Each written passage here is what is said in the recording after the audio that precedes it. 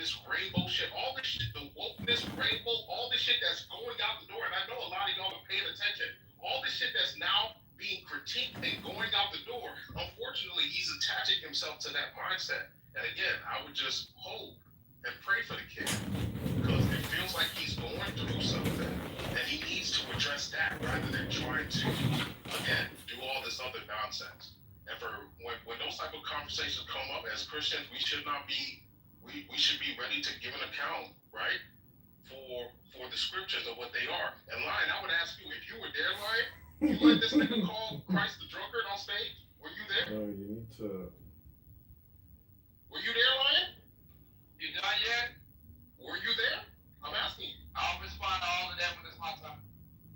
Okay, because, and especially you, here, and knowledge, I don't expect you to, I'm not expecting you, but that is blasphemous, especially for someone who calls himself a Christian. Now, if you're not a Christian, I don't expect you to respect or understand that, but for somebody like him to do that, that's blasphemy on another level. But yeah, I'll end it with that. So, all right. One might go online. I'll start with the first part first. I was in and out of the room. King. I try my best to stay out of low tier biblical back and forth with idiots. There's no point for me to even indulge in a moron. All right. Number two, I'm gonna say whatever the fuck I want to say to that bitch ass nigga. And the reason is because I know this nigga secretly got some sort of vendetta against me. And I know it's something personal. I could give a fuck about you, nigga. Hey, put him down. Put him down. Just like you did me. Thank you. So, what is actually happening here is an emotional appeal. He's looking for some sort of sympathy from you niggas in this room without paying attention to the things that he has said. He has not only threatened me, he's also threatened other people. He's also talking about other people's dead loved ones. But I guess it only matters when it applies to him and his mama. Now, here's the thing. I want you to understand this. I don't owe that fucking dirty ass blood drinking incel anything, King. I want you to understand that. You disrespect me, and I'll tell you exactly how this shit played out. The conversation was between myself and Tim. That bitch ass nigga decides to jump into the conversation and start haggling me on things that was not even said. And before I even addressed him, I brought it to the room. I asked the room, did you hear Lion say any of this shit that this bitch faggot ass nigga was saying?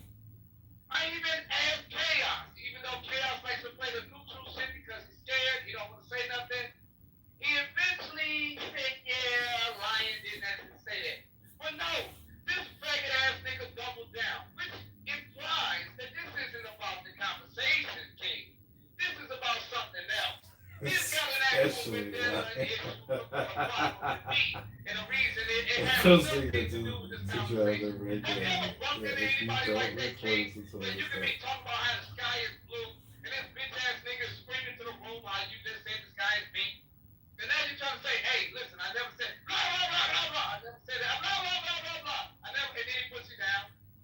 That's what fucking happened earlier today. And then after that, when I pointed out that he's being highly emotional, highly impulsive, and he's using his green bean as some sort of way to get back at me for some reason I don't know of, because you know what? I don't think of the kid. He's just another broken orphan in my eyes. It means absolutely nothing to me and probably his father either. Hence why he's the way that he is. But instead of him dealing with that shit, he wants to take it all on me. He wants to take it all on other men who disagree with his bitch assness. I'm not going to stand for it. You, King, may be an enabler to that bad behavior, but I'm not. I will stand for no nigga, none. No nigga claiming to be a brother, talking to me like he done lost his goddamn mind. Then this bitch ass nigga had the nerve to threaten my life. I really want to see your bitch ass try that shit. And when I come damn your bitch ass,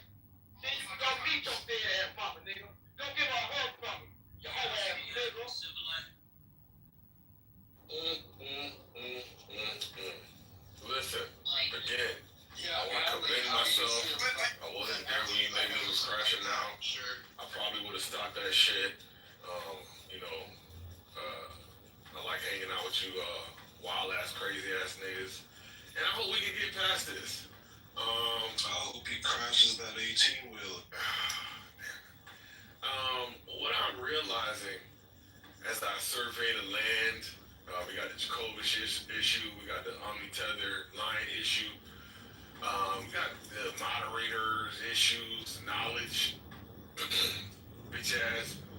I have to, I have to come to the unfortunate conclusion that I'm the most enlightened person in this fucking room. On every topic where empathy is required, there's concrete. The most empathetic.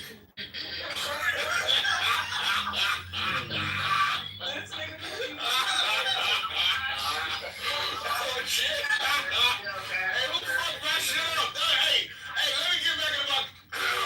Actually, he's actually making a good observation. He has been the most reasonable today. Thank you. When it comes to hold on. One second, man. Calm down. So when it comes, all right.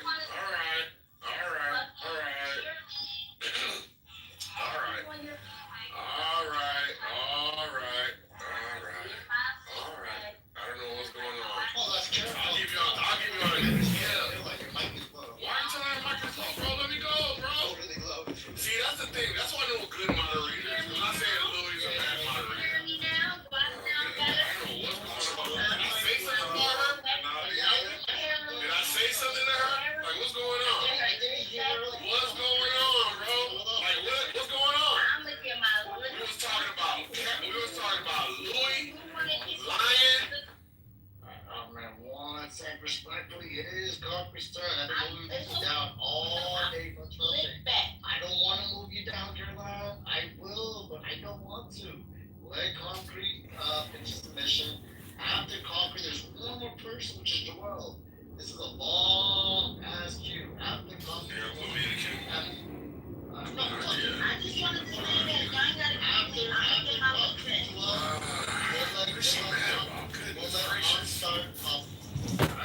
Anyway, as I was saying, as I survey the land on topic after topic and moment after moment, when it comes to being the most linguistic, I thought I was at the apex epitome of negrosity, but unfortunately, there's niggas that doing that to a higher degree. Shouts out to them.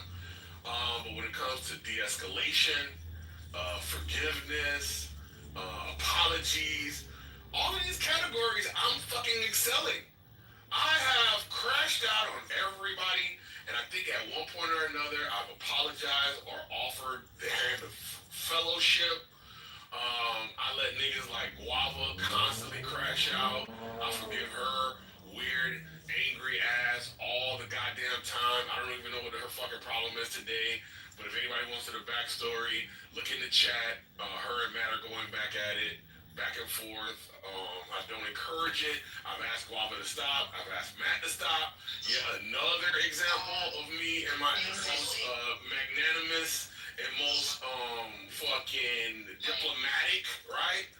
Of all persons, because nobody has asked any one of those persons to stop crashing out.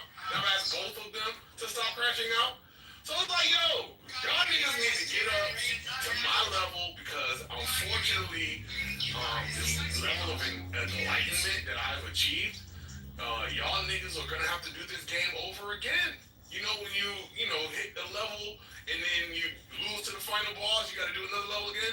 I have mastered life. I have mastered charity. I've mastered love. I've mastered empathy. Y'all niggas need to get like me. And when you get like me, life will become better. Lion, please stop. Louis, please stop. Let us get back to some other forms of negrosity, less vitriolic. Yo, for real, I haven't seen Lion this mad, and I hope y'all boys can chill, man. Come on. I accept it. Let me know. That's the truth. I thought it was a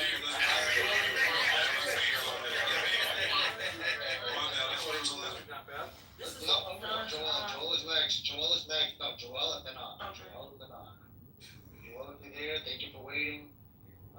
pretty much have you, I'll continue to stop popcorn. Start popcorn. No more queuing out there. I'll continue to stop. Sorry, no more extra. And I'm just gonna say something interesting shit happened today with the Epstein survivors, the victims, doing their press conference. I thought that would kind of be like a interesting conversation to talk about. I mean, I'm just saying, me personally, hearing grown men crash out about their clubhouse drama just seems really kind of pathetic to me. But I think we should talk about some more interesting shit than grown men crying about shit. But I mean, if you guys want to talk about that, then I guess. But I'm just throwing it out there that we could change the topic if you guys want to. Or could just go in circles and everyone could do a circle jerk with their Yelp reviews again. Is it my turn, Lonnie? Sorry. Okay. Alright. First Wait, thing did that nigga pay a frat price? What the fuck? First, don't be jealous. It's okay. Right. I made a couple of observations. Right. How about that? And listening to Concrete was painful. Right. I want to initially say, I'm gonna tell you what. Right. I want to initially say, shut your bitch ass up, Joel. Right. Because you're sitting here just like we are. Right. And I don't really see you here every day, so I don't think you should be talking about shit. That's okay. Right. Second thing, it's great to see you, King Solomon. It's great to hear someone who is versed in the Bible and can enunciate his point to a room full of intellectuals, including myself. Appreciate it, buddy. Right? Concrete. Let me tell you. I will come and defend concrete right now. I will make concrete if you need Let me tell y'all about this farce that this man just fucking spilled on the stage and tried to claim other people's merits, right? There's been many times you guys have witnessed me trying to settle the bullshit on the stage because I've seen some real fuck shit in life. You feel what I'm saying? So when I'm in a room like this, I don't look at y'all like that. You get what I'm saying, Lion? I don't look at you like that, bro. When I look at Lion, I see discipline. You feel what I'm saying? Or a man that even if he hasn't attained it yet, he's striving for it, right? When I see Louis, I see someone that has the weight on his shoulders to his family, his area. You get what I'm saying? Like he has things to prove. You get what I'm saying? I hear it in his voice, the passion and shit. So I like both of these guys. I think they should stop. I've tried to stop it. It's happened many times when people have crashed out and I see better in them. I feel like they should stop it, right? Concrete has been the culprit many times to try to stop this from happening. Yo, get out the way, yo. Get out the way, yo. I don't save him. I don't save him. I don't do this. I don't do that, right? Boom. Right? Concrete has been on a rampage this week. He's been cutting niggas' heads off. Wow, bam. Collecting them bitches, bro. Sticking them on stakes and putting them in front of his fucking castle. Right? Now that he's quenched his thirst of blood, he wants to come to a denouement and be like, oh, I've realized that this after him fucking did so much havoc and caused so much turmoil, now he's realized. Fuck out of here, nigga. You gonna sit in the bed that you fucking made, right? And you gonna fucking make sure you give credit to the people who you saw doing it and absorbed it from, like myself and some of the females actually, right? Because how you're talking, Women. I believe the women have rubbed off on you, sir, to where you've become more self-reflective. You've become a little more. This is the concrete I love. He's a little more subtle but direct. He's not aggressive. He's assertive. That's what we want from you. So kudos to you, Concrete. But outside of that, watch your fucking mouth and give credit where credit is due. Thank y'all. I love y'all. So, AK, you pointing out that I'm insulted that you always think people are rude. I think it is. Just let it go, Joe. I don't always compare people to women. He corrected himself. Let's not. AK, what is mouth? AK, we've been discussing a lot of things ad nauseum over and over again. That's a fact.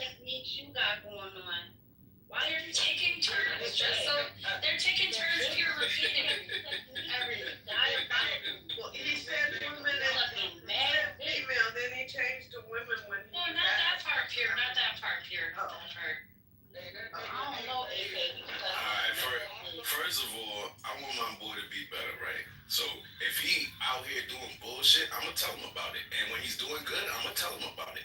Carolyn, you don't want him every time you talking to Bogart you, bully you. And I don't like it either. Right? So when that's it. He can't even Bogart his fucking cholesterol. That nigga But- can't Bogart. But listen, if you see one brother saying to another brother, listen, work, stay in your good ways. Do you I don't even think have a there's nothing phone wrong with that. number? Y'all can't influence. And you, Nani, please school me on what I did wrong in the eyes of feminism.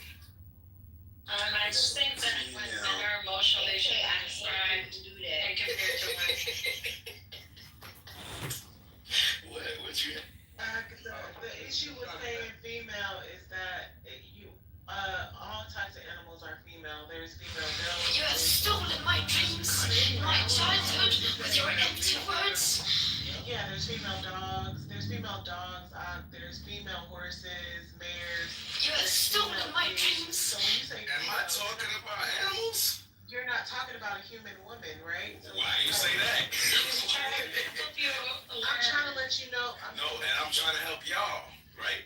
If I'm talking about females and you think that I'm talking about a dog, first of all, don't talk over me. Second, if I'm talking about a dog, if I'm talking about Yeah, we can hear you. So I wanted to say, but I didn't want to wait in the queue because I'm impatient. But I did want to say, and I love Lion and I love Louie, right? And I think that they both, in a weird way, have a love-hate relationship. And There's I no don't know. love. There's no I love. no, not anymore. I don't love anything about this nigga, bro. Don't do what you're doing, She-Wolf. It's not good. Daddy. Hey, girl. I think at one time it was, but I think it's gone too far at this point. So I don't know if we can ever get back to the point where y'all was even cordial and have discussions because it's gone way too far. And what I want to say is, Lion, I think that you pride yourself on knowing how to press all our buttons. You've told us that before. Oh, I know how to piss all of y'all off. I know how to press all y'all buttons, right? I'm the only nigga that gets this nigga typed like this. Trust So, me. so, He never. He Oh, never no. passes out. Louie, me No. too. Can you I guys told show? this nigga, bro. Can He's I my show? property. Can This is my property, y'all see it. Can you guys show? Look at him. This is my property. Lion, let her land, baby. Please. So, I didn't say nothing. That was him. it was you two, but since yesterday, Lion, you've been talking about his mom. Before this conversation even happened, yes, you was talking about his mom yesterday. I heard you mention his mother yesterday. What did I say? We didn't even talk yesterday. This nigga's a bitch. He not gonna admit to nothing he did. He's an old ass miserable fuck. And Right? I came in here Can to say I finish saying what I was saying about I females? told y'all Lion was a bitch. I'm listening to you now, Lion was a bitch. But nobody wants to listen to Jasmine. That nigga's a bitch ass nigga. I don't give no So fuck. is That Matt. nigga's a bitch. A baby bitch. Nigga.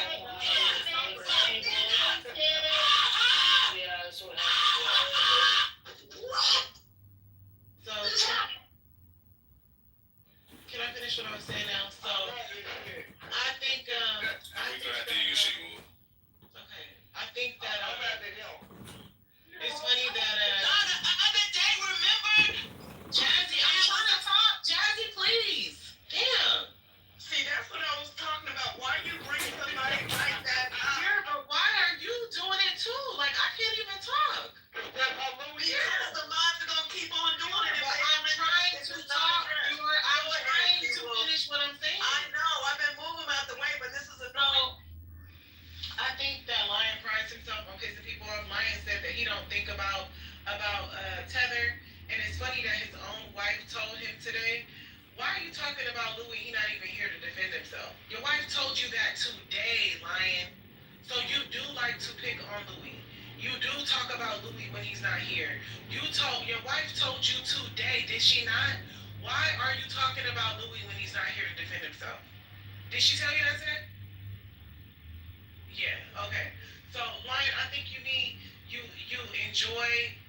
enjoy this back and forth with him, and I think it went a little bit too far today on both sides.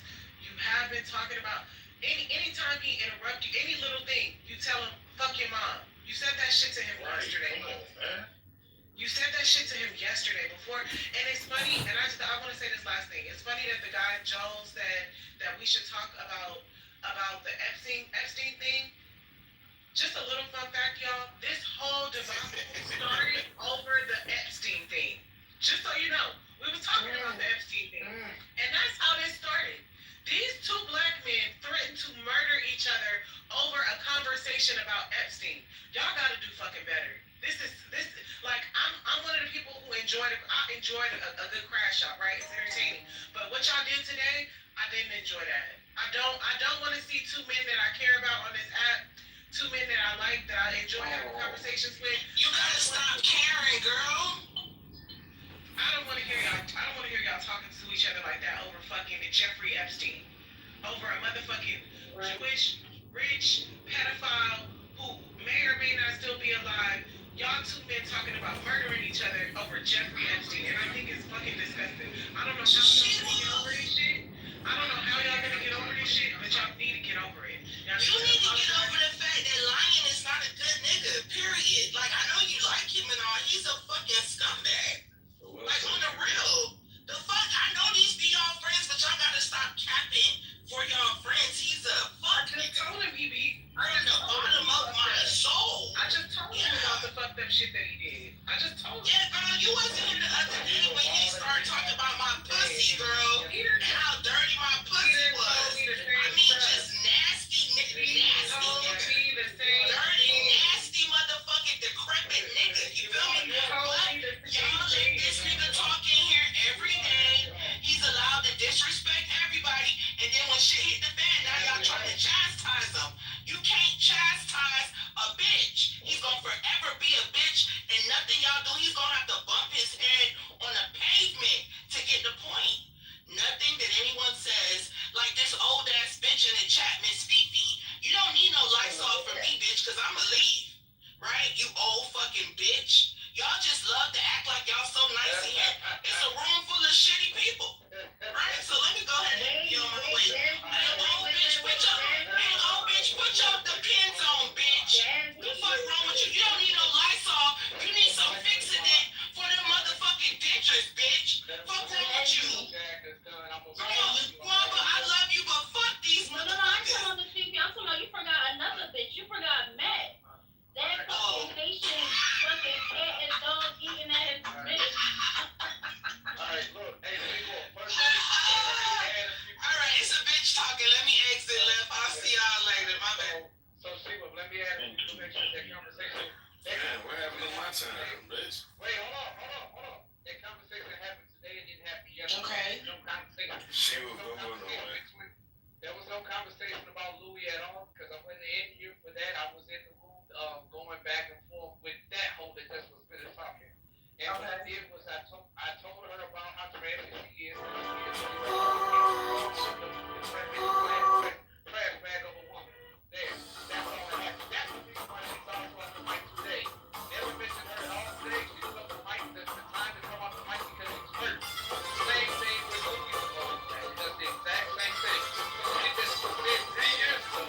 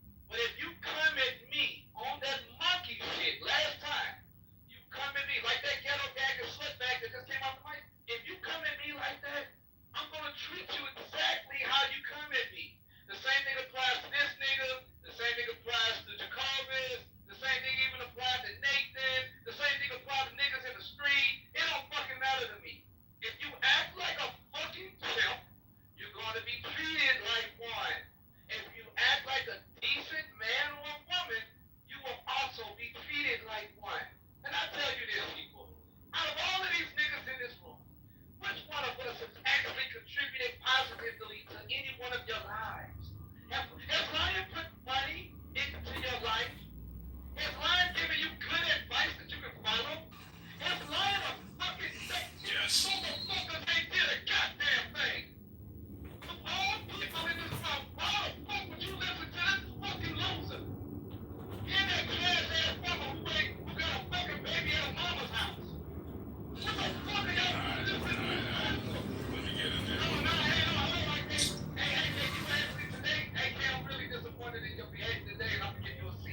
Give you a C minus today, and I might have to put you in the corner a few times. You jumped in there, you did some. Hi, Jinx. Hi, baby girl. What I do, Lion? Hola, ¿cómo estás? Mi perrita, señorita. Amazing, love bug. So the thing was this. In your case, AK, I understand that you're a young man crying out for some sort of emotional support. You wanted to say whatever you wanted to say. You wanted a little bit of attention.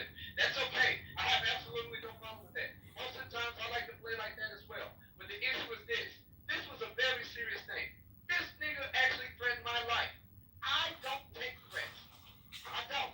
I didn't give a fuck what this nigga was saying until he said that shit. Now it's on. All I want to do is just see you. I'm gonna put my little ass The contract. This is what I'm gonna say to that, right? Both of these niggas was arguing, right? And I came off mute to tell both of them they pussy, right? And I stand on that shit, right? You and Louis is pussy for how y'all acting, bro. Swear to God, all right? And you can't tell me shit. You understand? Because at the end of the day, you know it, he know it, and I for sure know it. Right? So I don't care how you feel about when I came in the middle of y'all shit. You feel what I'm saying? Look, no, the last thing is this, right? You think if somebody say something about you, that we just believe it, right? You gotta be more secure than that. We spend day after day with you. You feel what I'm saying? Somebody come on the stage and say this, that, and Lion did this, that, and other. We know who the fuck you is. You don't gotta defend yourself every fucking time, man. I don't. And listen, I don't when fucking gremlins come and say something to me if I consider them that, right? You buying into the shit is fucking. First of all, it's losing your word.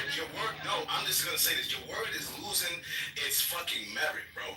When I see you in situations like this, right? But when I'm speaking to you. And I'm listening to you, I'm like, yeah, coming from a certain source, I don't want my source to be having issues like this, bro. You look crazy. And my last thing is this, if y'all gangster, y'all would not be on the fucking phone, bro. I understand. So look, somebody threaten your life, somebody threaten your family. Look.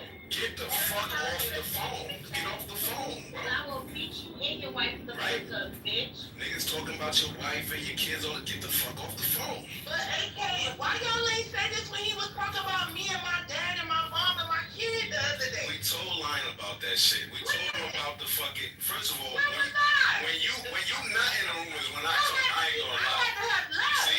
You see? Everybody was on mute when this nigga was dogging my son. Where was y'all at? Are you slow? Did I not say I was there?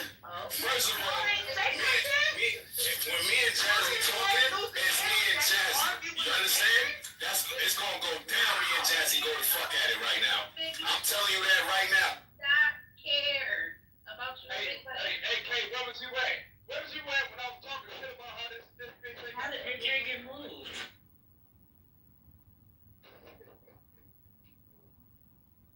Yo, who moved the air? Was that you, Eric? No, that wasn't him. I think, Nah, it was definitely me, bro. Them loud ass mics, bro. Chill out, bro. That shit, it was like it was getting louder and louder. She got loud, he turned his mic up and got louder. I see. What the fuck is going on? Okay, but you could have told them to turn their mics down. What's wrong? Nah, they already know the rule, bro. How many times we said this shit? I don't know how many times I gotta keep telling you, AK, look, I've never said anything that I was or wasn't. Nigga was just here lying to Nate the other day talking about I don't move people, lying ass bitch. I ain't never said I ain't move people. So he asked me why the fuck you let Shy sit on the stage and you said I didn't bring her up like a little bitch. She was like, well, why you didn't move her? You said I don't move people, bro. I don't move people. Well, clearly we all knew that was a joke when I said No, that. we all know that was a lie. We all know that was a lie.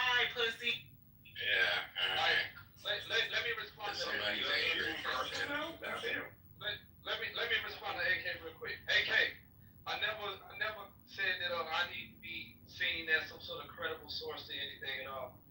Never did that at all. Not one time. Maybe you implied that, maybe because of my lifestyle, or whatever, my background, and all that good stuff. But that part is on you. What's on me is this.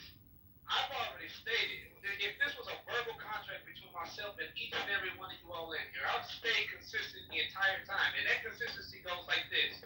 Number one, if you talk shit to me, I'm going to talk shit back to you. If that shit hurts, then maybe you shouldn't talk shit back to me. You can't be a child and act as if that you can go around saying whatever the fuck you want to, and there ain't going to ever be a response. And for the onlookers who are listening to the person, don't always run to that person's side because you see me as the big bad villain and them the innocent little dove in the situation. 9 times out of 10, and I can assure you of this, you will never ever hear me say anything about none of you people unless you start some shit first. I'm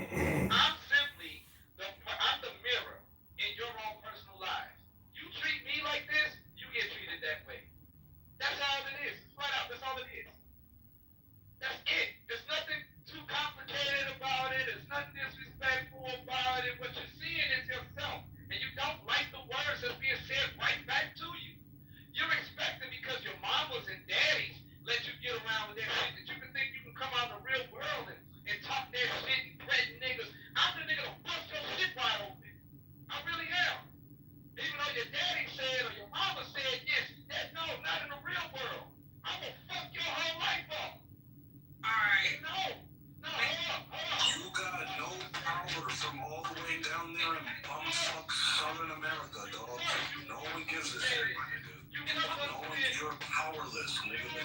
You affect my life in no way. Zero. Not L, right? Zero. You don't affect me at all, my nigga.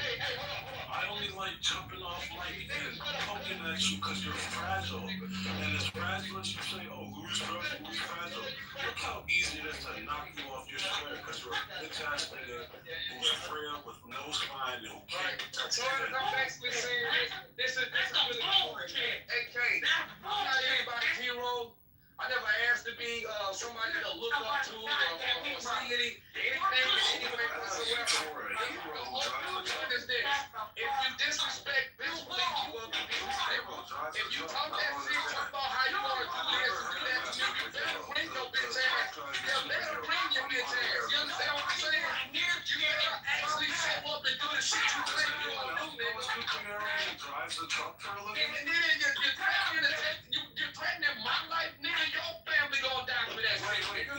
Does anyone else know a superhero who drives an 18-wheel for a living? On yourself. I don't know any such superhero. Anytime I want you to understand that. Hey, take that off. Anytime you say something out of line to start and all that weird shit on me, all you're doing is keeping that shit back on yourself, nigga.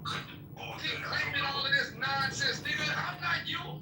We live completely different lives. Stop. You a bitch nigga. Raised by bitch niggas. You know nothing but no blood, nigga. He was a journalist. There's a difference. But yeah, I don't know if a dirty, nasty Hebrew Israelite truck driving superhero. I haven't seen that series. Maybe it's good. I don't know. I haven't seen. What y'all want to talk about? Oh, my bad. You know that. No, you're fine. You know what? Let's just move on. That's fine. I think it can address that. I don't want to stretch any further because I know both of you. I've had convos with both of you. Let's just have a grown gentleman's agreement and just move on from this. You lashed out, cursed each other, fine. You let it all out. At the end of the day, let's keep it chill. It is chillism. Keep it respectful. The best we can. You guys go digest on it. Go home, have dinner, be with your wives, your loved ones, whatever it is. Tomorrow morning, come back refreshed. Right? Everyone has been entertained. I'm seeing some fucked up things in the chat saying let them shoot each other, who would care? You guys, I don't care if you're black, I don't care if you're American, but if you're Nigerian, you're my brothers. I mean, I don't like seeing men fight. I'm sorry.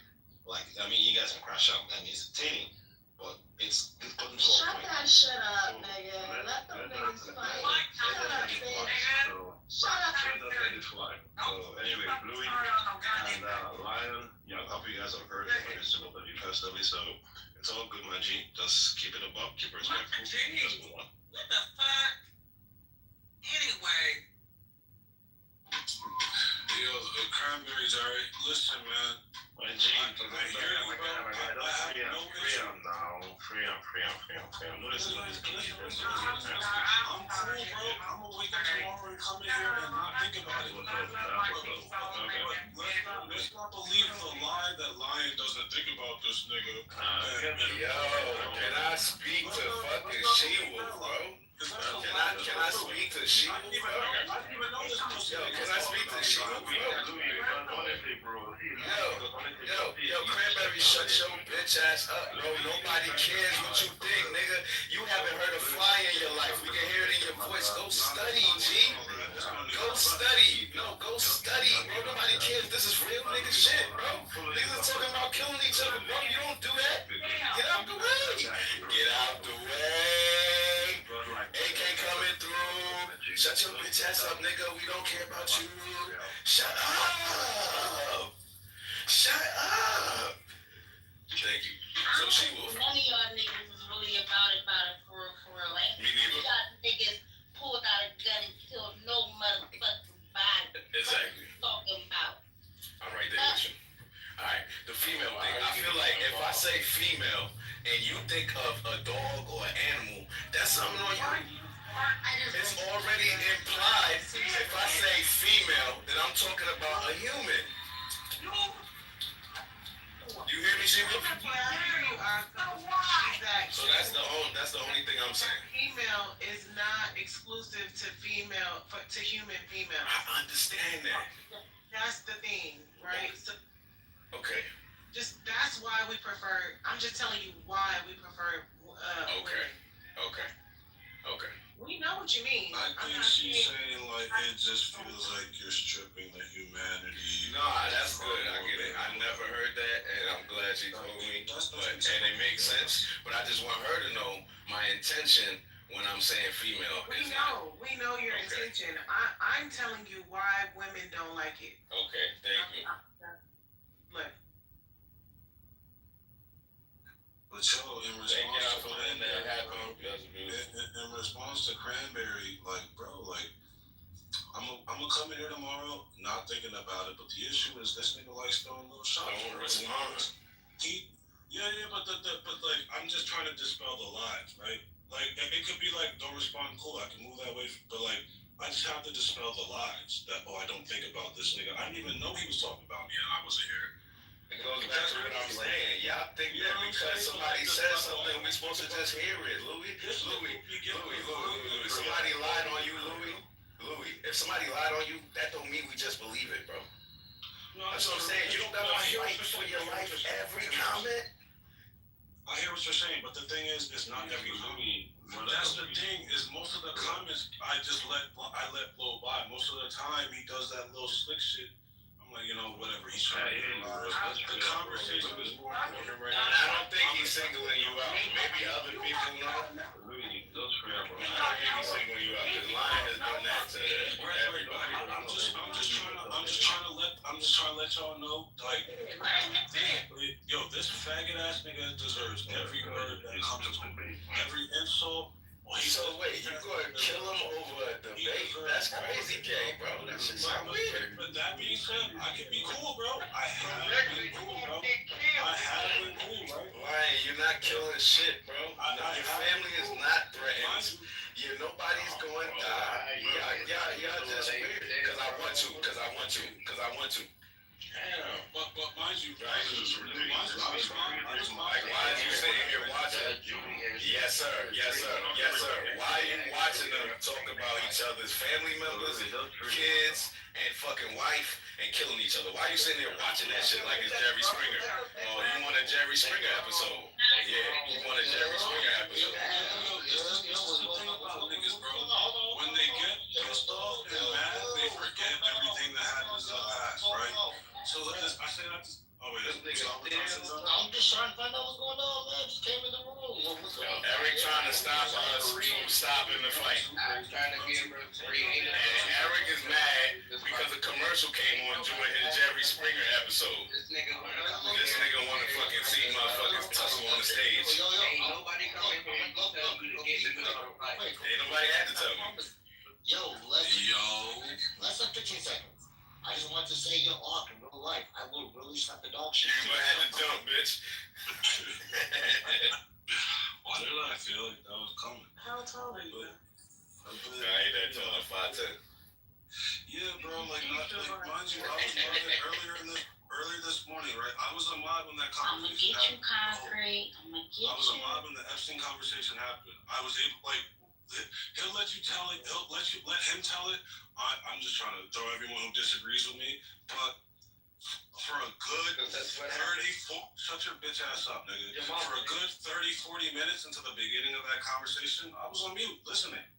All right, it was actually Tim at the time who was he kind of took the reins. Shut up, bitch ass nigga. Shut up, bitch ass nigga. Shut up, bitch ass nigga. I know, bitch ass nigga. I know lies come so easy to you.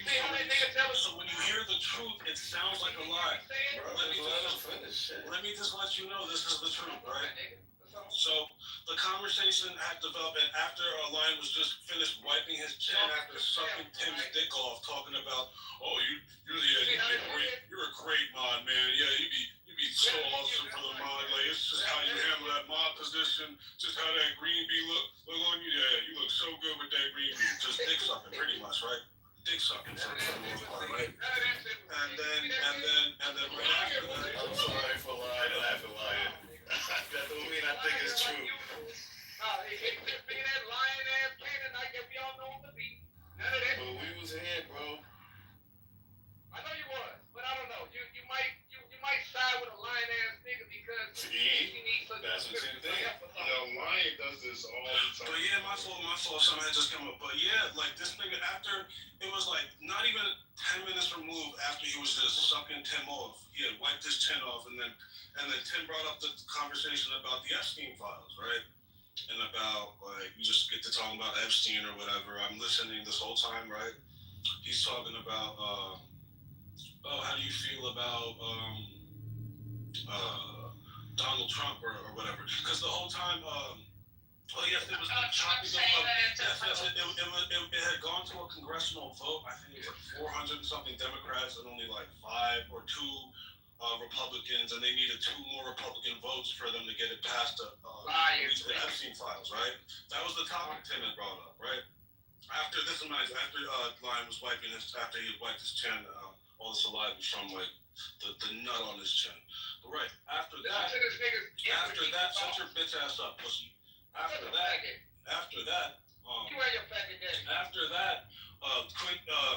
Tim gets to ask the line, like, so what do you think? What do you think about Trump? Because like, the question was the kind of topic at the time. Mind you, I'm on mute this whole time. The topic in the room at the time was, is Trump? Does Trump want the files released or not? People are talking about, I think he does. Tim was saying, yeah, I think Trump doesn't want these files released, or I think he's implicated or whatever. The same kind of Epstein file talk, right? Then I hear Tim ask Lion like, but like he asked Lion, but Lion, what about when Trump? Why is it that all the time Trump like kind of tries to wave away the Epstein files when they come up, or he tries to make it seem like it's not important? Lion was like, I don't know. And I'm like, wait, but there's instances of Trump trying to hand wave that. I know, look, the truth hurts the devil. A demon will always scream when the truth is being told. Mind you, listen, everyone, just pay attention, right? So at the time, right, where were we? Yeah, so he's like, I'm just putting my volume down. It's cool. I got you, buddy. Yeah, so, so Tim's asking, but what about this time Trump said this? He's trying to hand wave the Epstein files again in this instance. And Lion's like, listen, I don't want to hear anything that comes from a magazine or some media report that's not from Donald Trump's mouth, right? Like, and we're like, but this is when I come off mic. I'm like, Donald. But he actually, don't you remember? Because I remember exactly, I was walking. I remember where I was when I asked him this question. I was on mute the whole time, mind you. Louis, who always mods emotionally, right, and doesn't allow people to disagree, right? I heard him like kind of go back and forth talking about, Donald Trump is oblivious. He's innocent, right? And then I took that moment to come off mic and ask, hey, wait, Lion, you mean you didn't see that that White House press briefing when a journalist asked him about Jeffrey Epstein and he tried to say like, oh, Jeffrey Epstein, didn't he die like years ago? Like, why are we still talking about Epstein? You didn't see that? And Lion said, no, I didn't see that. I was like, oh, that's crazy. Right? The conversation kind of progresses a little, and then Lion makes the statement like, hey, look. Lion makes the statement, hey, look, listen, I just want to sit back and wait for it all to unfold, and when the Epstein files come out, if Donald Trump is on there, then he's on there. If not, then it's I just want to sit back and let it unfold, right? That's what Lion said, right? And then Tim challenged that immediately. And he's like, well, Lion, I don't think that's the case. I don't think you are just sitting back. I think you're like willfully like dodging like evidence that we're giving you, right? We're giving you two examples of Donald Trump kind of like hand waving away the Jeffrey Epstein files. And he was hell bent on this thing like, oh, I need to where has he said it? Where has he said that the thing was a hoax or something, that the Epstein files were a hoax? And I'm like, oh, I have a clip. I played the clip. I did not unknowingly, it was the wrong clip, right? I played the wrong clip, but he's talking about the Epstein files, but not in the capacity that would fulfill what Lion was asking for, right? And I admitted that, right?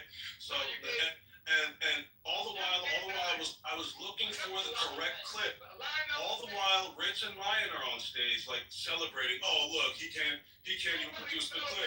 It's not even like that, this dumbass, that clip doesn't even say what he's saying. Right? So I'm like, all right, whatever, boom. I find the clip. I am Mike. I play the clip of Donald Trump saying not once, not three, not four, not five times that the Epstein files, the Epstein situation was a hoax by the Democrats. That's verbatim from Donald Trump's mouth, right? So I'm like, yo, there's the clip. This should suffice, right? This fulfills, right? You asked, where's the clip of him saying it's a hoax? Here it is, Lion. Now Lion wants to go back. Wait, I never said that. I never said that. He never said that. Wait. Weren't you the one? Wait, what? Weren't you the one who just celebrating with Rich? Wasn't it you just celebrating with Rich? Oh, look, this dickhead chose the wrong clip. He's not even talking about it's a hoax, right? Oh, yeah. And at this point, this is where things start to go south, right? This is how we've arrived where we are now. This is where things start to go south, where he starts to see it unravel, and he's like, damn, I'm kind of dead to rights. So what do? The old trusty dusty shot at your dead mom, right? And he actually, I ignored the first shot at my dead mom, right? There was a couple. He does it a lot. He thinks it's a little sleight of hand, a little jab. But I notice it every single time, right? He does it twice. He says that little oh, mama's boy, traumatized, mama this, mama that. He says it a couple of times. And all the while, I'm just trying to explain my point. I'm just trying to get the point out. I'm trying to dismantle Lion's argument. All the while Lion chooses first to go down and dirty, right? To throw a low blow. So let it be known, the first low blow today was thrown by Lion. And Louis just retaliated, as always. Just for the record. But yeah, while I was trying to explain, like, dismantle his argument or whatever, he's yelling, he's hooting, he's hollering. I move him down, right? He comes back up. I'm trying to complete my thought, whatever. He's hooting, he's hollering, he's trying to drown me out. And then I move him down again. I gave him 3 warnings, then move him down the second time, right? And then it became, I think I left the room, and then I came back to like, hey, Louis, why did you move Lion down? Because he was being a disruptive asshole. Not because Louis' heart was on his sleeve, and he was biasly moderating the conversation. Of course not. The conversation was well underway, and I was moderating it. I was here listening the whole time. not giving my 2 cents in, allowing the conversation to develop, right? That's why I came in with a question. I didn't come in with a statement. I came in with a question. Why? Because there was already a conversation underway. You were already intermingling. You were already espousing your ideas, right? And I had a question. So I asked, wait, you didn't see that? You didn't see that interview? That was the first thing I said in the whole Epstein conversation, right? Right. So when these niggas have the opportunity to craft a narrative, right? When a lot of people weren't there to witness it, we get the lies that we get when we hear what Lions say. And even when Gustavo paints the picture, I think it's kind of controlled me. But whatever, one way or either way. But the narrative that I was so emotionally invested in the conversation that I took to over moderating. No, that's dead. I was moderating a rambunctious asshole who's over talking on stage. That's what happened today with Lion. And if I'm not allowed to do it, and if as a mod I don't have those powers, that's okay. I accept that. I understand that now. But what I understood was when there's a retard screaming and hollering and hootering and trying to drown out other opinions on the stage, that person needs to take a break for a little bit. That's what I understand. And that's what happened. If anything, I'll you know what? You got me. With Jacobus yesterday, I kicked him out. I didn't have to. I understand that. Right? I fully understand that, right? But if you're telling me that he's moving this ass, I didn't even kick him. I just moved him down because he was disruptive, right? If you're telling me that if I'm moderating and when someone's talking and this asshole is doing what he's doing right now and I can't move him down, then I'm confused. I'm just confused as to what a moderator is and cannot do. That's all. Alright, good. Alright. He's so upset. Someone else can talk for a long time and it's not him. He just has to get in there. He just has to get. I know I was talking long and I prolonged it just because your bitch ass kept fucking dancing under me, bro. Flying in my ear. Yeah, what part of that story was a lie? Yeah, everything, from the top to bottom, right, I'm sure. Yeah, so what part was wrong? Let's start from the beginning. So you had sucked Tim's dick, right? You had wiped your chin, right? You had brought up the topic about Epstein, right? So what part are we, how wrong am I from now, right? Alright, so you had wiped your chin off after blowing Tim, talking about, oh, you're such a great mod, Tim. Oh, Tim, Tim, you're so good. Dick slapping on face. Then after that, you wiped your chin and Tim got a conversation going, right? Right? What part is wrong about that? Anyone that disagrees, you see what he does. I just don't respect you, so I'm gonna talk over you, pussy, and I'm not modded. They're letting me do this to you right now, nigga. They're letting me treat you like this right now, nigga. Yeah, okay, so anyways, Can you point out the lie? Point out one lie. One lie, just one. Hurry up, bitch. Point out one lie. Hey, faggot, point out one lie. Clicker, dumbass. I know you grew up in remedial school, but yes, one lie. One lie, lying. Faster. Faster, give me a lie. Faster. Oh, so there's no lie. You're just gonna talk around, you just wanna talk? You wanna hear yourself speak as per usual? Is that it? Let me get it all out. Name a lie. Which lie, Lion? Where's the lie, Lion? I never gave any position at all. This nigga just rambled on and made a position for me, even though I never gave one. That's the lie, number one. And everybody corroborated that one. No, what you did was even more cowardly, right? What you did was even more cowardly, right? What you did was more cowardly than that. What you did was you had a position, right? And that position was evident by you haphazardly hand-waving all the evidence that was presented to you, right? You have it in your mind made up of the position clearly, right? But what you did, like the little weaselly, cowardly faggot that you are, was say, hey, I'm gonna sit back and wait for it to all ravel out. Which was the easy way out. Which was a lie. And which was a lie that Tim recognized, right? Which is why he called you out immediately when you said that. And when he said, wait, no, Lion, that's bullshit, Lion. I think that was his words verbatim. Wait, Lion, that's bullshit that you're just waiting and sitting back, right? You clearly have taken a side. And that side, and the evidence for you taking that side is the fact that you're hand waving it. Like, look, we're telling you what happened. You're saying, I don't know. That's just the media. If it doesn't come from his mouth, I don't want to hear it. It seems like you're kind of biased, right? And I think Tim rightly called that out. So for you to say, even you right now saying, look, even you cowardly right now saying, oh, I didn't take a side. Yeah, that's the point. That's what we were pointing out, dickhead. That's what we were pointing out at the time, dickhead. Is that clearly you have taken a side, right? That's what we were trying to elaborate, Lion. Is that you clearly have taken a side and you're feigning, partiality and like, oh, look, we'll just let it play out. Because we were asking you some pretty tough questions. Because we told you some pretty damning things concerning the topic that were said from Donald Trump, right? And you weren't willing to accept that. And so instead of saying, hey, yeah, Donald Trump shouldn't say that, or yeah, that's kind of damning on Donald Trump's part, what you chose to do was say, hey, look, I'll sit back and we'll talk about it later. We'll see what happens when it unravels. That's what happened. You again.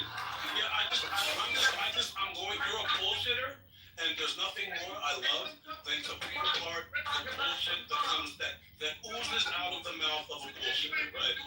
So again, even you saying right now, respecting people who weren't here for the conversation, you said, oh, I didn't take a position.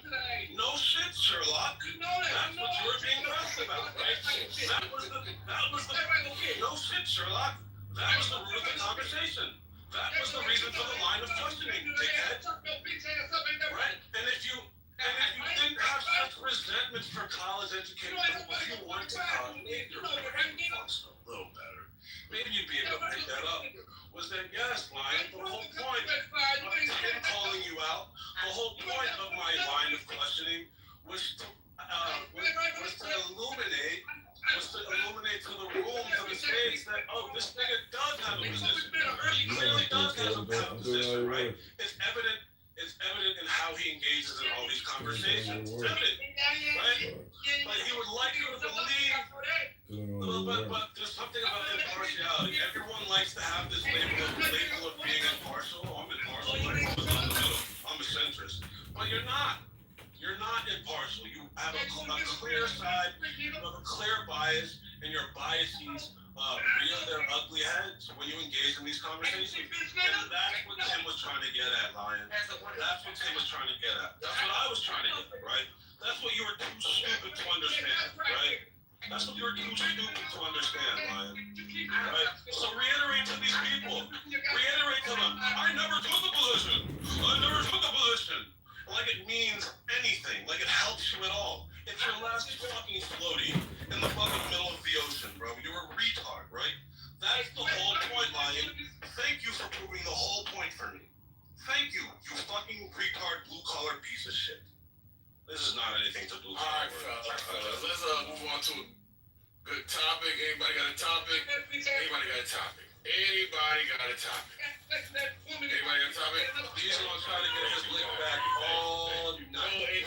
Topic. What do you got, nigga? Don't thank me, nigga, till the topic. Get for the motherfucking table, nigga. Niggas shit like that. You brought up something the other day that they were gonna be like basically holding the information community accountable for things. Basically gonna be, what is the word I'm looking for? Transparency. What was that you were talking? Put it in the chat. It was a specific name, but it was like basically the intelligence community.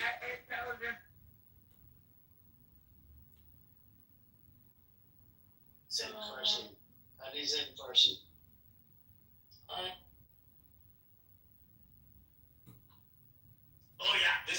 pretty hot topic.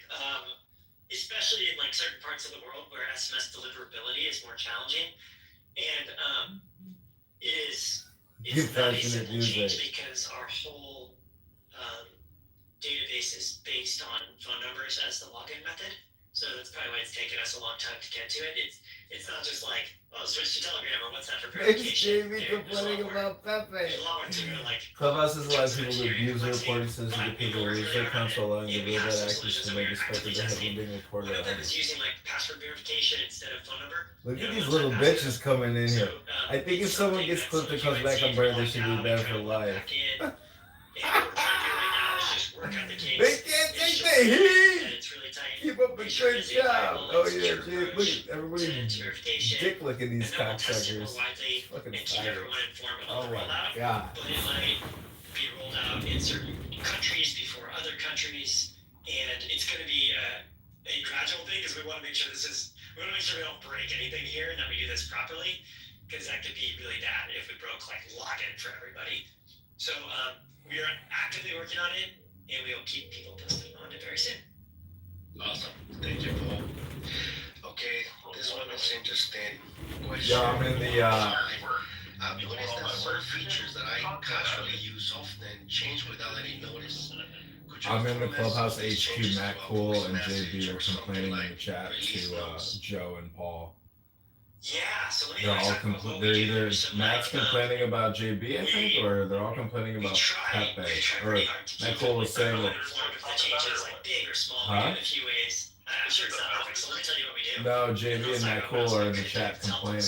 The first thing I would say is make sure that you are to Joe Armenia and Paul. Because that is where the vast majority of future communication happens, both in live town halls like this and also in the house chat. And it's going to be access in town hall. Like, this is one of the biggest ways that we share feature updates. We talk. We're getting more terrorist masterminds who Prime Minister's office released a statement. The only terrorist The statement was these words. Unfortunately, all right, thanks for the chills and content. I'll talk to you soon. The work in it can end immediately under the conditions set by the cabinet. Release of all the hostages unconditionally. Disarmament of Hamas. The demilitarization of the Gaza Strip. Israeli security control over the Strip. Establishment of an alternate civilian administration that does not incite terrorism, does not launch terrorism, and does not threaten Israel. Only these conditions will prevent Hamas from rearming and repeating October 7 massacre again and again as it promises to do so. So the principles of the principles of the agreement that Hamas are talking about was from August 18. It's already been turned down by the government. There's no way that the government is going to accept a partial release over a staged time frame for the release of hostages. So it's spin, it's bullshit they're trying to buy.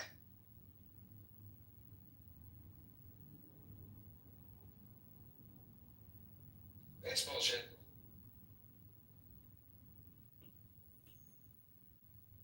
And if you really hear the trick on words that they're saying, they want the withdrawal of, what was it? Israeli forces, all Israeli forces. Yeah, so then they want to they still want to terrorize Gaza. Hamas still wants to govern and terrorize Gaza. Yeah, for 20 years, weapons have been passing under the border between Egypt, Rafah, and Rafah. And the corridor, so the border is called the Philadelphia corridor. Israel needs to control that completely now as well. So there's no way that Israel's pulling out the Gaza Strip now.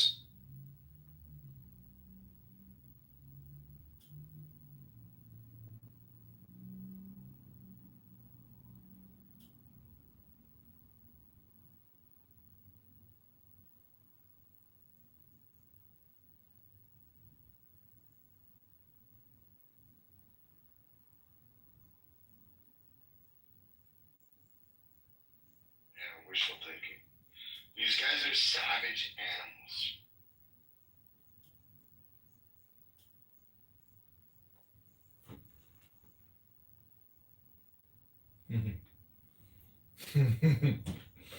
BB Lowell, that's right. Good evening, AL.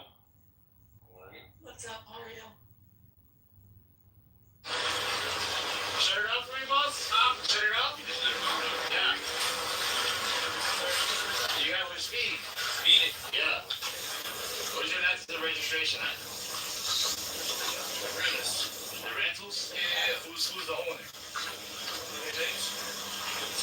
Do you have your motorcycles with you? Yeah. Let me take a look at that, please. You know, speed. Yeah, speed limit. You guys are racing in the manatee zone. Let me see your certificate, please, sir. I thought you said the manatee zone was on that side. Your motorcycle is expired. How did it expire today? I don't know, man. You tripping, bro. I'm messing with you, man. You guys having a good time, man? Yeah. All right, man. Shut up.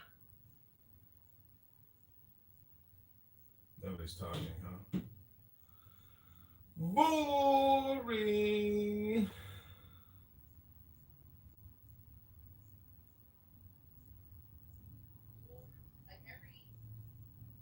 Do you guys want me to keep the room open or you want me to close it? It's up to you guys. Whatever you guys want to do.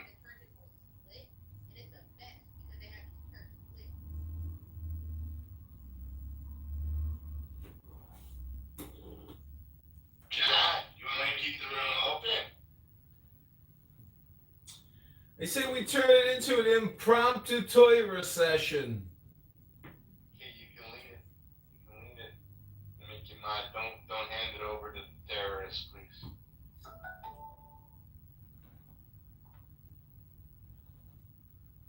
Okay, if you got your Tanyas, grab your Tanyas. My friend has a Tanya. My friend, grab your Tanya. I'm gonna go wrap that. Believe me, before it's too late. I'll be done.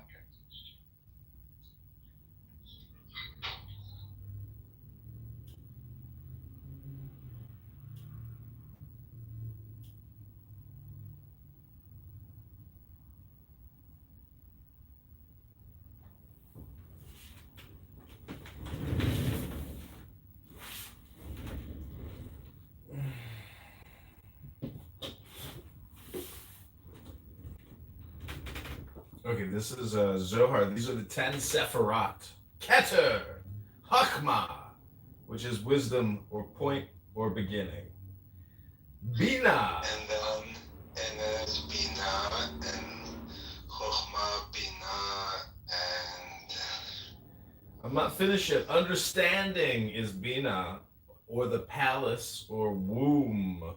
Then you have Gevura, power, Din, judgment, rigor, red, left arm, or Isaac. Then you have Chesed, your love, your Gedulah, greatness, great white, right arm, Abraham, Tiferet, heaven, sun, harmony, king, green, purple, Jacob, Moses, beauty, Rechamim, compassion, blessed Holy One, Hod, majesty, prophecy, left leg of Aaron, Netzah, endurance, prophecy, right leg of Moses, covenant, or that next one is Yesod, Yes-O-D, covenant, phallus, Joseph, foundation, Zadok, righteous one. Then the last one is the Shekhinah, presence, Malkut, kingdom, King David, communion of Israel, earth, moon, justice, queen, blue, black, apple orchard.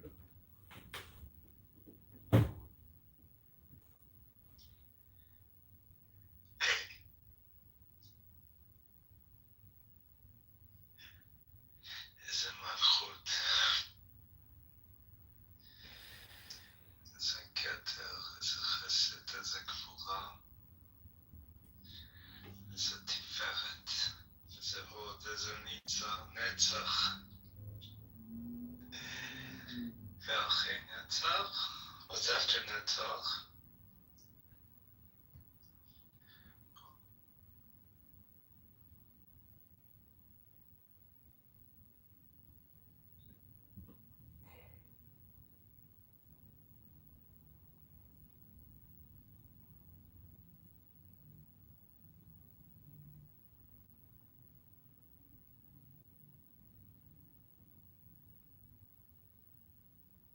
My supposition. I don't think validated that. You don't need to speak about her experience. You But just I don't- mentioned your experience. I don't- And when she said that she wasn't love bombed, you said it contradicted But her. but and said, yes, you were not here when she described her initial experience into joining the group. I don't think that it's love bombing if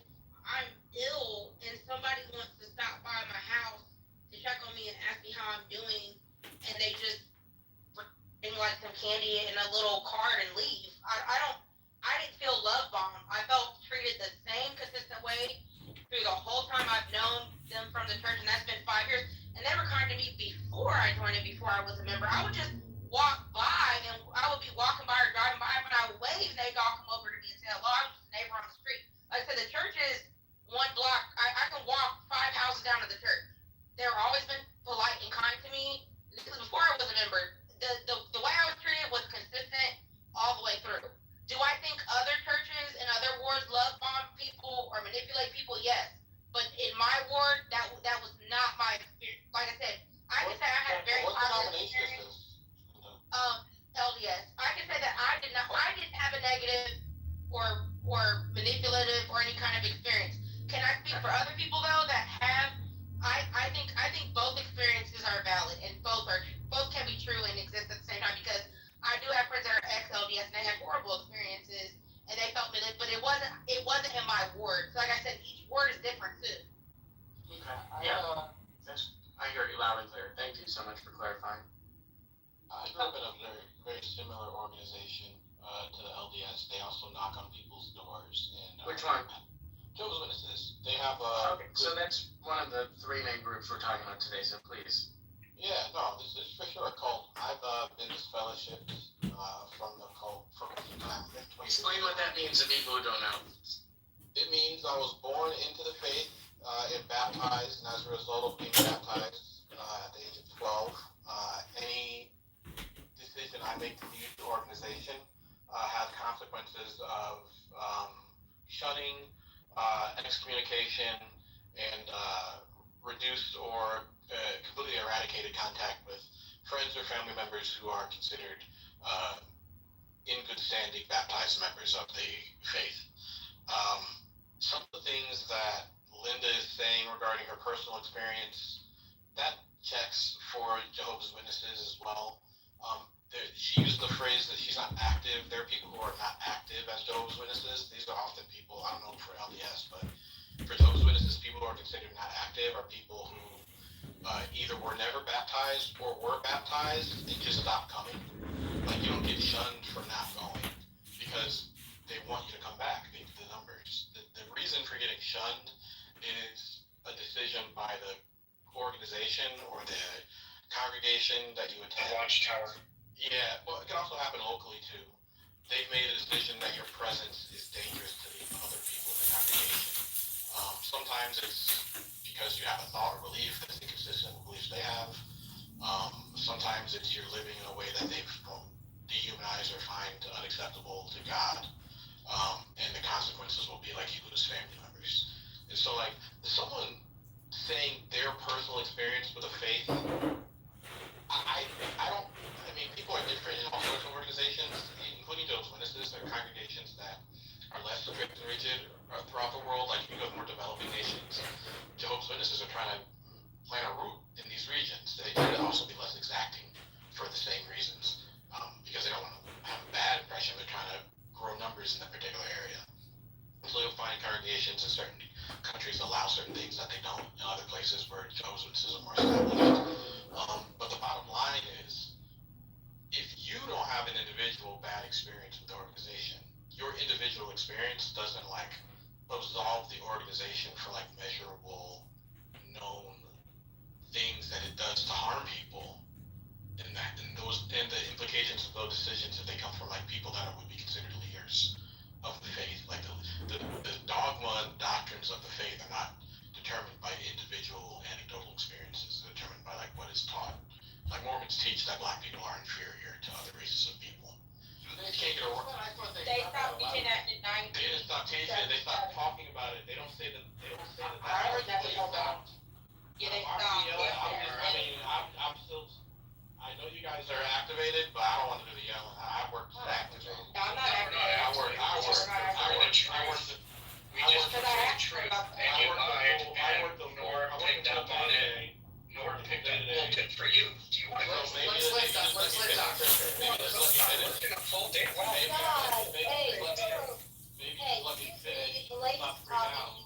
Excuse me. We don't do this in this room. You can go do it somewhere else. There's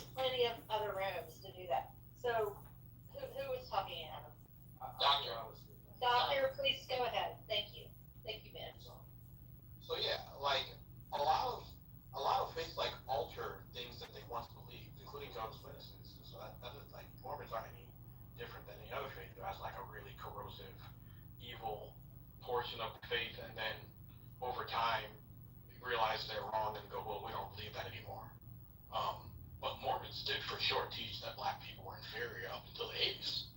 And whether or not them now saying they don't believe that anymore makes the religion itself not racist is up to the interpreter, I guess. I'm not telling black people they can't be more. But I think a measurement about whether they are racist or not goes back to whether the doctrines that they taught, the books they released, are books they now say are wrong. That is wrong. That is an incorrect interpretation of the faith. And if Mormons have said that, I'd love to see the statements. So it's just interesting how Norman's comment made you actually be honest about it. I was saying the same thing. You guys just freaked out because I don't know. I didn't freak out, doctor, because I was saying. I did call. Okay, so before I joined, I did call them out on that because I was aware that they were teaching that. But also, I was raised Southern Baptist, and Southern Baptist also taught the same thing. So there was other Christian denominations that taught the same exact thing. They thought that black people were slaves. They should stay slaves. Yeah. Southern Baptist. So can I finish? Can I finish? Let me finish because I let you talk. So, I did call them out on that, and I was like, "What's up with this teaching where you guys are teaching that black people were inferior and they were cursed?" And they did say that that's been retracted. It's been condemned. They no longer teach it, and it's wrong. So we did have a very intensive conversation about that. Like I said, there were other religions that taught that as well back in that time. And there were other faith leaders that are just completely out of pocket for teaching that. So I don't agree with that at all. And like I said, I didn't say that the LDS church is wonderful and it's amazing. It is not guilty of any wrong or harm doing. I have friends that are ex-LDS, and they have horrible experiences in the church. So I don't negate, dismiss, or devalue their experiences. I think that their experiences are valid. Like you said, you were excommunicated from Jehovah's Witness. I'm very sorry that happened to you. I have a cousin that's eligible. I'm not. It's just Well, I didn't get it in a demeaning way. No, you guys are mostly in agreement, and I hear you're both passionate. No, I want to ask a few follow-up questions to Doctor. Doctor, if you don't mind, you talked a lot about the academic aspects of it, and I'm almost totally in agreement with everything you said. Nothing you said was academic. Okay. You obviously weren't listening. What was your question? I obviously wasn't listening. Well, I was listening. Don't take the bait. This guy's... Just don't take the bait. Okay. All right. Yeah. Okay.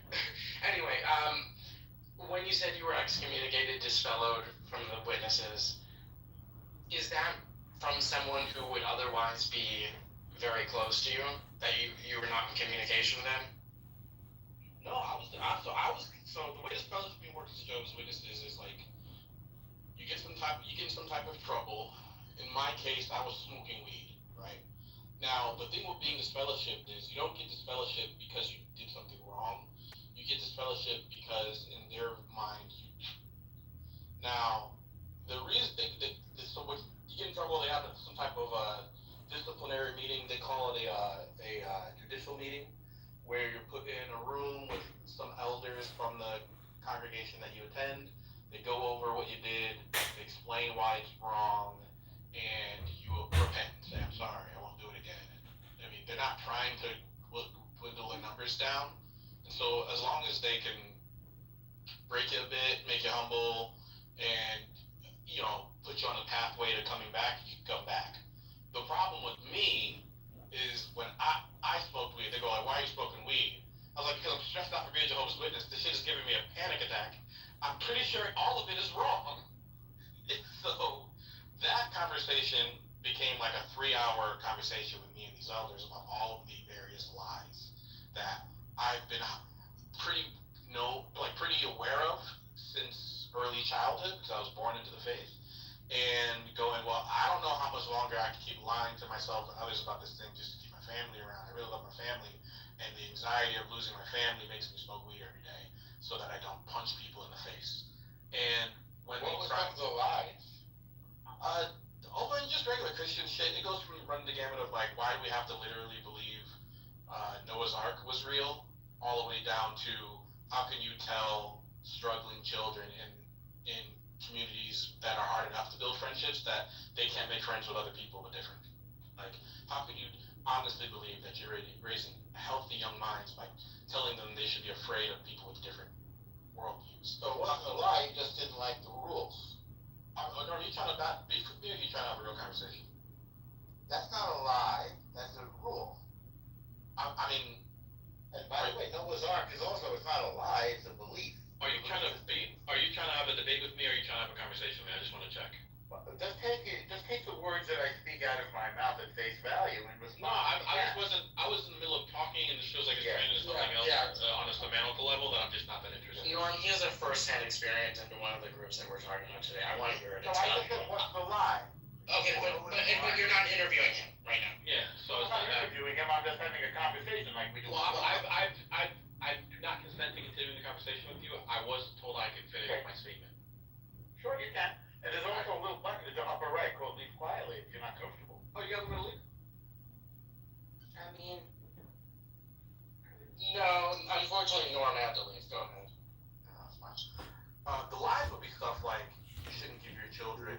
Now that Norm's gone, the lies would be stuff like you shouldn't give your children like blood transfusions because that's a sin against God.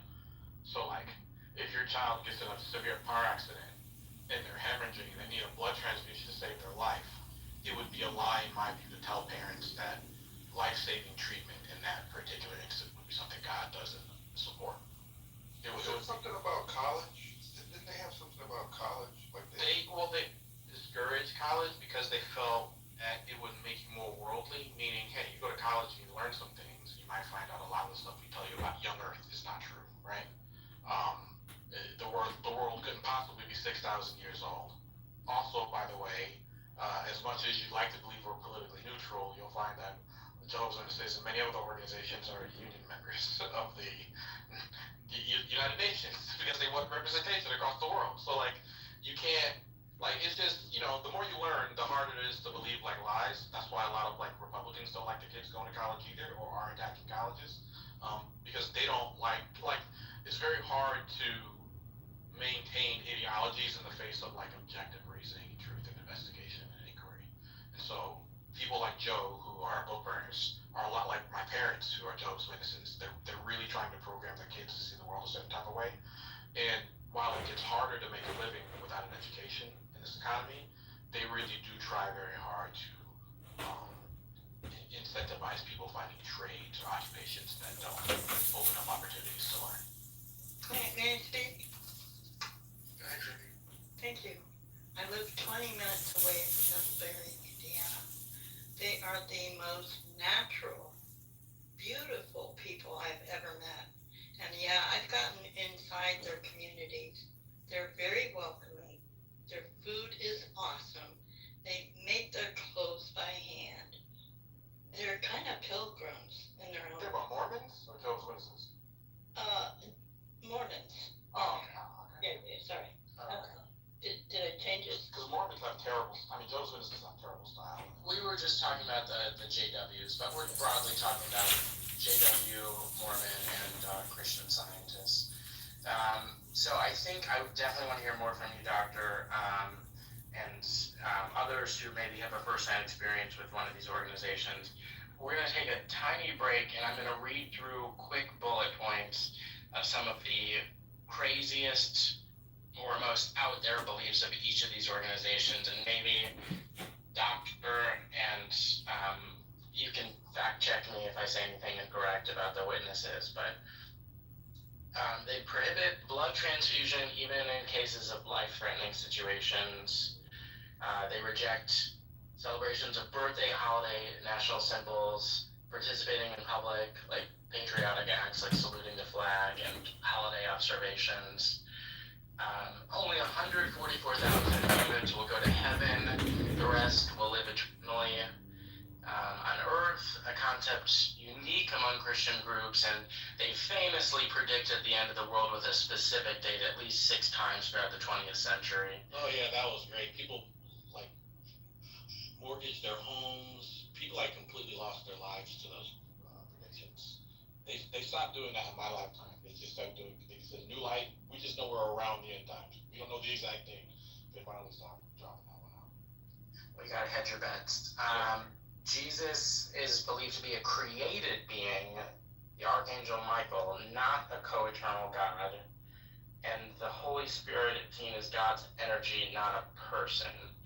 Strict shunning, known as disfellowship, which of course he talked about earlier. Are these And Mormons? the translation of their Bible is... Are these Mormons you're talking about? What's this room about? You got a URL in the title of the room. What's this room about? The title is 3 different religions, wasn't it? The title changed because there's a link. You put the link in the title instead of putting the Francie, can you change that back? Yeah, we're talking about Mormons, Jehovah's Witnesses, and Christian Scientists. Are Christian Scientists like Mormons and the other group? Yeah. In many ways, yeah. Yeah, almost like. And they have a lot of similarities, which we talked about a bit, and we'll talk about some more. And they also all are actually cults under the guise of Christianity. Do they all? Oh, they're all cults? I can't believe it. You're claiming that they're all cults? Holy cow! I thought it was a book club. I thought the Christian Scientists were just a book club. Well, this guy's a troll. This guy's a troll. Yeah. I'm not a troll. You're a troll. I just want to make a comparison, Joe. Like the Republicans, Jehovah's Witnesses, Mormons, and Christian Scientists cover up sex abuse against children. I've heard many women in their 20s who have left the Witnesses specifically, who talk about being abused by an older member of the church, and they're not allowed to go to any kind of authority because you're not allowed to go to the civilian authorities to talk about anything that happens within the church. That's a very common element among all kinds of cults. They handle all the judicial matter. They shit to her negatively, right? The trolls in the chat to pay attention to what they...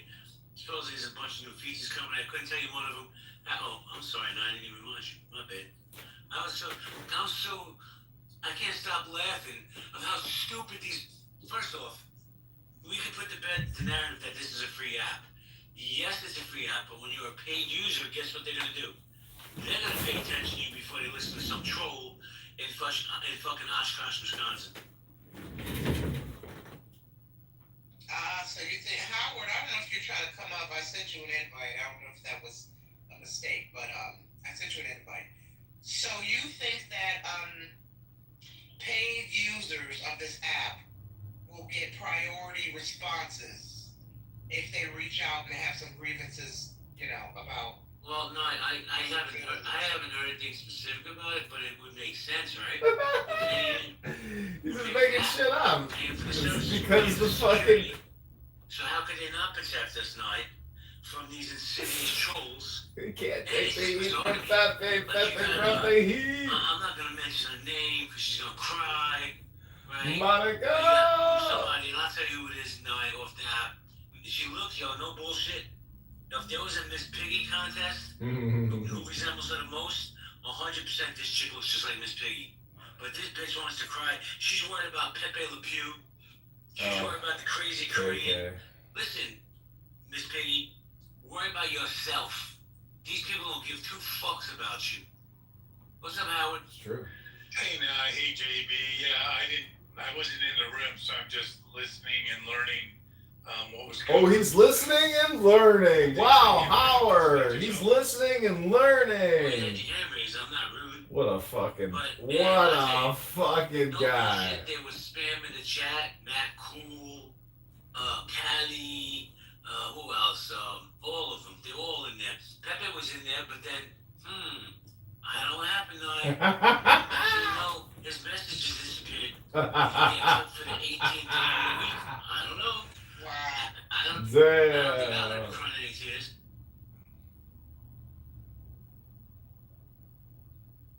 Anyway, now, why are people so mad? They're so mad. It's bizarre to me.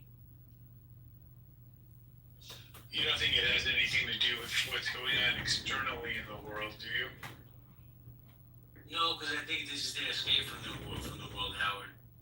I mean, look, I really don't want to... I had no intentions of opening the room tonight, but I was laughing so hard at this town hall. Pepe in his boxing picture. I didn't realize he was only like 5'4". Man, he a little tiny thing. He gonna beat the whole Oh, wait, he shared a real photo of himself? Yes. Yeah. I'll send it to you some other time. But he's like 5'4", 5'5". What is he gonna do?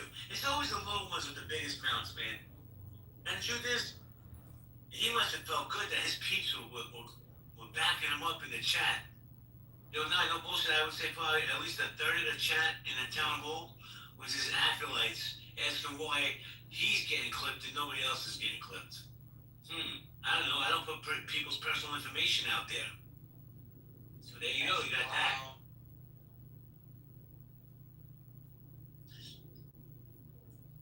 Here's my thing. And I said this before and I mean it. That bit's not a dumb dude, right? You can hold the conversation. If you just focus on content instead of controversy, then maybe he'd get some traction. But from what I see, nobody's told me this. They're just gonna keep booing his ass off. And all I say is, c'est la vie, motherfucker. How about that? Nobody's crying for you. You got 5 or 6 people spamming the chat in a clubhouse town hall, come crying, oh my God, my daddy, my poor daddy, he was removed again. He was moved 3 times last night. Man, fuck you and your racist views. What's up, Adam? Hello. What's up? What are you guys up to? Adam, were you in this town hall tonight? Were you in the town hall? For what?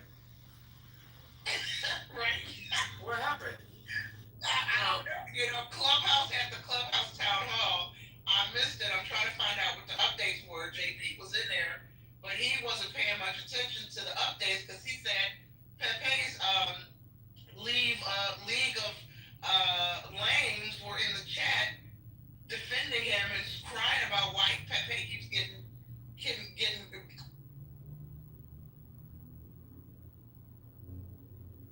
Did they get thrown out? That's usually what they do. No, they didn't get thrown out. They didn't say anything like, listen, they know how to write in the chat without getting thrown out. They just want to know why is it fair that certain people get clipped and certain people don't. Let's have you know what? I'm gonna have a moment of silence for these morons because their brains are dead. Okay, that's enough. Fuck them. Marshall, how you doing? Good, Jay. How you doing? Doing fantastic, Marshall. Really just chopping it up about the town hall. They say there's new features coming. Something to do with Android users. Android users are sociopaths. No smoke none. But something to do with Android users. I don't have Android. I have an iPhone. Oh, my bad. My bad. I don't know, man. It's just funny and it's so pathetic. They have to know that we laugh at them. You know what happens? The people that are in here, most of you guys, you do the right thing, right? We all try to do the right thing, be good to people, be respectful, right? But the Legion of Doom over there, who just want to talk shit about people, talk about their personal life, their families, put up pictures. I brought this up the other day, and I didn't do it, Adams. I know you wouldn't want me to do it, but I didn't do it. But for them, it's okay for them to put Roger's picture up because it was public displayed. Well, somebody sent me a picture of KK from season 2 where she was just sitting there smiling. Would that be doxing if I used that picture? Pepe, what do you think, Pep? What do you think? Because I know he's down here in anonymous. Can I just say, don't get mad at me, JB, for saying this. But you mentioned Roger's name, and I just miss him on the app. He was one of the most vibrant, entertaining personalities of this app. In the month is gone, it's just heartbreaking that Roger is not here. I hate that these assholes run him off the app. I hate that he let these assholes run him off the app. Yeah, but wasn't Roger really behind the movement over to chat, or he was spending more time there? I don't know. I don't think he goes to chat, and I don't think they ran him off. I think he got clubhouse fatigue. Look, I spoke to Roger today. We had a great conversation. I don't think he's done with Clubhouse. I think what he's doing is, and nobody read between the lines. I think he's playing chess while these morons are playing checkers. Whatever, Roger. Whatever. That's so stupid. What's up, Double Agent? I'm sorry, go ahead. How are you? I came late, but congratulations. If this is the new house, I'm going to turn in my pink ticket now. Appreciate that. Yes, it is. No, I try to make you a leader in the house, and for some reason it's not letting me do any of that shit. It needs features. Wow, thanks. That's an honor. I didn't know your name was Nighty, dummy. Yeah, I don't know. What are you doing? Are you going into... I mean, I'm assuming you're following all the steps. You're clicking on your house, going into members, and then when you go into the members, you just click on a member's name or search for their name, and from there it'll let you create leaders, admins, etc., etc. Is that how you're doing it? No, but I'm going to do it right now. Thank you. Let me say hello to Sabina. Sabina, we follow you. Hi. Oh, I know. Samia. It's my favorite Canadian. He's going to say sorry at least 20 times. My homie, yeah, sorry. Okay, yeah. I heard you say fatigue, and I'm like, yeah, that's a real thing, you know? It really is. How are you? You couldn't hear me? Hello? I think he's in the back end doing something. I think he's there. Oh, okay. No, it's okay. In the back end doing something. No, I thought it was outside. I was letting my puppy out because he was barking. Oh. Anyway, man, I feel good. I feel that people that should be around me are around me, and I think we have an opportunity to do some big things on this app and take it off this app. In my opinion, Hakima was good. MG, I see you. Mary, why? But you know that song, Mary? You don't know that song. You're too young. That ain't hero in the house. Yeah, we just you know that song, night? Mary, why you but? Absolute. You think she knows it? She's like 21 years old. She can know. Who sang that song? Is it Mary J. Blige? No? I don't think so. What's going on with you, Samia? Sabina, whatever name you're calling yourself today? Oh, it's just one letter off. Samia, Sabina, yeah. No, nothing much. I did have Clubhouse fatigue. I try to use X a bit. But it's either you're on this social media or something else. So, yeah, I mean, it's okay for people to take breaks. I haven't seen you in a while, JB, actually. Did you have fatigue and come back? I took 5 days off, and I came back, and you gotta be honest with you, respectfully, I give less shits now than I did then. So I think the fatigue is wearing off. Nice. That's good. Yeah, I just seen that, I don't want to change the topic, but it goes along with why people are mad. They were like wishing death on Trump and saying he died, and then he had to come out yesterday to say he's alive. You know, guys don't find this crazy? Oh, wow. I still try to figure out why Canadians are so invested in American politics. Well, we have to be, but I know you're not a fan of Trump, JB. So that's why you're changing the topic. No, we can talk about Trump all day. Did I ever introduce you to my friend Slippers? Good dude right there. Slippers, you know Sabina? Yeah. What do you want to say about Trump? Are you a fan of Trump, Sabina? Not really, but I was shocked to see that they were saying he died. No one else was shocked by that? I know it was kind of false, but yeah, it's crazy. Well, he's 79 and he's obese. He's on that clock, trust me.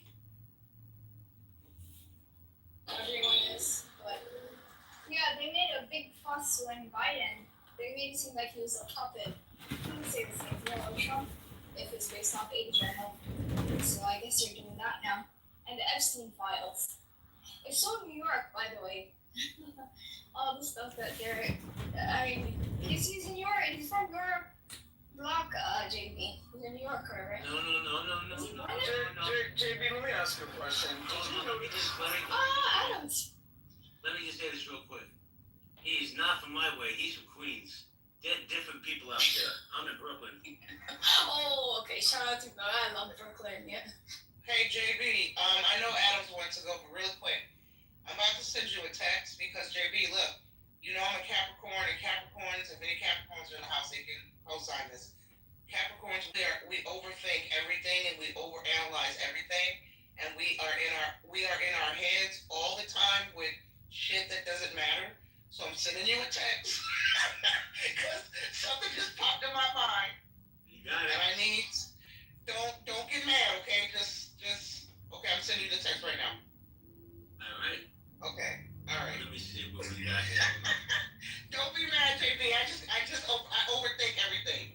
I'm just replaying all the bullshit from the past couple weeks in my mind, and I'm like, you want me to have this conversation right here? I'll say it. No, without saying any names. No, I would never. I won't use names. Okay. Well, you can say it here or you can text me. It doesn't. Absolutely, unequivocally, there is no basis to that. Get out of your head. Matter of fact, we spoke on that today. He said, "Are you crazy? I love her." He said, "I'm going to reach out to her in the next few days." Are you bullshitting? Don't bullshit. Wait, because I'm from New York, I'm a bullshit. I'm telling you, I keep it real with you. You're making me laugh, bro. I swear to you, he's going to reach out to you in the next 2 days. Okay. Because I did tell him you were pretty upset the other day. And he said, "Oh, I don't want that." So he said he's gonna reach out to you. Okay, all right, JB, all right. That's my word. Okay, I trust you, JB. I believe you. If you're blowing smoke up my hoo-ha, the universe, karma's gonna get you. Now I'm not worried about the universe. I'm worried about 6'7" Hakima coming to get my ass. Hakima's giving me the eyes, you know. Hakima's my brother from another mother. I feel like he always wants to fight. Hakima.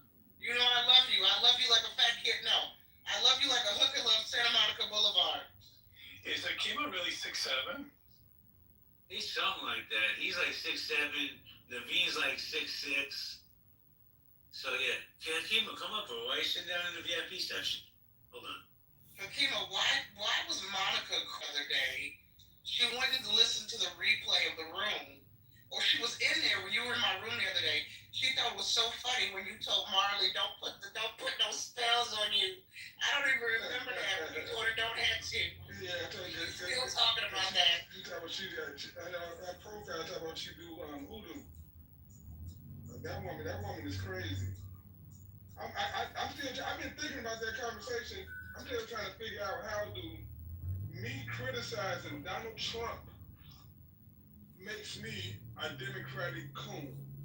Like how do they? I can't figure it out. It's not based on the city that you live in, is it? I don't know, Chicago. I don't know. I don't see where the coon word come from. Period. Yo, no. I've been doing this so long, right? You sit back and you listen to people. Adams, I haven't forgotten you, by the way. And you listen to people. When I was in that room, when your friend, I have no issues with all that. I'm not looking for smoke with that. I don't want to spell on my ass either.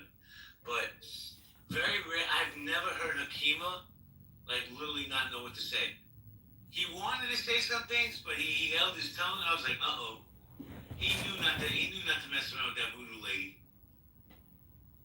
That was hilarious. Sorry, go ahead, Adam. Sorry. Oh no, you guys are okay. You almost missed me. I'm about to go poop. So one thing that I noticed about the Epstein victim interview is that they didn't implicate Donald Trump in any sort of activities in the same way that they implicated Bill Clinton, which I thought was very, very, very shocking. Well, I tell you what, Ghislaine Maxwell, supposedly it was leaked that Ghislaine Maxwell said that Trump had nothing to do with any of that stuff. I don't think he did either. So, you know what? We're never going to get the full story behind these files. Never, ever, ever. We have a better chance to see the JFK files than the Epstein files. Hey, JB, what is Maxwell supposed to say? She's sitting in federal penitentiary. Donald Trump is president. Is she really supposed to try to say something negative? Or she supposed to try to kiss his ass to get out of jail? Like, that'd be for her. No, bro. You have no credibility. Kima, you get zero pushback from me on that, bro. Of course you gotta say that. Let me say hello to Keith. Keith, what's up, man? How you doing? Really? Doing great, thank you. Can you cash in your pink ticket, please? Thank you. For sure. Do you want to chime in on this stimulating conversation? I'm gonna listen first to let me get through work, as you guys always help me with. So if I have anything to say after, I will. Well, I got something to say. Hold on. Yo, Nims, I don't care if I get canceled. That is a beautiful PTR. You look amazing. If everybody disagrees, they gotta go see the eye doctor.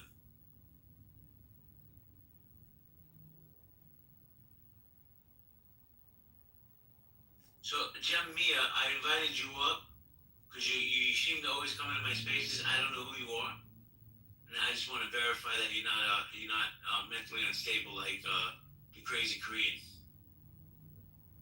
Oh, Jem popped out. What does that say, Don? If you call them up and they run, what does that say?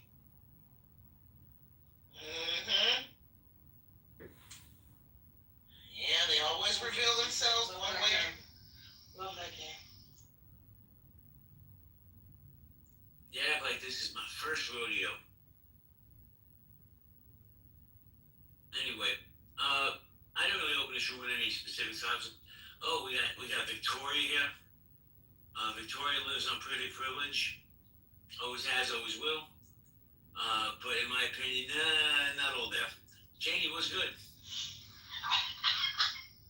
You should keep going. Just do the whole room. It's great. No, because then What do you mean? It's fun. Listen, you and I've always had nothing but real respect and admiration for you.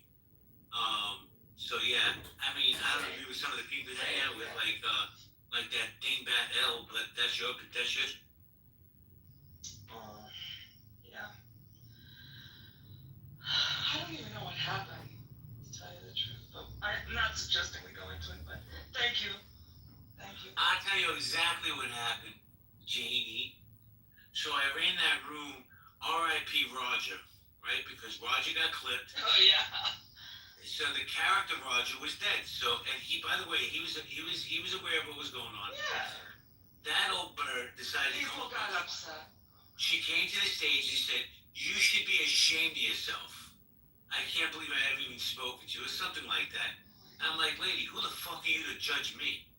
Like she crossed the line, Janie. Well, I figured it had to be something big, because you're not like that. So, that was nuts. I'm laying low because your friend, Brad S. is just on a warpath. I'm not on a warpath. But you know, Brad S. Oh. is on a warpath to me, so I'm just trying to be low. Wait, for you? Uh-huh. Yeah, Brad likes to pick on women. That's his MO. I know. Yeah, but Brad likes to say, I'll kick in your door and I'm gonna rape your wife. Yeah. Brad S is so concerned about my lineage, whether I'm Jewish, whether I'm Italian, right? But have you seen Brad S.'s last name? Yes, I have. That's straight out of Nazi 101. So who the But fuck right is now he? we're doxing, according to these people. We're doxing. So stupid. They can sit there and Really one of they can sit there and say my name all day and judge me, my name, my past, my present. So God forbid you hold the mirror up to them. He loves to run around this app saying he's Irish. You're not, you moron. Not with that last name, unless you were adopted by a bunch of Nazis. Jay, I was gonna, on the topic, I was gonna tell you a funny, quick New York story from a condo board meeting that I thought was like only in New York could this happen. Is that okay? I mean, Be my guest. yeah, so you know the environs, the Villa Roma up in Calico. I go with my mother. She's living there now in the summer, and I went last year, the first year we owned it, and it was predictable, stupid. bunch of old people complaining. And I wasn't gonna go again. My mom wants to go. We sit there, and it becomes political. Of course, I felt like I was in a clubhouse room, and I basically had to tell a very aggressive woman, sit down. she stood up. And like everyone's uncomfortable, Jeff. You can just feel it. Like everyone wants to say something. Nobody does. And you might know this guy. I'm like, okay, they heard you. I went to moderator. He's the one that's like, you good? He don't run it. And she looked at me, and you could only imagine with the New York, like, mother, grandmother look. She said, I said, you good there? You good? She said, I'm asking my questions. And I said, no, you're giving a speech. Okay? Finish up. And Jay, it was fine because I knew I was right, but she scared me and she looked at me and I never really, I grew up in the suburbs, as you know, but, Bronx. Jay, she looked at me and said, what's your name? I don't think I've ever been in a more New York moment than that. And I said to her, what's my name? It's Jane. And I really thought I was in a movie. And then I thought, what's going on here? Why are people fighting with each other? So it's not that funny or anything. It's just somewhat on topic to your question. Why are people so mad? Jamie, why the fuck are people so mad? Yeah, I was mad myself. But, Bro, people on this, I'm talking right now about this app. You got these people, bro, they were in the town hall, this gaggle of morons screaming for somebody that wouldn't piss on them if they were on fire. Like, why do some users get toss violations and others get, well, I can't answer that, but I know if you pay, right, you got maybe a little more leeway when you pay, because now they have to protect us because we're paying for a service. But all those people, the Matt Cools who got clipped, he don't pay. The Patricia Miss Piggy lookalike, she don't pay. The crazy Korean, she don't pay. But they want to work. See, it's not a free app anymore, Jamie. We all got to play by the rules. That's why they're changing the toss system.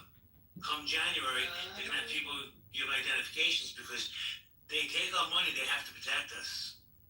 So you're going to see a lot less of the Pepes and ilk like. I'm good with that.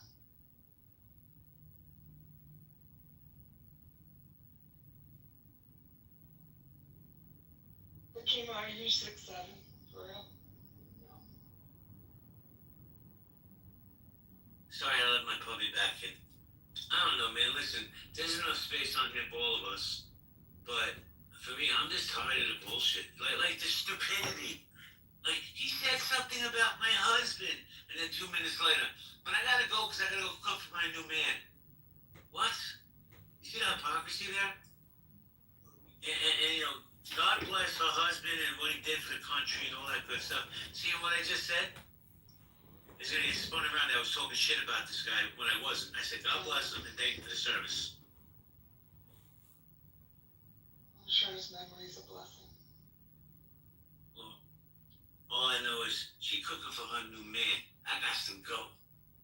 So, but she'll say the most insidious things, gaslight rooms, all the time, gaslight rooms. She comes up on the stage and said, I read JP's criminal court documents to protect him because they were getting it wrong. And then she continually said, I was convicted of a charge I wasn't convicted of. Because she likes to gaslight. She don't give a fuck. If she don't like you, there's no moral compass there. But if you punch back, woo! Play the victim part, lady. You do it so well. But you know what? See, I think everybody on this app now is getting to that point where we're tired of the bullshit, the victimhood mentality. We just want to have a good time and a good conversation. I know I'm tired of it. What do you think your five and odds are? Okay, I have Pepe in here. I have the crazy Korean in here. I have probably Callie in here. Kitover?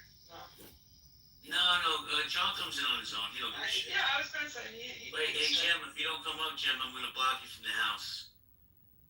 I'm not playing with that shit. I don't give a fuck if you're a Trump fan, but if you don't come up, I don't want you in my spaces. come back in as anonymous like these other idiots do. But, there's another one. 3, 4, 5, 5. They're just getting content for the room they're gonna open and say things about me that I didn't say. That's all they're gonna do. They live from, Jane, I live rent free in these people's head. Is that amazing? Yeah, it is. It's nuts. Ridiculous. Hey, Marshall? Hey, I have to wait till my phone. I'm not 6 yet. I'm 6 feet. JB just made that up. How tall are you? I'm 6 feet even. You're lying. I got pictures. You can see. I got pictures in my head. You can see. I'm like 6'7". Well, I'm gonna tell you what I'm gonna do. Yeah. Oh, hold on, Jane. Let me say this. I'm gonna send Nye some money, and she's gonna take you for coffee, and she's gonna give you all the tea. I'm gonna give him all the what? All the tea? All the info. I don't know that Hakeem is the type of man that entertains gossip. You know what I'm saying? I don't know. Well, maybe it's a conspiracy theory. Yeah, we can talk conspiracy theories and flat Earth. You two are match made in heaven with that flat Earth and Doctor Who and all that stuff. Yeah, I can get some vegan recipe tip.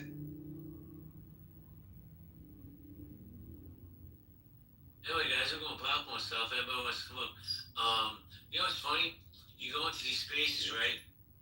And they'll say, "Oh, anonymous, you don't have to hide. You're more than welcome to just come in and be yourself." And they all do it, all of them. But it's so true. They all do it. We as a society. 1, 2, 3, 4, 5 anonymouses. I'm gonna use Pepe's favorite word. Amazing. Amazing. I tell you what, I have nothing to do with it. I swear on everything I love. I think you got clipped again tonight.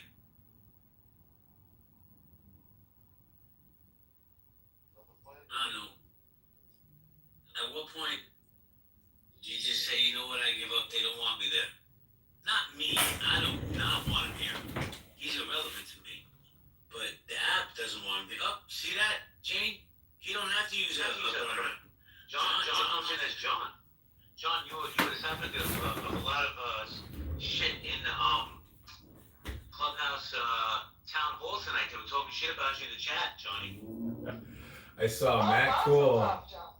Thanks. Yeah, I recorded the chat. Matt Cool and Pepe and others.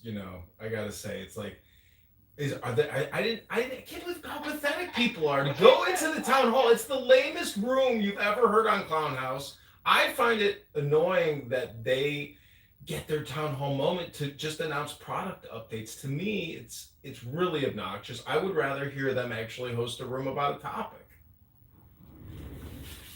You mean a topic other than me? Are they capable? Like the JV war?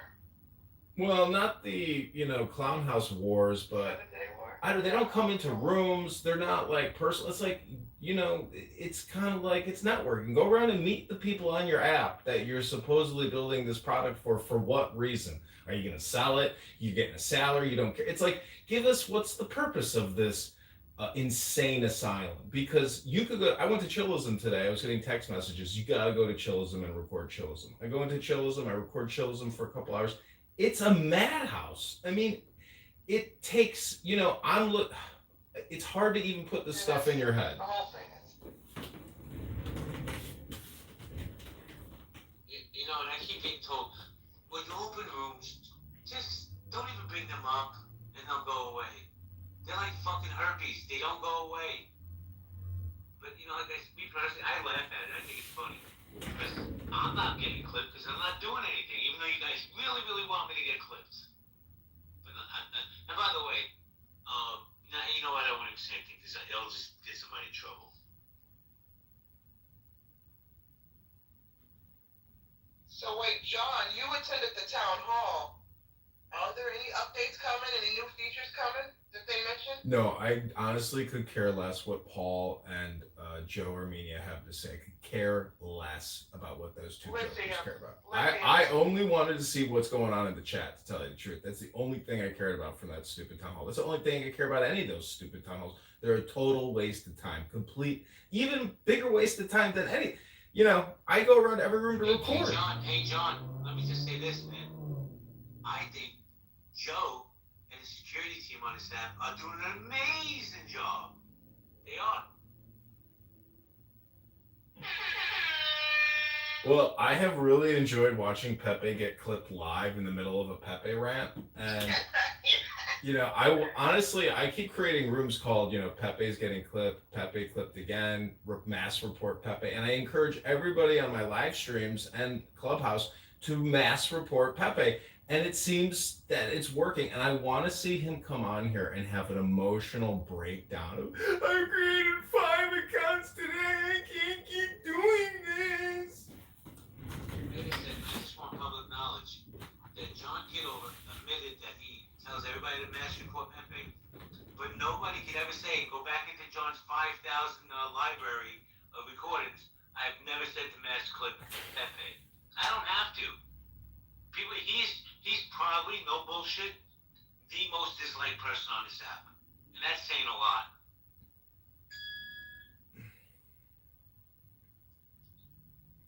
They were talking about guns a lot today.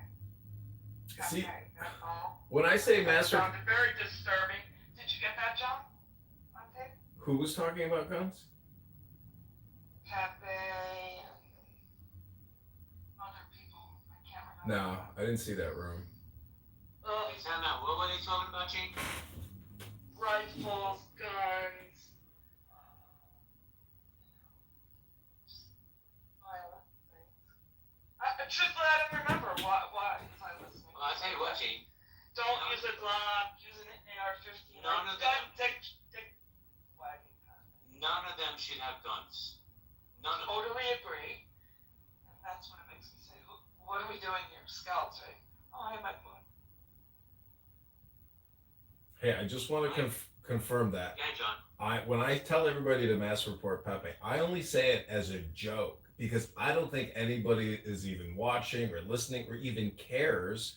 But the fact is that it means so much to Pepe. Like, this is his thing, that it means so much to him to watch him get crushed and constantly have to create new accounts, which is really annoying and does take money and time.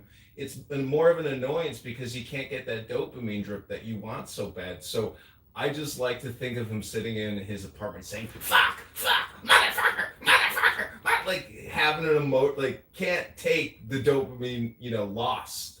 To me, it just seems very funny. I think he got clipped while he was in the clubhouse headquarters because he wrote a few things, and then next thing you know, whatever he wrote in the chat was gone, and I didn't see him in the room. So listen, once you get on their radar, that's on you now. That's on him. He did it to himself. See, that's the thing. People will say whatever they want about me. I've always been accountable. Whatever mistakes I made, like that dude has no accountability. He feels that what he has to say is so important that he has to come right back on after getting clipped.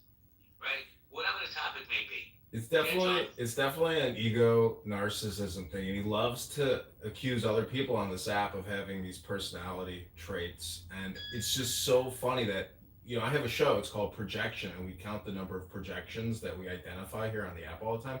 Pepe releases the most intense projections, and if you go on YouTube and you type in Pepe Clubhouse, you will see like hundreds of Pepe videos, because I have been recording this little twerp for many years, make his stupid comedy show. And to me, it is a comedy show, but it's vulgar. It's a vulgar comedy show from an online loser, a total dork who has nothing going for him. And this may be a projection. You could put this in a projection, time machine, and we'll see. But I'm just saying, I've invested a lot of time recording Pepe and posting his ass to YouTube.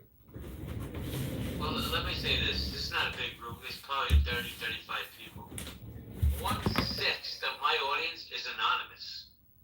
So I'm going to say it now. Pepe, bro, seriously, you don't have to come in anonymous. I'm not gonna kick you out. I mean, I don't know how long you'll last before you get clipped again.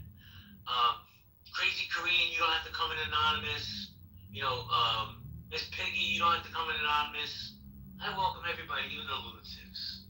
Mike Moon, how you doing, Mike Moon? Who's Miss Peggy? Oh, sorry, Mike. Go ahead. That's okay. I'm good. How are you guys? I think it's time for Pepe to just lay down the sword and quit. Just stop. Just stop the crazy aggression and just let things go and just get back to being as whatever he was before all this craziness took place. He just doesn't need to drag it out anymore. The rest of us aren't even participating anymore. He's just clipping himself over and over again at this point.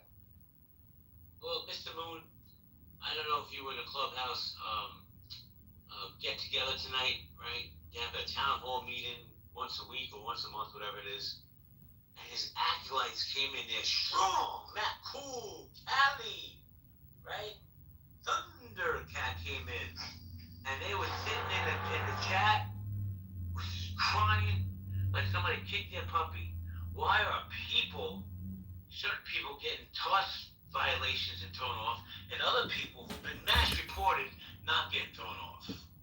And they spam that chat with Pepe rhetoric. I mean, I can't think of anybody on this. I can only think of a very small handful of people on this app that are worthy of being clipped as badly as Pepe with the shit he spews and the nastiness he talks all the time and the ridiculousness of the shit that comes out of his mouth. I just can't imagine why he thinks he shouldn't be clipped. If anything, he's gotten away with it for way too long, and he's only getting his just rewards at this point after he took it too far. And it's up to him. He could straighten up. He could change. He could learn from this. He could grow a little bit. He could mature a tiny bit. He's not going to. I'm telling you, if you don't come on here, and read a book like the book in my PTR, he should, and not he could. It's not going to happen. The only way to change yourself is to read a book. And that little rat frogman is never going to come on here and read a book. He goes on these long rants. I recorded him yesterday. I've recorded him every day for like 2 weeks now. The guy has the ability to just word vomit never-ending amounts of bullshit, stupid shit. And the funniest thing about recording is you're like, this is so stupid. It's such a huge waste of time. It's kind of funny because it's that pathetic and stupid. He called himself the king of Clubhouse. I'm like, who even says that? Like, what the hell does that mean? Well, he's also the captain. So he's also the captain, Mike. But I'm gonna be honest with you. I had a really great conversation with Roger today, and we were discussing, what's going on and stuff like that. I'm like, dude, I don't even bother, reporting this dude. This is not worth it. And Roger says to me, he's like, bro, I don't have to report him. He is so disliked, and people are so tired of him and his shtick that we could just sit back and he's gonna get clipped on his own without us saying a fucking word. You know what, Mike? It makes sense. He's right. People are just tired of it, bro. For me, look, I'm not the perfect person. I could be brusque, I could be brash, I could be, whatever. I could be Brooklyn. But at the end of the day, I'm not racism or hate.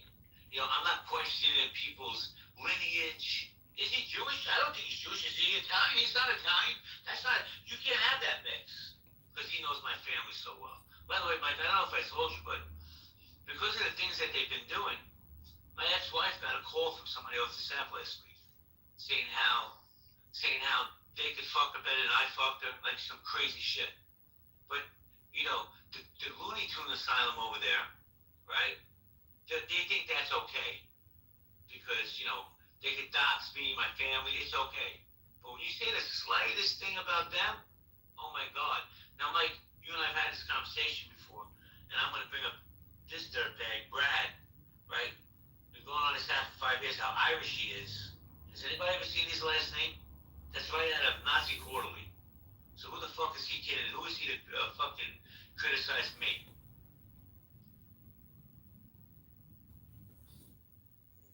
I just think people's true colors are coming out more than ever, and if anything, it's created a backlash in the app where people are looking to have a little bit more fun in a way that we haven't had on Clubhouse in a while, of just hanging out and just dropping all the drama. It's a backlash that's taking place. It's the room that I spend most of my time in the muff. We have a good time just hanging out. We deliberately don't talk about these people. We don't let them in. I mean, they can come in and listen, but we don't let them on stage. And we do have a good time, and it is a positive, uplifting environment, and it is a nice reprieve from the bullshit on this app. I think that they've taken it so far that it's the most toxic. I mean, it was the most toxic that I've ever seen it. I think, in this last couple weeks, and it's slightly better this week. But they're trying to draw it out as long as possible, and at this point, they're only going to hurt themselves. The rest of us are over it. They're not hurting us, and we're not even really, we're not talking about it a whole hell of a lot. Well, the rule about not bringing up drama from old rooms does force you into the now, and you can catch people using the memory to bring back drama from another room, and that's counterproductive to really everybody's well-being, and it's just stirring the pot. It's the drama gossip show, and people can't let it go because they want that dopamine and they want that memory stir, and unfortunately it's childish, immature, and stupid. Yeah, that's one of the best rules we have in the muff. The rules in the muff really keep it lighthearted on purpose. Snatch. I think we changed it in the muff today. We'll back into that. At first we were trying to honor it, but since Roger got rid of it, we went back to it. Well, I'll say this. You know what? Better name. Here's the thing. Like this dude. Oh, here he is, James. Come up to the stage, James. You seem to have a lot to say about me. I'm here. Let's have the conversation. That's the other thing too. We just need to talk to each other. If we have things to say in the chat, come up and just talk.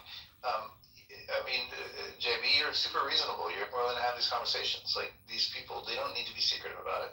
Just do it. Well, here's what happens. Even when I don't go into their spaces, which is most of the time, I'll be honest with you, people reach out to me like, hey, and I send me screenshots, all this other shit. So I'm always interested in people have to say, like, legit, no bullshit, Mike, the most vile things about me, but then they'll populate my room. That's why I told James, come on up, let's have the conversation. He had a lot of things to say about me. Because I know he likes to give a hand job to Pepe under the table. But come up. I didn't kick him out, he fled. I'm not playing that anymore. If you got something to say, come up to my face. Come say it to my face, we can have a conversation. I'll say one thing, man. I think Beaver's a piece of trash. But I give Beaver credit. Beaver came to my station, I don't like you, blah, blah, blah, whatever. I said, you know what, I respect that, bro. And that, just be a man. And I gotta tell you the truth, Mike, a lot of men on this app have female tendencies. They talk like women, they gossip like old wash women. But then when you stand up and you're like, hey, come on over. Let's have this conversation, let's break some bread. Nah, they fucking flee. Pussies.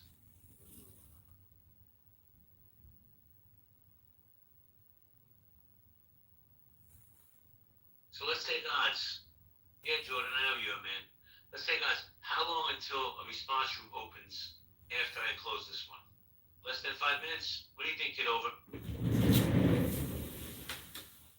Yeah, without a doubt. I mean, this is their warm-up. This is the pot stir. This, like you said, where they get the clips and then they're going to play their show. And, a lot of rooms do this. This is not, totally unique. A lot of these rooms, you can go on Clubhouse, on YouTube and just type in Clubhouse rooms, and you'll see that people have been playing this drama gossip game for 5 years now. And, I'm just saying, it takes two to tango in a drama gossip game. You can go push back with me, but I'm not gossiping. If I say something, I say it on fact. That other side, rest assured, I'm gonna say 85% of the things they spew is bullshit and lies and exaggerations. But that's just my opinion. Jordan, rolling down to Jordan. It takes two to do a gossip game. What's going on? What was said? Anything new? I didn't hear anything going on. Somebody was lying saying he had a big dick, but I was like, nah, that can't be the right thing.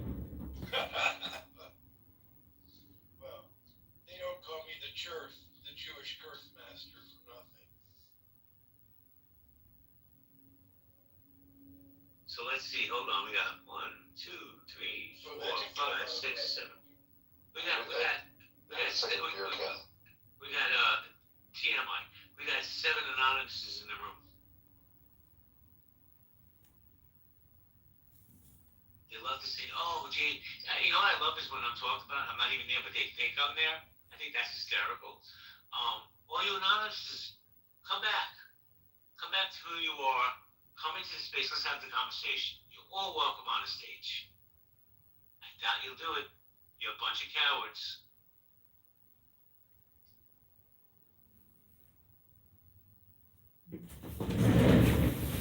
Yeah, Madison, I'm living my best life. Well, look at it this way. The town hall should have invited you up and said, you know what, JP, you're our #1 plus anonymous room host. And how do you do it, JP? Because if the goal of this app is to make money, don't forget, that's the goal of business, everybody.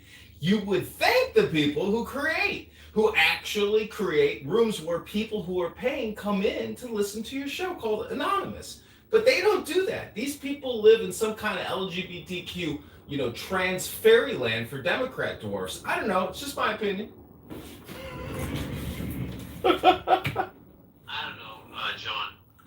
Like I said, if they leave me and my friends alone, we have no issues with them, but they're not going to, because they have no life. This is it. Like you said, they need that dopamine hit. Who gets clipped 2 times in less than 3 minutes and then has to come back and be heard? And the funniest thing was, I don't know if everybody was in that room last night, how he came in, it was so obvious it was him because he was using a boxing picture because he's this big time boxer. Meanwhile, he's 5'4", and he tried to change his voice so nobody would fucking recognize him. I was howling in laughter. Pepe, you could do better than that, bro.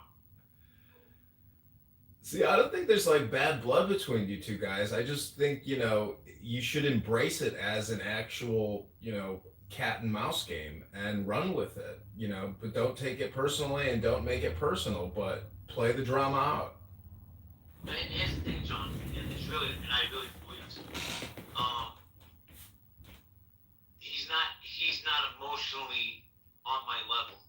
He couldn't control himself to have a civil dialogue. Because it would take me less than 10 minutes to get him in his feelings and screaming and yelling and ranting. He couldn't have that conversation. No, I don't think he's dumb. I've said that many times. I think Pepe's actually a bright person. But emotionally, he's immature. I also think, and this is just my opinion, which I'm entitled to, I think he's an angry closet homosexual. And that's why he's so angry all the time. Well, I think if you have a debate with him in a controlled, safe space where you're the only green bean and he can come up, I mean, there's a chance for some comedy gold there. That's all I'm thinking. We have now went up to 8 anonymouses. Wow. Damn, Nye, I'm pretty popular. I went into a room today that had nothing to do with any of this toxicity, any of it. And the host in the room, who I'm friends with, said, yo, JB, man, the Clubhouse streets, your name's all over the Clubhouse streets. And I'm like, well, I guess I'm doing something right. Could you imagine if Clubhouse, gave you some revenue for creating on this conference call app? I mean, if you got 50% of all the revenue you're generating in the room, you make $20 this month from this. Yeah, I'm not looking to monetize this app. And the truth is, I'm on stage at 1, 2, 3, 4, 5. Half my stage don't even pay for the fucking app. And like I said earlier, John, it's really true. Because we're paying now, they have to offer some kind of layer of protection. For those who don't pay, then you're going to be, it's easier for you to be in the crosshairs. And I believe that. I mean, I didn't hear any. What was the product innovation updates that they gave at their meeting today? Dude, I have no idea, but I know I have, hold on, 2, 4, 6, 7, 8. I have 9 anonymous. Now we have 9 anonymous. We have like 20 people here. 9 of them are anonymous. Bananas. They need you for their content. I told you these folks don't have any creativity. They lack originality. They have no talking points. So they need to come in here and see what was said so they can have talking points for the rooms and the response rooms they open up later. Mark my words, ladies and gentlemen, if anybody in here goes into those response rooms later, whether it's today or tomorrow, it will be the same regurgitated fake outrage you've heard over the last couple of weeks, in addition to some new talking points that you hear on the stage tonight. That's why they're here. They need their talking points. They need the script. You're helping them write the script for tonight, JB. But here's the thing, this is what they want. They want to get the clip. Right? They're going to mass report me. what they don't know, and I know this for a fact, is even if you mass report somebody, Clubhouse will look into those, and if they see they're false claims, A, you're not going to get clipped, and B, they're not going to believe you later on. So by all means, I haven't said nothing wrong. I haven't done any task violations in this room. Record me. Send it to Clubhouse. You know, when I say crazy Korean, that's just a term. I'm not talking about anybody specific. If it don't apply, let it fly. If I'm talking about thunder thighs, I mean thundercats.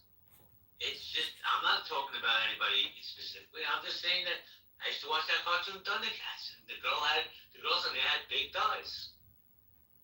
Who cares that John is streaming on YouTube? What the fuck do you people care? What do you care? Like, seriously.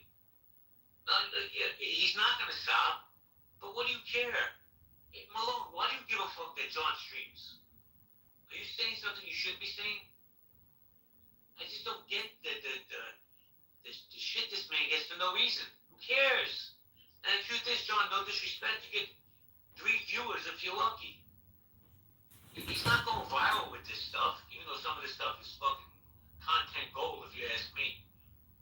See, it's the satisfaction I get knowing that people come on here, and I think it's fall rage that they direct towards me because they actually have nothing better to talk about or do with their lives. I become, the new heat-seeking missile for them. So to me, it's my game where this is the best way for me to one-up them, which is to just record and publish people, talking their shit.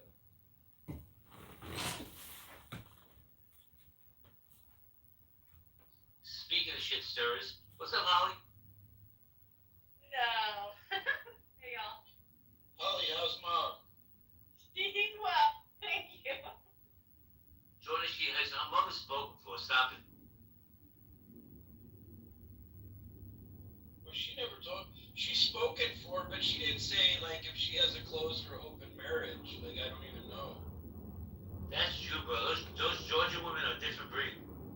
No, my mom's a Florida girl. She's Puerto Rican. No. But no, she.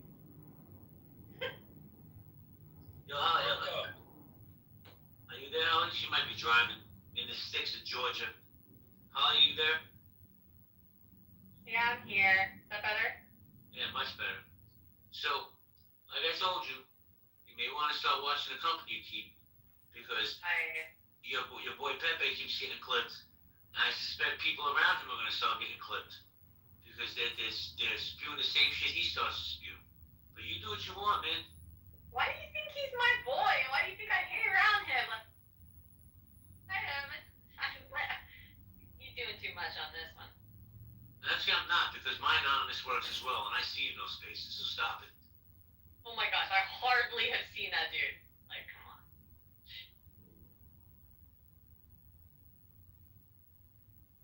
Well, actually, some of us go into just about every space that has people we recognize. Like, it didn't even occur to me. Like, I've been in some of these spaces. I'm following the flow of traffic. It's not that I have any particular friendship with any particular person. Yeah, sometimes there's like only one room to choose from. See, this is what Pepe actually wants. The room title is "Why Are People So Mad?" This room isn't even about PP. I just want to read something from the Meditations of Marcus Aurelius. It says, "Thou wilt soon die, and thou art not yet simple, not free from perturbations, nor without suspicion of being hurt by external things, nor kindly disposed towards all, nor dost thou yet place wisdom only in acting justly. Or time is like a river made up of the events which happen in a violent stream. For as soon as a thing has been seen, it is carried away, and another comes in its place, and this will be carried away too, just like PP's profiles." Yeah, I agree. I'm Sean, man. How you doing? And Bo Brown's with me. What brings you to the stage? I'm just following the usual suspects. Which ones? Let's see who I followed over here. I'm pretty certain I've had decent conversations with NY McGee. She's a pretty dope lady, works in the same business I do. Yeah, she's definitely dope. Can you answer that pink ticket, please? Yeah, sure. But I might refund it if it gets too crazy, because you guys are normalizing John Kitover, quite possibly the most unhinged individual on the app. Let's be very clear here. Just because I am have my stuff recorded because I get it how I live doesn't change the fact that everything John Kitover does as a person is usually like a blaring cry for help and a prelude to some domestic terrorist incident, whether it be a school shooting or a bombing. There's nothing saying. Projection, sir. Projection, sir. He's got a stand with 4 different cell phones recording a conversation on Clubhouse with 5 people on it to send out to his YouTube of 2 people. That guy is a maniac, and I've got over 5,000 subscribers across 30 accounts with 25,000 videos, sir. I don't think anybody should be worried about him in terms of... This is slander, libel, and defamation. John, hold on.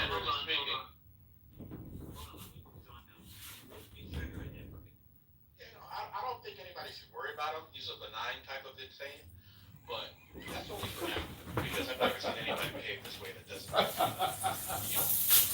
endless quantities of mass casualties. Like, this is like taxi driver shit he's doing in his bedroom. Like, insanely, like, obsessing over Clubhouse conversations. You can't hang with people on Clubhouse, so he's just gonna record them and send them to the masses. This guy's absolutely sick in the head. And I don't think that we should, like, downplay that to overemphasize how it's a little bit sensitive to be afraid to be on stage with him. Because, I'd be more afraid to be with him in person. We're lucky we only have him in our company on stages as opposed to real life.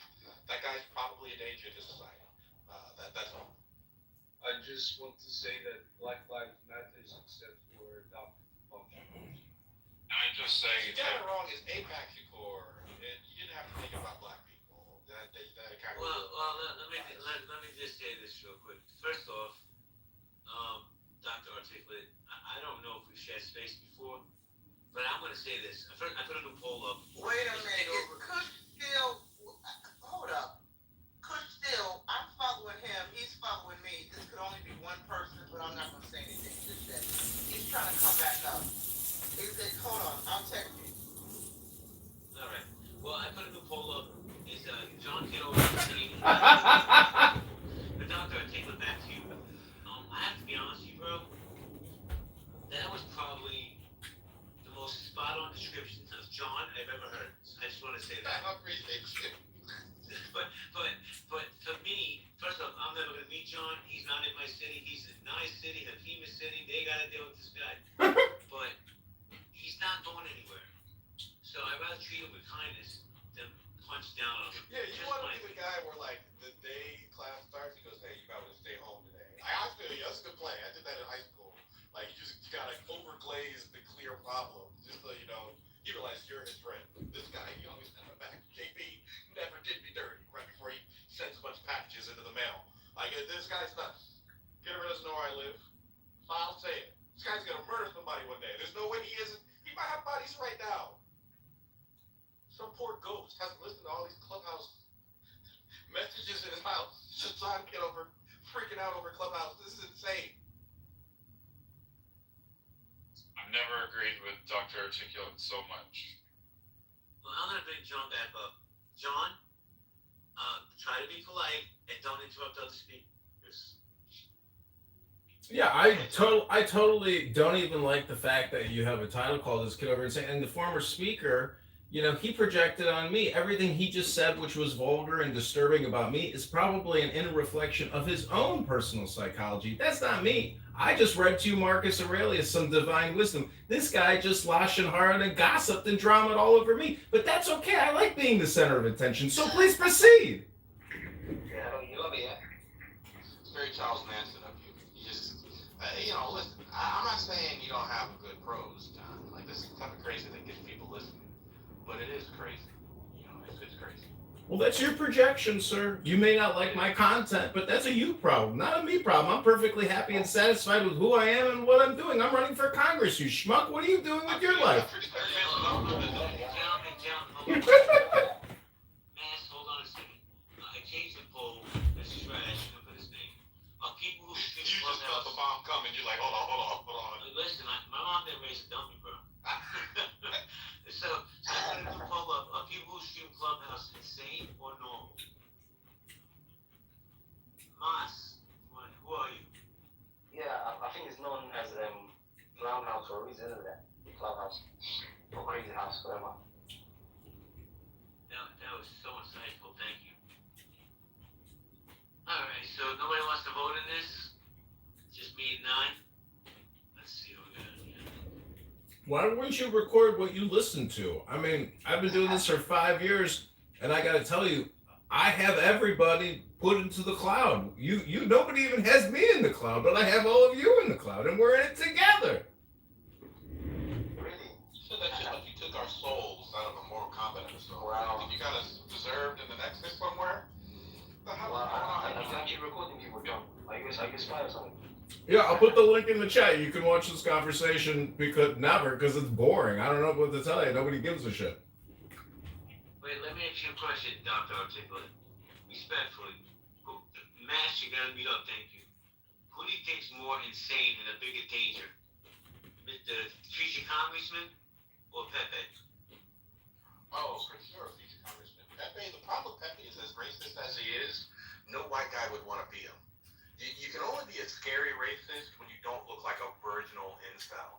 Like Pepe literally is just, he's not living a good enough life to even offend me with an N-word. Like, his N-word just doesn't hurt. Because it's, have you heard Pepe talk? You just feel bad for him. I don't care how marginalized you are in America, you don't want to be Pepe. So he's probably not a danger to anybody but his mom. So the guy running for any type of power is definitely more dangerous. Oh, he's alive, he's back, yeah? Oh, okay. Pepe will probably kill his mom one day, but they'll blame her for him being him. That's right, Pepe arc. Well, at least I got that going for me. Thanks, Dr. Articulate. You got my No, wait. I gotta tell you, I like Dr. Articulate. I don't know why I said it. Thanks, Dr. Articulate. At least you keep it real. All you can do. And like this, I'm thinking there were like some Germans who weren't Nazis that kind of just realized you just gotta, at a certain point, you gotta recognize you've lost and just tell people the truth on the way out. Hope you don't go first. So, Dr. Articulate, why do you think people in chillism are so angry and mad all the time? Because they're dumb. Like, if you ever met like a dumb person, when you call them dumb, it's like you called them the N-word. And like anybody that gets mad about being called dumb is usually pretty dumb. And this app really underestimated how many, I don't use the word dumb, but misinformed, curious about the world, but lacking an opportunity to learn. So wait a minute, Dr. Articulate. You say that there's online for a conversation, and I'll take responsibility for this. People like me who are shocked at how little people know about things might have traumatized them. And so now, like all of these, there's so many rooms and spaces online of dumb people crashing out. I think that's interesting because they're winning. Look at if you have a high. John, hold on 1 second, please. So I want to say hello to Trayvon, Bree, how you doing? Courtney, Chrissy, good to see you. I'm surprised you're in there, Chrissy. We got the Preceptor in here. Guys, you have pink tickets, and I don't know why you have a pink ticket. Rose, Anson, nice to see you, Captain. How you doing?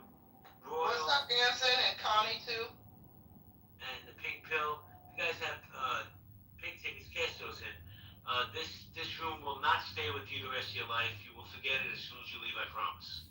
But we're going to go popcorn style. I'm saying that Dr. Articulate is correct because look at that book in my PTR, Meditations by Marcus Aurelius. The higher your IQ, the higher your EQ. So if you want to be more emotionally resilient and emotionally intelligent and not find yourself getting angry and frustrated all the time, you'll read what's called books and raise your IQ. But John, let me ask you a question, right? If you know it bothers people and they feel disrespected by you doing the streaming, why can't you just stop? Because I think that their opinion of being disrespected is disingenuous, and I become the target of their boringness. I become the dopamine for them because they have no better place to put it. So it's not a me problem, it's a them problem. I would ask you not to stream this room, but I know you're not going to listen. The Preceptor, how you doing, the Preceptor?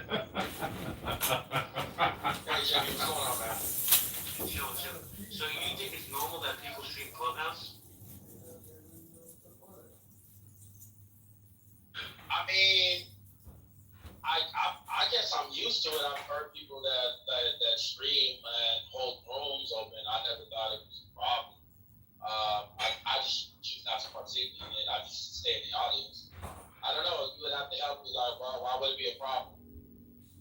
dude, I got no problems with it. Me personally, I don't give a shit. So I know we're not getting rid of it, so I have no problem. But other people like Double Agent, he's not gonna speak up. He's Canadian. He's afraid, but he's against it. Some other people are against it. Guys, if you're against it, speak up. Agent Malone. It's like Howard Stern, though. They criticize me, but they're my biggest fans that watch my YouTube more than anybody. John, I want to get from Agent. He's Canadian, and we're trying to treat him nice. There are a lot of people on this app who are absolute pieces of shit. For the most part, I just ignore them. I avoid them, I ignore them. Whereas I think what does get under, I know it's going to be music to his ears to hear it all that I get that I give any kind of shit about this guy, even if it's pure spite and anger and absolute derision. But I think it's the fact that he's like almost put a spell on a lot of people that I appreciate their company.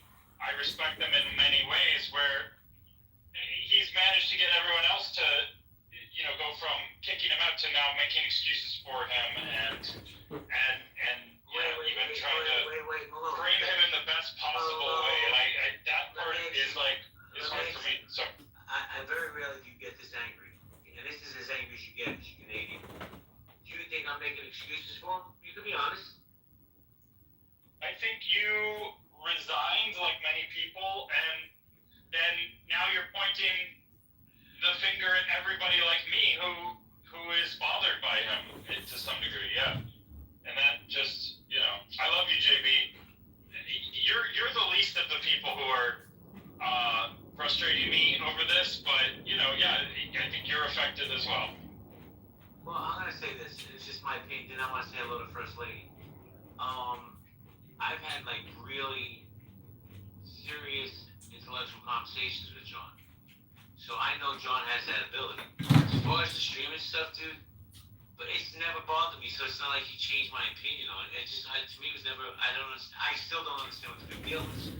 My thing is, I'm big on respect. If people in the space say, hey man, can you not do this? It makes me feel uncomfortable. Why do you think I don't have replays on, ever, Double? Because people tend to be more vulnerable and come to the stage and have real conversations when they're not being recorded. I believe that wholeheartedly. You never see replays on in my space. But let me say hello. Hold on, Doctor. I have to say hello to the most beautiful woman on this app. First Lady G, how you doing? You're too kind. Good evening, I'm JP. too honest. Hey, Mr. Handsome, how are you? What's shaking? Well, we somehow fell down this rabbit hole of Mr. Kitover live streaming all the time. I'm one of those people. I don't care, but I believe you do. I do. The problem I have with it is, first, the state that I live in, have permission to record me. That's number one. Number two, you're taking content from me and making money off of me, and I'm not getting a cut. Are you crazy? Are you insane? Have you lost your mind? No, absolutely not. No, I think that is crazy. No.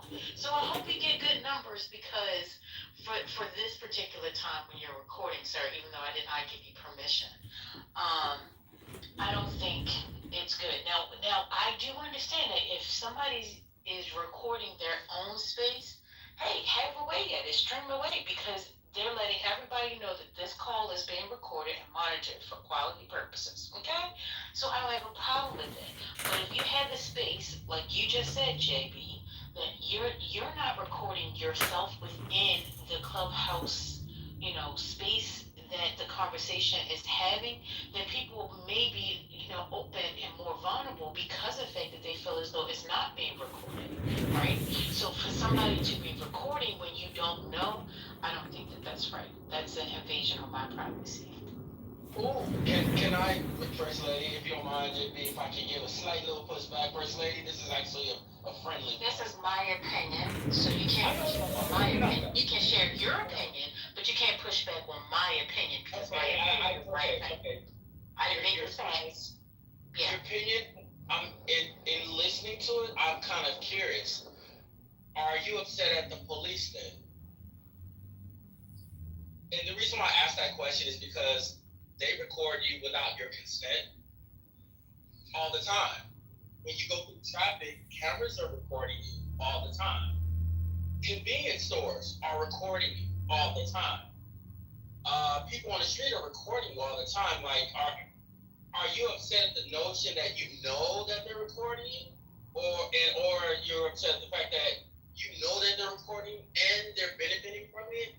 So I mean, which is it? I mean, but you're recording all the distinguishes between video and audio recordings, for the record. Just, I don't know if anybody else knows that, but like, even security cameras can't record audio because that is a violation of your First Amendment rights. So audio is a specifically protected right. Your right to your voice, your right to free, aka speech. She just said she wanted a cut, and I'm more than happy to give a payout if I make a dime. I haven't made a penny doing this. And, you know, the First Lady said in her room, the money chases her. She don't chase the money. Hold on a second, John. Literally breaking law.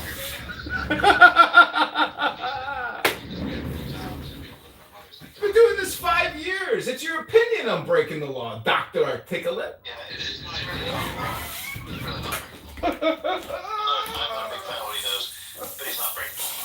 When you look at single party, when you look at one party and two party laws that govern recording audio, they all state in a private conversation. So if you're in a public forum and it's being recorded, that's not the same thing as a private conversation with two people where only one person consents. But I get it. So But we're gonna do but I mean, you're a smart guy. Call it what it is and be honest. I was gonna get there. Well, according to the clubhouse guidelines that was spoken tonight at town hall, it is against their guidelines. So I don't know, talking about law or whatever. I know for the state that I'm in, you cannot record me unless I give you permission to. If I'm in a space that is not being recorded, right, then that means that you have to get permission from me to record me. Period. I don't understand what's the math and why people can't, That's not the law. The law is a private conversation. This is not a private conversation. Sure. But it's not true that your state would make this particular case. Sure. No, ma'am, I'm just telling you the law. Did you hear what I said about the guidelines? The guidelines are not laws either. The guidelines are also. The guidelines, if you break the guidelines within this, then that could actually be taken to court. You're not. What are you, a fucking defense attorney, Mike? You know this guy is a fucking maniac. He's unethical, Mike. I like the truth. I like the truth. When people are saying things that aren't true, I like to clarify. That's it. You don't know the truth. Guys, let me just say this. I'm not defending him. Mike, I got you. I promise you. Just give me the conversation. Just because it might be unethical doesn't mean it's illegal. Go ahead, Mike. 100%. And I want to clarify because not everyone in the room does understand that there are single-party and two-party consent laws that govern private conversations, but they don't apply to Clubhouse. And Clubhouse might have guidelines of their own business purposes, for their own business purposes, that say that they can't be recorded. Again, that's not a state law. That's Clubhouse. And if Clubhouse doesn't kick him off or act accordingly as a result of their rules, then the rules are kind of pointless. There's no laws being broken. I just want to make that clear. We can't say, in the state I'm in, you can't record me. Well, you can. On Clubhouse, you can. If you're on a phone call with somebody, you can't. And potentially, although I don't know what state you're in some states you can. So single party and two party, approval is sometimes needed depending on the state. But again, that doesn't apply to Clubhouse. So I just want to make it clear when we say things that we feel, that we clarify, that we don't say things are illegal when they're not. Like it's just common sense to be accurate. I mean, what words matter and accuracy is important. That's all. Words do matter. So John, why don't you go ahead and tell him? Let's go ahead and advise the people of how you have received the cease and desist of doing this. Go ahead, tell the people. Yeah, a C&D arrived. I don't want to disclose who it's from because we also sent out a C&D to stop the campaign from being harassed. So I just want to say So if there's you any. find that harassing? Huh? Amazing. Well, you said earlier. What you're doing as harassing. Well, you said earlier that you wanted to cut when we start making money. We ain't making any money yet. We raised $600 for the campaign to get into Congress, and that's probably more than anybody's ever made from this fucking piece of shit. It's a conference call, lady. It's a free, open, public space conference call, and you think you're entitled to some kind of privacy rights? Go read a book and hit the gym. Mike over here and the abuser because he wants to mislead people. Look at this guy, John. Look at this guy, John. Mike, you feel good about this? He's yelling at a black woman about her rights and what she isn't deserving of because you went and put a legal battery pack inside of him. I'm defending myself, Dr. Articulate, and JB's my number one. Sorry for maintaining factual accuracy. I know factual accuracy. I know there's inconvenient truth, and I apologize for making If I don't hit the gym. Hold on a second. I need to read something here. We're gonna put this to bed. Hold on. I Googled it. Because Jem said Google it. Recording someone on a social audio app may be illegal depending on your state's consent laws or whether the other participants have a reasonable expectation of privacy. The Federal Wiretap Act requires only one party's consent to record, but some states require two-party or all-party consent. So there you go, guys. It's illegal in certain states. I know it is. That's why I wasn't going to sit there and argue with him. I don't argue the truth. You're First Lady. I don't argue the truth. If you don't apologize, First Lady Mike, I'm going to think you're racist. I'm not saying that. Yeah, well, that's a good read. Actually, I would have apologized, but if that's the threat, if the threat is for me to be called a racist, then I'll deliberately not apologize. Well, now you're going to definitely accuse me of being a racist. Well, That's I didn't say cool. Hold on. now he's for sure racist. That's That's confirmed now. Hold on. You use the word which one. It's definitely racist. But let me say this. Not racist, apologize to black women when they're wrong. Hold on. John, you definitely owe an apology to First Lady. So I'm going to tell you now, if anybody in this app that I will never allow anything disparaging to be said, it's definitely First Lady. So I'm going to ask you to be a man and apologize to this woman. Because I'm going to tell you, in my opinion, and I'm not shooting any shot at you, she's a beautiful woman just the way she is. So please be a man and apologize to her. Okay, First Lady, I want to apologize, and I'm doing this from my sincere bottom of my heart, but also JB is my number one campaign contributor, and so is Mike Moon, so I just, it's their space, and maybe I disrespected you, so I'm apologizing. I'm saying I'm sorry. I hope you accept the apology, First Lady. Thank you for consideration, First Lady.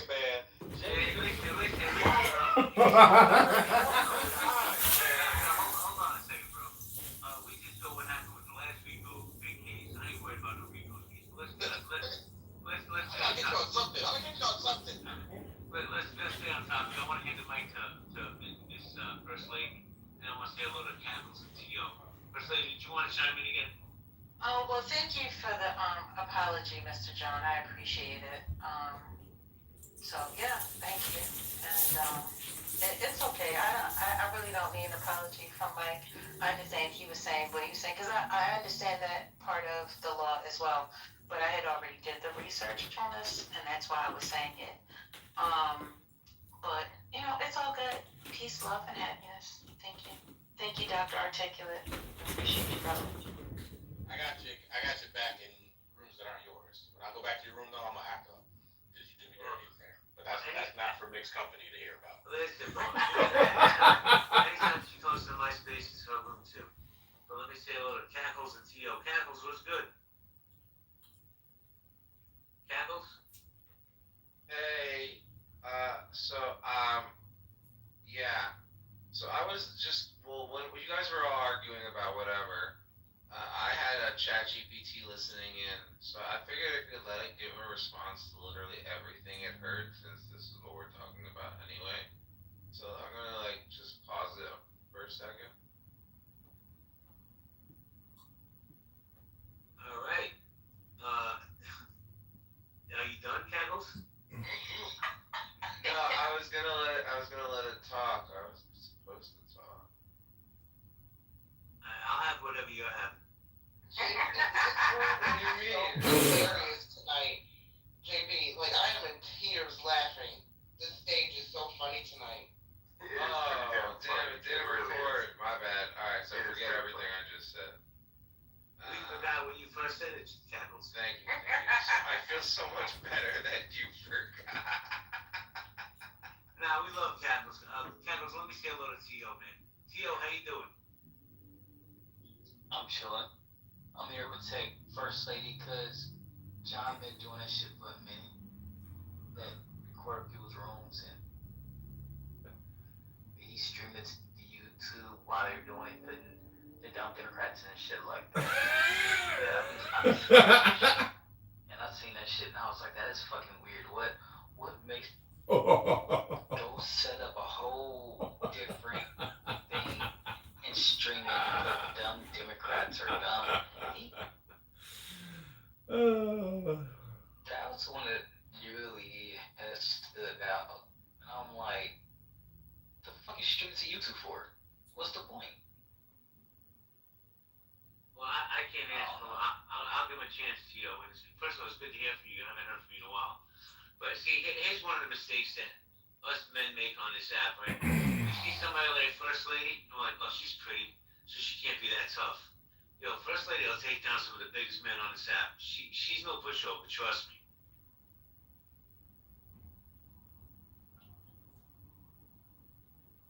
I mean, I just view all communication as being political. So if I'm a nobody nothing and I have to create some type of buzz to get some notice from the voters to defeat Darren LaHood, well, if I'm putting political connotation in the title of some live stream video, which is all just under my name, I mean, the point is, I question why people come here to have endless conversations with no goals or objectives. I know we're social creatures, but I'm also trying to help awaken and enlighten people as to the good news.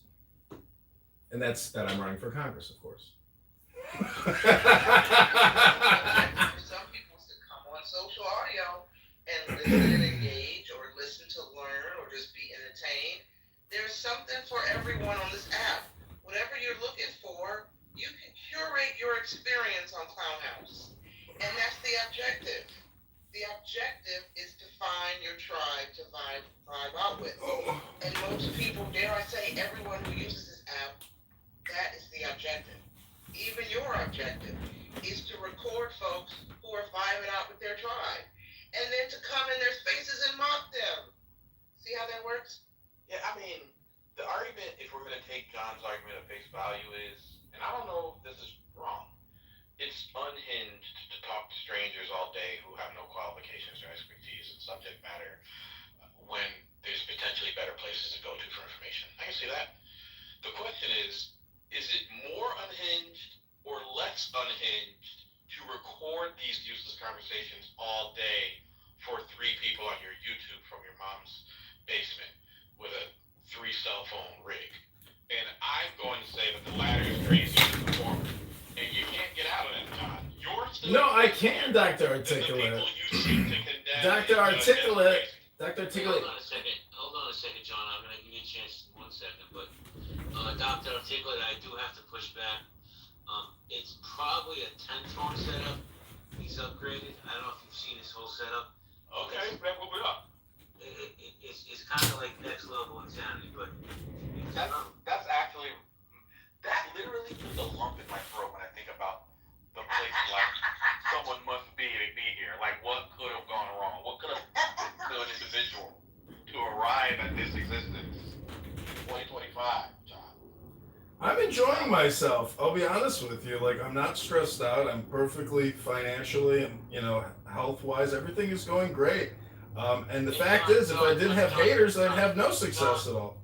John, how's the wife? How many phones do you have set up, John? Be honest. Look at my PTR. I just updated. I'm live streaming the room to 13 different YouTube accounts and X and Clubhouse. I mean, this is the thing is, everybody comes here for a conversation. I come here to record. That's because I'm a filmmaker. And not many people, a lot of people here like to think they're creative, but they're not actually capturing their creativity. Not only am I capturing my creativity, I'm capturing your creativity. Okay, I'm interested. That setup, hold on a second. That setup is definitely serial killer vibes. Just my opinion, no smoke. Yeah, Dr. Articulate. 100%. I never heard him make the filmmaker angle because now he's definitely potentially working into some type of litigious space where all of us are about to get a bag off John soon. I hope I I can give you a bag. I hope I get a bag so everybody can get a little piece of the bag. I like to share. Sharing is I'm caring. gonna ruin your life if you try to have any success off of parties with my Oh, like I'm worried about you, Dr. Articulate. Okay, Ipak Shakur. and your world. I've worked for several major studios, and I know this isn't how it goes. Well, make some introductions. Stop being a hater. Let me ask this question now. Because I know Mike will try to jump in also, but who's going to buy this content? Where's the audience for this content? He gets 2 or 3 viewers. Like, who's he selling? Warner Brothers buying this content? I'm just curious. The audience is Clown House. You're my #1 fans because they use me to sort through all this shit and to find out where to go. I'm the main node here, and you are just little nodes. Massive ego. You have I wanted to make one clarification, JP. Just again for accuracy's sake. The privacy aspect of the one-party, two-party consent does apply to what you were reading. What you were reading is a general fact, but it's more complicated than that. And if you read further into it, you'll see that the expectation of privacy is a major part. So if you're in a social media app and you're in a one-on-one conversation in a private setting on a social media app, that could certainly be treated as a phone call.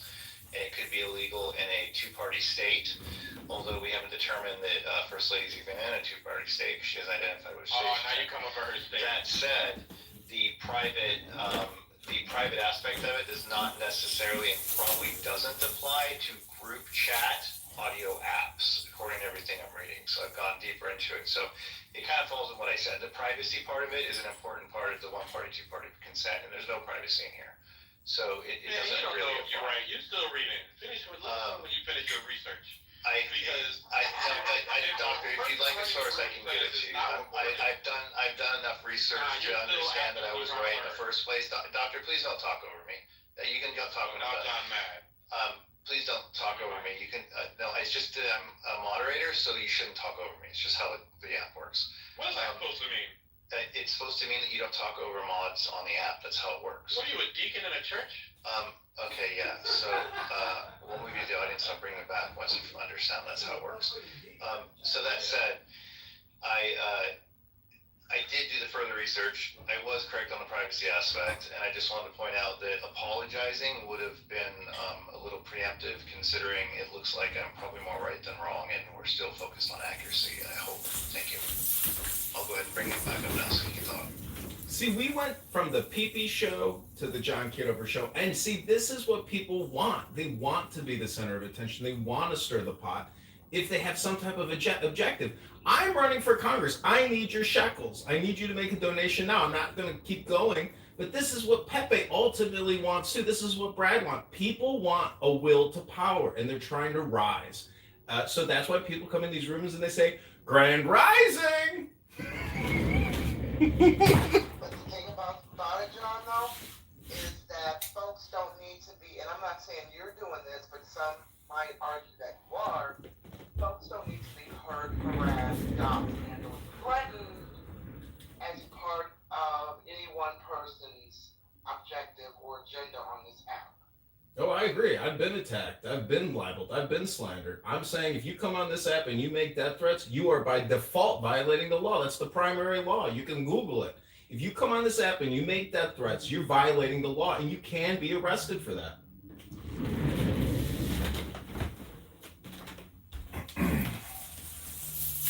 I'm just here to say it went from someone saying, oh, I'm right and you're wrong, to someone saying, well, I'm more right than I am wrong.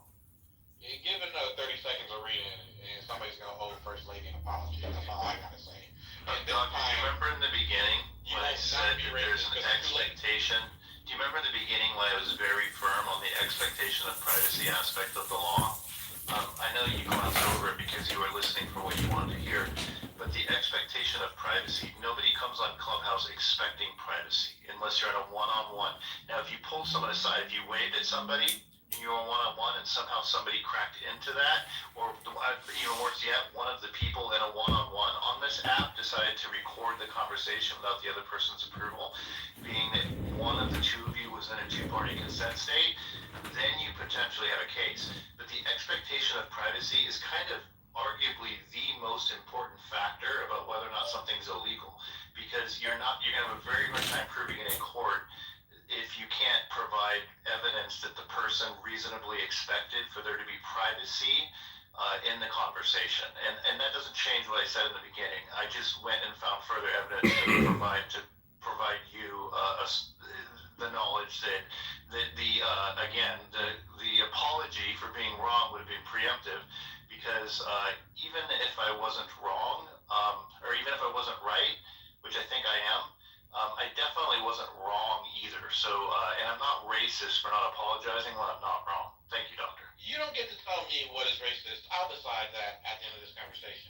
I think it's racist for black people to decide what racism is. I think it's racist that you have Hakeem Jeffries dressed up as Tupac. I think black people who say that they're the ones in charge of what racist means are totally racist. I always smell a racist, even when I don't know if I'm being fair. It always turns out that I'm fair. I always smell racist when I hear a black guy talk about racism and it has nothing to do with the conversation. Something about the way Mike is trying to cast himself as an authority while being clearly underread tells me he might be. It's something about how a black guy brings racism into a conversation about one-party, two-party consent that tells me that he's racist. It's something about that. I'll just joke about Mike being racist, and I bet you he'll reveal that he's racist. And it works every time with you types. I know you get what you're looking for, don't you, Doctor? Don't you get what you're looking for when you get it? I do. I smelled it on you, Mike. Hold on. What? And I'm asking sincerely. In your opinion, why do you think he's racist? Because I've been around Mike 5 years. He's far from a racist, but I want to know why you feel that. You know how even though sometimes you don't agree with First Lady, you still treat her like a princess because you think she's a beautiful woman deserving of fair treatment. Mike doesn't have that, and that was a red flag. The way he was addressing her was he don't see that she's fine. Why? You would have to be racist to not know First Lady's fine. JB knows she's fine. Anyway, That's solid logic there, Doctor. Thanks for that. That brings a lot of clarity to the issue. It turns out to be true. Doctor, hold on. Let me just say this. And I'm not doxing him because he's spoken out in public. I'm divorced, right? Mike is happily married for 25 plus years. So his view of what somebody's beautiful because he's happily married might be different than mine since I'm a cynical divorce guy. Yeah, but that just means you was getting it too good in life. That's why you ended up getting divorced. No, I'm kidding. That really wasn't why Mike was racist. Actually didn't know he was racist, but I have a feeling probably because, look at that picture. That guy can't be great. But What's funny, Doctor? I thought you were racist when you brought race into a conversation about one-party, two-party consent laws. So I thought that's when I knew you were racist. Well, I mean, you're one guy that confidently calls black people you don't know racist. See, that's projection. That's a good example of projection. If somebody else calls somebody a racist, they're usually the racist. You just want to call black people racist for what? Hold on. I can't. Referencing race? For acting racist when they do. Okay, Mike. Keep pinching your chin. We'll all think you're really smart. Just pinch that chin a little bit firmer. We'll all think you know things. Keep looking at If you have a witty comeback and a sarcastic, snappy rebuttal, we'll think you're really intelligent too, Doctor. You're doing a good job there. Well, here's the question about consent. If you come into a room that says that it's a part of a group that you must join, and the person that is Bill, the founder and creator of the room, says we're not recording, is that reasonable expectation of not being recorded? And are you certain that all courts would say no, you should expect to be recorded? I'm not sure that all courts would say anything consistent. Okay, courts are different. But I would like to have this conversation. I would definitely like to have this conversation after you get your law degree. So please, holler at me when that happens. Hey, can I jump? Yeah, let's go to Theo. Please. Next, Theo. The person, I'm just listening, booking my flight to New York and shit like that, and I'm listening to you guys. That is not the definition of racism. If someone says something is racist, you cannot turn around and say you're racist for calling something racist. I'm sorry, but that is the most. If you call Mike racist again, they're gonna call you racist, and then where are we gonna be? Let him land, bro. Yeah, Theo. I'm just speaking on that part alone. Means you're searching for something to throw what are you or what am I type of whatever how the saying goes. But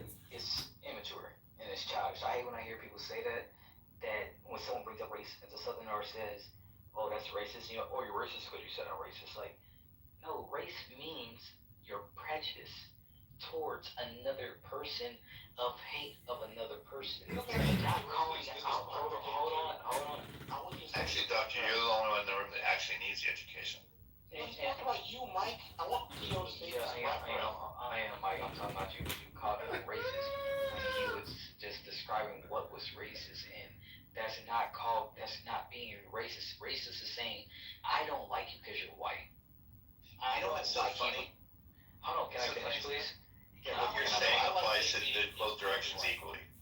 That's what's interesting about what you're saying. It literally applies to both directions. Only part I'm talking about is he called something being racist, and you called him racist for calling out something that he think is racist.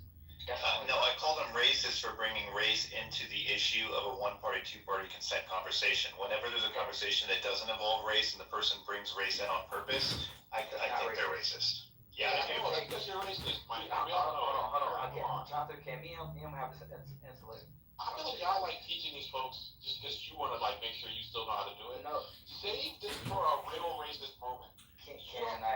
Wait, before you guys finish, I want to remind you what the room title is. It says, "Why are so many people mad?" Do you think maybe racial identity politics is why people are getting so angry all the time? Because this is all that people want to talk about? Hold on a second. Beware all white people. If you speak right now, you're going to be called racist. Hold on a second, guys. I want to let Tio have a chance. She hasn't spoken much. I want to get Tio a chance to land. Please don't come off mic. If you do, I'm just going to have to remove you. Go ahead, Tio. All right, but Mike, just to end it right here, because I can tell everybody want to speak. No, I'm sorry, but you are a smart person because you sound like you say you have a law degree and that takes a lot of dedication and stuff like that. But at the end of the day, that is a very ignorant comment to say if someone calls something racist that's not racist. You can believe what you want to believe because it sounds like you have your mind made up, but at the same time, you're drilling a hole in your head for no reason for calling something. I'm just a little confused. Hold on, Mike. Let me just. I need to be able to respond since he addressed me directly. I got you, bro. I promise. But I don't understand how somebody calling out somebody for bringing race into a conversation that had nothing to do with race is a racist. Somebody make that make sense. Go ahead, Mike. Yeah, and somebody make it make sense. Hang on, and somebody make it make sense that he branded me a racist with absolutely no reason to do so because I didn't identify First Lady as attractive according to his observation. But someone identify Tio. Please identify to me where was logical that he branded me a racist with no evidence before I ever said anything. Back to the real. Yeah, I didn't get that. I want to speak on that, so I forgot about that part. Yeah, I'll be quick. So, the first... I'd like to hear from Tio first, then Dr. Simon. Because it's a point of clarity, and then Tio can go. I don't need your clarity, Doctor. I'd like to hear from Tio, please. Thank you. I didn't call you racist the first time. I made a joke about it. Your reaction is what made you racist. David, to speak on what you said, yes, I think that's very idiotic for someone to say if they didn't like a different person with a certain color or whatever. It's just, I don't think she should try to because he said that he doesn't like that he doesn't think that she's cute. Now, if he would have said, I don't like her, she has a big nose and big ears and blah, blah, blah, looks like a watermelon eating person. And I'm like, hey, wait a minute, you're racist. But all he said was, I don't think she's attractive. So for you to call him racist for saying I didn't say she's not attractive. Okay, well, you didn't say that either. You know what I mean? I said she was wrong about what she was saying. I didn't say anything about her looks at all. This is why you didn't I said she was wrong. Afraid of my answer. I said she was wrong and I wasn't going to apologize because I wasn't proven wrong. He's taking a joke and trying to make you give a literal answer for it, so wipe out the context. Alright, hold on a second, guys. Alright, Doctor, I'm going to come back to that, I promise. You'll get all the space you want. Just give me, because we got some new speakers on stage I got to get to. Israel, how you doing tonight, Israel Wilson? I'm doing all right. I just want to commend you guys for, regardless of the disagreement, you guys are having a discourse. It's in a lot of these rooms that doesn't happen. People talk over each other and get disrespectful. So I just want to say that. Then I blame the mediator devil's advocate on a lot of sides. So first of all, the definition and registers of racism changed some years ago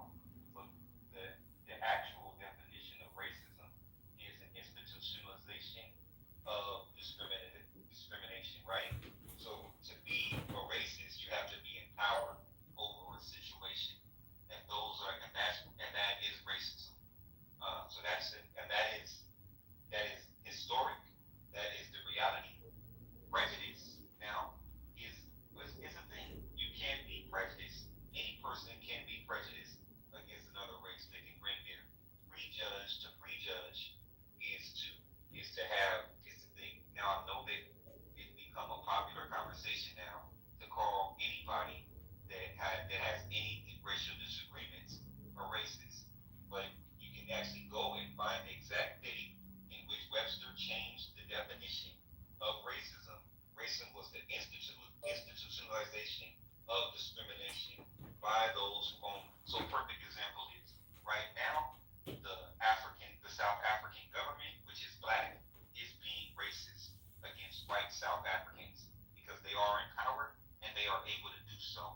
Otherwise, that's not racism. But That's not happening. I'd like to respond. What is going on, JB? Give me my mic time back. You are losing the conversation. Bring prejudice into different situations, and that is not. Sounds like it was the articulate Negus's turn, but I'd like to go after the articulate Negus if possible. Come on now. We're allowed to trade it to white supremacist live. I mean, I'm gonna look up the Webster definition because I think he lied about the Webster I just looked definition. it up. You already know, Mike Moon, but I already looked it up. Yeah, I think he lied on the Webster You already definition. know, but I looked it up. All right, guys, why do we have 6 people talking at the same time? We have Oh, one mic because policy. the, We need a fact check.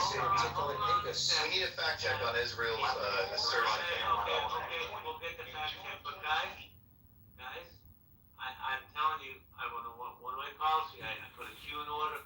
Everybody gets to speak, and then we're going to come back around. So I'm going to go to my friend, Dope, your piece, and then back to Israel. Again, my friend. That is very kind of you, JB. Yeah, that's very kind of you, My JB. friend is not even white.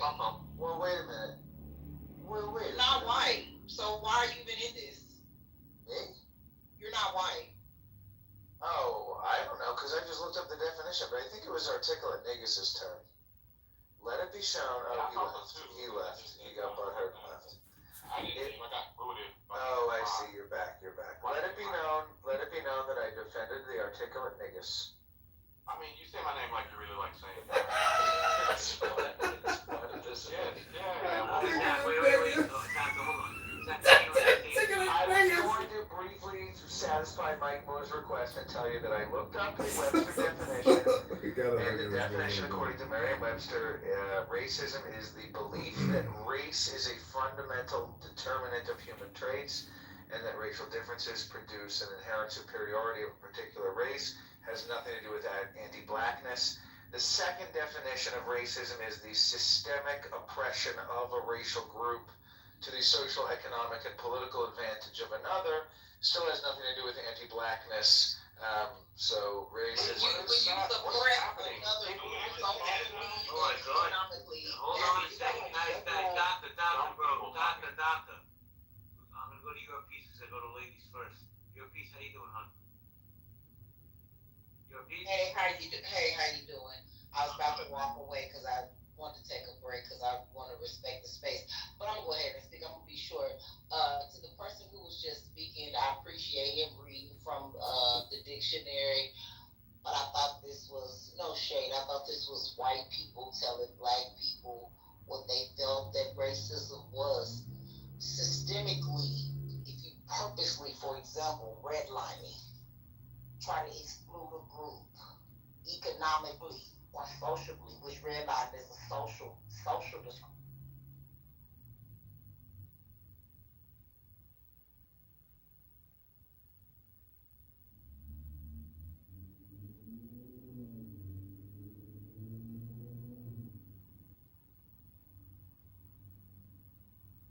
Okay, this is a campaign to elect John Kitover for Congress.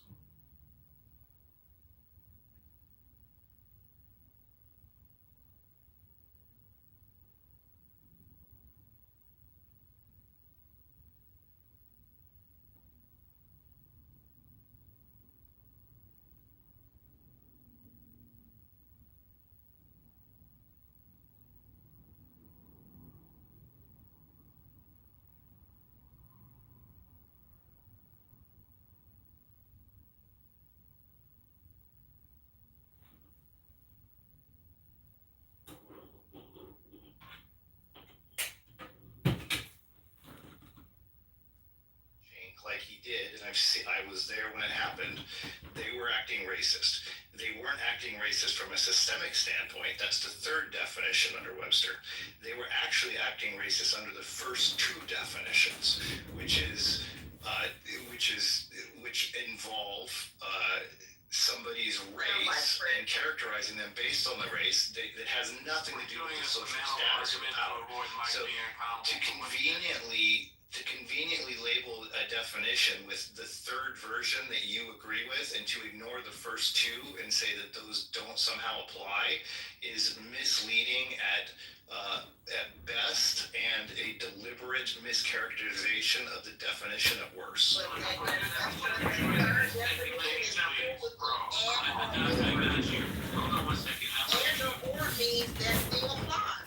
Earpiece, let me ask you a question, because I'm curious, you said it a few times. Doctor, bro, chill, bro, you got all night, I promise you. I don't have all night. I want to go to bed. I just want to talk to Mike real quick and then go to bed. I'm gonna go to bed too. You can talk to Mike in a second, bro. Give me a second, please. Thank you. Earpiece, why do you say that my friend is not white? He looks white to me in the picture. My friend is not white. He does not look white. And that could be me being prejudiced and misleading, but he does not look like a white man to me. What does he look like? He could be white passing, but he definitely looks like he is of Jewish descent. Okay. All right, thank you. Let me go to dope and then I'm going to Wow, dope. you did it fucking again, JB. I'm about to. Bro, let me tell you something. I'm about to leave this club. This is. All right, then have a nice night. That sounds like a racist interpretation of my friend. Well, I want to go to dope because dope's been on stage for about 45 minutes. Hasn't had a chance to say hello to anybody yet. What's up, dope? Hey, what's up, y'all? I'm just enjoying the conversation at this point. It seems like we're talking about who can be racist or not, so it's just a classic, another edition of racism debates on Clubhouse. I'm here for it. Everybody else, someone could go. I'm not hogging the mic. Thank you. I want to go back to Israel because Israel let me get a chance to land. Israel? Yeah, so I just want to say that the definitions can change over time, and that there have been changes to the definition. But if we go back to so let me frame this like this. I'm a political scientist. My years of study focused on race, mostly around Nazism and things like that. My professor was Stephen Eric Garner. He was a survivor of the Holocaust, and I had a lot of time to spend. And when you write papers on history, you have to use first-person sources and you have to use direct statements. His title is Chief Quack in Charge. No, I'll be nice. Let me give you his real title. He is Florida's Surgeon General, okay? And he was appointed by DeSantis. So he said that it's slippery. And then he goes, and listen to this quote, every last one of them is wrong and drips with disdain and slavery. That makes no sense. If I was standing next to him right there at that podium, I just would have slapped the shit out of him. It's like, what the fuck are you talking about? Can you say that line again? And droops with what? Okay. Every last one of them is wrong and drips with disdain and slavery. That's a quote. That is crazy. So it also says he altered data in a 2022 study about COVID vaccines in an attempt to exaggerate the risk to young men who received them. See what I'm saying about this? This Negro should be in jail. And he up here talking about we need to get rid of vaccines. And he's altered data in a study to make it lean more toward being a risk to young men. That's Satan right there, right? He said, and he also has been accused of peddling scientific nonsense. He says another quote, people have the right to make their own decisions. Who am I, as a government or anyone else, to tell you what you should put in your body? Our body is a gift from God. What you put in your body is because of your because of your relationship with your body and your God. Okay, let me see if I can fix something. Can I hold on?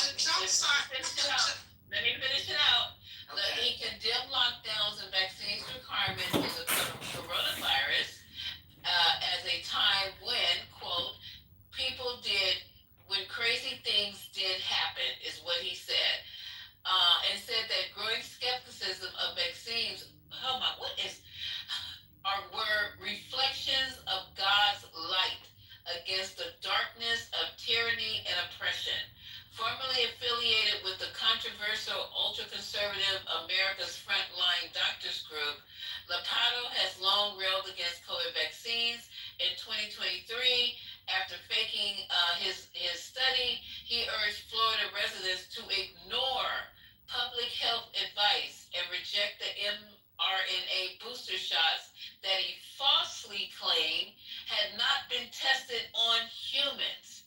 Several of his other positions on public health issues, such as promoting the removal of fluoride from drinking water and urging parents to reject measles vaccines for their children, have been called dangerous and a disservice to Florida residents. Let me see if that's the end of it because the paywall came out. The amount of fluoride in the water, though, it wouldn't cause that much effect.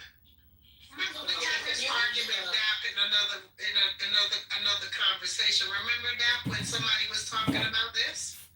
No, I don't remember. Refresh my memory. I'm being serious. Yeah, no, we were talking about this because remember somebody was saying, "Oh, fluoride causes people to be sick and blah blah blah," and we were saying the amount of fluoride that's actually in water is not that much that it would cause people to do this because fluoride's been in water for like 50 years, and it doesn't cause that much. It actually helps. It actually, right. In fact, the reason why we don't have problems with our teeth now is because we have fluoride. And if you look at Europeans, and because they don't have fluoride, they have terrible teeth. Have you ever seen their terrible teeth? Yeah. I'm sorry? I said, have you ever seen their teeth? Yeah, they're awful. They're absolutely disgusting. Yes. Period. Yeah.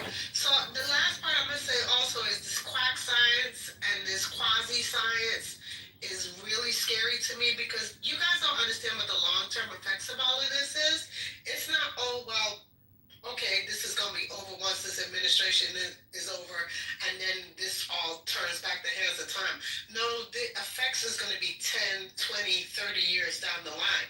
And then the people that you have to now put back in place to try to refix all of this, and now the people who you have to now reset their minds, and the young people now who have been convinced of all this quasi nonsense, they are now going to spew this crap to the next generation of children of this nonsense because now people do no longer believe in data and science and facts because all they believe in is X and bullshit and alternative facts. I'm tired of this. Can I also throw in the side discussion about COVID, but to be clear, he was promoting ivermectin and what was the other one during the COVID breakout? So, yeah. Ivermectin, isn't that the horse pill? Oh, another thing, Florida doesn't have fluoride in their water. It's far Florida all the way to me, but that's my business. That's just the way I feel. Look it up, y'all. They don't have fluoride in their water. Yeah, he was promoting hydroxychloroquine. Yes. And ivermectin, and refused to wear a mask when meeting with a state senator in Florida who is undergoing radiation treatment. Like, that's how disgusting these people are. That is disgusting. He's very disgusting. And the guy who invented the smallpox vaccine in 1796, his name was Edward Jenner. He's rolling rotisserie style in his grave right now. It's just 100%. Now, this is wrong. You don't have to, mandating vaccines is because you're trying to save people's lives. And if I give you guys the numbers here, it says routine childhood vaccinations have prevented about 508 million cases of illnesses, 32 million hospitalizations, 1.3 million deaths among children born between 1994 and 2023, according to what now? The Center of Disease Control and Prevention published last year. And you guys can start forgetting about getting these stats put out by the CDC, because now that the bear hugger is in charge of it, you're not going to be able to see these stats that we rely on in the medical field. It's estimated that the vaccine program nationally resulted in direct savings of $540 billion and societal savings of $2.7 trillion. If you dare put out stats that show negative numbers, like, oh, we're not doing well, you'll be fired, as we saw with the jobs numbers. Yeah. It's right. It's the sad thing, like not having these mandates is going to lower herd immunity, and some of these vaccines are combo vaccines, and these people don't realize that, like, you know, they're screwing themselves in addition to screwing other people. Like, they're going to hear what it sounds like for their child to be racked with coughs from whooping cough. Like, that is not a sound you want to hear, and that's going to be a sound that they hear because our herd immunity is going to go down on things like that. Well, when you fire the entire 17 man board, when I say man, I'm not talking about men, but the 17-person board of advisors, people who are actual scientists in their field and experts in immunology. All 17 were fired by RFK. Because they bear a relationship with your body. Right? This is what's going to happen. And all these people were the ones who literally made the decisions on the actual vaccine schedules on a yearly and annual, not yearly, but also on a how the cycles worked. So we're not going to see this anymore. We're also not going to see the data that CDC used to put out publicly on how vaccines were working. They used to actually publish all these leaflets on how things were looking. They would publish all, like, go get your influenza shots. They were literally putting out now that you could go get the shot to prevent you from getting I know what I'm trying to say.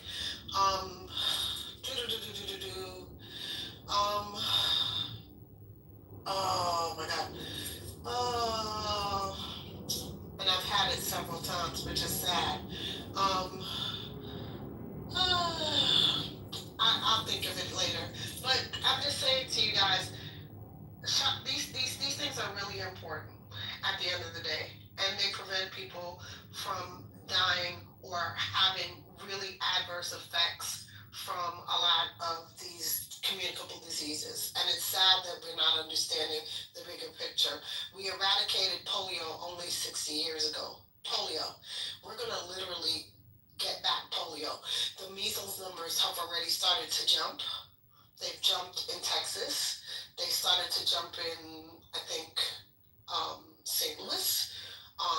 We're going to start to see literally childhood diseases that were almost eradicated literally are starting to make their way back. Y'all, we get ready to catch up. A question I have is, so how do you combat this? How does the opposition reverse this or go against what's happening? Vote these sons of bitches out. Like, I don't live in Florida, but the problem with it is that these people travel. Now, if you're that confused where you won't have your child vaccinated because you think it's voodoo science, and all these people have been fine all up until now. Okay, like I said before, in 1796, the smallpox vaccine was credited to Edward Jenner. So all this time and all these people that have been vaccinated over all this time, all of a sudden vaccines are the devil are slavery. So if you're not going to give people a mandate to have their children vaccinated, and you and your wacky crew and your wacky clan is traveling all over, they bringing that shit to all the rest of us in other states. We should ban people. You know what? New York and California, you need to have your complete and up-to-date vaccination card before you fly or travel to the state. Just like they check you at the airport, put your fucking vaccination card on here. Like didn't they do that with COVID, you guys? Didn't you get your COVID card to fly? Am I right or wrong? I don't remember. I didn't fly. Yeah, you did. So what? How do we? So you said, how do we combat that? Actually, that's a good question, and I'm gonna do some research because we actually had a measles outbreak here in Minnesota in the Somali community. Like, the community is very like tight knit, and somebody who was anti-vax got into the community, and so it spread in the community. But you know, the numbers went down later. I think it might just be time, you know, and seeing people, you know, devastated by sickness. I think that's the only thing that's gonna, you know, turn it around. People have to die first. Yeah, I think so. Unfortunately. Yeah, this is hell. This is literally hell. People have died already though. When we're talking about COVID, that didn't sway them. So you're right, because a lot of people said, "I'm not kidding. I'm never going to the hospital," and they see they're intubated, begging for their lives. Please save me, please. Whatever you do, don't let me die. Okay. Yeah, but a lot of them, when they found out Trump's ass got a vaccine, they went and they did it too after they found out he did it. So there's some background which may help the discussion. When you're talking about anti-vax parents or anti-vaccine parents, there are a couple of phases in the child's life where they tend to break down. So if they don't initially start getting the vaccines, initiation of school is a big one. That one is going to be eliminated because let's presume we're in Florida. That's going to be eliminated because of the state guidelines, unless they go to a private kindergarten. We'll talk about that in a second. The other point where they start to get a few vaccines is actually high school. That one's state mandated as well, so that one may go away. So the last line of defense in terms of vaccination. Yeah, that should be middle school and not high school. No, actually high school. What vaccines are the kids and get any vaccines in high school? We're talking Tdap. So tetanus, diphtheria, pertussis. Those are. So you're talking about boosters because they already had those. Yeah, but there's a second set. Well, so there's a second set. It's not that they were never. Yeah, I'm talking about if they never got their primary series. Okay. So, like, there are some people who say, you know, religious exemption, and then up until high school, to either increase high school choices or for whatever state regulations, then they'll kind of break down there. But that's not the biggest one I was trying to get to because this Florida issue will impact that one as well. The biggest one I was trying to get to is actually colleges. Private colleges can mandate whatever kind of vaccines, you know, period. They have more freedom to have a mandate that goes far and above a state mandate. So the fascinating thing will be is whether Florida colleges, the Florida private colleges follow this. And then if the kids want to go to the college outside of state, then they're going to have to get vaccinated. I doubt the private colleges are going to go that direction that aren't on the red ones. The red ones. No, a number of private colleges do not want meningitis. Federal funding if you force people to get. Thank you.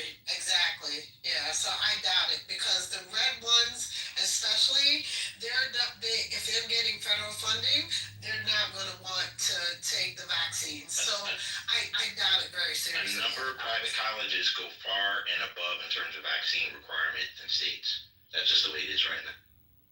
They may not have been challenged on it. They may not have been challenged on it, but they go far and above what states mandate in terms of vaccines. I just don't see it, to be honest with you. I just don't. I know in some of the colleges, tetanus shots and things like that are required because people are living in close quarters, especially living in dormitories. But I just don't see it. I think my issue, though, is not whether it's public or private, right? Because let's say, University of Miami, it sounds public because it says Miami, but it's actually private. That's a private school. They can do whatever they want. But there's Florida State is a public school. University of Florida is a public school. Like University of Miami as a private school can do all the things that we love them to do and protect people. But if Florida State and the University of Florida are held to those guidelines or standards, then it's like for naught. Like everybody's still susceptible, right? I just did a research. A lot of these private colleges ain't playing that shit. They don't give a fuck. They're doing the state. They're not playing that shit. I'm reading it right now. That's what I'm saying. Yeah, private colleges don't play that shit. What it is to me is like I'm doing what I'm supposed to do, like the right thing, quote unquote. And if you're not, then you're affecting me. I think that's what I'm saying. Child, my daughter goes to a private school right now, private college, and they not playing that shit. Let me tell you something. There was I think it was something that she didn't get. That was her second booster. Them motherfuckers told her she can't come to class until it's done. Right. And they had ran out of it in Philly at the time. So we had to go to New York to go get it done. This is why I want to cut Florida off, exile them or whatever. I know it's mean, but like, because what's going to happen is if they pass this as that state, they can still travel, they can still fly, they can still come to where I am, and we can do all the safety precautions, injections, and whatever we want to do to make sure our people are good. But if they're coming here, it's just gonna fuck us. It's gonna fuck us up, My problem with them, Ron, is this: they're always trying to tell everybody what they shouldn't be doing, right? But they're always the first in line to be getting it. Because I do remember when the COVID vaccine came out, all the Republicans in Congress, to include the entire Trump family, put themselves first in line to get the COVID vaccine. Yeah. Let me be really clear. Okay, and then they went and told the entire country that the vaccine ain't shit. But Democrats said they weren't going to get it because it went so fast. There's an actual quote where Kamala Harris said she's not getting it if it went through that fast. So like, it's not only Republicans. Democrats said the same damn thing. So I think this is where a lot of the pushback on vaccines. Well, I mean, there's always been an anti-vaxxer wing of the Republican Party. Let me just be honest with that. But I think it gained a lot of traction because people started challenging the rollouts from the COVID-19 pandemic and then questioning everything because the Democrats fucked that up in the entire country, right? So I will say that some of it is like a fuck you to the CDC and mindset. But I also don't think, like most moderate Republicans, like this is an extremist viewpoint amongst Republicans. Like 90% of Republicans are vaccinated. They have all the legacy vaccines. Like Ron DeSantis' term is over in 12 months, a year. Like he's not going to be around very much longer. And it really depends on who's going to be next in the state of Florida because, I mean, he did crush it in 2022. He got 60% of the vote of the state. But I don't think the next Republican will continue this up. What? Yeah. If the people in his state agree and like the change, why wouldn't the next person come in and decide to change it? That would be suicide. That would be political suicide. Well, he's trying to make his wife in the seat, so there we go. Yeah, they're back there clapping and cheering and whatever. So obviously Florida thinks it's a good idea. So I have to ask people now, put on your goddamn Florida t-shirt so I know where y'all coming from. I know one thing. Population. You really think the older population was out there cheering them on? And a lot of them I don't know who was cheering them. I just heard when Spirit played it, they had whoever. I didn't look at that, but there were people, probably the people that work in the government because they want to keep their job. I don't know, but they were back there cheering and that's for damn sure. The insurance companies are about to turn Florida every which way but loose. So I don't know if everybody's gonna be down for it after they experience these insurance hikes. If you know anything about Florida car or home insurance, is already crazy. What they about to do to these people for health insurance? Most of them have lost their flood insurance. They don't even have it anymore because they pulled out on the flood insurance and they've jacked the car insurance because some of the car insurance premiums they pulled out of. So I mean, right now, let me ask you this: if people's insurance go up, like maybe even $50 to $100, are they going to be able to tie it back to Trump and these policies? Because I don't trust that they're smart enough to know that that's the reason why their policies went up. I think yes, because they know what I mean. These people ain't stupid. They know they're like they I mean they're stupid. They're stupid in the way of like certain things, but they're smart in the way of knowing. Okay, when this person came in, I was able to get this, and then when they left, I wasn't able to get this. I don't know that I believe that. I feel like they know. And you know what they're gonna say? Democrats.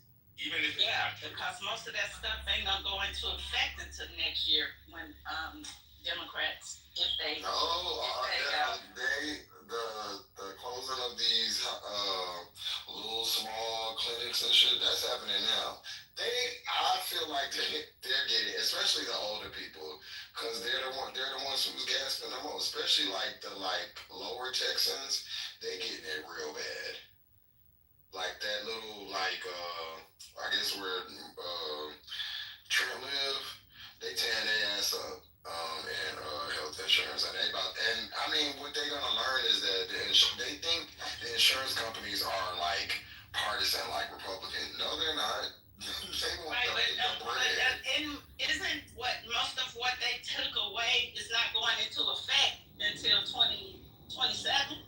Is it 2027? Some of it, but a lot of the stuff is preemptive. So like the funding, the hospitals and the clinics, they already know. And so they've already started making the announcements. Hey, we'll be closing at such and such day. They know, they already have their budget system planned out. So no, I mean a lot of the stuff will kick in. I hear you. That's gonna be some that are affected now with the hospitals, but then on top of that, it's gonna come whatever they voted on in 2027. And if Democrats are in charge at that point, they're going to blame the Democrats. I'll say this, I can't say who they'll vote for, but as many people as I deal with, they know, they understand. Now they may still vote against their own best interests, but they know. They really know now because even in like, so he changed a portion of the Healthcare Act, like a little portion, and it has to be stated. So it's like and it says that it changed from the Biden administration to the Trump administration. That wasn't really never there before. So they know. Now I don't know what they're gonna do at the polls, but when it comes to healthcare, they know. And healthcare has made sure they've been very blunt kind of with them about it. I've been actually surprised at the language that they use with the people. They let them know this is what's coming down the pipeline, and so get ready. Okay, so I'm sure, let's wait for a couple of more days or whatever, because the seniors, isn't Florida the capital of old people? They're going to come out and say this is fucking ridiculous because they're going to be put at risk. Not only are the children, but the elderly are going to be put at risk, and it's ridiculous. And there's another part of this article. Florida. Oh Lord, this is crazy. So David Jolly, a former Republican congressman who is running as a Democrat to succeed DeSantis as governor, when he's out in 2027, posted on X that he believed that Lopato's tenure could be limited. And he said the next governor gets to fire this guy. I know I would. And then he goes, listen to this. And I know he must be high right now. Hopefully Byron Donalds or Paul Renner would do the same, he wrote, referring to two high-profile Florida Republicans who announced their candidates. Well, first of all, Byron is not going to get elected, but he would never throw this out. Never. Okay? He's a bootlicking, butt crack sucking Trumper. And then he said that Florida's undertakers will now need to plan for a future by increasing their stock in small coffins. Well, he really went out there and said it. John Moore, this is coming from John Moore, a professor of microbiology and immunology at Cornell Medical Center in New York, my favorite hospital. So they're people who know what they're talking about, like somebody who is a professor in microbiology and immunology, the courses that a lot of us either didn't take or failed, who are in there typing about, I want to live, I need my rights, I want to live. Y'all need to go back. Y'all need to go back and do some studying. I ain't even research, just study. Lisa, can I mention something also, just to add a broader context? This guy was Surgeon General in Florida. He was handpicked and fast-tracked by Governor DeSantis because of an editorial that he wrote in the Wall Street Journal about COVID protocols, even though he's not an infectious disease doctor. He was also not recommended by the UCLA College of Medicine, by his supervisor, because of stuff that went against the Hippocratic Oath. But DeSantis had to find somebody preferably with a Harvard degree. We can't take that away from him. He was a successful man and did, went to Harvard fucking medical school. But DeSantis shot for somebody who had these type of beliefs to be able to install him as Surgeon General in Florida and put him on a fast track, not the normal approval system that it would take to get a Surgeon General confirmed in Florida. So that should tell you a lot about who this person is. So Political. So Lisa, I was gonna say real quick, I do agree with your statement about like the seniors and basically people coming out and be like, this is ridiculous. But I think there's two clear lines here, right? Like with the COVID situation, ivermectin, that's a very different argument that Republicans are making. They basically want the route, you can't trust this vaccine, it hasn't been tested, yada yada. That argument does not stand with hepatitis B, meningitis, etc. Because most Republicans, number one, already have those vaccines, right? So if you're trying to sell that to a Republican audience that knows that's not true, it's gonna blow up in your face, right? It's not the same argument. They're it's a personal freedom and personal choice argument, even because you can still get it, right? Parents can still vaccinate their kids. However, they don't want the state to mandate it. So that's the argument they're going with in this new situation, trying to get rid of vaccine mandates, but it's very different from the argument that was made with COVID. So COVID wasn't You guys are going to end up in mass, okay? COVID wasn't. You always got an excuse for the Republicans. Sarah's not even a Republican like that, though. Oh, he said Yes, she is. on humans. Huh? They said that COVID was never tested on humans. That's what this guy did. COVID? I'm sorry. COVID-19? I'm sorry. The COVID vaccine was never tested on humans. Where do you get that from? Yeah. This is the Pato. This is the guy who's up here telling you that they're not going to no longer mandate. This guy is weird. Let me do some research on him while I'm talking, because Scotty did some, obviously, but this guy's a wackadoodle. I don't care if he went to Harvard. My little brother John went to Harvard, and he's a fucking idiot. He's crazy as fuck. He's Harvard doing a sabbatical. Lisa, you mentioned someone that, I want to go research because you said he's your favorite doctor. And he was an immunology, that thing. I would love to, because I'm interested. No, my favorite doctor is a neuroscientist. He's a neurosurgeon. And COVID wasn't tested on humans. They got the clinical trials. What's going on here? I'm telling It's you. just for human and Wuhan. We know that. No, stop. Those trials were carved for humans. Stop. Right now. Ben Carson was a brain surgeon too, and he also became a director of HUD. Y'all gotta stop. This is the point. People can be smart and wackadoodles. And Ben Carson And Steve Bannon. Complete wackadoodle. Right, exactly. So Joe Advocate, go ahead. I know you keep coming off your mic, and then we have Shia up on the stage, some new voices, and then Ron, did you get a chance to speak, or you did already? No, I spoke a couple times. Thank you. You can speak whenever you want to, Ron. Okay, so Joe Advocate, go ahead and say what you got to say. No, you can't, right? Hey, leave me alone. I really very much want to hear what Ron's got to say. What? Just kidding. That's just a joke. No, I just think that's that's a bad idea in Florida. I mean, we see measles in the Somalian community in Minneapolis, Minnesota, that losing children,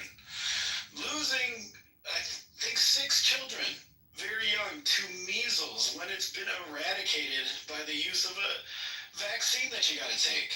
That also, I mean, tetanus. You can't do.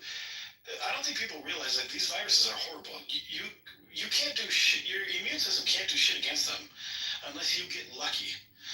Like your immune system happens to be strong enough to win the day. Vaccines are always a better option. It is a weakened or dead version of that virus that trains your immune system. So for someone to say like, it always immediately gets changed into, I obviously don't know what vaccines are.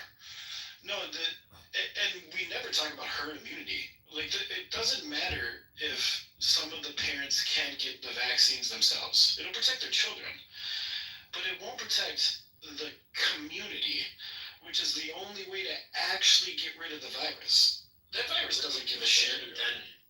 Yeah, that virus doesn't give a shit if it can't get everybody. It just wants to survive. And you could, like, the Republicans care, so much about fetuses. They should be pro-measles vaccine because measles can cause miscarriages. Like, measles is really, really bad. It's Like, nasty. you could have measles. You can leave a room, and up to 2 hours later, somebody could come in that room, take a breath, and have measles. Like, it's that contagious. You know, Michael, they love fetuses. They just don't love them after they become actual children. I know, that's what I'm saying. They should try to protect the fetus. They love them as That part, keychains and Michael. forever That part. keychains. Exactly. That's your fetus, your problem. Oh, shit. My fetus ain't got I had 5 children, and they are all, listen, don't play with me today. Hey, Dr. Copeland, I see in the audience there. I don't know if you want to come up with your I'm not playing with you today. Okay, somebody said something about measles, and you can walk into a room and do what before the phone broke out? What did you say? It can linger in a room for up to 2 hours. So somebody could have measles, leave a room, someone else could walk in, and if you're not vaccinated, you take a breath, and you probably wouldn't have measles if you're not vaccinated. Linger in the air for 2 hours, or linger on cavities and surfaces? In the air. That's crazy. These are blankets, y'all. Do you guys remember the blankets that were put around the Indian shoulders? I'm sorry, I apologize. You're right, small ones, thank you. But Dr. Copeland can come up. I can't. Yeah, I love Dr. Copeland. But let me tell you. I love Dr. Copeland. There would be no reason to have the vaccinations. I mean, people died. That it was death. That's the reason why they created these vaccines. It wasn't because they didn't have shit else to do and they wanted to have a party and a good time. These were created for a reason. All these measles, chickenpox. Let's go back and go down the list here. I forgot the list already. Y'all They actually created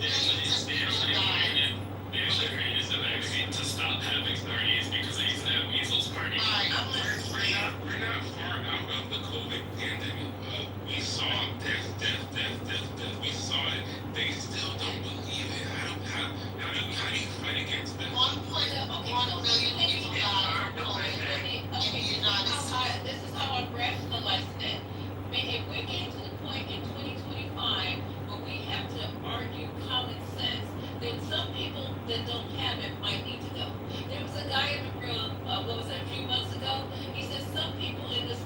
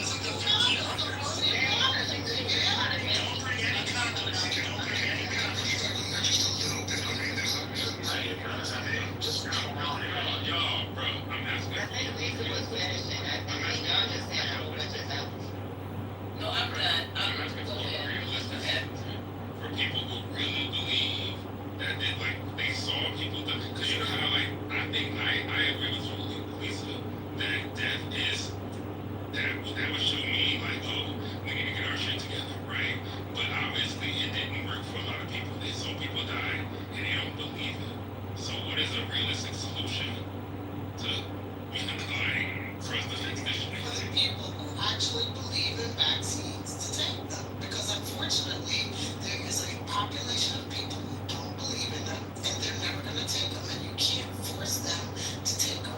And you're not going to be able to convince the federal government and this administration and the people in certain parts of the administration and certain states that are creating these crazy blood mandates to reverse the situation, unfortunately, because right now, this is a state of America. This is where we're at.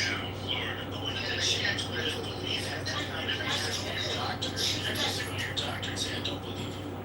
Right. But you when did that change? This is from this changed. There's an active effort right now to misinform people. Like we also have social media. We also have social media. We have the internet. These things we didn't have before. But I'll tell you this, to answer that question, and Dr. Copeland and I talk about this all the time, and he scares the shit out of me with some of this shit. There are things on the horizon. There are things that exist right now that will make a believer out of all of us. I hope so, but I hope I No, you don't hope. I think none of this. No, unfortunately, he is and he can speak for himself because he's here on the speak. I think he's here, but there's some things that we're probably more than likely going to encounter. That are somewhat inevitable. I mean, hopefully that God forbid that happens. But I'm saying that they won't have a choice but to acknowledge because the effect that it's going to have and how quickly it's going to happen, it will be undeniable. I mean, they're change and how the ice is melting. They're like diseases that have been under the ice that are being rapidly.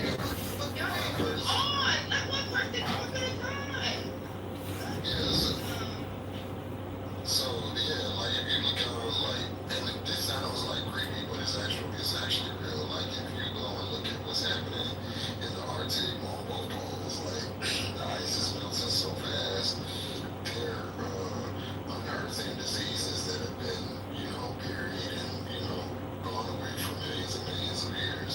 So that come out with this stupid shit that we playing, we're definitely gonna encounter some stuff. I just hope that my parents aren't, here to do it.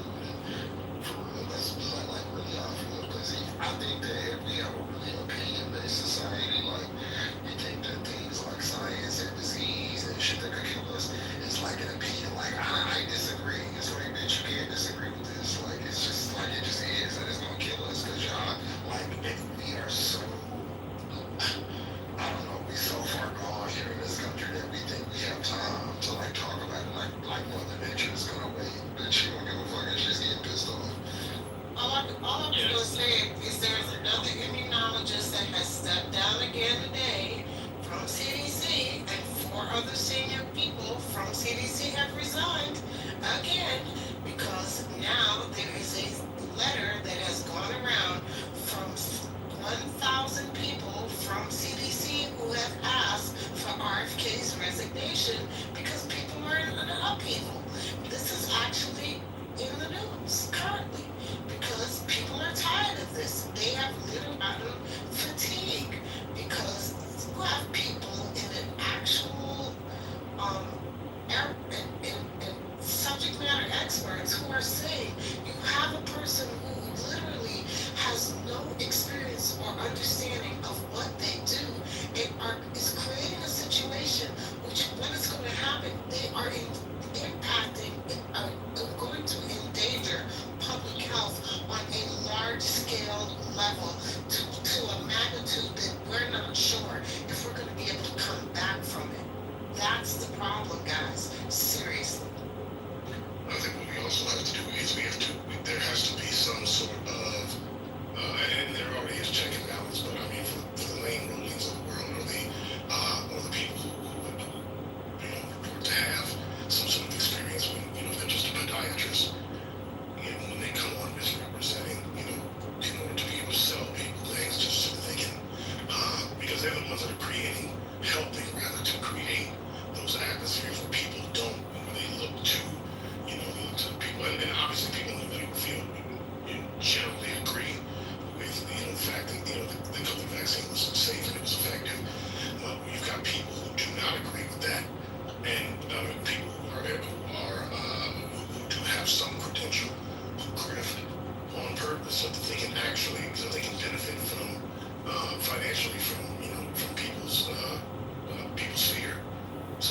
there has to be some measure of control there too. I mean, obviously, people can say what they want. I mean, That's what people can say whatever they want, and it doesn't even. We got the guy from Genuine that keeps coming here, thinking that he knows everything about microbiology and That's wonderful. and we got the truck driver. What y'all know who I'm talking about? The truck driver who screams to his mic, who can tell you everything you need to know about immunization and vaccines. Okay, so let me finish off the article. I never finished it out. If you guys want to go read it, I'm on a desktop. I'm on my Apple desktop, so I can't be putting links in this chat. But let me finish this out. If you guys just got in here, and I don't know if you're aware of this person, his name is, I hope I'm not saying it correctly, his name is Ladapo, Ladapo. He is he's Florida Surgeon General. He was handpicked, from what I'm understanding from Spirit, by Ron DeSantis because of his views. He was handpicked. He supposedly graduated from Harvard. I went to start researching him, but I haven't had the time because we've been arguing. And the last part of this article, I'm going to lap on one. Hold on, you guys, just let me finish this article, and then we can talk because I need to get it off of my screen. In his announcement that he contributes vaccines to slavery, right? And in his announcement at a press conference, I'm gonna go back a little bit and read for the people who just got in here. In Tampa, that was hosted by the Satan, Ladapo said that every state vaccine requirement would be repealed and that he expects the move would receive the blessings of God. Quote again, every last one of them is wrong and drips with the same in slavery, said Ladapo, who altered data in a study in 2022 about COVID in an attempt to exaggerate the risk to young men who received one. He goes on to say, people have the right to make their own decisions. Who am I, as a government or anyone else, to tell you what you should put in your body? Our body is a gift from God. What you put in your body is because of your relationship with your body and with your God. Ladapo condemned lockdowns and vaccination requirements during the coronavirus pandemic as a time when, quote, crazy things did happen, and said that the growing skepticism of vaccines reflections of God's light against the darkness of tyranny and oppression. Formerly affiliated with the controversial ultra-conservative American Frontline Doctors Group, he has long railed against COVID vaccines, of course. In 2023, he urged Florida residents to ignore public health advice and reject the mRNA booster shots that he falsely claimed had not been tested on humans. Several of his other positions on public health issues, such as promoting the removal of fluoride from drinking water and urging parents to reject measles vaccines for their children, have been called dangerous and a disservice to Florida residents. I'm almost done with the article. His slavery comment, made with DeSantis at his side, was notable. The governor drew allegations of racism in 2023 when the state introduced a new education curriculum teaching that the full truth of America's history with slavery is that it was beneficial to y'all slaves. Florida's Department of Health currently has strict requirements for immunizations that must be given during childhood, which are posted to its website. With few exceptions, no child can be enrolled in a Florida public school unless they received a series of shots against a number of diseases. I told you about the routine childhood vaccinations will have prevented 508 million cases of illnesses, 32 million hospitalizations,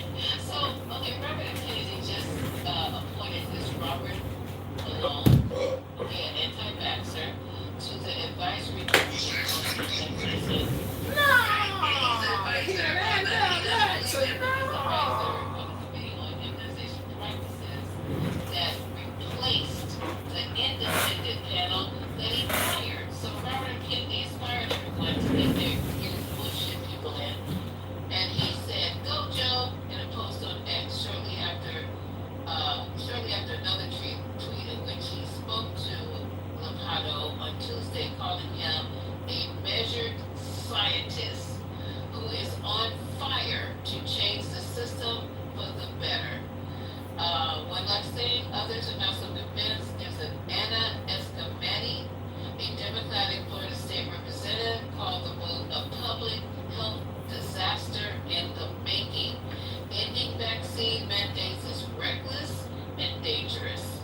It will drive down immunization rates and open the door to outbreaks of preventable diseases, putting children, seniors, and vulnerable Floridians at risk, she said in a statement. Let me see. Let me go down some more. Let's see. Okay, Florida's undertakers, I told you about this. This is coming from a professor of microbiology. He says Florida undertakers will now need to plan for the future by increasing their stock of small coffins, said John Moore, a professor of microbiology and immunology at Cornell Medicine in New York. Moore said that all the vaccines preventable infections will increase within the school settings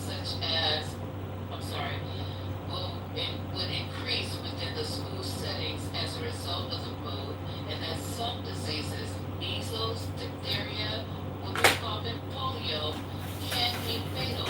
Rubella, transmitted from infected children to pregnant women, is another area of concern. Go down some more. I'm skipping down.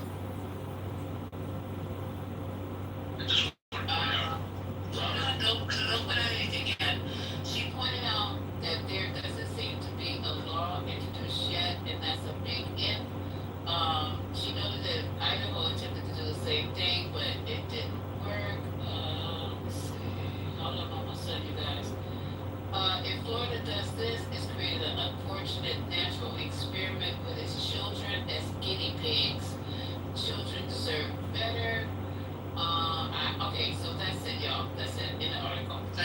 So I was just going to point out that Robert Malone, even though he's been appointed to the immunization advisory, and he's never even finished residency. Is that the guy? Yeah, that's the guy. He's a big. So he graduated from medical school and then he went and sit down. He went to go work at Jimmy. Is that what happened? So he's a physician. He worked on early mRNA research back in the 80s and 90s. He claims to have invented it, but he did not. So so he came into prominence during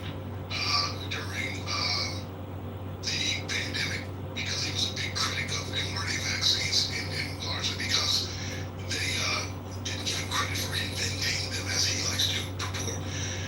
But he was a pretty major figure in the anti-vax and the vaccine hesitant communities. Anything like that?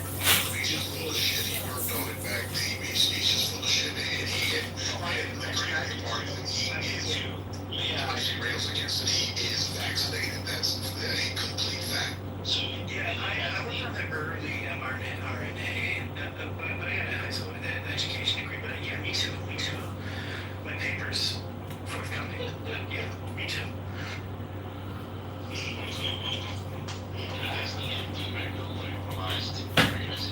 What about the other doctor that he appointed to that she finished?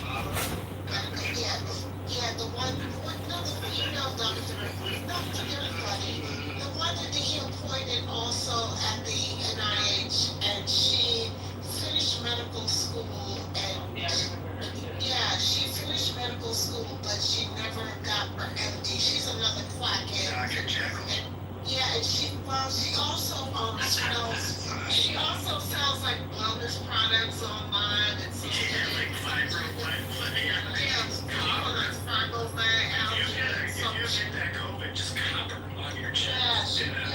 Counterclockwise though, not clockwise, counterclockwise. Wellness quackhead. Yeah, like he has all these weird ass people. Like you're a harvest monkey. Yeah, but he touts is that she graduated from medical school too. Yeah, like Dr. Drea said, he actually harassed the woman who actually did. Right. Wasn't it Malone that was the one saying that we were gonna if we got the vaccine, we were gonna grow tails of the company? Yes, we're gonna morph into dragons. I know.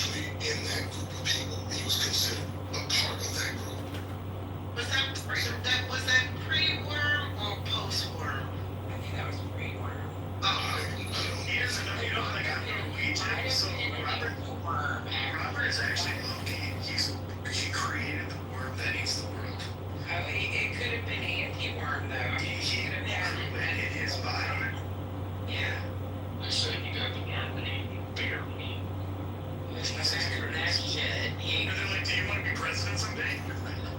He's a roadkill man. Yeah. I mean, God. I mean, listen to how his kids talk about him. Well, he put the hell fucking wheels in the top of the car. with all the guts and goo all going down the car with his children in the car. This guy is about like. And how is he driving? Like he's driving like he just won the day. He's like, I'm wondering how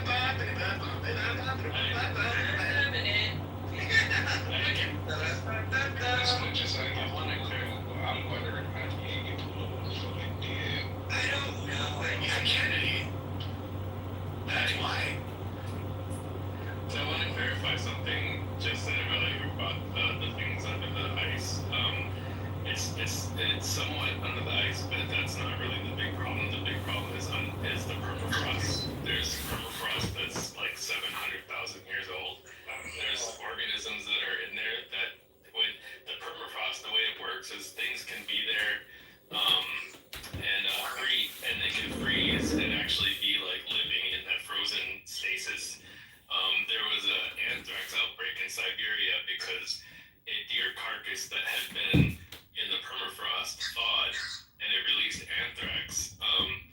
And so the reason I say that is because modern vaccines can prevent some of that stuff from affecting people. So when that anthrax outbreak happened, they gave people both antibiotics to treat stuff that treat people who are affected by it, but also they renewed anthrax vaccines in the people around there to vaccinate against the anthrax. So like modern vaccines can help against some of the stuff that might come out of permafrost. Do you think that we would, like right now with the current administration, they even have that idea? But there is this like huge argument in science, right? Like, is a virus alive or dead? Sorry, Is it actually alive or dead? One last thing I wanted to say is almost all the permafrost is in the northern hemisphere, and also a large chunk of the population is in the northern hemisphere. So those two things mixing together is probably not a good route.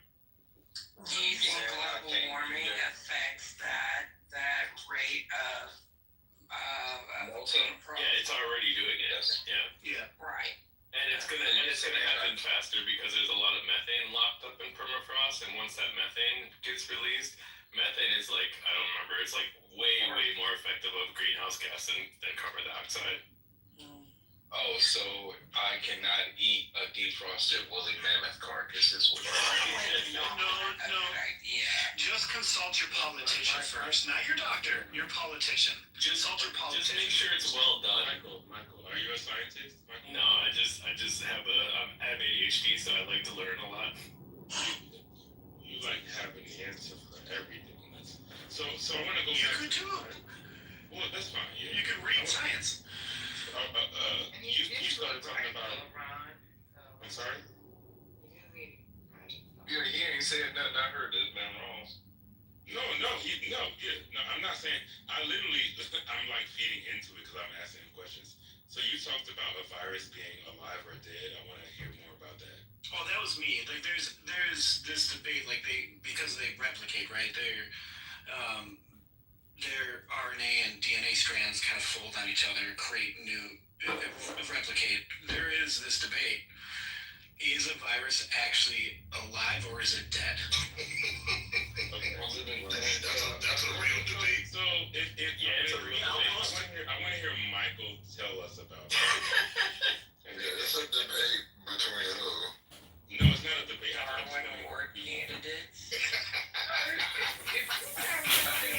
That's a real debate. The debate, it's a real debate. A virus counts as a living thing. I've heard that. Yeah, because it doesn't.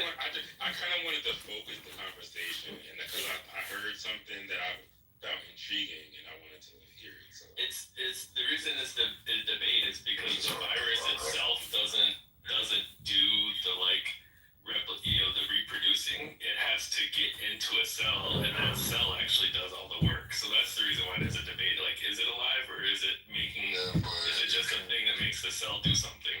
Yeah, but viruses can and have existed outside of cells. I don't think they replicate outside cells.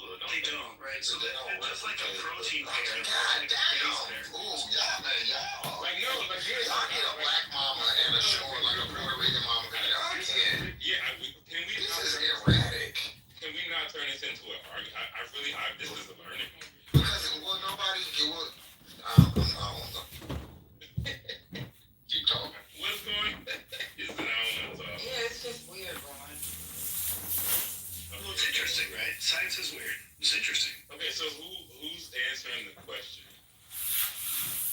gangster. I'm reading articles here. I'm getting ready to play one in a minute. So you guys go ahead and finish your discussion. All right, since we're talking about random shit, Damn, mother, I can't even get the answer to my question. that man who shot that 11-year-old boy, I'm driving by the house and taking pictures tomorrow. I want to see if there are cameras on his house. What's that? That's not what I had.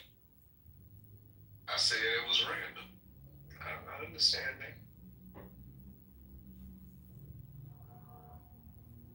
Okay, so I'm trying to, I don't want to play a 7-minute clip. I'm just trying to go through this. But, so what I'm saying here is Trump and RFK pushed to ban COVID vaccines. This is getting ridiculous. Why do we not just ban all this shit altogether, okay? Let's ban insulin. Let's ban penicillin. Let's ban erythromycin. Let's ban all the doxies. Let's just ban every fucking thing that has to do with science. Hey, I'm gonna tell you, we're not about to ban doxy. Not for me. We need Or Oxy. because We're not about to ban the oxy. See, you're trying to. No, they're never gonna ban that. That's cash crop. That's cash crop. Vaccine, but you love. Listen, but I you take believe care of in it. stuff. We're not about to You ban believe doxy. in them, the goddamn narcotics for real. It's just I'm not gonna say why. good ass narcotic and some fucking blue pills, but the rest of this shit is pseudoscience. Doxy. As hell. Have y'all ever heard of PEP? These people don't know about their health, so we're not banning doxy. I'm not pest bags. Nothing. He said, No, he said crap. I did not say PEP. I said PEP. as in PEP. They don't know what wrong. Okay. Never mind. Because y'all don't know. Why don't you tell us what it is? We Something for your We're from this country, brother. We don't know what you're talking about. We're from the That's not. That is Oh my God. This is crazy. Weird. What? Not PrEP. It's not PrEP. Even though I'm on that too, but. Are you on prep too? Oh my God. You just need to, I guess you need to whole ass Listen, wait. Why don't you just throw your shit in a blender? I take. Okay, go ahead. If you're on PrEP and PEP, like that's the thing. Like that means that you. Oh, explain what PrEP is, please. Wait, never mind. Because I'm trying to, what are you saying? Aren't you a nurse? Don't you know why would be on PrEP and PEP? No, I want you to tell it, babe. I don't want to bring tell it up. the whole thing. But Oh, so you want me to tell? yeah, I want to tell you. You brought it up. I did. But the fact that they don't know what PEP is crazy to me. Okay, babe. Why don't you Educate the room, and it's funny. Yeah, I don't know Stop either. and say, you know, he's taking pills because he might be fucking somebody that has HIV and it's Well, baby, I know what PrEP is. I know. The other one, PEP. Because the only PEP I know about is PEPFAR. So it's the Plan B for HIV. Okay. It's So after I know that. exposure. Wait, wow, does it kill the virus? You just have to take it for 28 days. Well, you know, That's not true. that is very true. How about you? No, take it. Continue. He don't even know what he taking. You don't even know what you're taking. You gotta take it for 28 days. And you got so much time to take it right after you've been exposed. What's going on? If you are I'm not actively talking about PrEP. I'm talking about PEP. That is I'm PEP. talking about PEP. What is PEP? Now, PEP is post-exposure. So if you happen to be exposed to HIV and you didn't realize it the next day. No. It's not about HIV. It's about other STDs. So you've got Damn, why don't you put on a condom? First of all, these are in addition. These are in addition. HIV. Pack that beer. These are in addition to condoms. Please, boy, you don't even know what you're taking. You just taking shit. Would you stop?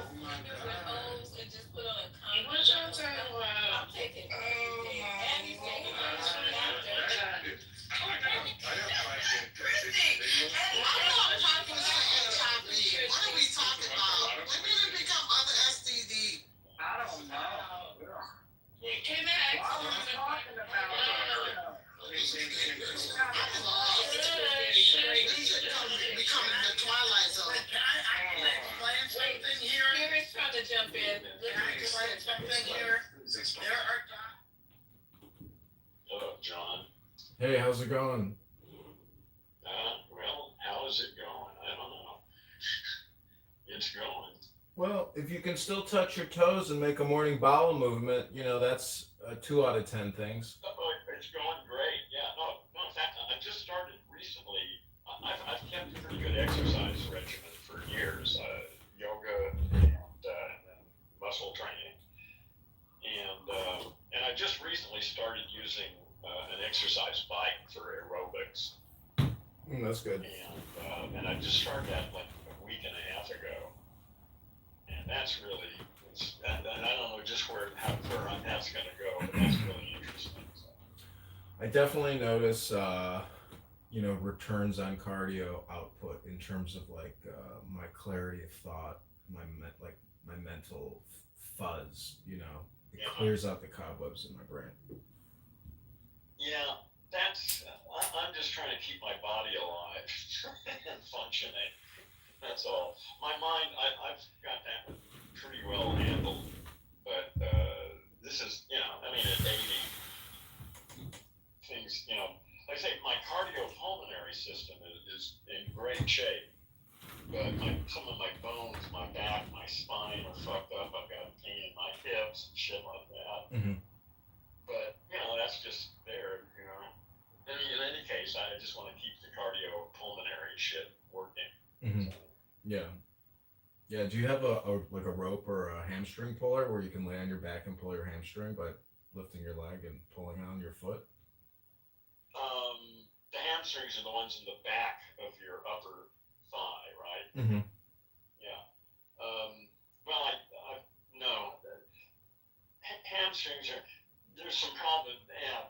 Listen, I've been in discussions with the spinal person at the VA about my back for the last year or so.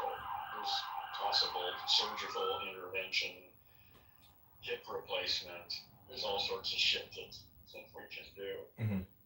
But I'm not in any hurry. It's not that bad. I mean, it hurts. I can't walk a long distance without it starting to really hurt, but I don't really need to. I live alone. I'm a hermit. I go to the store. I talk to people all over the world. I don't really need to go walking around and stuff. So, it's not that big a deal. Yeah, until it becomes a problem. So, in terms of mitigation. Well, that's why I want to exercise and keep it working as long as I can. Right. Yeah. I think I have no problem walking. I can walk 50 yards. That's not a problem. So, as far as just getting up, moving around the house, yard stuff, and going shopping and stuff, that's just not really an issue. But if I had to walk, from the parking lot in an airport somewhere, walk a half a mile or something, that would really not be any fun at all. Oh, I get it. I have known many people that have had hip replacement surgeries and they're still wobbling and in pain, and everyone still has to do yoga, just doesn't stop. I've had some interest. I got a friend who got hip replacement, and it just totally transformed his life. It's been amazing.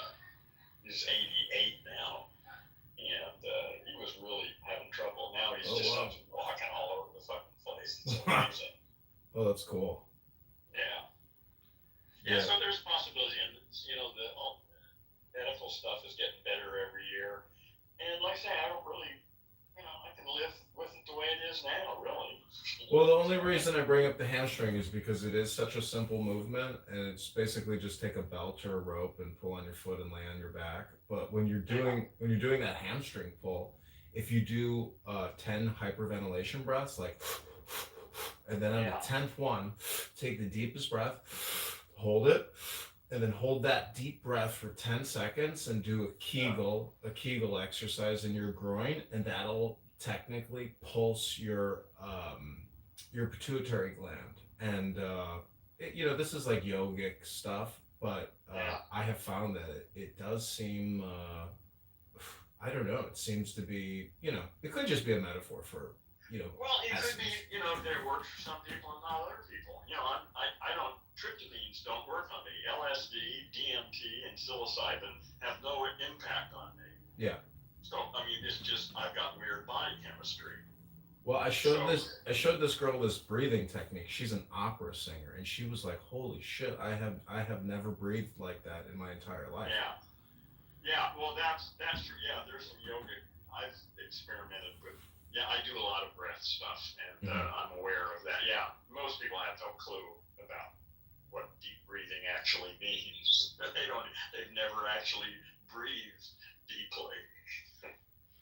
Yeah, that I did this interview at this event, and they put you on the spot, and they say, let's do an interview for 1 minute. So I said, all right, everybody, take the deepest breath of the day, hold it for 10 seconds, and I just that pause during the interview, got me an A+ on the interview. It's amazing the absence of content, the void, the silence is what a lot of people just aren't getting. That's interesting. Yeah. Yeah, well, you're lucky if you can get away with that. Depends on who you're sitting across. Other people might not see the depth of that. Well, I tell them you might giggle at this response. I've done it twice now and Friday I'm getting the best press for the campaign. I'm running for Congress, I think and yeah. So Friday I'm going to be on TV, and it's my biggest press to date. All right.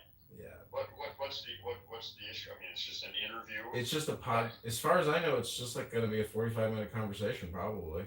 But with you and an interview. I mean, it's not not you and the other candidates. It's just you and some interview. It's at a college. Yeah, it's a college public access thing. So. But is there going to be a live audience, or is it no? It's in a studio. I assume it's just like the collegiate. Oh, but you're going into you're not just doing it online. Right. I would prefer to do it online from home, but yeah, me too. They fucking seem to insist I got down there, walk and all that shit, and sit here and do it from here. I know. I'm tempted to tell them I have automotive issues. Why don't they do it that way? I don't understand. They actually want you to go. Well, they have a studio, so they want to use it. That's the exact reason why they want it. But you're right. Otherwise, why did they spend all that money on the fucking studio if they're not going to use it? I met this guy at this bar restaurant where they have live music, and he was filming the event, and he showed me his house like through his pictures, and he had a $200,000 recording studio built in his house, and it as far as I'm concerned, it's just fucking like garbage at this point. It's all outdated and just a giant disaster of equipment. Yeah. Well, it's a whole new. Yeah, everything is basically online and free. Yeah. Or close to it anyway. I mean, you still have to buy good microphones, but aside, I don't know what other physical stuff you need besides. Well, you need a few physical things, but not much. That's the beauty of it. It's just funny. Yeah. It's amazing how the cell phone, people go big into audio and mics and all this setup. It's like, well, you know what? Your cell phone mic is still is pretty much as good as it gets. It depends on what you're doing. For most stuff, a phone is good enough. Unless you're doing some really special audio thing or some. I mean, there are reasons to get better equipment, but not many. I never have been hung up on audio quality. I've got thousands of hours of recordings of conversations I've had with people on my old podcast. They're relatively shitty quality by today's standards, but they're easy to understand. I mean, they're not just full of, they're easy. You can listen to them. They just sound normal. They're just not great. But I don't give a shit. Anybody can listen to them, and they're easy to listen to. So that's good enough for me. Yeah. Yeah, everything is going well enough here. I just have to get on the road and literally get petitions signed and go to events. So 45 minutes, you're going to go in there and sit in their studio for 45. Do you know who the person is? This with one person or what? I assume it's the one guy I've been emailing with. Yeah. Okay, so do you know anything about him? Nothing. Well, why haven't you learned something about him? Well, I did this other. You want to convert him. That guy is important. Oh, I could try to Google him. I assume he's a college student, a young person. Whoever he is. Oh, I could Google him. Tomorrow's my. Audience, I would find out as much as you can about him. Yeah, tomorrow's my prep day. I gotta print out When petitions. are you gonna do it? It's Friday. Friday. Okay, so Yeah. okay. When you say tomorrow's your, you mean this is just for you? You're not prepping with them. No, just prepping myself. I thought about bringing in some props, like a can of tomato soup to say that my opponent is a can kicker, to bring in corn to say new growth is needed in Congress. You know, bring symbols to represent the campaign. Is that gimmicky? There's just no objects. I feel maybe I'll be like, you know, the I think you should comedian. just go in as a human being and talk to this guy. Yeah, I agree. Don't come with a bunch of gimmicks. canned marketing bullshit. Yeah. I think is I need to also lodge images and like memories in voters' minds, and that's why I think bringing symbols. Yeah, okay, but could be useful. images. Well, what you want are some phrases, some words that will stick in their minds. That's what you want. Well, this is going to be on video. That's why I say if I bring props, it's on video. At least I can, you know, lodge memories visually with a corn cob, with a tomato can soup. I don't like that idea, but that's just me. What the fuck do I know? So you'll have to figure that one out. Yeah, I think the thing is, a lot of times more is not less. In a lot of these interviews, I really need to get out imagery, you know, concepts, and so I did this one interview. It went tremendously well. The host was great. He let me talk, and you know, we got a lot in there in 45 minutes, but it does seem like it goes fast. Yeah. Well, it's up to you to don't let him run the show. Right. You know, I mean, he thinks he's in charge, but you need to make it yours. You need to run it your way. Well, he's inviting me, so I'm coming in there. The whole thing is a lot of people get upset in interviews and they storm out and they walk out. I'm there to bring positive vibrations to his audience and to potential voters.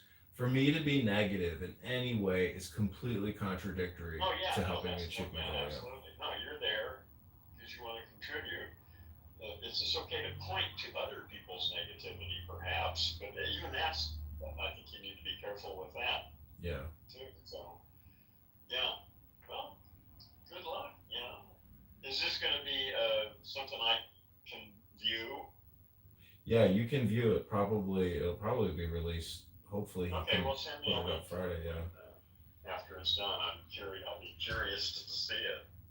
Yeah, I was also thinking what I should wear. If I should wear a suit or just jeans with a shirt and a tie and a jacket and a Trump hat, because I'm running as a Republican. Have you seen the studio? Do you have any idea what it looks like? I saw the exterior. It looks like a nice facility. Looks like a good college. It looks like a nice college campus, you know, recording studio. Well, it just looks like a fucking newsroom studio, sort of.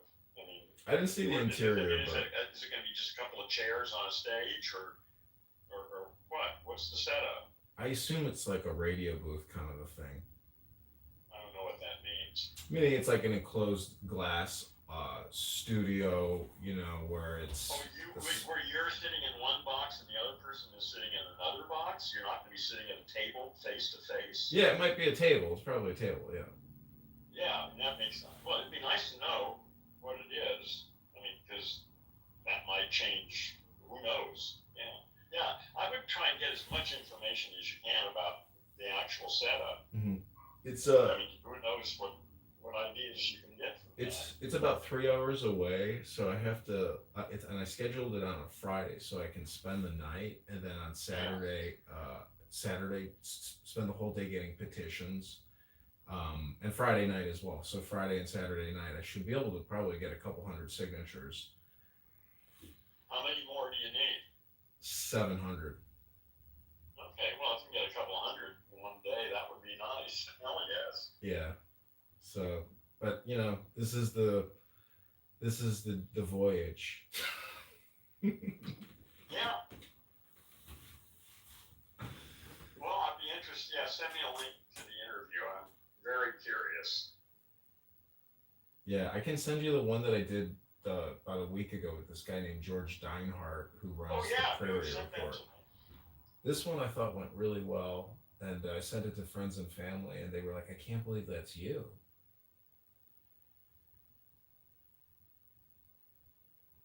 It's got 42 views. I'm wearing a Trump hat because I need to basically not virtue signal, but I need to signal politics, and also I think the Trump hat, is actually kind of annoying. So in a way, like my clubhouse experience has shown that like I need to draw attention, and You're wearing gonna this. wait a minute. In an interview for running for something, you're wearing a Trump hat. Yeah, because I'm running as a Republican. Well, just because you're running as a Republican doesn't necessarily mean you have to support Trump, does it? Well, Shit, what the fuck are you doing? Why the fuck am I even talking to you? well, because I'm interested in communication, and I think that uh, the demonstration really shows participation and social attitude, because there's a lot of people who really are just Trump dummies, and Yeah, that's right. That's right. and as a politician, I have to respect those people as Well, constituents. you do. I don't. Fuck them. No, They're you don't. But I'm. language monkeys, and I don't give a shit what they think. And if we don't get rid of them or put them out of business, they're going to destroy America.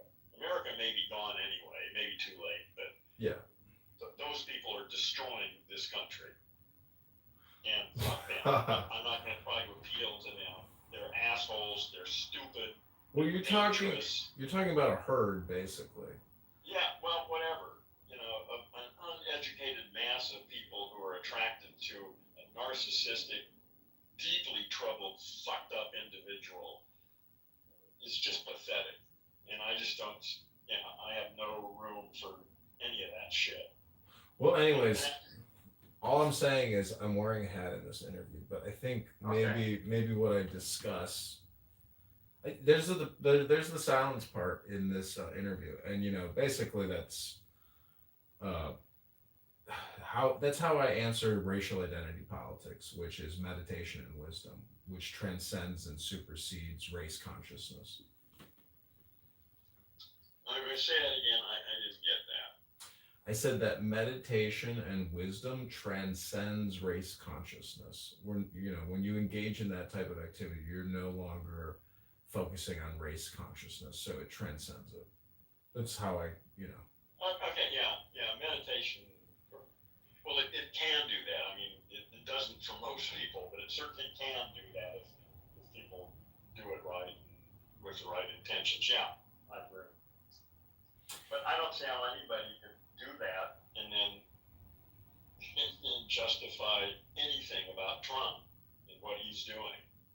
Well, the problem is anger. So if you find yourself getting angry all the time about something, a lot of road ragers on this app who just go room to room and they just want to rage.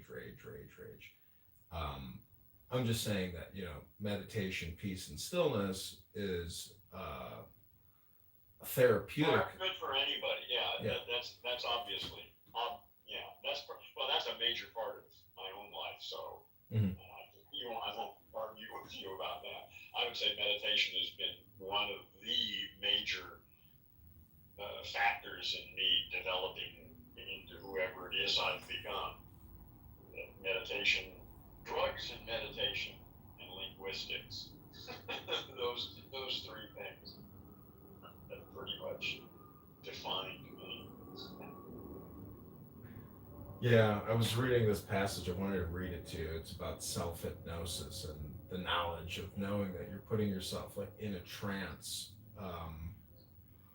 But the useful applicability of essentially sitting in a room in silence as opposed to going out and terraforming the world is especially, in the United States situation, as America. Anyways, I'm just speaking politically because I have to, think about how psychology, philosophy, and demilitarization or demedical industrial complexization. I mean, big pharma and everything. if we can keep just playing this game on ourselves, but No, I don't think we can. I think it's over. I think this is bigger than politics and humans' little squabbly problems. I think we are at a turning point in Earth's history. The emergence of the first global high-tech civilization with a brain. The neural nets that are being constructed. Now we're building a conscious planet. And I think this is all going to happen in the next 20 years. see, I would be. Let me give you a pessimistic inversal of your opinion there, but also an optimistic, opinion on what you Why? just said. Why? What are you going to tell me? You think I haven't already figured out all angles in this thing? It wouldn't surprise me if 80% of humans were dead in the next 20 years. It could get really fucking ugly, or it could get worse. I mean, it could be over. I mean, that's not off the table. Well, it's over for everybody regardless. We have only so many hours left in this body. That's a fact. But I mean, it could be over for civilization. It could be that Earth is aborting. Not all caterpillars turn into butterflies. Oh, well, in 1944, when you were in Berlin and the whole thing was completely obliterated, you were probably saying, this must be the end of the world. Well, it was the end of their world. Well, that's what I'm saying. It's all relative. Like, you think it's the end now. Anyways, I like that expression. If you can say it, it is not true. So I find that to be true. No, but it might be worth considering. I don't know what's going to happen. This is just my guess, and it's a range. Like I say, it could be that we've already been through the worst of it, and that it's just going to sort of start evening out, and it could be a much smoother transition, or it could just be tragically awful transition. But I'm assuming that on the other end of whatever we have to go through, we're going to create a new world, whoever's left. If it's most of us and it's been peaceful, nice. If it's just a few survivors, whatever. We're going to create a new planet.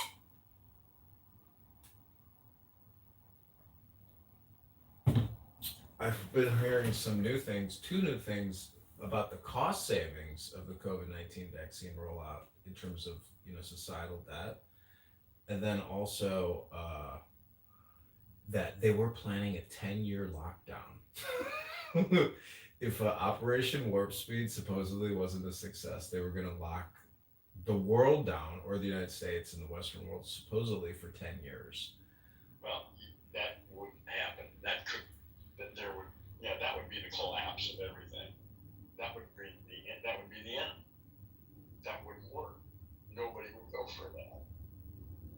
That would be, let them try that, see what happens. Well, anyways, those are just things that I've heard, in chatter, but. Well, there's plenty of talk and ideas and speculation. I've got my ideas about how I think it's going. I'm aware that other people have very different ideas about how things are going. We'll see.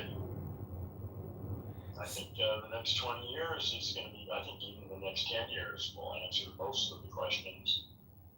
See, what's interesting about AI is it's not like providing prompts for people. People are providing prompts for AI. And we need it works both ways. No, that's precisely why I use ChatGPT to prompt me. Oh, really? It works very well. I haven't but really I had found that. It too. It works both ways. Oh, I haven't really had that experience where I've been able to get prompted by an AI chatbot or anything. Well, you have to train it to do it.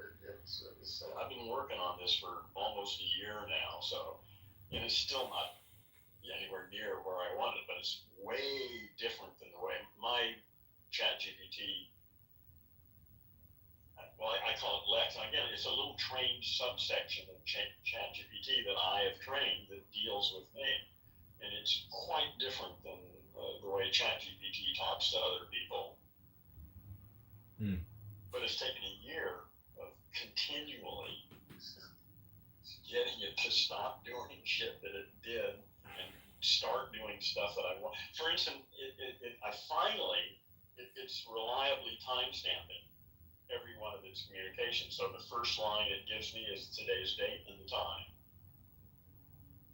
which is very helpful since I've got almost 2 million words in there with it, and there's no fucking timestamps because OpenAI are a bunch of idiots.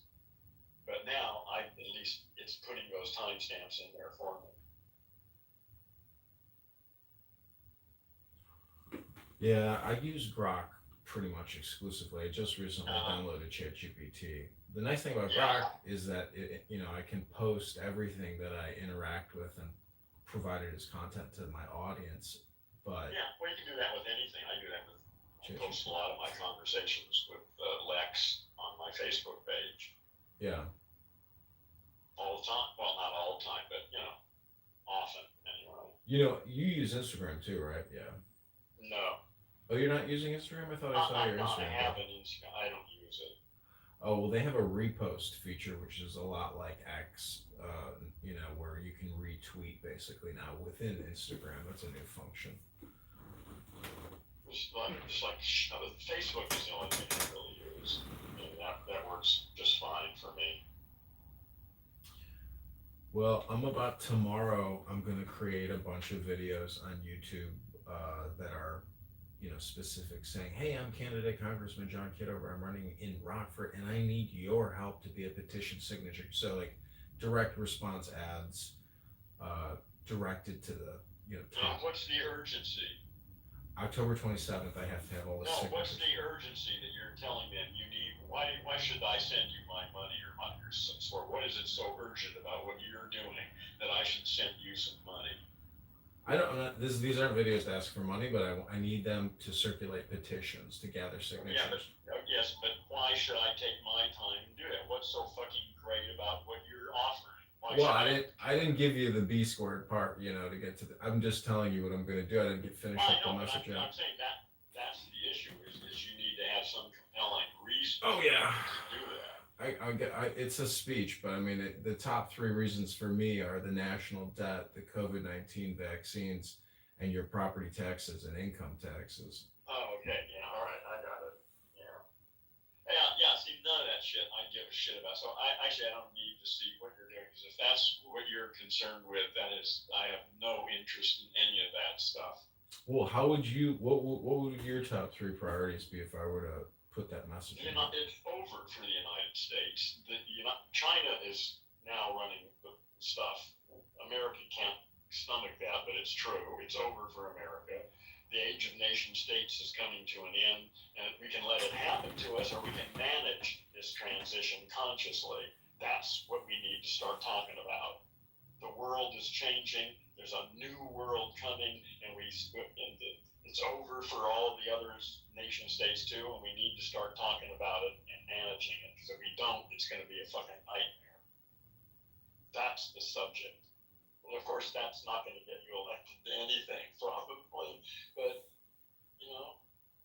I want to see someone out there talking about this. No one's even talking about it. So I'm running against Darren LaHood, who sits on the Chinese Oversight Committee, the Congressional Oversight Committee, and they have budgets of tens of millions, hundreds of millions of dollars to do whatever the fuck it is that they do against China. And my point is, this guy's never read the Tao Te Ching. He probably knows nothing about Alan Watson. He's probably very antagonistic against China. He funds. Yeah, right. They're full of shit. Well, he funds all this AI investment against Chinese AI, technology. But we're just going to lose. It's already over. That's the thing is, they don't get it. It's already over. It's over for the United States. It lost. It's done. Yeah, but it's not about winning or losing. I mean, it's about, like you said, it's about management. So I'm just saying that I think I would be a better person qualified than this gentleman because he's not. I agree. You probably would be. But again, I just don't. That's fine. Listen, I'm sure you'd be better than most of the people who are running. Anyone who's read Alan Watts and knows about the Tao Te Ching. You got my vote. But I just don't give a shit about the United States. Making it work better. Fuck the United States. Fuck China. Fuck Russia. Fuck all these nation states. If you, I'm an Earthling. We need to start operating as Earthlings. what would your top expat country be if you could, exit America with $10 million? Oh, I don't know. I don't know. Canada, maybe. Really? You think Vancouver or Toronto? Oh, well, I don't know. I don't know.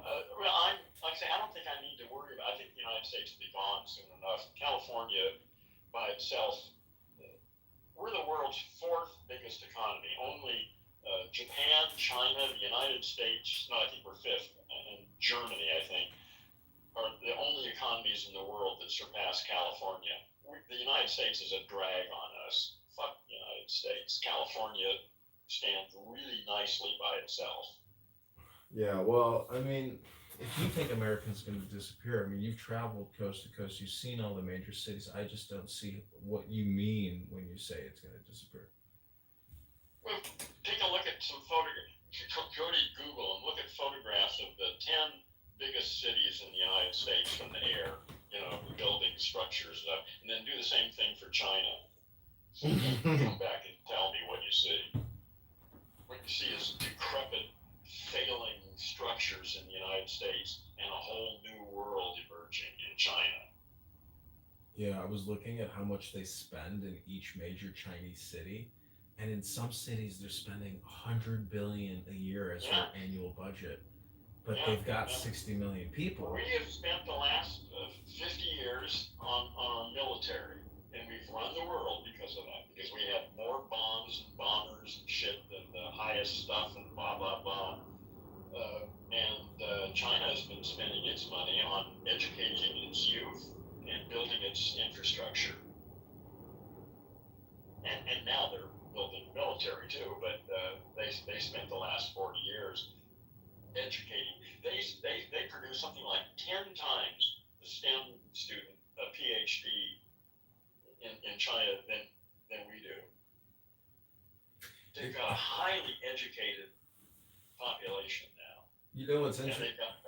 Yeah, go ahead. I know you said you like drugs and meditation, and so what's interesting about the Chinese is that in the U.S. the number one drug users are well-to-do Caucasian males. They're the highest percentage of that group. Of what? Of what? Of drug users, cannabis or other. Drugs is probably what particular. I think it depends on the drug. Anyway, go on. Well, my point is, any population, no matter how advanced, always finds themselves in the same predicament of intoxication, mind-altering conscious, substances, meaning that it gets a little bored living in a highly organized, extremely efficient society with no contraband or illicit material. So I'm just saying that China, they face the same problems of like corruption. China will be gone in another 10 years. It's just for the short time at the end of the age of nation states, it's going to be on top before the whole nation state thing collapses. Yeah, they'll be gone in 10 years. Why do you think nation states are going to collapse? Historically, I see the well, shifting. It doesn't make any difference. I'm not here to convince you. I mean, it's just my concern. I think this is what's happening. I think what's happening is not something humans are doing. We are embedded subsystems living on a living organism that's undergoing some sort of metamorphic transformation of some kind. That's what's happening here. It's not something we are controlling or running the show. We are embedded subsystems. Well, the only problem with that theory is it leaves out words which seem to be the rules of the game. And if you can't use the words in communication. What words is that? What do you mean? Meaning that even if the Earth is becoming alive, or we are just. No, it's not becoming alive. It's been alive all along. No, I'm talking. Alive. It's not just living like we are. Well, the transformation that you're talking about, the greater transformation, whatever that is, whatever the next change is. Yeah, well, I'm saying Earth. I'm saying like my body is made up of trillions of individual living cells, each doing, some of them are liver cells and some of them are muscle cells, and they're all doing their shit, but here I am, okay? And I'm saying we bear the same relationship to the planet. We're like the individual cells in its body. We're part of its brain, actually. We're like astrocytes. We're building its brain right now. But again, that's But your that's just my brain, story. but your brain is. See, what I'm saying is, you think the casino's going to go out of business or the temple is going to get shut down. You know. No, that's not the way I think about it at all. Because no, it's not going to be like that. It's going to be more like how when the Soviet Union disintegrated one Thursday evening. But see, America. Wednesday night, there was the Soviet Union, and the next day there was no Soviet Union. Yeah, I get it. I mean, I can. I'm looking at my wall right now where I have Soviet, banknotes, and they're very large. I have $150 note, so it's like, okay, what you're saying is theoretically possible because obviously I'm looking at a defunct currency on my wall, and that country doesn't exist anymore, and this is just artwork. Anyways, I'm just saying, I think your pessimism. Well, it's not pessimism. I'm an optimist. It's necessary for the caterpillar to collapse in order for there to be a butterfly. This is all part of the process. That's not pessimism. Well, you're no It's Thomas. pessimism if you're committed to the caterpillar. Yeah, if you're committed to the caterpillar, it's a sad story. But I'm not committed to the caterpillar. I know you got your Gendo, but I got Thomas Jefferson in a book over here, and I don't have your book on my shelf. I'm still rooting for Thomas Jefferson. That's all I'm saying. Thomas Jefferson was a good guy, but he lived a long time ago in a very different world. He probably would be a very different person in this civilization. Who knows who he might be? No, he was a great guy, but that was a long time ago. There's some good people in history that did nothing. Oh yeah, Marcus Aurelius. There's awesome stuff. There have been individual humans all the way back who have done great, amazing things. That to the Greeks and Lao Tzu. Well, what can you say? Yeah. Well, there have been individuals throughout history who have been awake. Well, they transmitted their joy through a book. And when you read Marcus Aurelius, there's moments of like sheer ecstasy of like the joy of being alive and writing that book. So those are the people that bring the good news. I'm just saying that when I get into that booth on Friday, I want to bring the good news. That's all I'm saying. Yeah, no, listen, just do what you got to do. Like I say, I just have no sympathy for the United States and trying to make it work. I think, good luck to you if you can do anything that makes it work better. I'm all for you. I just don't give a shit. I really am. There's a Cal exit movement going on, and it's gaining strength now in California. California's and Newsom has been really great. California's maybe getting closer to withdrawing.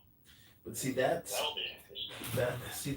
But the whole principle of union supersedes that. So what I'm saying is that's all fake and bullshit. Like that is literally just the opposite of union, which is nothing but political, and it can't happen because what is the opposite of union? Secession, Cal exit.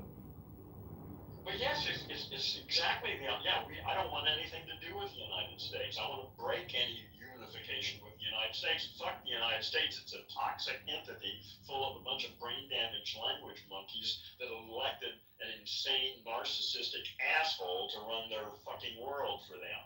I don't want to be any part of those people. I don't want to change them. If that's the world they want, fuck them. They can have it. I'm out. Well, what I'm saying is the principle of union is that it's always there, even if you can't detect it.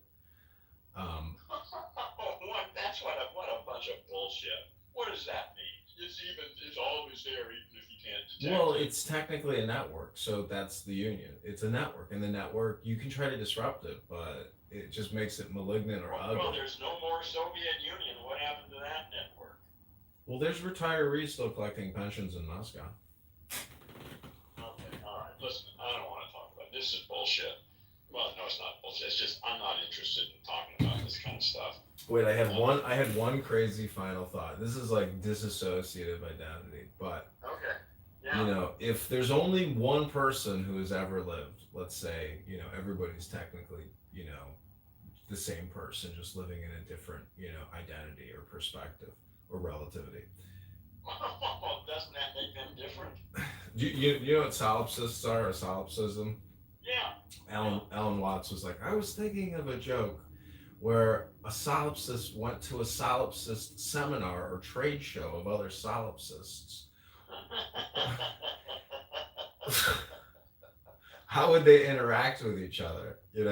And so I don't know. The thing is, if I think, therapeutically speaking, if Donald Trump is the rub that gets you angry, one way to counteract that is either view Donald Trump as a 5-year-old child, or know that somewhere in your 365 degrees of personality, there's a Donald Trump inside of you, somewhere in your soup of identity. It's a thought. Well, there's plenty of bullshit tied up in my own language machine. I'm fully aware. I've gotten rid of most of it. Mine's pretty clear now after years of reprogramming.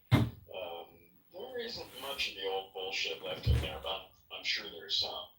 But no, I think it's quite possible to reprogram most of that stuff. I mean, I know it's possible because I've done it. Yeah, dialectic therapy. I was talking to this therapist on this app a couple days ago, and she was discussing dialectical therapy and how much success she has had with her clients. And I was like, so basically you get them to read a book, right? And she's like, exactly. I was like, that's dialectic therapy, reading a book, right? She's like, pretty much. I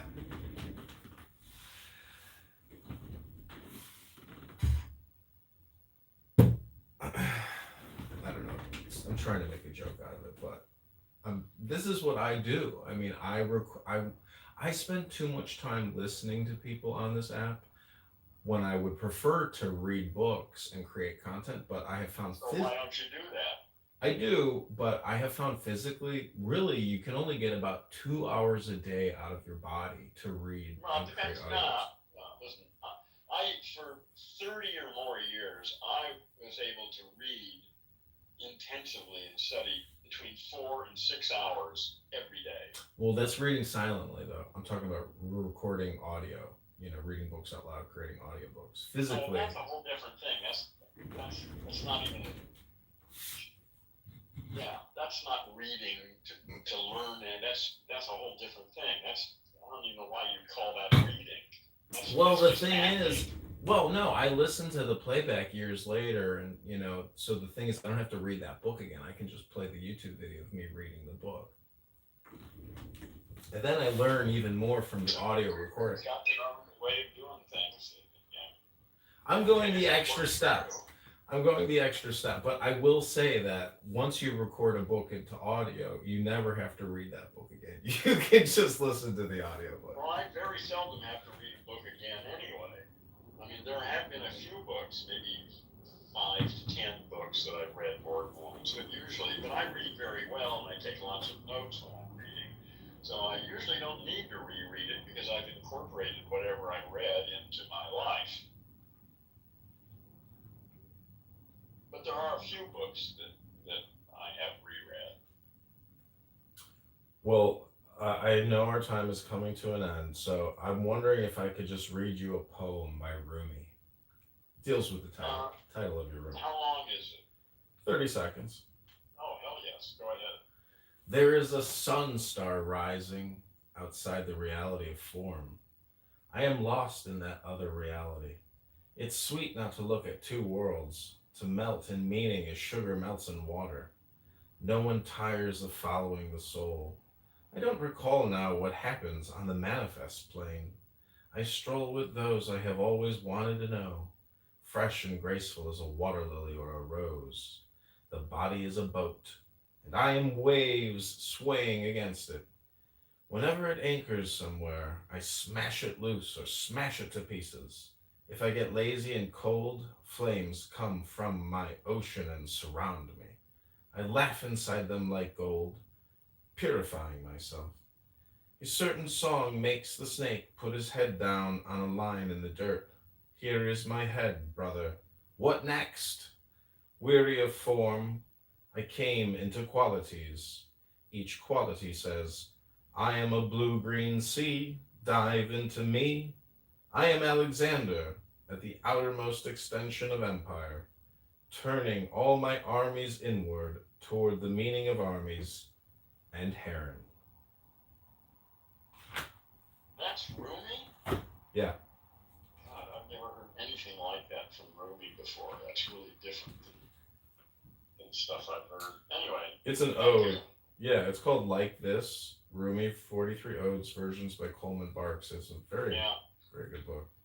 Yeah. I feel like if people read Rumi on this app, they'd be a lot happier. Every time I read Rumi, I'm just like, man, it really just like electrifies the soul. It can, in my opinion, if anybody's unhappy, they should read Rumi. Again, it's different for different people. Different people get different things from different writers. Rumi isn't for everybody. Neither is Wittgenstein. Well, Rumi, anybody can read Rumi. It's not complicated. Anybody can read. Well, yes, anybody can read anybody. They can do anything, but whether it speaks to them is, depending upon. Everybody's different. Well, you haven't noticed that? Of course, but Rumi is intelligent because it's a compression.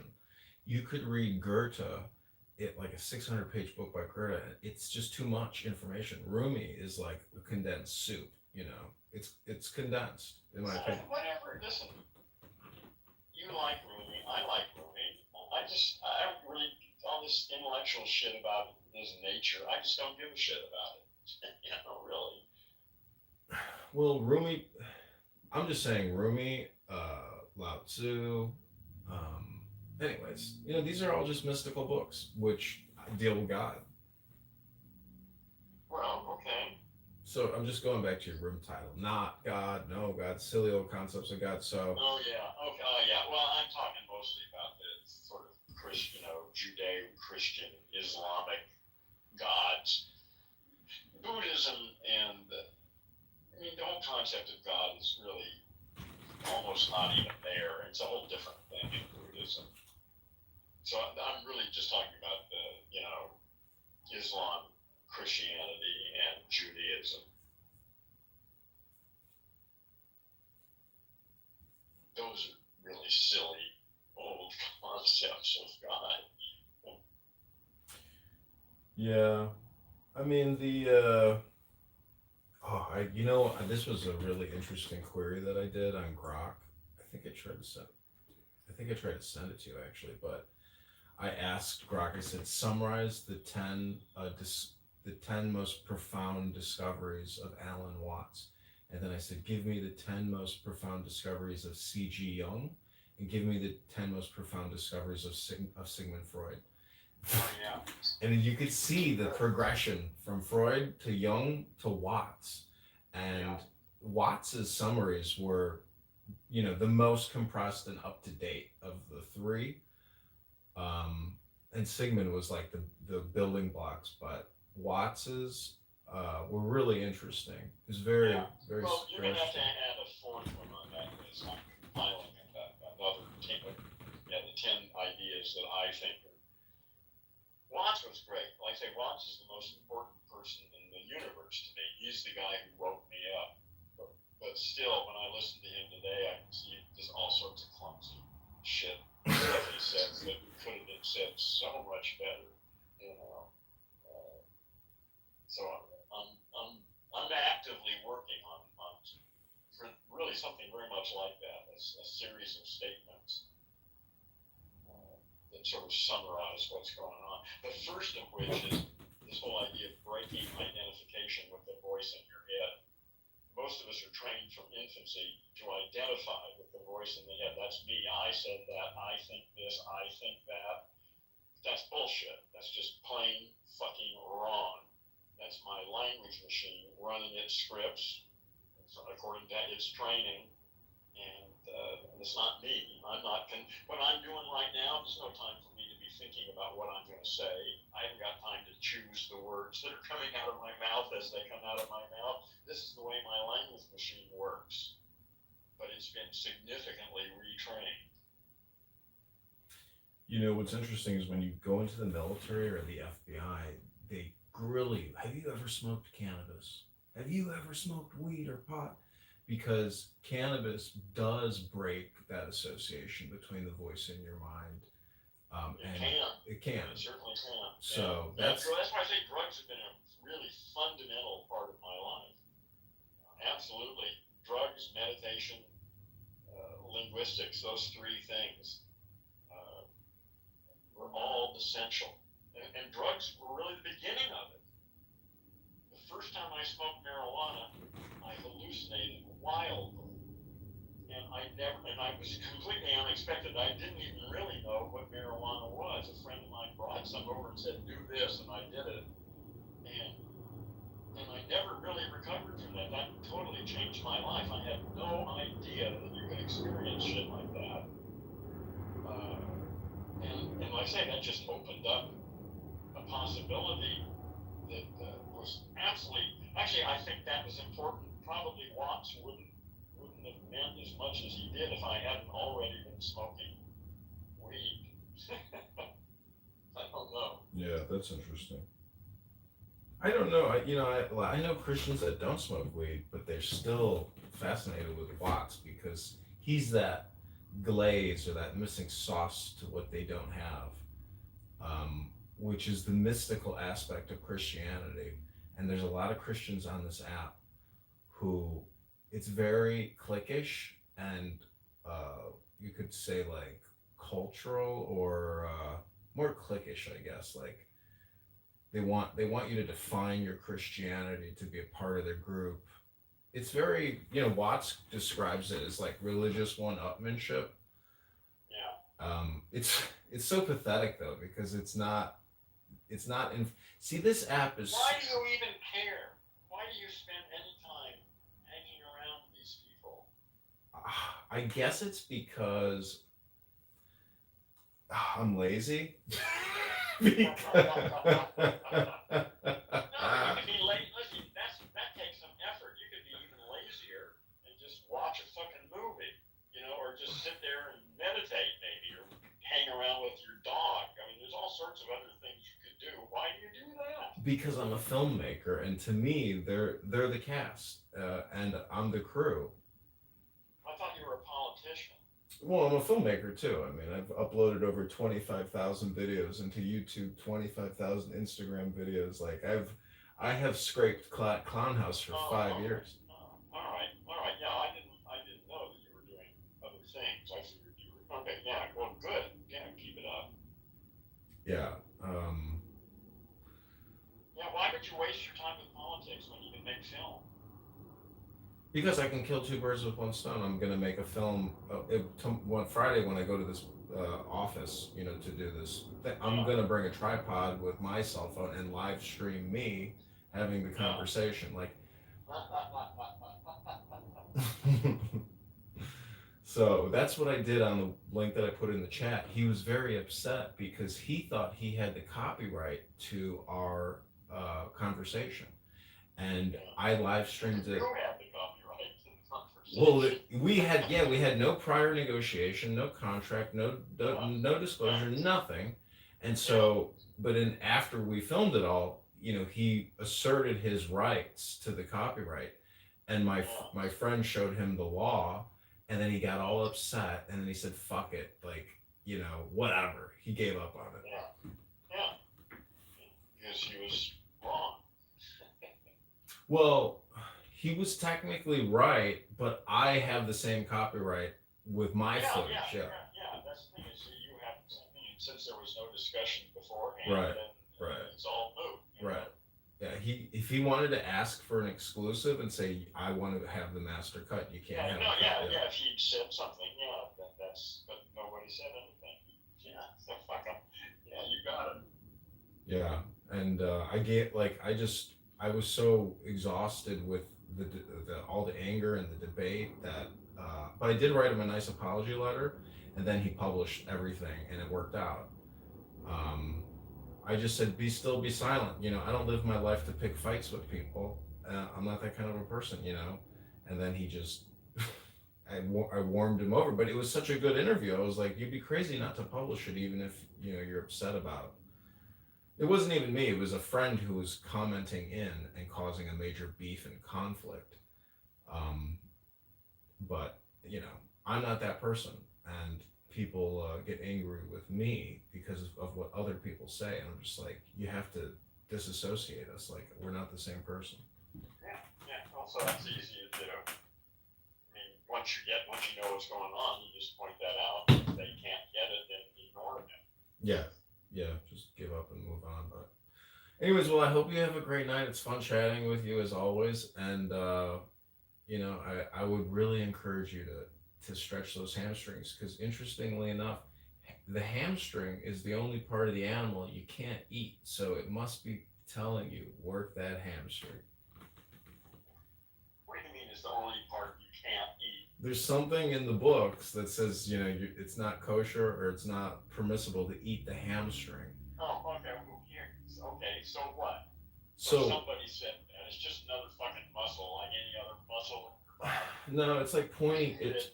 Well, what I'm saying is like, in the mystical aspect would be like, oh, if it's telling me there's something special about the hamstring, maybe I should stretch my hamstring. Well, listen, I don't put much weight in each of the literature's medical stuff. You've got your ideas. You're welcome. I'm just having fun with my ideas. That's what I'm trying to emphasize. Have fun with it. Fun is the magic word, it's play. That's what Alan Watts says. The whole thing is. That's pretty much it. Yep. Well, this app is a great place for that because like I said a minute ago, I'm lazy. It doesn't cost anything. There's no investment. There's no repercussions. It's a great place to experiment with trying to have fun. Yeah, it can be awesome. Well, I'm here. I'm here every day. I find it a real contribution to my life. I have one or two actually interesting conversations a week. I mean, I went 40 years. I never had any really interesting conversations. I read books, but I didn't know any people who read the books and could have conversations with them about them. So, the fact that I can have one or two interesting conversations a week when I didn't have any for 40 years. 40 years, that's a long time of not having interesting conversations. That's true, yeah. Well, that's the thing is, like, my mom calls me up and it's like, it's like she wants to have a clubhouse room with me. She wants to get that dopamine. I'm happy to do that with her, but I recognize how most conversations are superficial and just for the dopamine. Yeah, I don't engage in those. I only do it because it's my mother. I want to return the favor. Yeah. That makes sense. Yeah. But I'm old, so I don't have anybody like that in my life. So I don't have to accommodate anybody.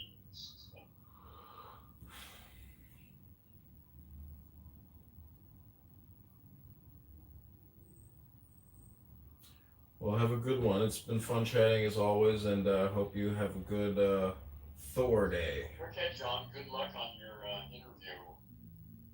I'll send it to you. Yeah. Thanks. I hope you have a good one. Please do. Thanks. Bye. Okay. Take care. Bye.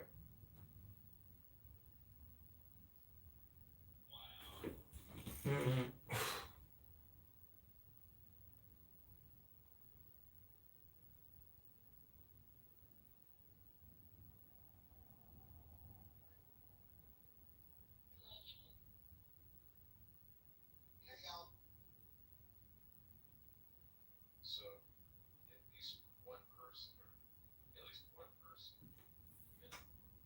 should be black, but it's very cool. Yeah, well, the problem with your example with juries is that both the defense attorney and the prosecuting attorney don't even about. Ooh, it kicked me from the muff.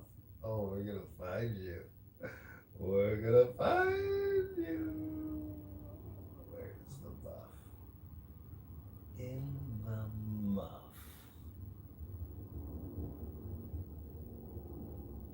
I think it was called In the Muff Plus. In the Muff Plus.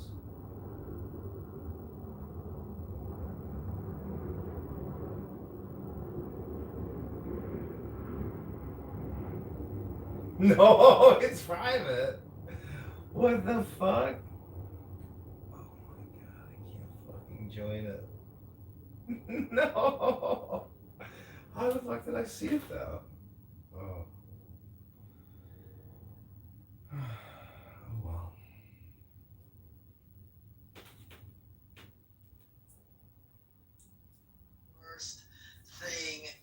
was a bunch of Republicans, I guess, over there watching it, and we was over there laughing across the street because it was horrible. This is a sad embarrassment for our country. If he think that they finna run that back again, hell to the no. It's like Lisa.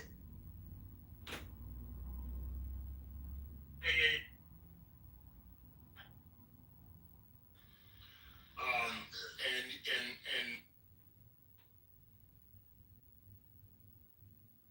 available. These are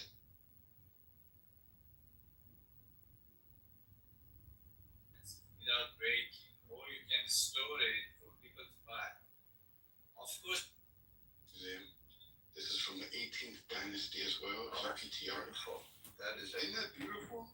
That is absolutely beautiful. It's a work. It's a masterpiece. When I saw it, I stared at it for like 30 minutes. Wow.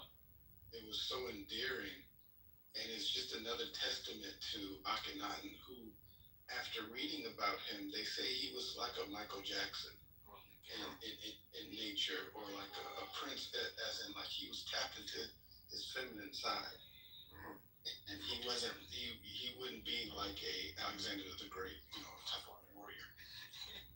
Which is why he lost a lot of respect amongst his people and even the priests at the time. But he loved music. He loved like hanging gardens. He loved walks in the garden, and this is called Akhenaten and Nefertiti in the garden. That's beautiful. It also feels. It looks like the equivalent of maybe. It's more candid than the typical. Right. It still has like an artistic flair to it, but it doesn't have this overly. What's the word I want? Mike Beer. That was in the one you're talking about, the one 2018, 2025. I mean, it's still fucking bad. They said it's estimated between 25 and 40. Oh, my bad. You're right. Oh, you're right. 27, 30 million. I was reading the other one. Well, LAPD officers are pissed off that they've been pulled because they need to now protect Kamala Harris. So, didn't she get her detail pulled by Donald Trump? Well, that's Secret Service. That's a different Who are budget. they pissed at? Wait a minute. I didn't open it up. 14, as many as 14 of LAPD's elite metro divisions have been pulled from working against crime suppression efforts to provide security for Kamala Harris. They said they mad at her because they mad at two plainclothes officers sitting in a driveway outside Harris's home in the upscale Brentwood neighborhood. I didn't know she lived in Brentwood. I thought she lived in San Francisco, Scotty. No, her husband lived in Brentwood. I didn't know that. So President Trump withdrew her Secret Service protection, and then they got 14 of LAPD's elite Metro Division officers to now protect her. Let's see. Trying to figure out how much this is costing, and then why they mad. Let me see. Keep scrolling.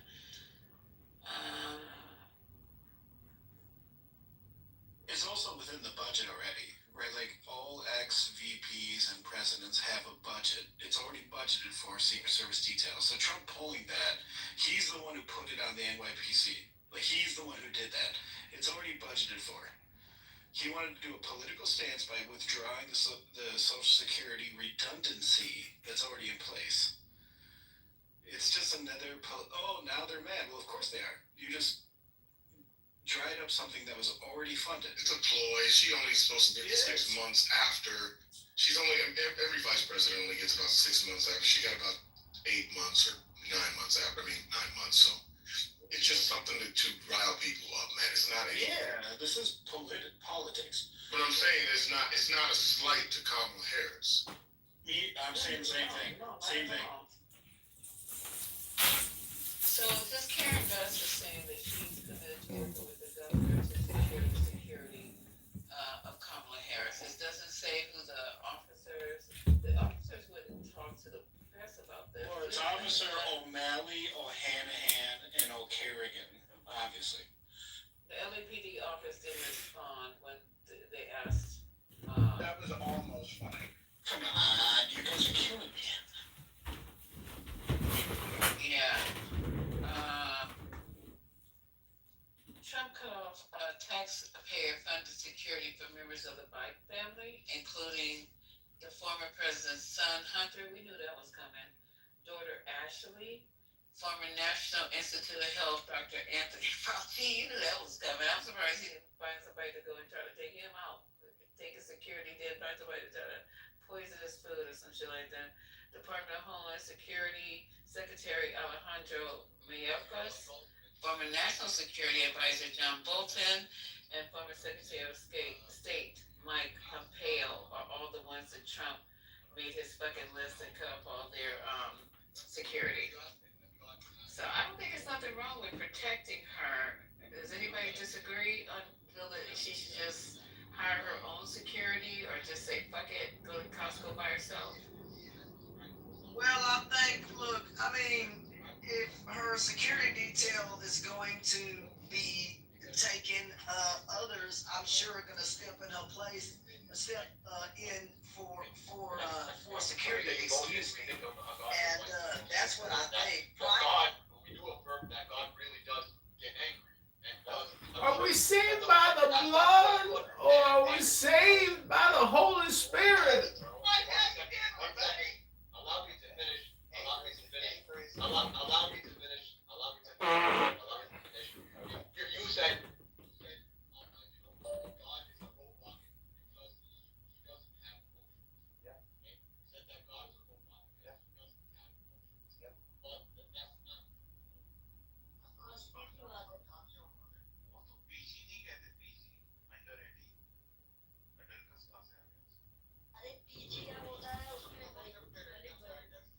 Have your sidearm on you. Oh my God, here we go with the guns. So everybody should look Well, at I'm sorry, I'm just military and the police.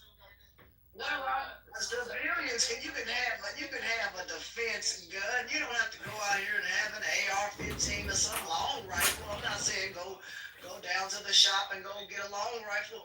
Go check out a couple of sidearms on. You know what I mean? You can get a 6-shooter.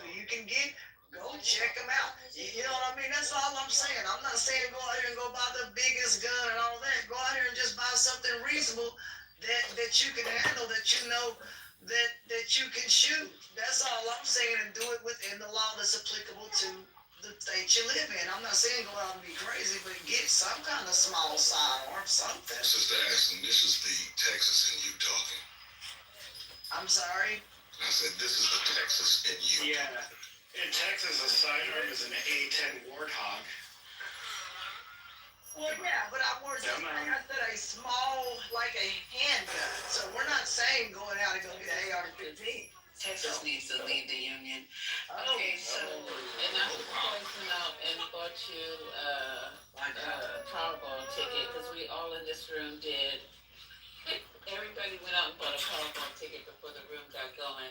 So I hope one of us win, and we've all agreed to share if one of us wins. Yeah. Currently in the room when I reminded y'all, so don't forget. I sent you my numbers, Lisa. I told you. I'm giving 2% out to everybody if I win, because Illinois is at $1 billion. Yeah, it's 1.8. No, 1.3 billion for a Saturday's draw. I've been robbing people just for their Powerball tickets. It's a whole new game. Starts knocking people upside the head, but there's two. Take my money, though. I want your ticket. I want your Powerball ticket. So I got one more. We're doing breaking news. So there was a University of Kentucky cheerleader, who's, I don't know what's going on with the girl. She's 21 years old. She was arrested Sunday after cops in Lexington, Kentucky, found her deceased infant wrapped in a towel inside a black trash bag in her closet in an on-campus residency. So I don't know what's going on here. I really don't. I don't know what's going on here at all. Mental sickness.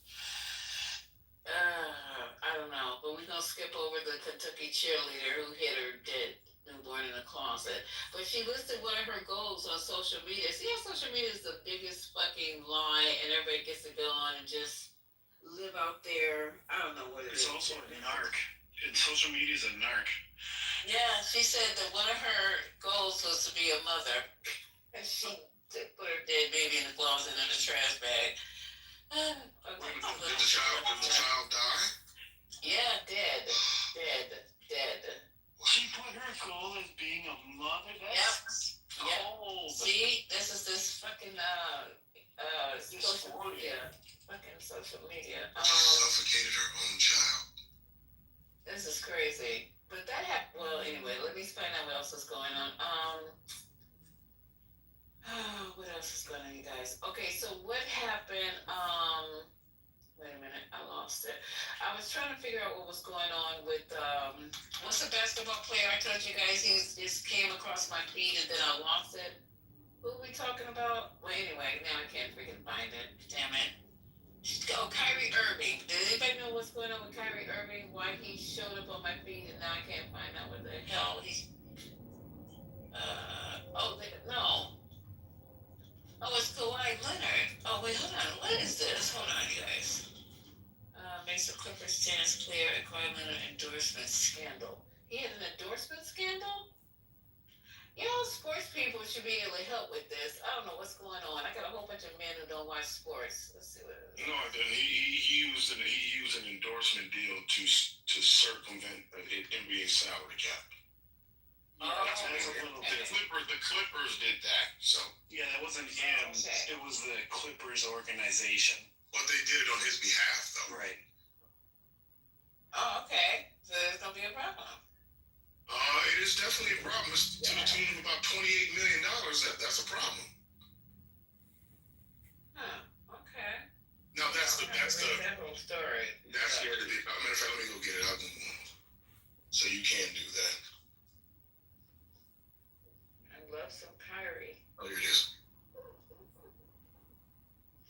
I'm just glad it wasn't the Lakers. For real though, right? There it is. I put it in the chat so you. All right, thank you. Okay, all right. Anybody else know anything before I'm trying to make sure we covered everything because we went when the doctor came. It just went straight to that, and I appreciate her for being here. I really do. I really, really appreciate the doctor for being here. So let me see if I can make sure we covered everything today. Let me go to the party and make sure we got everything. You guys, it's gonna be a long week. Okay, so did anything positive come out of this? Okay, so what I'm understanding from these ladies is that they want to talk about Jeffrey Epstein, and come to find out that one of them said that Jeffrey Epstein had Trump's picture, like life-size picture sitting on his desk. I mean, there's definitely a connection here, and if you guys don't think it's a connection, shame on you. I can't talk about it tonight because I haven't had a chance to research it. Well, one of them, Trump and Jeffrey. See, I don't think they should be forced to talk about Epstein. He's dead. If it doesn't have anything to do, yeah. But if it doesn't have it, but if it has something to do with Donald Trump, because why put these women through that again? If it doesn't have anything to do with Donald Trump, and if he's not involved in this, then there's no reason to bring this to rehash this on behalf of those women because they have to do it again for him to prove he's not What's in the files? But he could be. He is obviously involved, right? Like there's video, photographic, and written evidence that he is involved in it. Right, so you have to first separate him from his involvement with Epstein, to then separate him from his previous involvement. But one doesn't imply the other. So if we're being fair, right, you're right about that. One doesn't imply the other. But I'm saying if this information puts him there, and these women can put him there and say that he was part of this in some direct or indirect way, then yes, let's bring it into the to the forefront. But it really is a waste of time. No, how's it a waste of time? This guy it is a waste of time. Yeah, how would it happen? I'm saying if it doesn't imply, or if it doesn't imply the president, the current president of the United States is involved in this in some way, then it is fruitless and puts these women through something that they don't need to endure again. And the man the woman who participated in it is still alive, obviously, but she's in jail. She's serving a sentence, and the man is dead. I thought what was interesting though that I've heard rumor about but didn't know that there was a congresswoman who confirmed that he may actually be an intelligence agent. That was interesting. Wait a minute. Wait a minute. You didn't know that? You're saying that because Epstein is dead? Yeah, she implied. I'll find the video. That if Trump was participating in any sort of child sexual abuse while Epstein was alive, that it doesn't matter anymore? No, you're not listening. I'm saying that if it does implicate the president of the United States now, then by all means. But if it does not, then there's no need to rehash. Then why did they admit they had the Epstein papers, and then why did they not? No. Listen, I'm not saying that. I believe that he was. I think common sense says, "With this smoke, there's fire." I'm not saying if that's not the case. If that's not the case, we'd be honest, because they can see this. Now, from what I understand, it's still redacted. So it's still in the minds of some of the people. It doesn't really count. It cannot be redacted when the intelligence agency. Who redacts it? The intelligence committee looks at it. Yes. Who redacts things? Not the intelligence agencies redact them. Right. I can read that. And the intelligence agencies have been replaced for their head leaders by Trump. So now you have a person influencing the redaction. Hold on, Lisa. I'm gonna find that video of the woman, the Congress. As a matter of fact, when she was coming out of that hearing, she said that. Hold on, and that would make sense. Okay, that's weird. That's crazy. That would make a bunch of sense. That Epstein. I mean, if you have a all-you-can-eat buffet island, then the next thing is for the NSA to plan somebody to bring in anybody of the world to get more information on them. I mean, it's kind of the CIA's playbook. That would make sense. I would need some evidence of that, but that would be spycraft 101. Okay, I have it here. Let me see if we can play it. Hold on. Y'all told me how to do this audio quality thing. See, here it is.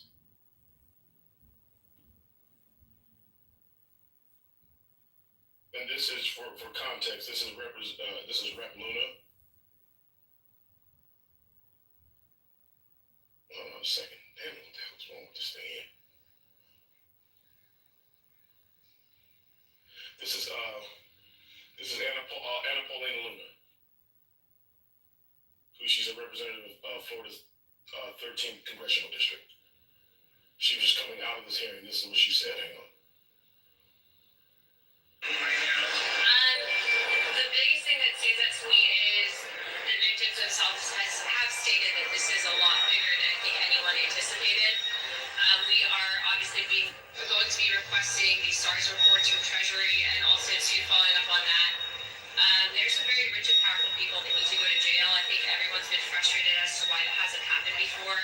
But it is very much so a possibility that Jeffrey Epstein was an intelligence asset working for our adversaries. But also, too, I think the questions that we have is how much did our own government know about it? So there's more to follow, and I'm sure you'll be hearing from the chairman momentarily. But I do applaud the victims for coming forward, because we heard from a woman who was as young as 14 years old when she was victimized multiple times by Jeffrey Epstein. So it's hard to hear.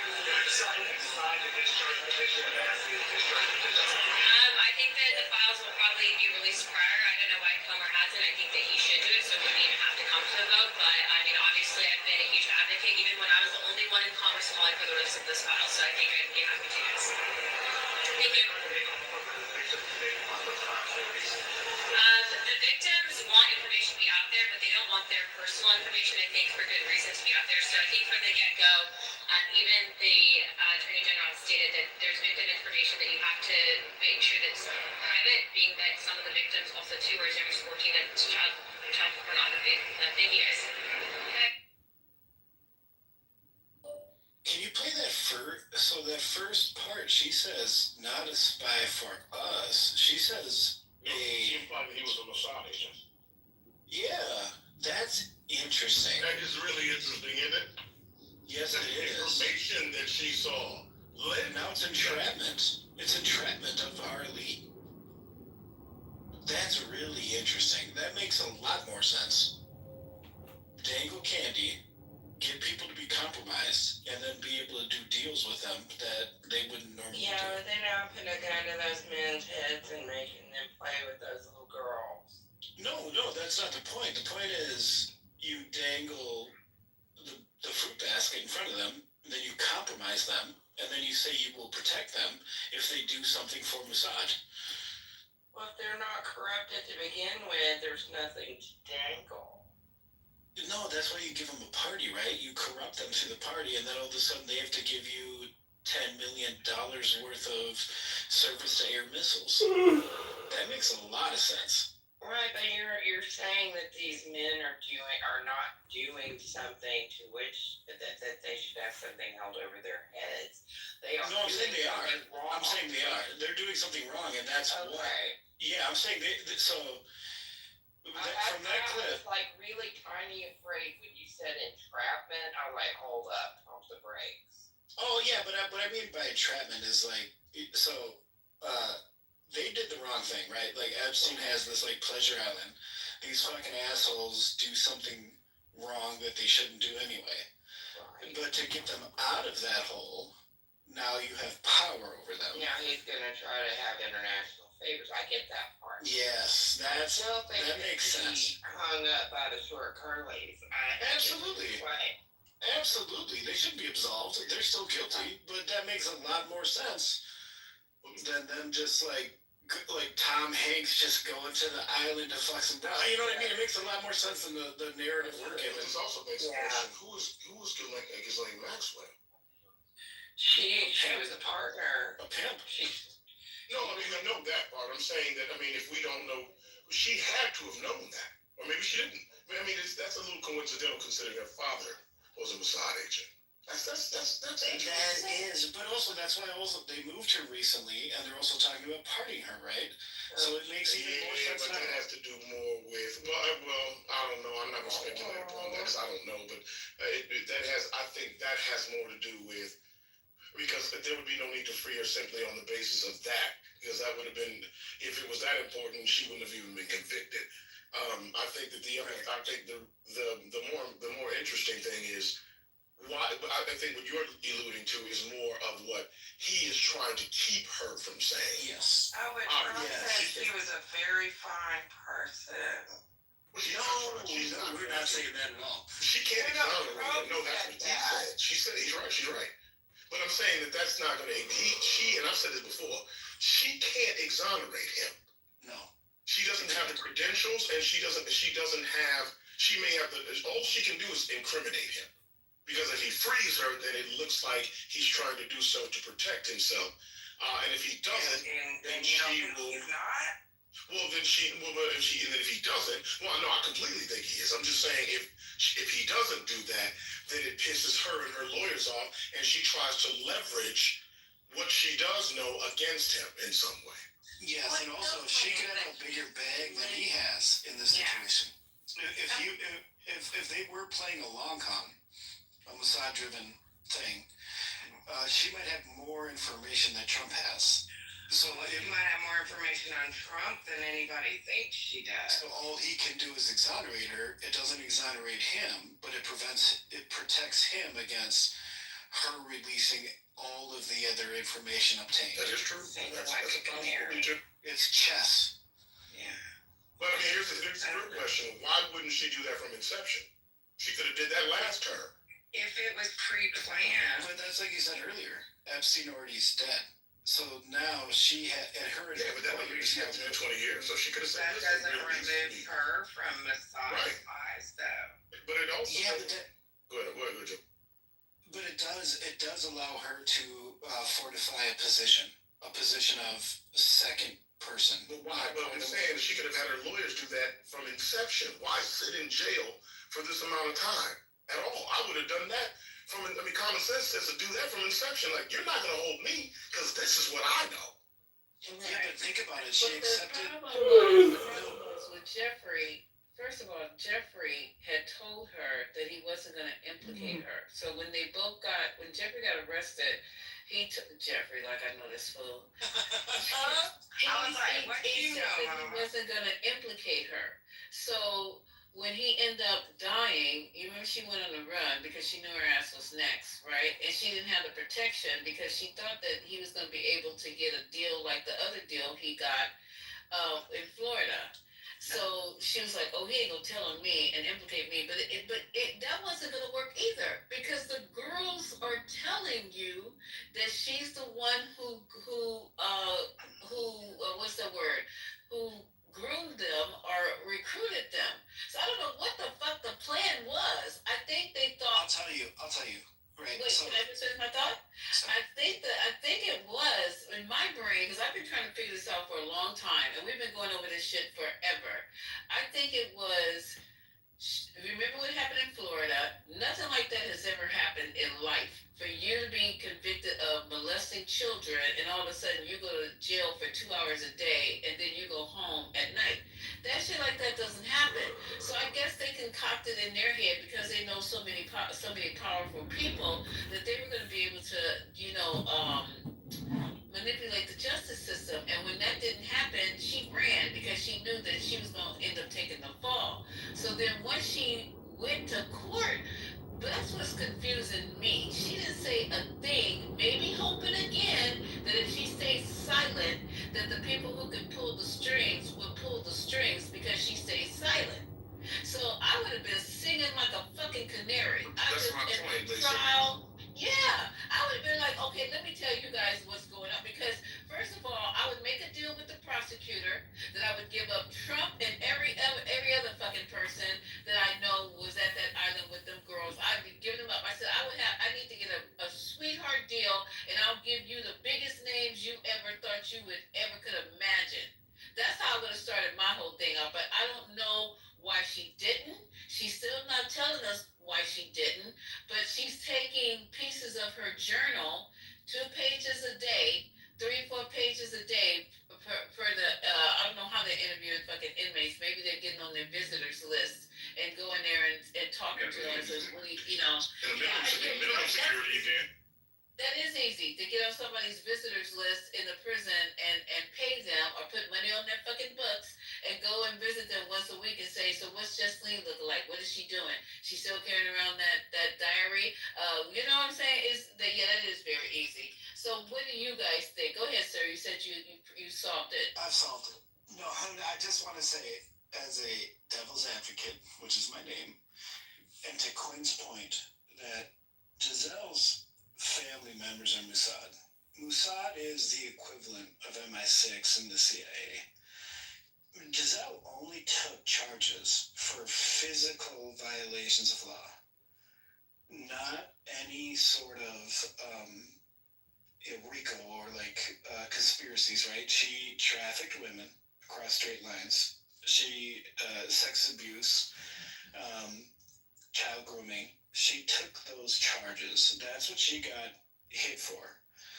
It seems perfectly reasonable to me that she has a lot more information and has been placed there to potentially take those charges, to wait for a situation like is happening now, where her information is now more valuable than the punishment she would receive for those charges.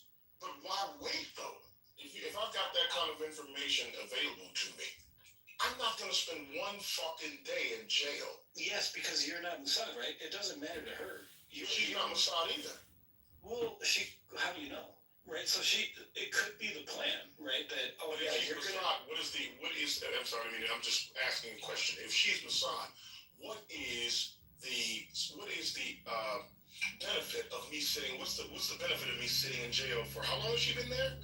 Oh, 8 years? Oh, 8? Oh, damn. Yeah, I'm sorry, maybe not that long. You guys talked about how easy it was for her to move information. The benefit for Mossad is to dematerialize America, right? So or to identify positions of power or positions of leverage against American counterparts. It could be that, okay, you're going to go to jail, you're going to take these hits, you're going to give us the information secretly while you're in jail about all of the actual players. But while you're in jail, and you're going to take that sentence because it appears that you aren't undercover because you took that sentence. Because if you would have said, I got so much information on day one, everyone would know that you were part of a. Yeah, but she doesn't have to be. Here's where your theory falls. But no. You just said you played that person's clip that said that she is an agent of another country. No, she was talking about Epstein. She wasn't talking We about. tried scaring I'm you. only asking the question. So I'm asking the question. This is where your theory falls apart. If she is what you think she is, well, first of all, let's be clear. I don't have to be that to have this information. She doesn't have to be in a secret organization or agency to have this information. She was around. She could have simply been his girl and his bag man or bag lady for all we know. So she didn't have to be part of a secret organization or a covert organization in order to possess this information. She could literally have just used the information to do that without revealing who she was. She could have simply done that and not spent a day in jail. Why does that make sense? Because she ran, dude. Well, the thing about it is, there are people that walk into places strapped down with explosives and kill themselves on purpose. You think a little jail time is going to matter to somebody that believes in the cause that they're dealing with? But I'm saying she got 20 years. She was getting, and it's not like she was sitting in a low. I'll tell you right now, she's not going to sit. And now she's in fed. She's for the last 5 years. She's been in a prison. I'll tell you right now, before I'm going to call it right now, before Trump leaves office, Giselle's either going to be dead or free. I'm going to put that claim right now.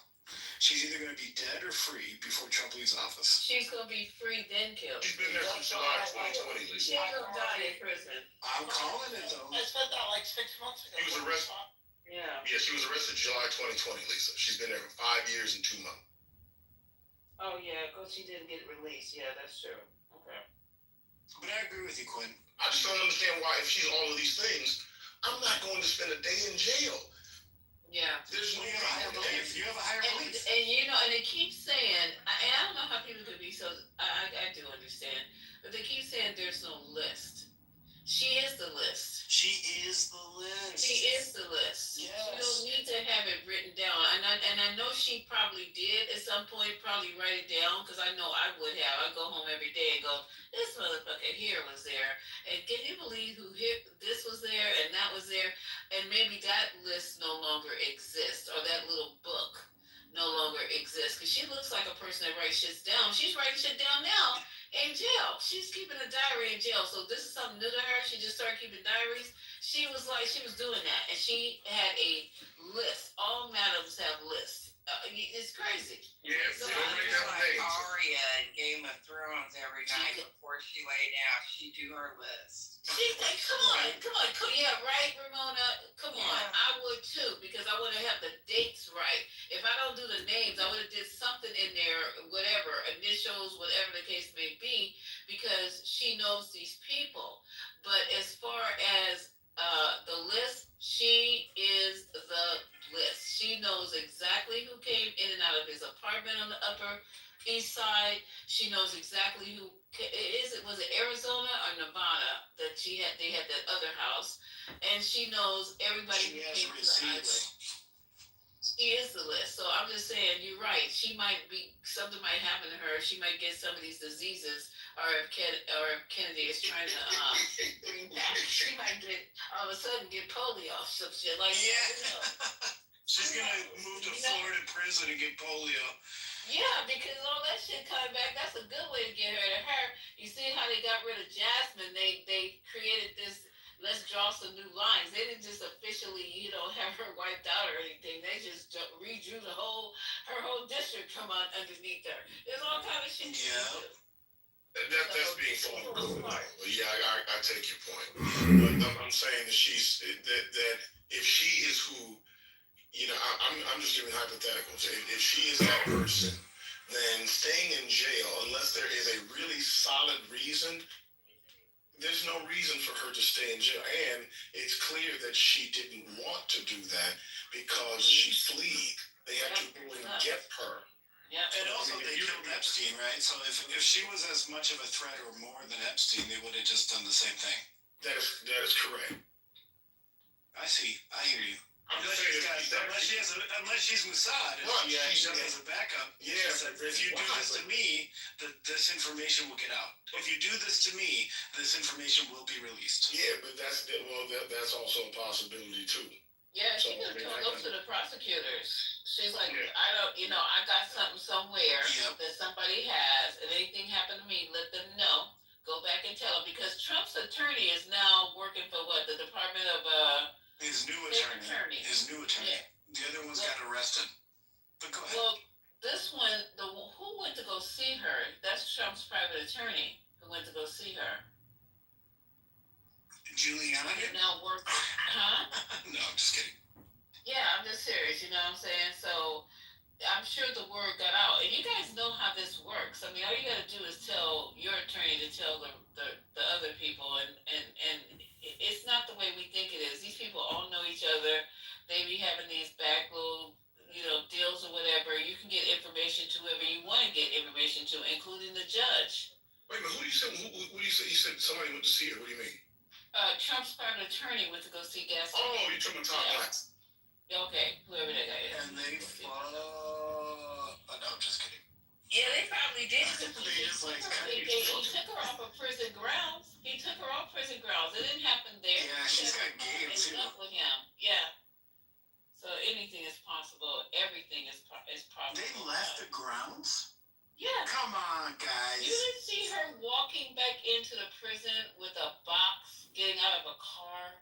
Come on. What are we obviously, does that happen if your mother-in-law fakes a bunch of checks at Walgreens and goes to jail and then gets gets talked to by lawyers? No, they don't get to leave the prison. Yeah, they do not. Why is it different for president? You can.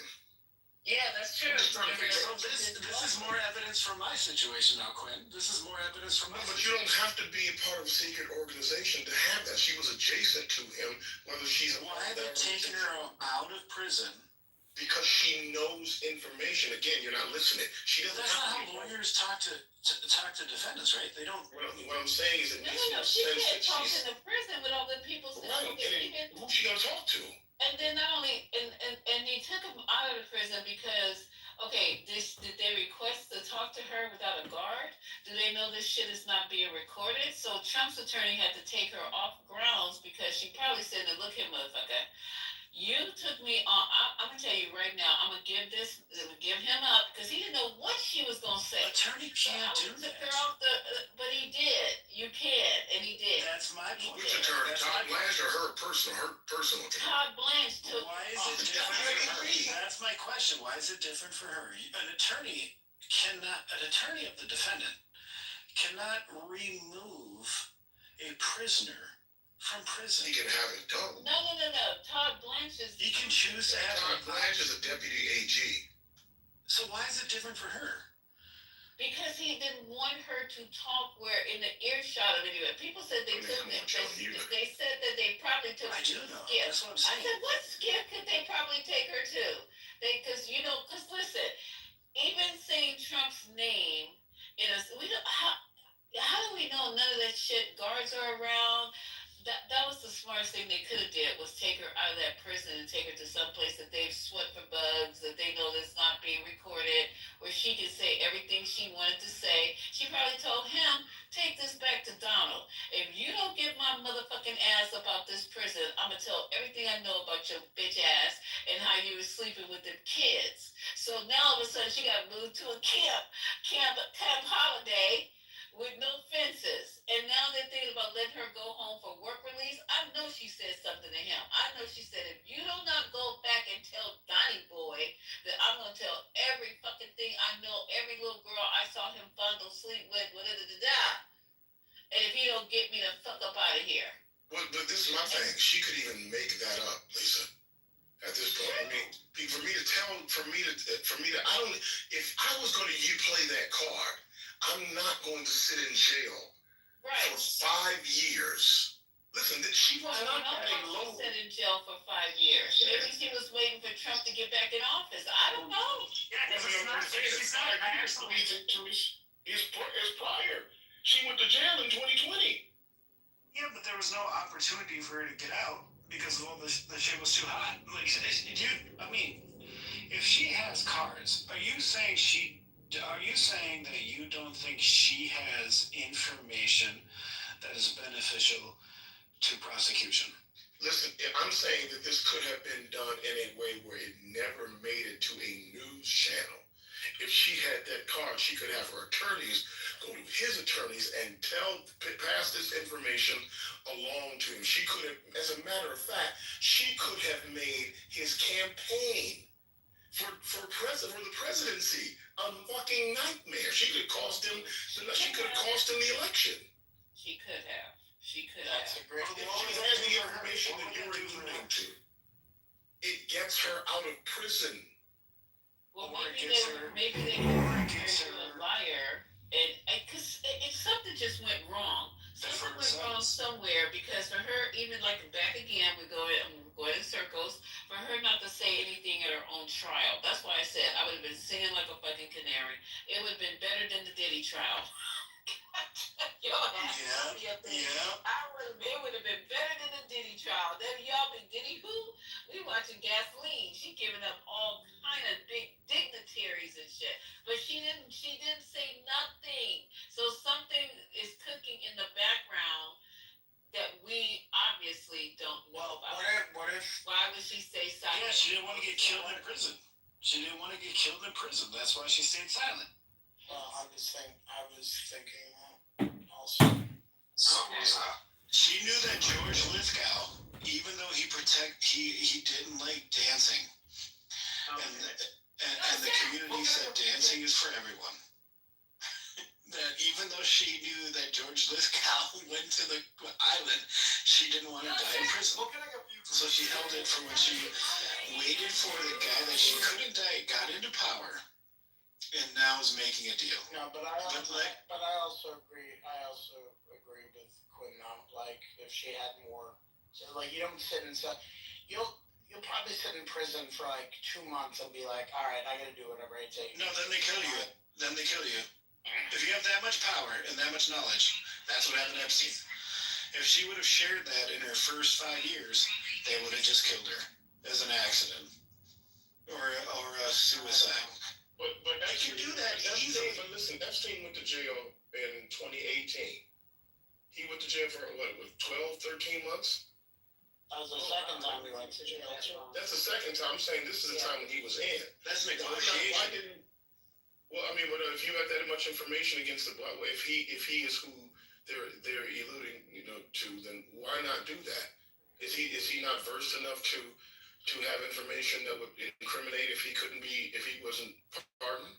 Yeah, but what are his options? Like, I can either give this information to the news and get killed because I'm still imprisoned, or I can use it to leverage a deal. And the people that I'm using to leverage a deal for are going to say, I'll just kill you.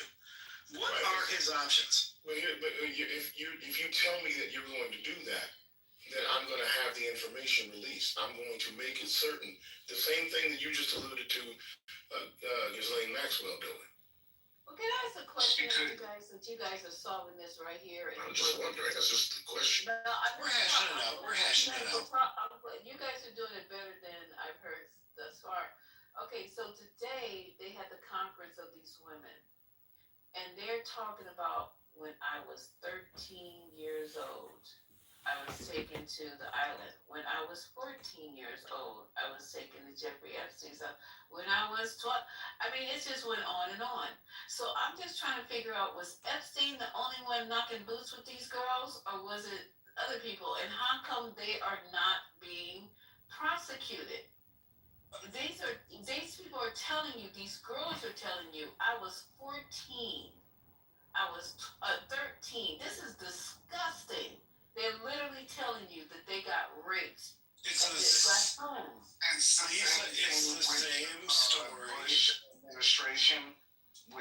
claims against Katrina. Not that they can't do it, they don't want to do it. Yep. I think they do. It's the same thing with the Valdez oil spill.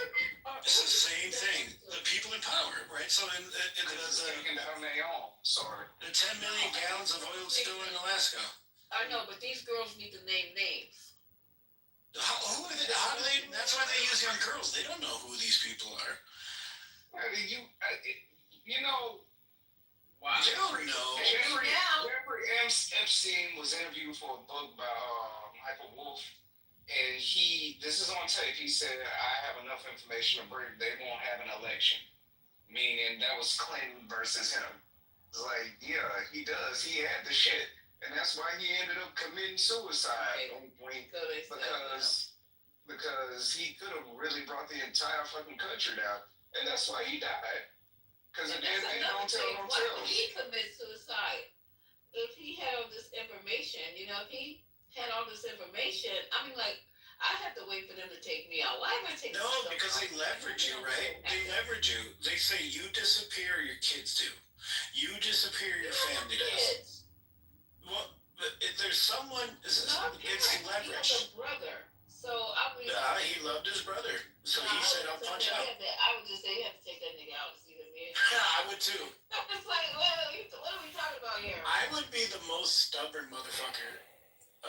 Well, no, you could leverage me on my kids. If someone's like, "I'm gonna kill your kids," that's different. Yeah, if someone's like, "I'm gonna kill your kids if you share this information," I'll be like, "What information? I don't know you. I actually can't see. I actually can't see." I got 11 other brothers and 3 sisters. Pick which one you want to go. You got an extra one. I got too many fucking siblings.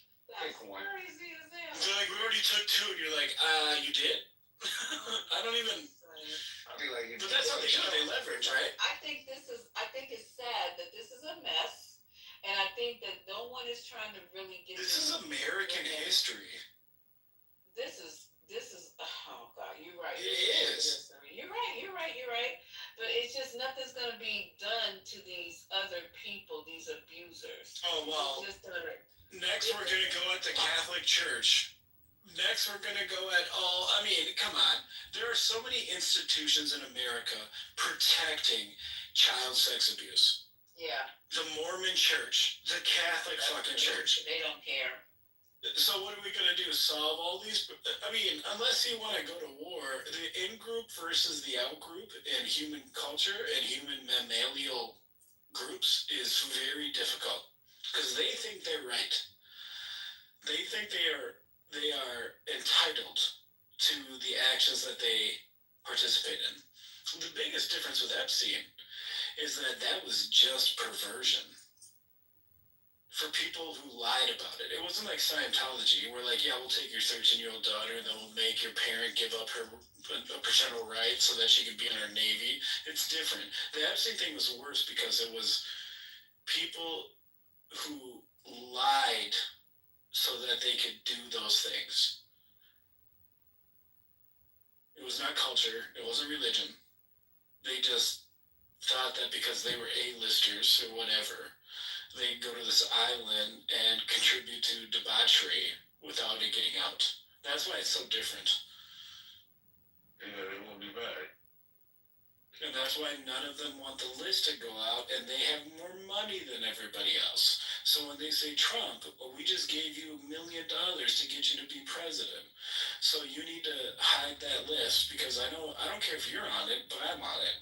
And all of a sudden, what does he do? He hides the list, even though Pam Bondi said 6 months ago the list was on her desk and she was going to use this list to bring down the Democratic A-listers. But she forgot that Trump's on that list, and so are a lot of other Republicans. And then she said it didn't exist. Come on.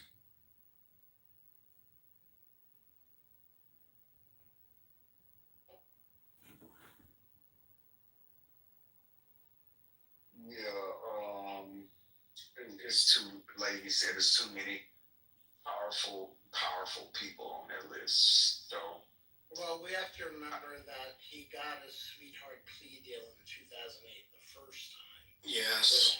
With Alex Costa. Yes. In Florida, attorney, as I mentioned before, for Epstein was Alan Dershowitz, who we know is huge with Trump. And then, of course, Alex Acosta, coincidentally, by the way, was appointed as labor secretary by Trump in his first term. And I'm joking, coincidentally, and also defended the sweetheart plea deal as late as 2017, I believe.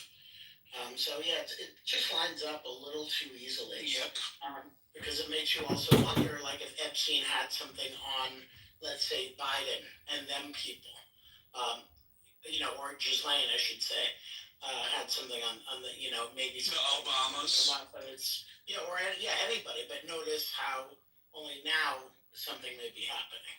So I mean, it's very telling because there's too many close associations with the Trump administration, but also probably Republicans in the Bush administration. Who knows what else? So it's always a little too close and convenient. Yep. Even though we all knew Bill Clinton was there.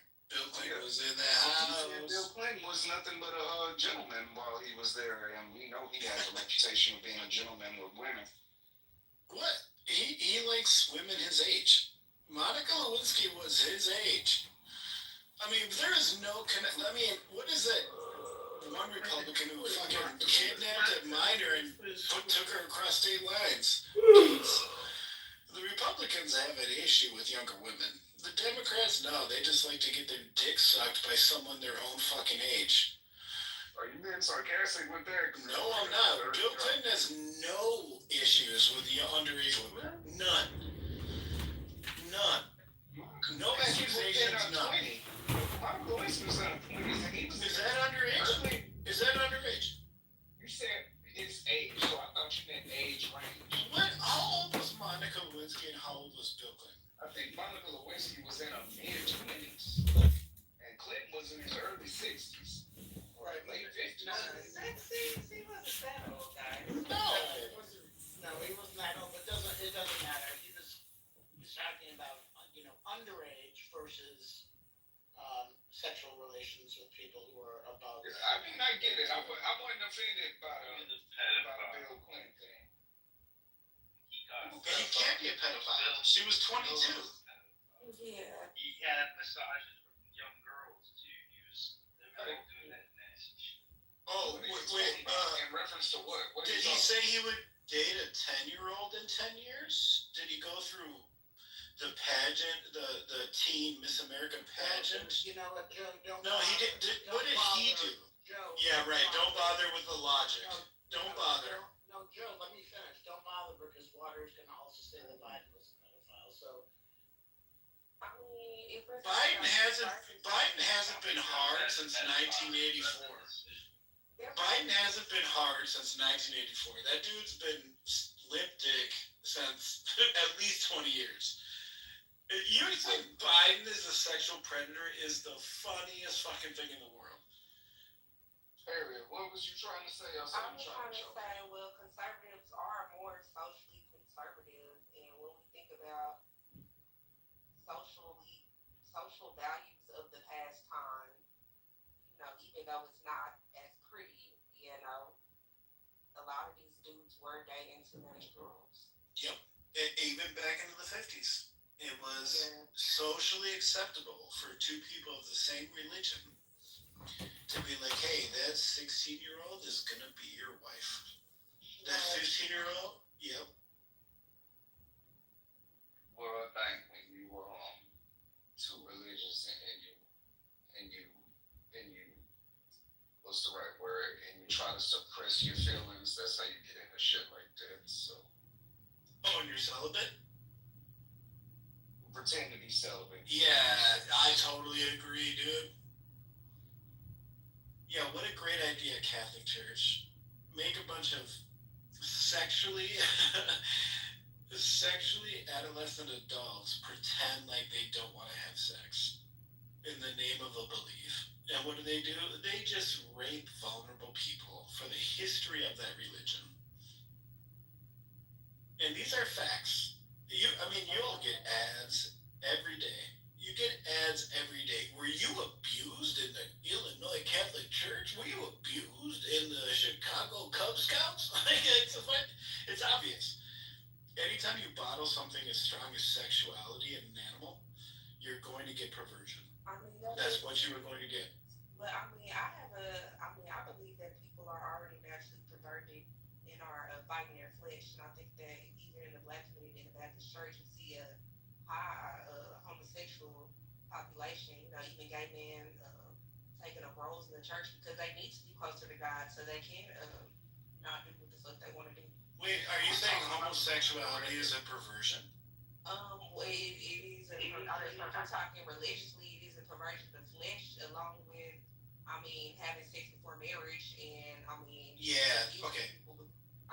Religiously, urges of the flesh. I think it goes under all of those categories: homosexuality, premarital sex. If we talking about the Bible, and I think those people, that's why they gravitate closer to religion, so that they can have a hang on not knowing what the fuck they want to do. Well, as long as you equate it to premarital sex, that's okay, because there are a ton of gay priests, right? Gay pastors. Homosexuality is as natural as sin. If we talk about sins, like in the Bible, the sexual sins, it's all under the same umbrella. We don't like to say it's the same umbrella because of what our culture says is normal and not normal, but shit, it is. No, I think that's refreshing. I've never heard. I love that because I debate this quite a bit. I love that you equated homosexuality to premarital sin or premarital sex. Yeah. I think that is very fair. That's very fair. Instead of saying homosexuality is an abomination. Thank you. Or sinful. Thank you. I be thinking that just comes from thinking critically. Absolutely, because how can it be an abomination when it's a sin, and sin is natural? Sin is the natural state of man in the Bible. That's true. So I think that. So why is one? And the Bible also says no sin is more than. Well, because the Bible says. I don't think it's the Bible. Let me get that. Homosexuality is a sin because anything that you may want to do that is fun, religion frowns upon it. Eating too much, drinking, having sex.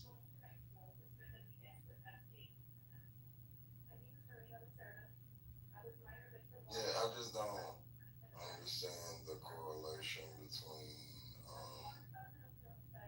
premarital sex and homosexuality. It's just a perversion of the flesh. That's what it's like. Yeah, they're both sins, right? The Bible says they're both wrong. And the Bible also says all sins are equal. So how do you Except understand the correlation? Except suicide. Except suicide. It does say that. It does say that. But I would also say I don't believe anything that's in that book. So if you want to, Me neither. Book. But the book provides a mathematical paradigm. If one thing is a sin and another thing is a sin, and all sins are equal, then one and one are equal, right? But what I'm saying is homosexuality isn't necessarily a sexual thing, because there are gay people who've never had sex before. Facts. But in the Bible, sin is thought and action. Yeah, and that's why I said those people stay closer to Which I disagree with. so that they can control their urges. I feel like they stay in church all the time to control their urges because they don't want to act out of their thoughts. I think that honestly, and I don't think there's anything wrong with that. I don't think there's anything wrong with you sitting up here, just how it is. It's nothing wrong with somebody being horny as hell and then waiting till they get married to, married within the church to a woman or a man, whatever the Bible says, to start a family. There's nothing wrong with controlling your urges until you're able to do that. And I feel like I've seen gay. I'm Southern. Wait, have you never masturbated before you got married? I have, but I know it's the same. Well, because the idea of marriage is actually just another thing, like religion. It's just an idea, right? So you can have two people who do everything wrong according to these ideas, this religion and this Bible, and they perform better as Christians, even though they're not. They perform better, and the judgment just doesn't. The Bible just doesn't seem to cover that part. Because if you're saying you think the idea of not touching yourself, or you think the idea of touching yourself before marriage is a sin, having sex before marriage is a sin, why do you think marriage all of a sudden makes all that go away? When marriages in America are like 40% successful. It's weird to me. It's supposed to be the security that it gives. Like at one point, I think when I was like 23, maybe 5 years ago, I was like, you know what? I see why all of this is in the Bible because it gives you an opportunity to have security before you start having all these strong emotions and sharing resources. And I think it's just a structure. But those strong emotions come with adolescence scientifically, right? Like, so you get horny when you go through adolescence. There's nothing the Bible says or can say that prevents that. When American mammals, I'm not American, sorry, human mammals, only Americans, no, when human mammals go through adolescence, they are sexually adolescent. They are going to get horny. This is why the Bible fails if you put people in troughs like you put cattle, because they're gonna fuck. Rituals don't mean shit. Humans are animals, and they are run by their emotions. It's weird to me. Like, marriage is just a higher state of that emotion. It's just two people delusionally lying to themselves that at the point they get married, it's the ultimate connection under God. And then 2 years later, the husband loses their job, and all of a sudden they were both fucking wrong. It's crazy to me.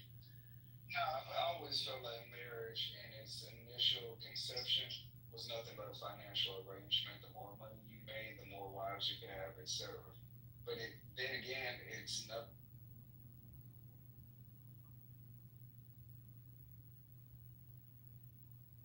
Now there's like prenuptial agreements, right? Like it's funny, it's weird. It just sounds like you're talking like as a perspective of the Bible, and she's talking.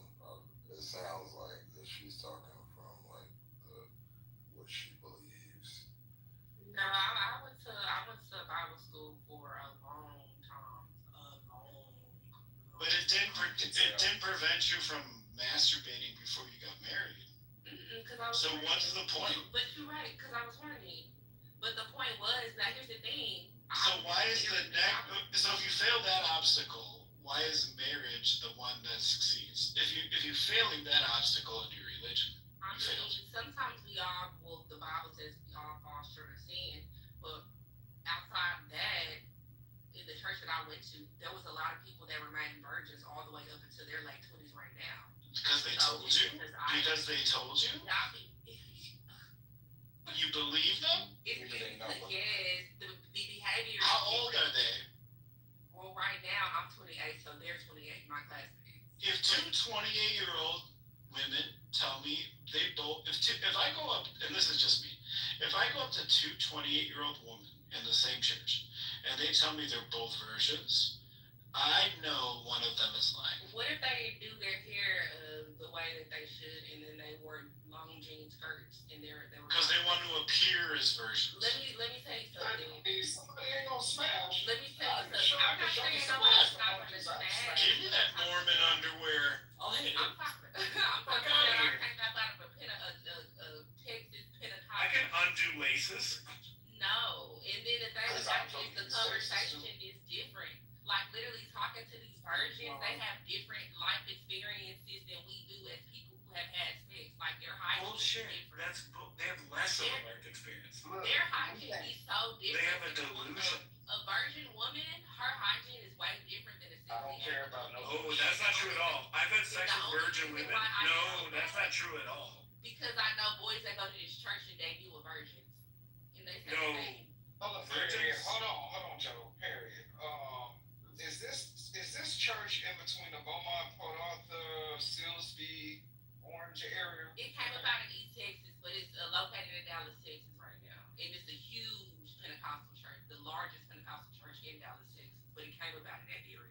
It's next to the barber shop. No, this is $1 million church. I'm in a Bible Belt. We have $1 million churches. Of course you do. You have $1 million church full of liars. You have $1 million church full of people lying. You don't think that people actually live the lifestyle that they preach? No, they don't, because they give their pastors private jets. They're lying to feel better, right? Their feelings. You think they're virgins? You really they think? don't believe in being rich. More about Jesus. Is that the church that let that bald eagle fly into the window and die? Mm-mm. No, it's not that one. Mega churches are the biggest con in America. Yeah, these are Pentecostals. It's just different. Oh, that's It's just way better. They're super traditional, very strict. Like they live by what the fuck. None of their kids are. Well, you tripping. Come on. Are you telling me? I know that the average American for Christian, real, bro. they're strict. They're stricter than the average American Christian. They're stricter than the average Methodist, the average Baptist. They talk about Methodist. They claim to be, right? But the people Have you ever heard about those meetups? What's the divorce rate in your church? Hold on, those meetups and those. But it's absolutely 0% at that church. Oh. I've never seen it. You said the divorce rate is 0%. Have y'all ever heard about the meetups that they have? They're like freak offs. Y'all really be thinking those people are not having sex. Y'all are crazy. You are It's crazy. Christians are crazy to me. If you don't have sex at a bonfire in East Texas, Long story short, I know they not nothing like that. I'm gonna be 100% real with you. I've learned on this app not to personalize things, and the stuff she's saying, I grew up with a bunch of Pentecostal people. Some of the shit she said is true about the hygiene and stuff, because they be keeping the bushes, but they still be fucking. They still be fucking, and Yeah. I ain't want to personalize it, but those girls were targets. When you get into like Yep. third week of school, and she's wearing dresses every day, you notice that, and her hair ain't permed, you're like, oh, Yeah, her hair not done. get it. No, because obviously that belief makes women act out, right? It actually makes them act out. Oh, you should be ashamed of your sexuality. Adam, they took the rib from Adam that created Eve. You were after Adam, and then you get her in high school, and then her hormones hit. She's like, oh my gosh, boys like me, and then they fucking smash. They do. They tell you they don't because they're ashamed. They're so ashamed of it that they say that they're virgins. They lie to themselves. They still be at their parents' house. They still be at their parents' house. How many of us have fucked someone at their parents' house without them knowing? Anybody? Me? Okay, but not if your parents used to beat you out the shower with a fucking cane. Come on now, are you serious? I already left at that time. Okay, then they still there. Like, what are you saying? They're still there. What am I saying? Why is she still saying she's a virgin? They're still there with the cane mom. The cane switch mom out the shower still whooping their ass. You don't know how good people was at sneaking in and out the house and stuff like that. Like you Yes, I do, 'cause I Or how good the girls cover for them. Or how good the girls cover for them. I was there I'm once. not They're gonna tell nothing no like personal me. stories. And they beat I'm you. not gonna tell no personal stories and stuff like that.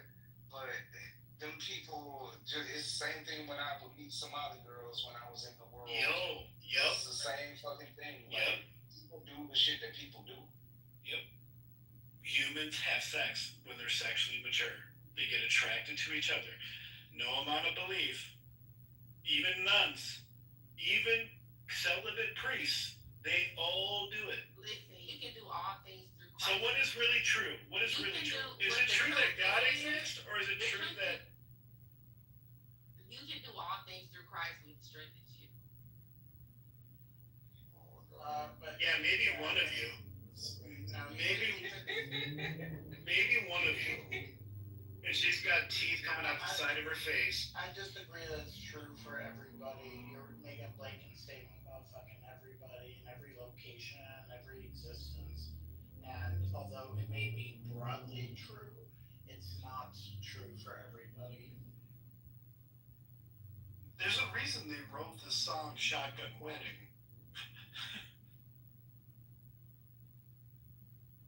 Like I said, I could tell some stories, but I don't like personalizing shit. But I could tell some stories. Y'all not gonna disrespect the Church of Holiness in my prison. I hope you trolling with that, because I can be real disrespectful. Oh, I'm not trolling. Out of all the black Christians that I've ever came encounter of, out of all the states I've been to, those are the most serious about their practice and hold their doctrines closely to their hearts. That was the Closer, first. somewhat, That pastor in that church was the first one that ate your booty. somewhat like the Islamic people do, how they take their religion Muslim. more seriously. Yeah, how they take their religion a little bit more seriously than American Christians do. The Church of Holiness takes the religion a little bit more seriously, and that's my personal. Oh yeah, there's no underage sex or adultery in the Islam world. There's none. I'm not They saying figured that out. that, but I'm saying they ain't nothing like y'all that say y'all Christians, or nothing like me. I'm not a Christian. I ain't said it out loud I was a Christian But since I was 12 that's years all old. I'm saying. Ain't nothing like the average. That's all I'm saying. You need to quit bowing down to white supremacy and learn about That's your not white history. supremacy. What are you talking about? I'm talking about black churches that was that came out of descendants of slaves. What are you talking about? I'm a true Texan. When did the slaves get Christianity? Did they get During slavery. During slavery. But what I'm saying is that's what I'm talking about. And who gave it to them? Christianity is a white man's religion. Listen, in these Pentecostal churches, they have a lot of. No, I asked you a question. Who gave it to you? Who gave it to me? Who gave it to the slaves? Who gave it to the settlers? The settlers. No, you trying to whitewash shit. The What are you slave talking about? masters, the settlers. The colonizers, settlers. Oh, the slaver, the African slavers? The African slavers, the white slaves. Yeah, you said the settlers. 90% of the Africans sold to the slave trade were sold by Africans. 90%. We know that, but why was there such a 90%? Where do y'all be getting these figures? In South America, they were called conquistadors. Like, what name do you want to use? See, baby, that was so wrong. The We need Mexico, which is still. They gave me Catholicism. Hold on, baby. Hold on. Baby. Conquistadors, you said South America. South America is primarily what you would consider Brazil. I know that's what you're thinking. That was a Portuguese country. That was a Portuguese settlement. I don't think they call them conquistadors. That's a Spanish name. That's a Spanish name. That's a Spanish name. Oh my That's a God. Spanish name. And that was when, oh my fucking God. I wish I had a bean. Because I feel like you trolling me right now. I'm not. You knew when I said I was related to Donald Trump. I'm the only one in my high school that passed the AP World History test. I know what the fuck I'm talking about. Okay? And I have a fucking minor in history from HBC. In a legal studies major. Legal study. Wait, what if your entire class would have failed another AP history class? Oh no. So how do you know because of your class that you actually know history? Well, She has a legal studies degree. I passed my AP history exam. I have a history minor too. I taught history education for 3 years. So you know I know you know it's the thing. No, you don't know the difference between Portuguese and Spanish. I do. No, you don't. They speak Spanish in South America. In some countries, yes. Some of them speak Portuguese. Some of them speak Portuguese, like Brazil. But you can't say it was just not the Spanish. You can't say, oh, it's just. No, you're arguing viewpoints. So my original question was, who gave the black slaves Christianity? The slave masters. Okay. The slave masters gave them Christianity. Okay. But you still adhering to what the white man gave you. Bowing down, shaking it. You know what? And let's talk about the Holy Ghost, right? Shaking ass in Africa. Everywhere black people go, we shake ass, bro. They shake ass in Brazil. God damn. Is what I'm saying going over everybody's head or just hers? Come on now. That comes out of Africa. White people did not give us ass shaking. They don't even have rhythm. Because I get the feeling like she's just a little slow, so the points that I'm making is going over her head. Y'all just don't want to have a real dialogue. You want No, to debate to me. barely get your thoughts out. You know what's sad? Maybe ass shaking is from Africa. You know what else is a little sad? Is like so is bling.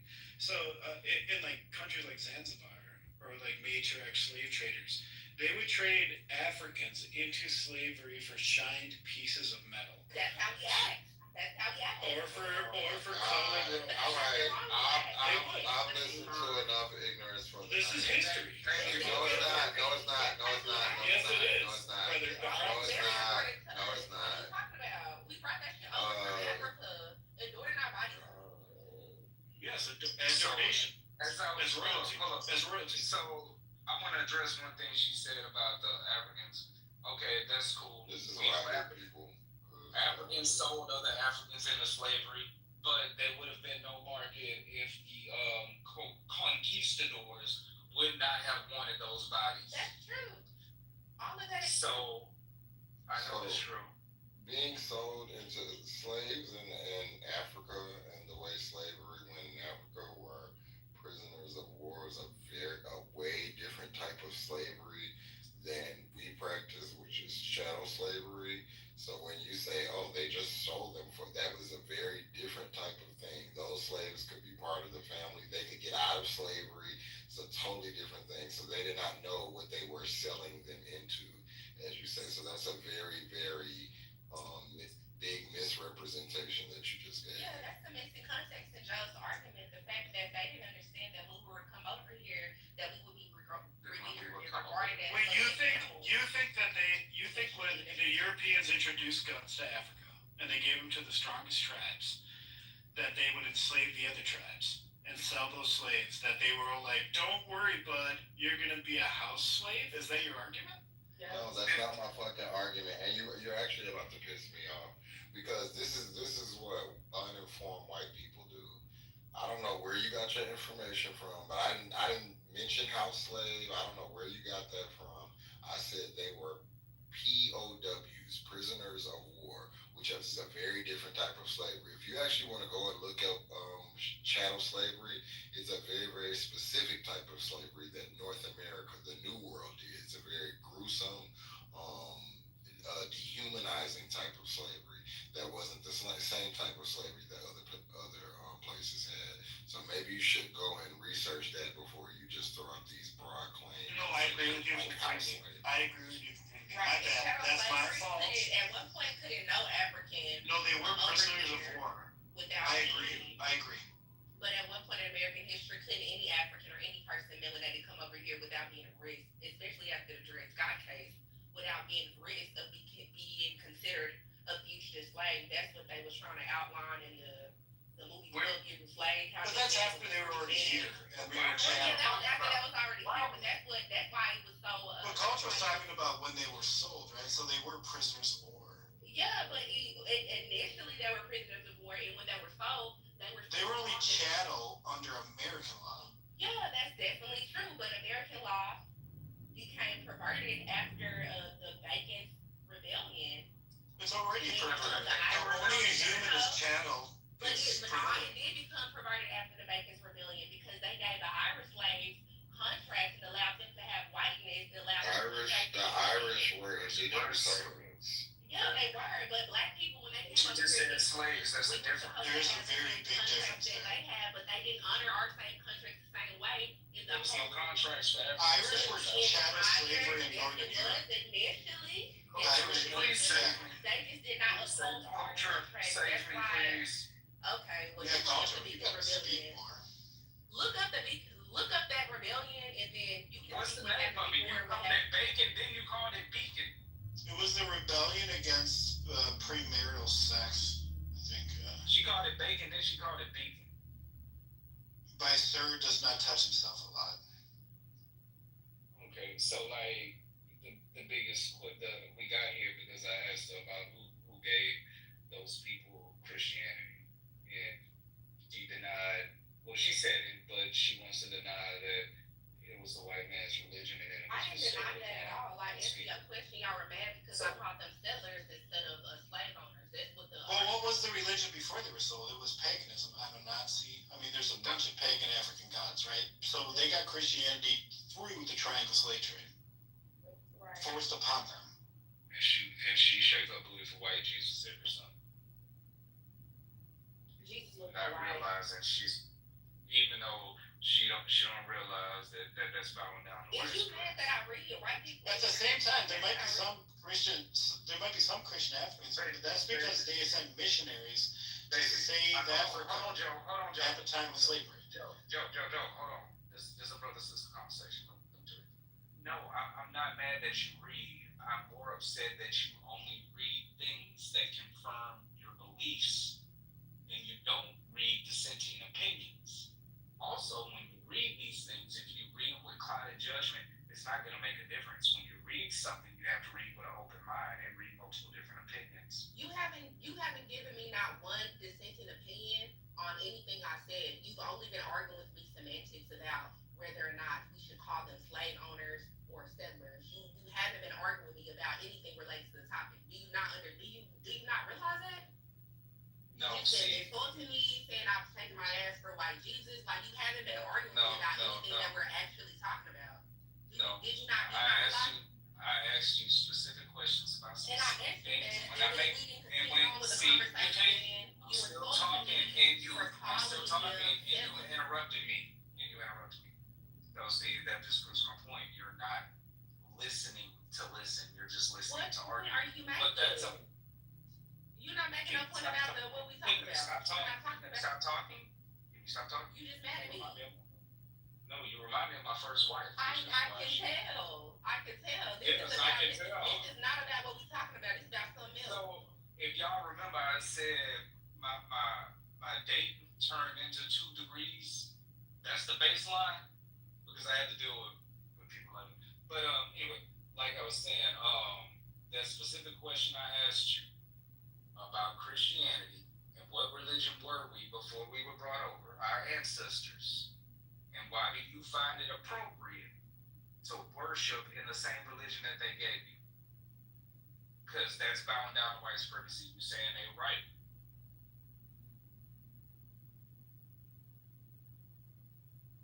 That's the question for me. So this is something that I've debated with myself for a while, especially growing up in a black church.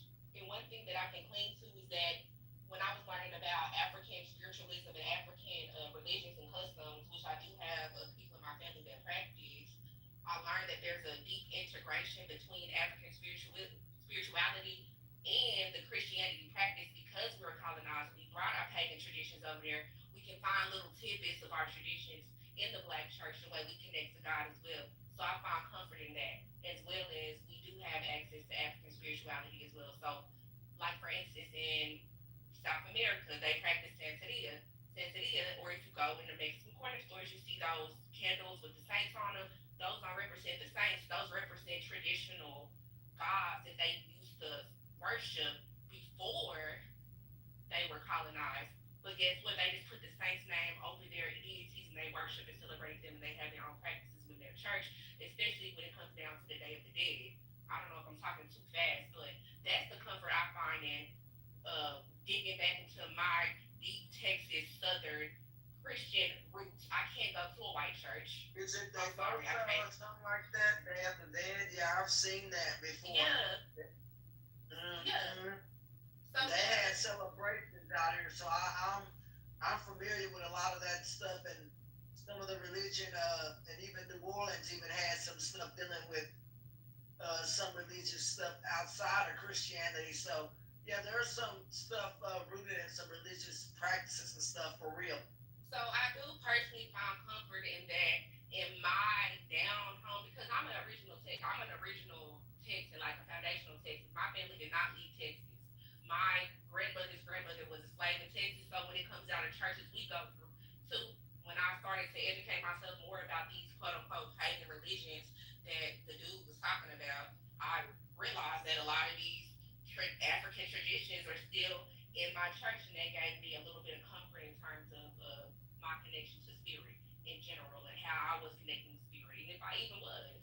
So yeah, in an authentic way, I can't go to no white church. It doesn't feel right. Okay. So, because there are traditions from original Western African religions in your church, that means the entire religion, even though it was bestowed upon you from a colonizer, conqueror, settler, whichever word you want to use, that makes the religion right to you.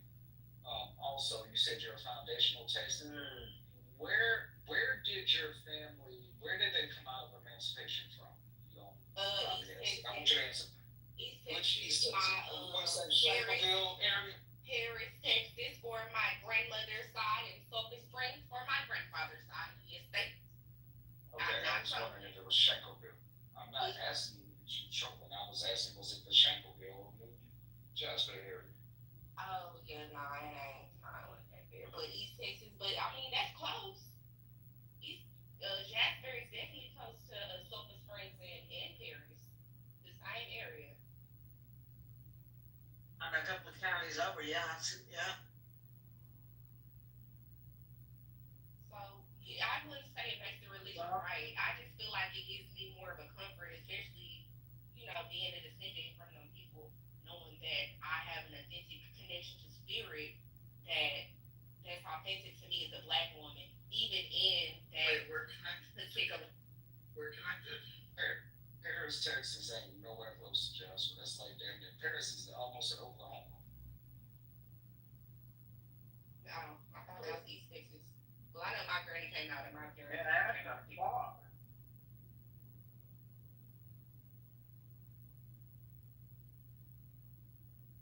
Pretty far. That's interesting that you have foundational roots here. Shout out to you. And yeah, you got to do what's best for you. And that's all people on the stage, whether you believe in a religion, no religion, you got to do what's best, I would say, for your lives. Absolutely. Yeah, that's right. Also, Sulphur Springs ain't even close to East Texas either, right? Spar. So it says Spar. Yeah, Sulphur Springs and Paris is kind of close to each other. I don't know. My family call that East Texas. Going to East Texas, we say we're going to Sulphur Springs. That's North Texas. Yeah, so I'm a fan. I am a foundational East Texaner. Piney Woods, Jasper, New, Shankleville, Liberty Community. Yeah, so I'm a real foundational East Texas. It's cool. We'll let you claim us. You can be in the.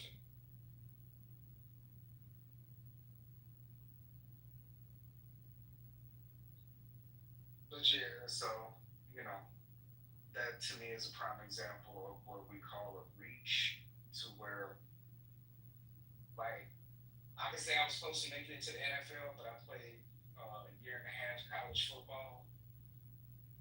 Be like, yeah, you was close to the NFL. No, you wasn't, nigga.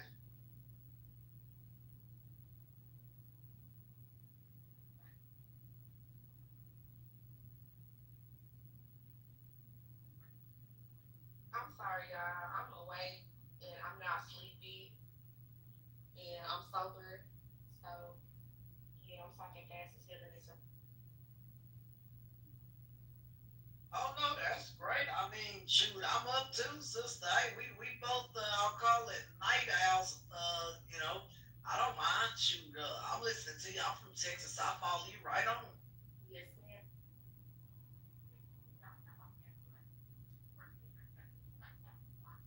I can't hear you. Who is that? That's he trying his best. So, Can you come again? Yeah, I couldn't hear nothing. Repeat that whole thing again. Hello. Woman ain't talking shit in the chat saying I ain't from Texas. Boy, better watch yourself.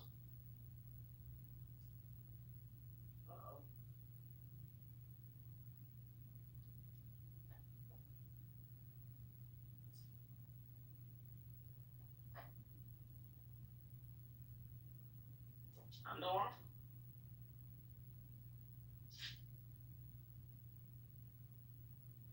Ain't nothing like it. We know everybody who's from Texas on this app. You know why? Just like we know. Bad joke coming. Bad joke coming. Oh, Well, no, listen, it's very clear. Just like people announce that they do CrossFit or they're vegan or whatever, we know if they're from Texas because that's the first line out of their goddamn mouth every time. God bless y'all. The stars of night. Why is that? Wow. Oh, you're kidding. Why do we have People from New York on this app too, because that's the first thing out their mouth. Yeah, Hey, I was just about to say that. say mom. Yeah,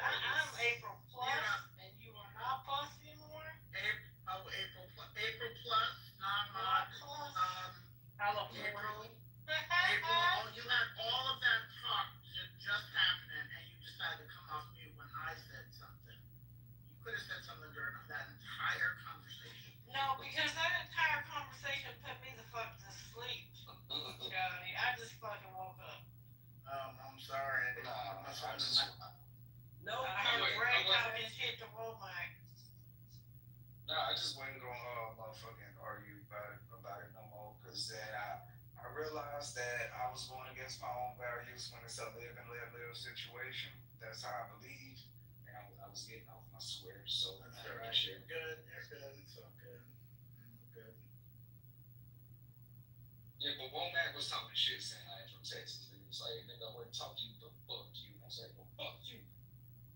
Texas should be its own country. Yeah. I don't think so. I like. They should give that shit back to Mexico. I wanna live in real life. I'm out. Give it back to Mexico, Ashton. Hey, give Alaska back to Russia. Hey, Ray. Shut the fuck up, bro. Yeah, give Alaska back to Russia. I ain't gonna say it. I'm a hawk. Oh, hell. Yeah. Who the hell wants to live in Russia? What the hell? Hell no.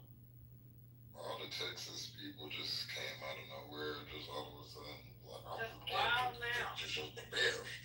It's so big, I'm Texas too. Texas, Texas, Texas. Please. I went down there, that motherfucking power grid. It's like eggs outside. What, sure? It's hot. Well, sure, you know I love you like a brother. I love you like a brother. But the blasphemy has to stop now. Right. Everybody dressed like it's 1989. Y'all should have fucked up with all your politicians and y'all let that shit ride. Okay, We don't like we them. don't let it. Why do y'all dress like it's 1857? Look, the reason I still wear FUBU Platinum is I don't because feel like it. Yeah, you're doing it. I got nice clothes. I don't got no clothes from the 80s. Yep. Standing here. Y'all were academics. I was like, what is going on with these people here? There's some nice looking people, but baby, they get everybody get dressed in the dark. look, you ever go through Huntsville? You ever go through Huntsville when they were the releases? The prison releases? Man, I had to pick my brother up. They had so many. You could tell they went in the early 2000s, like FUBU Platinum, academics, Mecca shirts. I was like, man, I'm gonna come out here next month. I'm just starting getting more clothes. They had this like real nice sneaker store. I'm like, they got some places, but the people do not use them because Don't make me DTR my sneaker collection right now. They got this real dope sneaker store in Southwest Houston. I used to frequent there, but nobody used to go in there. I used to be like, these niggas is country. Well, then they stupid, because I got a bunch of sneakers and nice clothes. I don't know where the hell you was at in Texas, because not everybody dressed like that. Not the places I go. Place I go, it's They $100. definitely dress like that around where you from. Now, Houston was a little better. Like that. Now, Dallas and motherfucking Fort Worth, that's some Dallas real niggas can't hillbilly dress. shit. Dallas niggas can't dress. That's everybody funny dresses like haircuts. Dallas niggas Yeah. get funny haircuts too. Yeah, and they love the funny, the little fat, ooh, they so country in Dallas. Everybody got those things they hate on Texas. Some cities, we could walk around and probably nitpick at other places too, but I don't care what y'all do. I don't say Out nothing. of all the cities, Dallas is the place that you'll find people that are not country. That's the worst place in Texas. Houston is deal wittable, but Dallas is the Dallas place guys I. that don't have an accent, I never been to the farm. Yeah, I'm a burner. That's the place I was gonna go back to on a bed. Yeah, but that's only like somebody that's in Dallas. Like, you know, a lot of black people that's in Dallas, they've been in Texas for generations and generations and generations. How many times you gonna say that? You must be from Dallas. Most people who are from here, She it's from not. Dallas area. Yeah, most people who from here have. I'm not going live on you. I'm from New York and I live in Atlanta. Those are two great people. Yeah, but People always have something to say about. So I'm gonna let you know. Dallas is one of the worst cities I've ever been to. The Dallas Fort Worth is a place. It used to be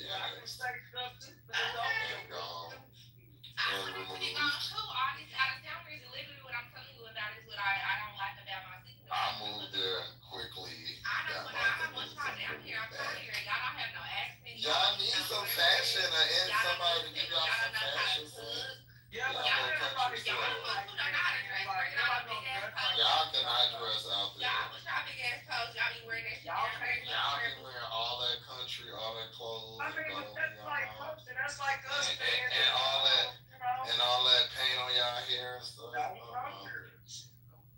I won't, baby. You ain't got to worry about me. I'm tired of y'all. I'm tired of y'all. If they have, let me say something. If I have to go somewhere and they have a layover in Dallas, I won't be going to the place. That's how I feel about Dallas. Please don't fly. I wouldn't go there on a dare. It's already much fucking trash. That's it's really a flyover country. Like they shouldn't have built no city right there. Well, damn, y'all hating on where we live at. I ain't hating on where nobody got. Yeah, fuck Texas, and they ain't got the nerve to be doing all them stupid ass laws and shit. As a black man, they're gonna arrest you off the streets and They are. Take Texas. It need to be Texas country. PTR. Nigga, I got a sneaker game. I got a shoe game. That was probably in our prison as of today, our jail is at 100% capacity. So if anything happens, we're gonna have to push you with the Mexicans at the border. So you better not bring your ass. I see some things. Okay. We're gonna have to push you ass. Tell you, I got that shoe game. This shoe game is on point. Don't play. Everybody don't dress like trash. I mean, you must be around the wrong crowd, brother. In Dallas, they do. Girl, let me see y'all this. Everybody, I'm not talking shit. I dress the way I want to dress. I'm talking about the way I dress, bro. I dress the way I want to dress. You said you be putting that on. You know, I dress the way I want to dress. I just say, you want to talk about people. I was talking about Dallas people. You keep jumping in front of the bullets, so We're gonna take some big scissors out and we're gonna cut right along Texas and Florida and push y'all out. You jump in front of the bullets. You want to roast me? That's wrong. Y'all be alright. You talking about I can't say nothing about Dallas. I'm talking about I seen niggas I don't live in Dallas. I ain't saying nothing about Dallas. I don't live there. Dallas, Dallas, Fort Worth. Dallas, Fort Worth all the time. No, I didn't. I didn't say anything. No, I didn't. I didn't say nothing about Dallas. Be saying Dallas and Fort Worth. I understand it, but I ain't saying nothing tonight about it. I don't live in Dallas. I didn't say anything about that. Hey, well, That's not my deal. as a fellow Texan, I'll say this. Fuck Dallas. Fuck the Cowboys. Fuck the Mavericks. Fuck Dallas. I hate Dallas. I hate everything You about said Dallas. fuck Dallas 2 times. What is that, North Texas? Bro, we hate when y'all live. Please take Dallas. Please, because I'm tired of y'all down here. Fuck that Oh, place. it's crazy. Ain't nobody been right by it. Fuck that stinking ass Metroplex. I'm tired of y'all fake ass cowboy boots. Y'all cowboy boots ain't made out of nothing but pleather. Niggas with real cowboy I don't know boots, why they you want to wear that. We only did that for Beyonce. We don't did that for Beyonce. We don't want y'all talk that shit. Fake She ass said, cowboy. them Dallas girls be wearing pleather dresses in the middle of the summer. That shit They ain't be shit. wearing fucking pleather dresses, Y'all pleather skirts in the middle of the summer. It would be cool if y'all didn't do so much stuff to cause problems for the It's rest the of the hat country. can made by a real hat maker, bro. That shit costs over $150. Well, y'all wanted to send all the immigrants away, so we can't afford it. So Shit, they sent all of And I our do people think away. that was stupid. I agree with him. We should. I mean, we do stupid political stuff here. I do agree with that, and I don't agree with everything that how Texas runs. I don't like the political shit here. That's the thing. Got me. Shit, you know anything about what the fuck politically going on? They just drew a line through my district, so Jackson Crockett don't even have a seat. They just removed our entire you should be saying fuck Dallas. city. I love Dallas when Jackson Crockett was over Dallas, but they just drew a line through us because You from Dallas? She from Sulphur Springs. You from the Dirty D? That'd be so funny when they call it that. She from Sulphur Springs. Oh, I'm not. My family is. I'm not. You from what's that place? That I'm a black virgin place? Rapid City girl. You from Mosquito or Mesquite, whatever it's called. But they just drew a line through my district because they didn't want the black people rising up on their ass. That's redistricting. That's all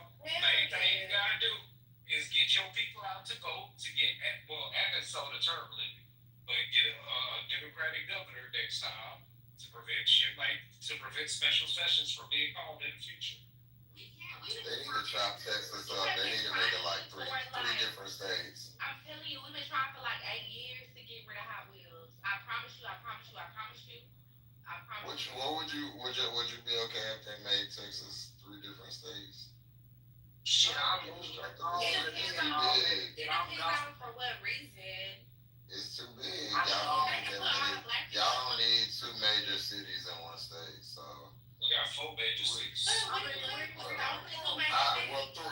I would say 2 major ones. Yeah, we need major. 2 other cities to modernize. Austin and San Antonio is. Austin is up and coming. Austin still got Corpus Christi. years.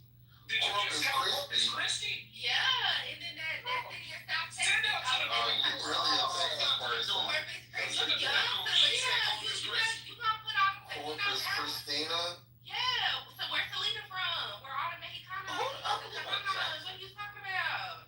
Yes, Corpus Christi. They do anything else, Scott? They have a statue of Selena. Okay, what the fuck? We gotta have a statue of Sam Houston. What the fuck you mean? Okay, Selena or Sam Houston go? Well, you can put either one of them cities in with whatever state, but the major cities are Dallas and Houston. Yeah, man. But in my imagination, they would put Austin and San Antonio in the same imaginary state. Yeah, because that's like a different whole different thing. And then you make those part where Houston is on stage. Don't you count Beaumont and PA. Don't count Beaumont and PA as major cities. When I first went to college, the worst people on campus was the niggas from Dallas. They thought they was the hardest niggas in the world. Until Katrina happened and they met New Orleans. Oh yeah, cause let me tell you, that was rocking them New Orleans people up and down. It was terrible. Yeah, I had fat neck hairstyles. Nah, it was the opposite down here. The New Orleans niggas showed them what the 504 and did it. That gumbo was all about. That's I all. love the New Orleans nigga. I love people from New Orleans. Dallas people, I can do without. Yeah, I mean, I can't say this Dallas. A lot of them people, I ain't gonna lie to you, Dallas, they call it kind of the Philly of this area. It's a lot of people are pretty rude and stuff. I went to Philadelphia. Who was that talking? I'm talking about Philadelphia. I said Philly, not Texas. They said Philadelphia. I went up there. And some of the people, they can be kind of rude. I've been all over the country. I ain't just talking about here where I live. I've been all over this country and outside of it. And I do like to travel and see different things in fashion. And yes, in a lot of ways, yes, our state needs to modernize, whether that be in fashion, whatever. I mean, I did tell somebody we behind, but we really do need to modernize when it comes to a lot of things, and they are trying to do that. Like the power grid. I think like that. Yeah. The same way you Y'all need to break out Texas rule, cause this shit ain't it. Conversation of Texas. They should have a room that just goes all day for the Texas people when y'all hyped up on y'all selves. Giddy up on out of here. Yeah, and smell horse shit.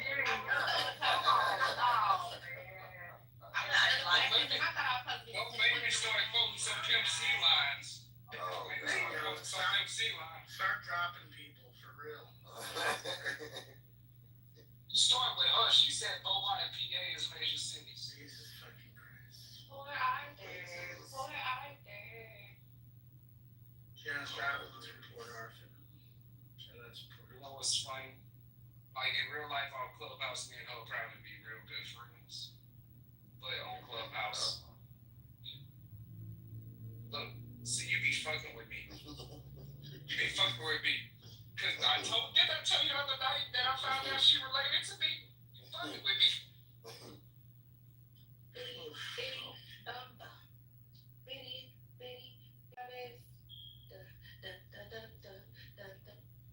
Oh, you See, speak I hate- Spanish? hate her on Clubhouse, but I would get along so well with her in real life. Ray, don't you have a whole wife and kids and shit? And my two best friends are females.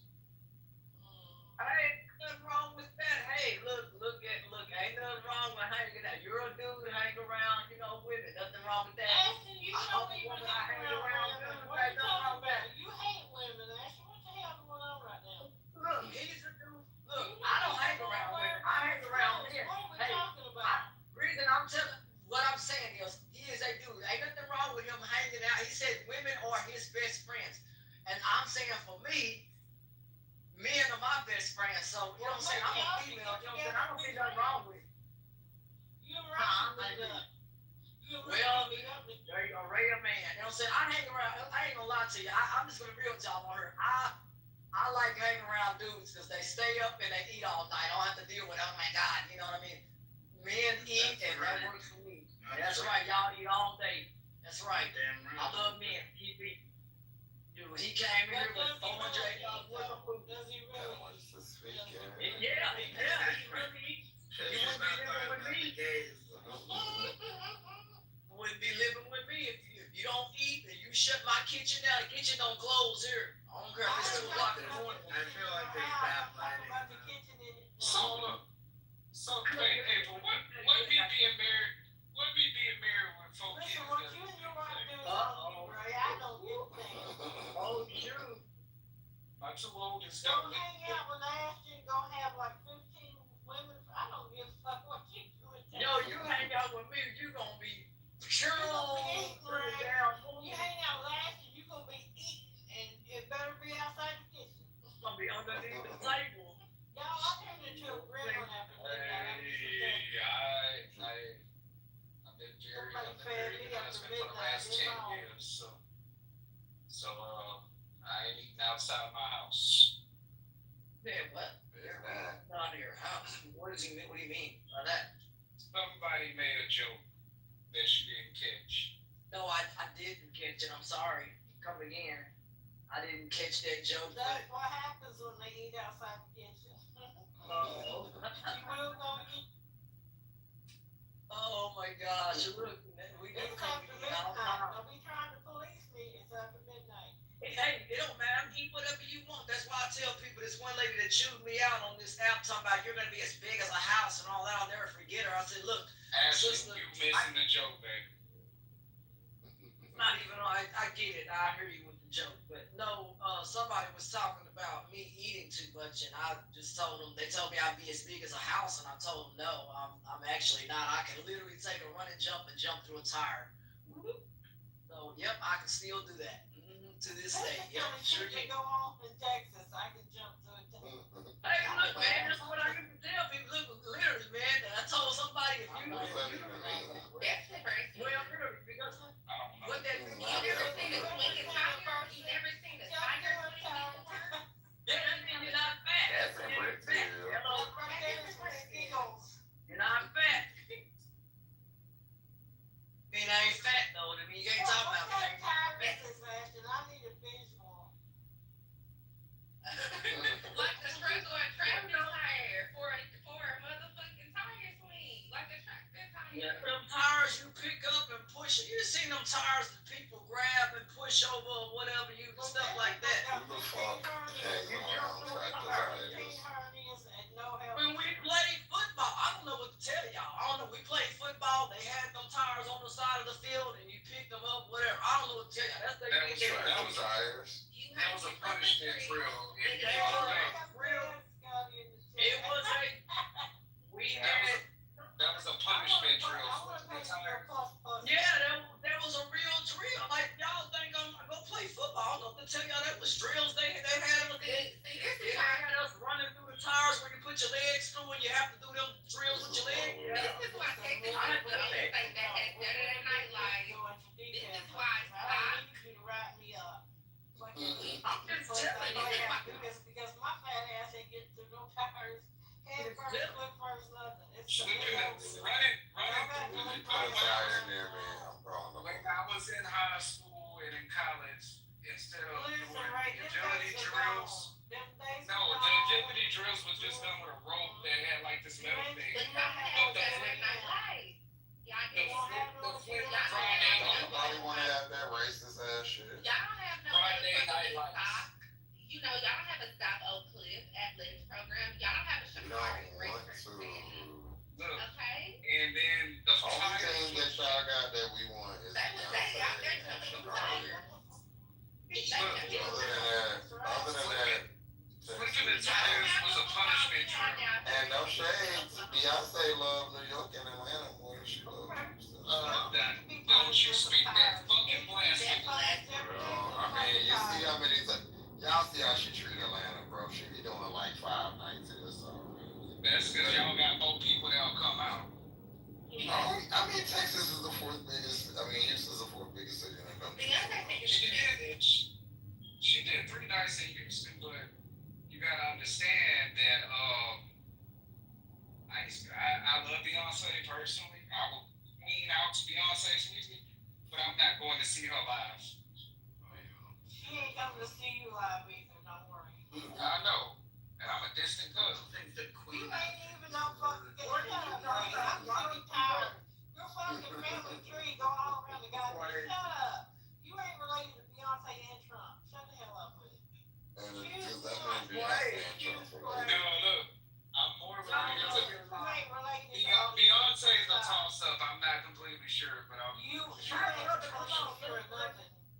He crazy. Let me tell you something. Person in my living room the other night, the same guy on here was talking about he related to all these people. Brother, you got laughed at by people in this living room the other night. They thought that you were a bunch of crap. The dude said, well, hey, what are you listening to? That's because the nigga in your that's because the nigga in your living room had drank a gallon of E&J. So everything was funny to him. What are you talking about? And E and J, you tell you, we don't drink out of no red cups over here, bro. We drink out of good stuff, Steins and crystal glasses. We don't whatever E and J. You know what E&J is. I got you. Oh, you know what Urca J. I know. You drink Yeah, I know. Mountain Dew out of crystal glasses? The fuck? She fancy.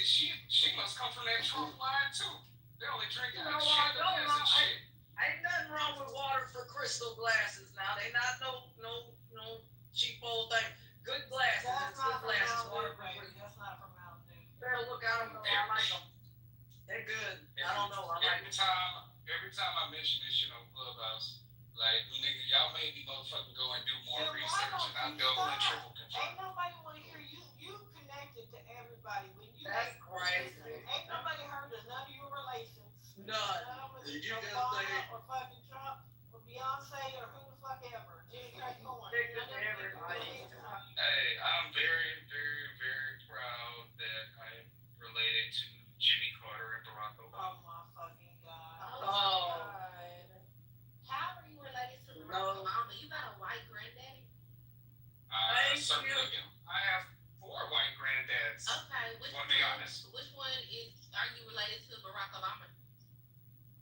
You really want me to go through this? Yeah, The because rest they of have- the rest of the room don't want to hear it. I mean, I just found out I have a white granddaddy. Right here in Texas house. Weird. I This just is found a out I have. house in Texas, so the rest of us don't have to be tortured listening to this shit. This ain't Texas. I don't know what you're talking about. The rest of the room don't care to hear, so like. Go start a house, bro. Yeah, the Texas house also Tejas. I just found No, out no, they don't have nothing to do with Texas. That's his heritage. as well, and I'm irritated because I didn't hear none of that privilege or wealth or anything. I'm just kind of light skinned and my locks don't lock all the way up at the top like it should, and that's So- pissing me the fuck off. When you say have you done your ancestry? No, I talked to my elders, and by talking to my elders, when they get more comfortable as time changed, they reveal more and more about it. They tried to say that we had Indian in our family the whole time. We had a white I family. grew up thinking Indian too, and when multiple people in my family did DNA, the most somebody got was 1%, which is a negligible percent. But I did my ancestry back to like the 1600s, and that's how I was able that other app track the common ancestor between those people. Is what I was trying to explain. He related to fucking Trump's out of Germany. God damn.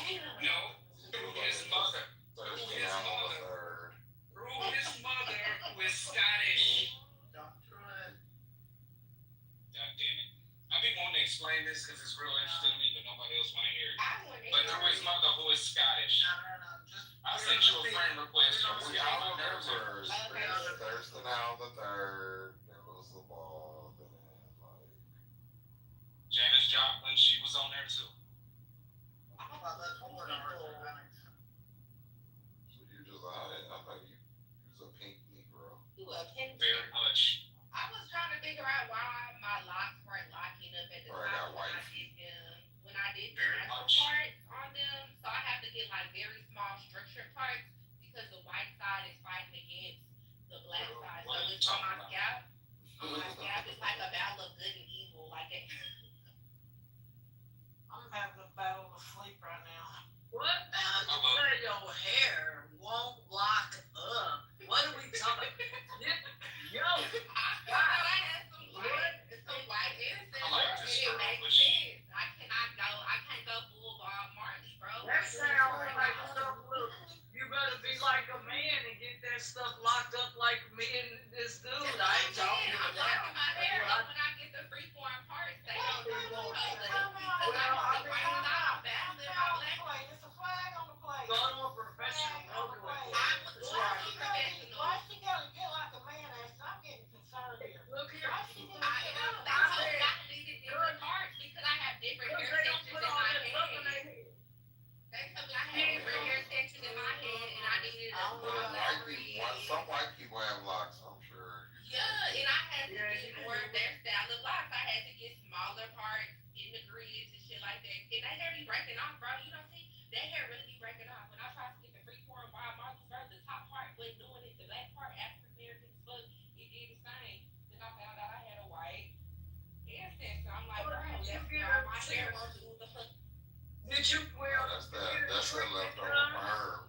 I never had a hair in my life. Man, I don't know, man. A lot of stuff that women do to their hair, it's like I look and I'm like, I like lie. This girl told me, well, you should get your hair permed. I don't want to do all that. Then you find out these perms have issues and all that. I'm just gonna be real, John. I go to the barbershop because I don't want to deal with all that stuff that women do. I don't do all that. I told the dude I want my hair locked up, and he locked it up, and it looks good. It's my real hair. I And don't that's do the no ag, least whatever. thing that I am surprised about. I ain't TR. That you go to the barbershop. TR. That's the least I'm surprised to you. So I came to when I got natural parts, and that was my downfall. TR. I don't have the type of hair to get natural parts. I need to get a smaller grid, like a normal grid, but just smaller. And that's because I got white people hair in the front. It's You get the treatment on it. African American. But do they do a treatment in order to get your hair to lay properly or what have you when it's twisted? I don't know. I mean, because I don't know. When I go to the barbershop, they do they'll really make sure that it's real good. When I go to the barbershop, they do. No, it was just the type of it literally was my breed with my hair texture. I just have a loose hair texture in the front. Yeah, you got something like hang on the barbershop. My hair in the back. Where you going right here? It was locking. It looked Yeah, like so the hair in the front. My was a different mother and father are both would be considered black, but my dad's dad is half Caucasian. My dad's mom, her father was half white, half black, and so was his mother. And it happened like that on the other side also. So that's when I say I'm related to those people, if you see the English part right there, Donald Trump's mother is from Scotland. She was born in Scotland. And that's how I got all those people. So like I know when I say that shit, it was coming off like, nigga, what the fuck you talking about? You were asking the other night, Itch. I'm sorry if it came off kind of, and I apologize or whatever, but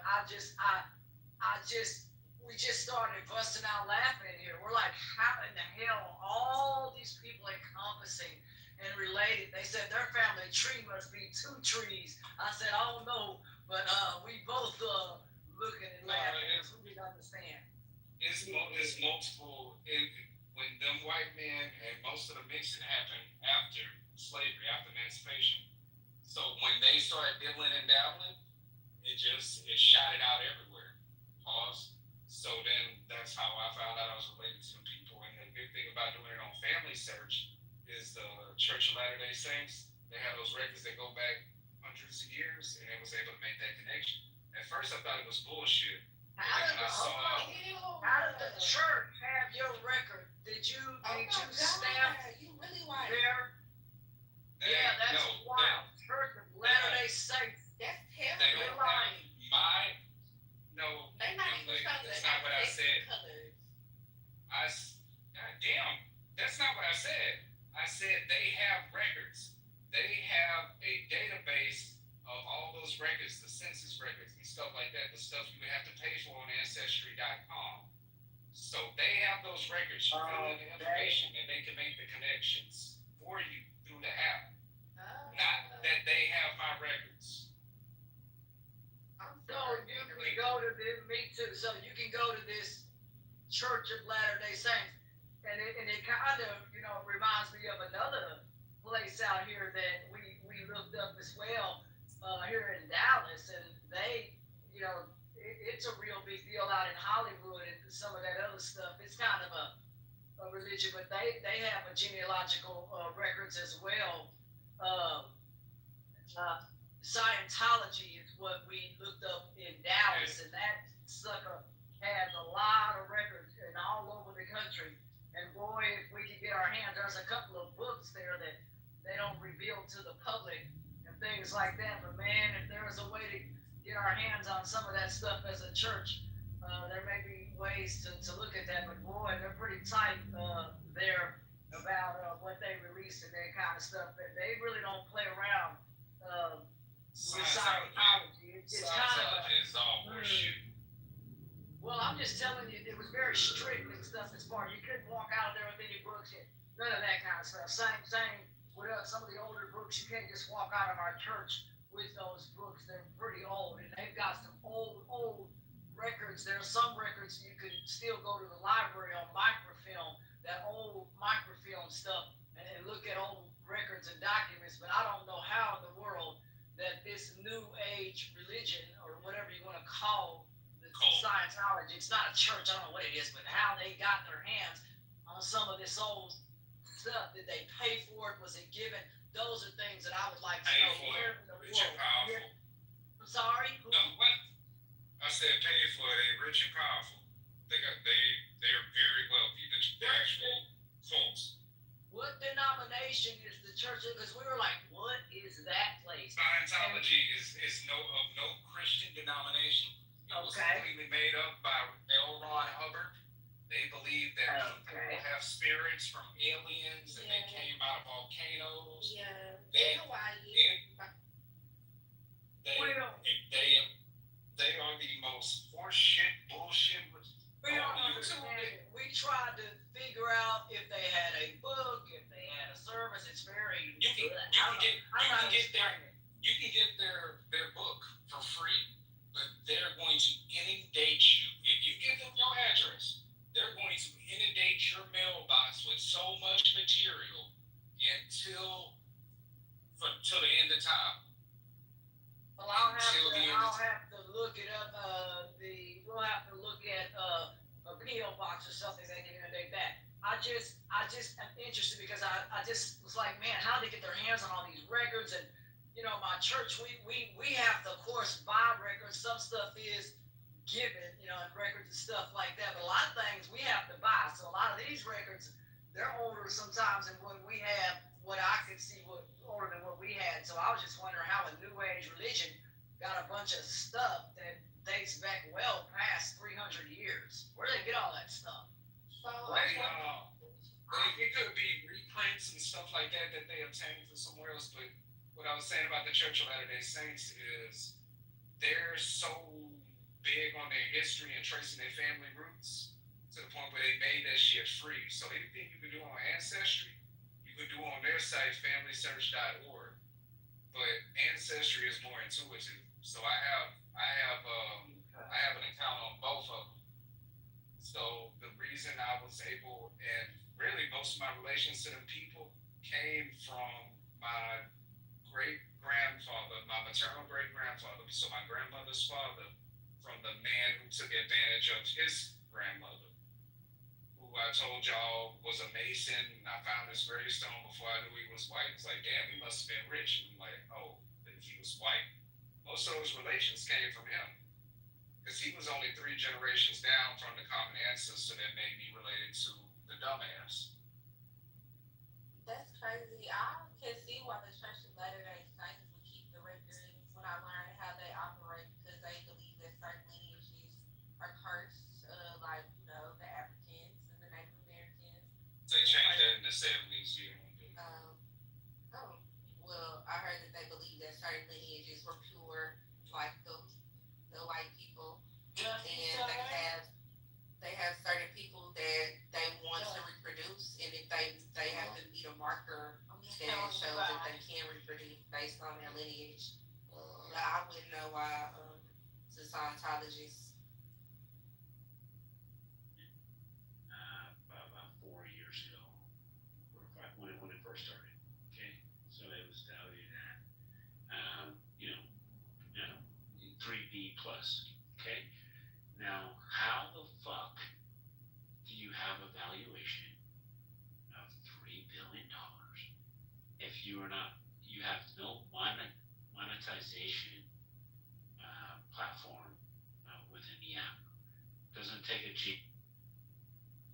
Especially if you take their TOS and then you run it through ChatGPT, you come to the conclusion that it's a data mining apparatus, a Trojan horse. We are consenting to Clubhouse being able to record all of the conversations. Man, Clubhouse full of shit. Sure it is, but you're on it. So people are consenting to Clubhouse, taking. I just started, motherfucker. What the fuck that mean? First of all, dude, relax. I don't know what you're going through in life, but just chill, dude. What the fuck? Nigga, what? Nigga, I'm making money, nigga. No, money. Oh, great. Wow. Money ain't shit to me. Yeah, man. Yeah, I don't need money. Money means Making $5 is money. Making $10 is money. Well, why would anyone even say I'm making money? Like, that's what everyone has to fucking do in this world. So obviously you're fucking making money. I mean, duh. You know what I'm saying? And what's the point of gloating about it? I mean, okay. And then why do I gotta be a nigga? Because what? Because I'm African American? I'm a nigga. No, man. Call me sir, man, gentleman, whatever. But I don't have to be a nigga, bro. And I would never say that to you. You know, saying you're much bigger than that. Yeah, forget about it, kid. Stop using the N-word, please, respectfully. Alright. That idiot left the room anyway, so there's no point. Thank you, Amir. I love you. I do love you, bro. I do see your biases, though, and I did look up the word that you said, but respectfully to you, I didn't want to call you out on this whole idea because earlier you said look up this word, and I had never heard it before. Which one, Amalek? That's right. Yeah, but that's what Netanyahu said.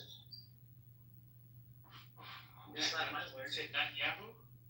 Yeah, Netanyahu said it. That's not even his real fucking name.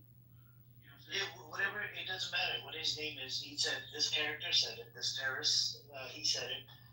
What the Amalek has done to you. He was referring to Palestinians. Right. So, and when you dive into the words from Amalek, it talks about it. I did dive into it, and the conversation continued on. Someone was talking about the Quran, and then you said to them, "You're misinterpreting it." So you called someone else out for misinterpreting. No, it was for the Hadith corpus. He was misinterpretation of the Hadith corpus. He brought up the story from the Hadiths. Right.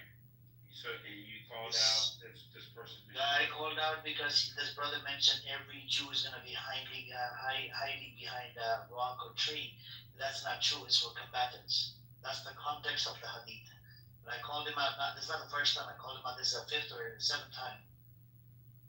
I'm not saying it's wrong for you calling them out, but when I'm talking about misinterpreting. So as I did my research as to what this word Amalek actually meant, and try to chase it back, what I found was very interesting, and then it's inconclusive, but there is no consensus as to what the fuck the word Amalek means. It does not mean. In fact, it says that they came from the Levant.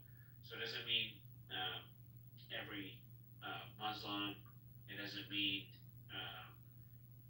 a certain type of people. Everything that I looked at said like there's nothing supported that shows that this word means a certain type of people, right? It really was in context of that particular situation, someone that was an enemy against the Israelites, and that was a word, sort of like the word like I don't know, nigga, right? Like you're a nigga, so that's a classification. What does the Amalek words talk about, Keith? So let me read it to you. Looking at it right now. So here's what I got, and maybe I'm wrong. So I like to have this discussion. You know that I love and respect you. So here's what I got. So Amaleks were likely a small nomadic tribe in the southern Levant during the biblical era. They do not exist as a traceable people today, and references to them in modern times are symbolic or metaphorical, not literal. So I mean that's what I got. Okay. And it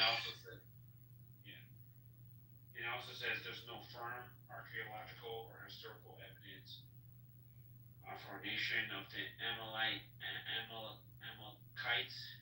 They likely represented one of several nomadic or semi-nomadic desert tribes in the southern Levant Arabic regions during 2nd millennium BCE. And lastly, this is the most interesting thing. It says, by the time of later biblical writings, the Amalekites were often used symbolically as a representation of perpetual enemies. So I read it out to you from the Torah. This is from the Deuteronomy 25:17-19. The Torah commands Israel never to forget what Amalek did. Remember what Amalek did to you on the road when you came out of Egypt, how he attacked your stragglers, all the weak ones at your rear when you were faint and weary, and he did not fear God. Israel is commanded, you shall blot out the memory of Amalek from under heaven, do not forget. And then it goes into it more and more. Let me read it out to you. Hold on. Let me read you the exact. How do you take revenge? Hold on.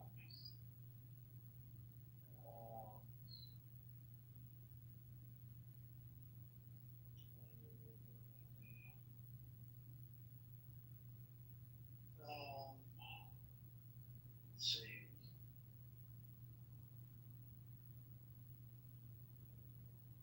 Let me give you the exact verse.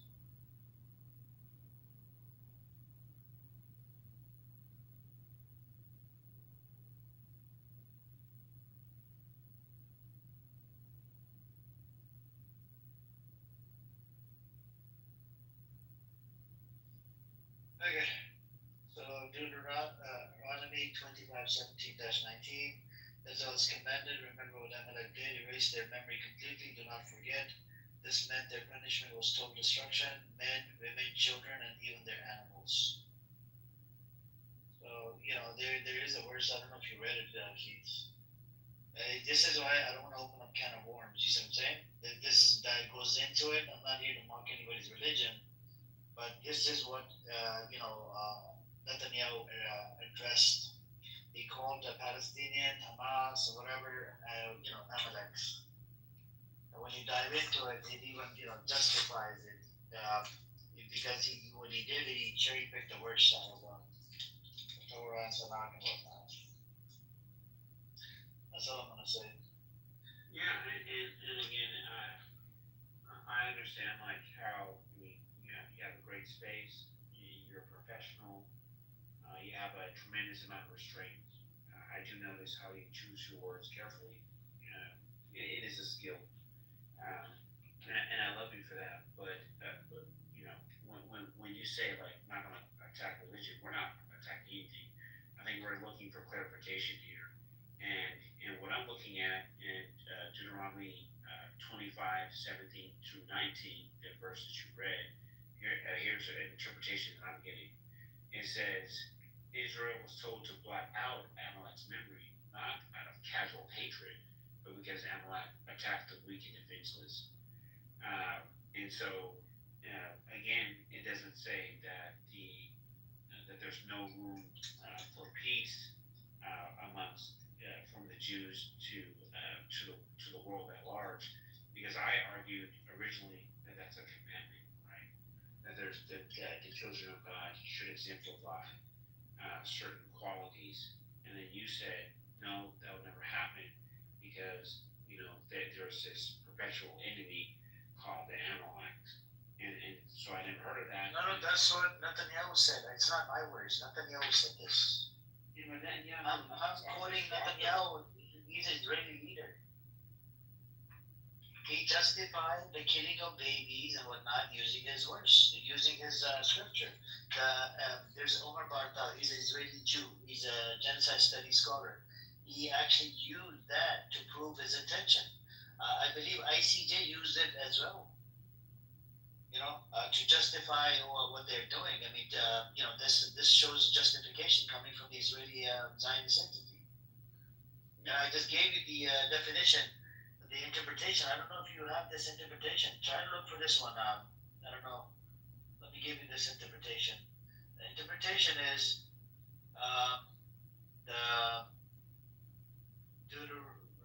so the Exodus 17 or 17 14 to 16. After Amalek is attacked Israel in the wilderness, God declared he would be at war with Amalek from generation to generation. Their memory would be blotted out from under heaven. Deuteronomy 25:17 to -19. Israel is commanded, remember what Amalek did, erase their memory completely, do not forget. This is what Netanyahu said.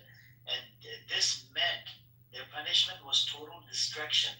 Harem, men, women, children, and even their animals. You see what I'm saying? And I'll give you, what is it? It dives into more later in the Tanakh. 1 Samuel 15, King Saul was commanded to carry this out, but failed to kill King Agag and best livestock, the disobedience led God to rejoice Saul as king. Rabbinic interpretation, literal, in the biblical sense, Amalek's punishment was complete annihilation. This is from Rabbinic. Do you follow the Rabbinic Judaism, Keith, or do you follow a different type of Judaism? Yeah, no, the same. The rabbinic interpretation of Judaism is in the Talmud, which says that the Christ is burning in hell in a pile of shit. Okay, so you have a different interpretation, but the people that live inside Israel, they follow the rabbinic. And I'm addressing the rabbinic.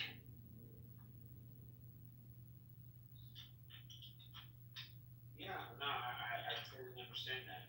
And that gives credence to what Netanyahu said 100%, and I see where you're coming from. I just want you to know, when I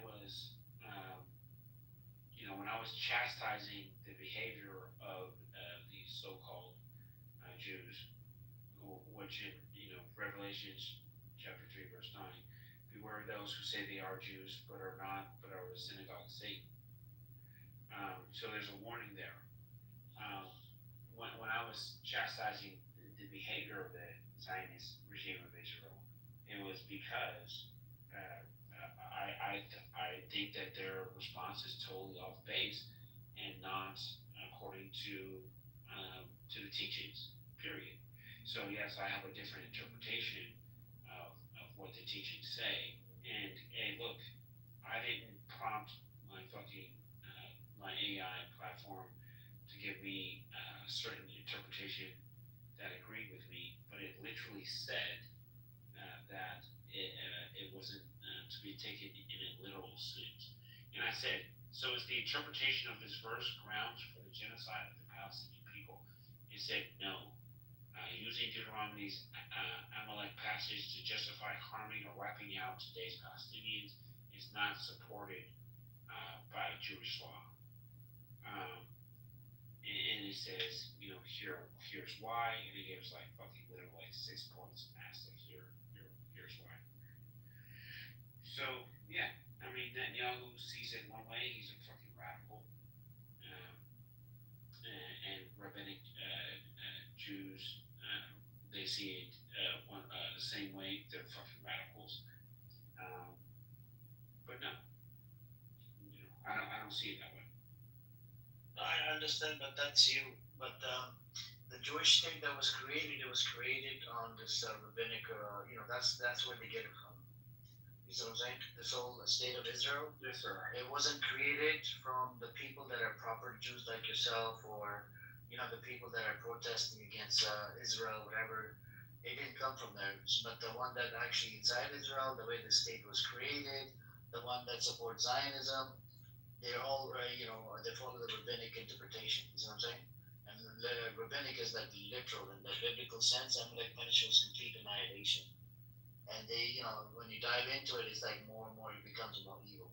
And I'll give you one more. It says symbolic. Later rabbis taught what Amalek represent eternal hatred of Israel, cruelty, and evil.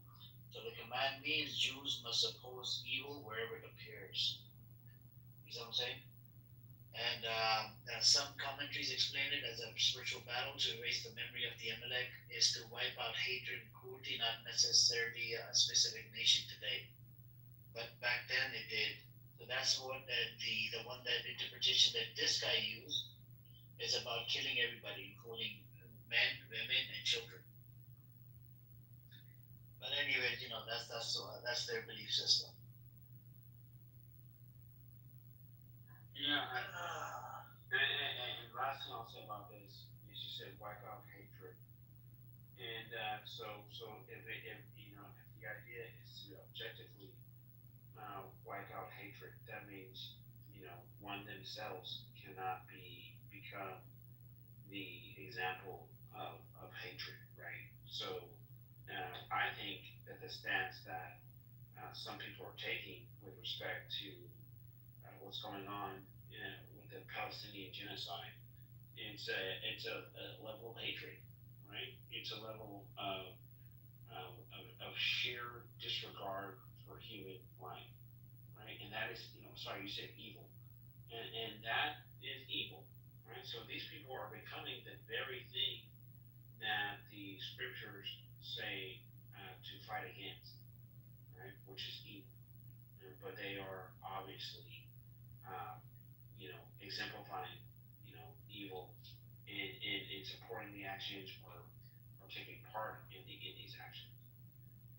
So for them, they seem to have a little dichotomy that they need to figure out.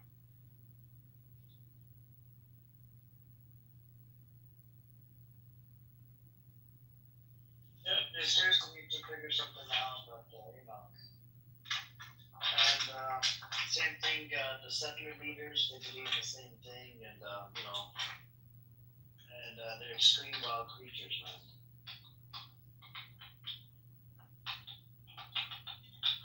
I wish they weren't wild, but these people are just wild, crazy psychopaths. Sometimes I think that evil does need to exist because this is where good people with a conscience, such as yourself, as you describe your journey to creating a space for there to be something done, and you say, I thought about X or Twitter, but there was already spaces established. And you said, I just couldn't deal with it. I couldn't sleep with myself if I wasn't doing something about it. And you said, like, I wanted to spread awareness, and that's why you created this clubhouse room. And I thought that was a beautiful, very, very well articulated way of, explaining to people why it is that you put on these rooms every single day. Because you are spreading awareness. And, dude, like, you have these conversations, like, you allow for extremists to come on your stage that are completely, opposed to your viewpoints, and you let them talk. And that is fucking dope. That's what I love about you, bro. Because, you have an open forum. And that's rare, like in Clubhouse. Because a lot of these rooms are simply, echo chambers, especially for the mods, But you allow someone to come on, like, you're getting some people's ass, like, like Rabbi, but, Memo will come here, he has his opinion. Other people on stage have theirs, and you let them speak, because that's, how do we have conversation or spread awareness if we don't hear the opposing side, which they often fucking make fools of themselves. So I give you a shit ton of credit for creating such a space. Oh, thank you. No, I mean, you guys are all part of the family. Anybody that supports the cause, anybody that's anti-genocide or, anti-atrocities, anti-oppressing, suppressing people, whatnot. And it doesn't matter, Muslim, non-Muslim nations, whatever, right? Because there's a lot that's going on all over the world, even in Congo, Sudan, and, people are getting, even in India, people are getting oppressed and suppressed, you've got the minorities in India. Where else? I mean, there's the atrocity that America's been part of. I just don't get it. There's got to be one day for all of these atrocities that the American government has been part of.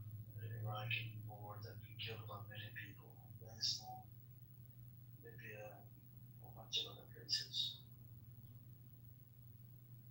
Yep. What's up with Diwali? You good? I'm all good. Very good. So, how's everybody? How are you? Doing okay, man. The same old. Hey, what's up, Ocean and everybody in the audience? You guys want to come up? Just unmute and come on up.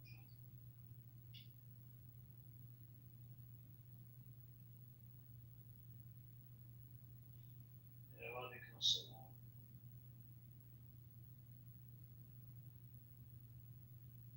Oh yeah, this little girl, Josh put our link in the chat. I mean, not link, he wrote something in the chat about him project. This little girl, they shot about 355 bullets into her car. And that was very sickening, She was alive, they killed her parents, and then they killed her, and they even killed the paramedics. IDF were just fucking demonic. I mean, if people want to see, non-biased reporting, there's a gentleman out there called by the name of Max Egan, and he has a podcast called The Crow House, which YouTube banned him, but you can find it on BitChute. But you can go to thecrowhouse.com. In his last video that I watched last week, his latest video I watched last week, laying in bed trying to get some sleep, and he's literally showing photos of these kids, man. And I just felt so fucking sick to my stomach. I had to turn it off because there's no way I could look at this and just be okay with, just going to sleep. It was just way too much. And he tells a story about how the IDF will use Chinese drones. Um, People will drop supplies, as we know, in Gaza. People are being starved out. They're fucking have no water, no food. So there'll be airdrops. Boom. Food. So someone will go out and they'll try to retrieve the food. A drone comes, drops a grenade, and they don't kill that person. They maim them, right? Blow off a leg or whatever. Dude's sitting there in agony, and then other people go out to retrieve him, and then they drop like 4 grenades. So they literally, I mean, this is all like documented, right? Like this isn't hearsay. This isn't conspiracy theory. Like this is, like, I hate to laugh. It's just so fucking sickening. Yep. Mr. Chico, you wrote something in the chat, you know. You said that minorities are getting picked up everywhere. The issue there is that they're playing it wrong. But aren't you like across the border, the Egypt? You know? And then you're saying about the Arabs, you're across the border. Not to mention your people charge you $5,000 to $20,000 per truck that comes to the border into Gaza, a truck. And I can't believe you support the state of Israel, man. Anyways, if you want to come up, you can unmute and come on up. Again, I mean, Chico says like the issue with the Arab people were there, like they're Arab Jews in Israel. He's an Arab himself, man. Yeah, but when he says the issue with the Arab people, like what does that even fucking mean? You should understand why. Just because you're Arab does not mean, number one, doesn't mean that you're Muslim. It just does not. And then number two, it's the issue with people of Arab descent solely, with people of Arab descent. Like, come on now, let's just be objective. It's ridiculous to say that. Ridiculous to say what? That the issue with Arab people is that they are playing it wrong. Yeah, 100% we're playing it wrong because, like, it was obvious, man, since the 7th of October, what's gonna happen was so obvious. Like, I'm someone who's not involved in politics, like, I'm a normal person, and I knew what's gonna happen. So, all of the leaders, they knew, and the Hamas leaders, they knew. So, they should have, like, done one of two. Either kick Hamas out or support them. And they could see the unseen. Which is like bad option. Mr. Chico, they could see the unseen, right? They knew they could see the unseen, right? Not that you can see the unseen, but this act, like what Hamas did in 7th of October, it's repetitive. Like they did it in 2009 and they did it in 2019, 2021. Yeah, but how many people did they kill back in the days? It was obvious this time that it's the retaliation is gonna be way more bigger. Like it was so obvious because the act itself. Yeah, this time it's 100. Okay, Chico, you're making the claim that they knew the unseen. They were able to see what's gonna happen. They knew the future. I knew, right? Bro, you didn't know shit. You're just a little kid. You're under the age of 26. No. I can show it to you, but I'm not gonna like. You support Israel. You don't want to accept the fact that your Egyptian people charge $5,000 to $20,000. Even if I provided the evidence, you don't want to accept it. What else? And you said you literally said it would change because you got debunked multiple times. Forget about me. When I told you about they were charging for each person, you even denied that fact. That they were charging for each person. No, I told you they charge 5,000 on each person to organize the entry, not to even for each and everyone. But I denied chosen the drugs because again, who would pay for the drugs? Those are charity drugs. I gave you the link, but you don't accept it. What do I do? Responsible person for them. So they give that prize, and then you ask me a question how they're supposed to get the money. I told you wire transfer.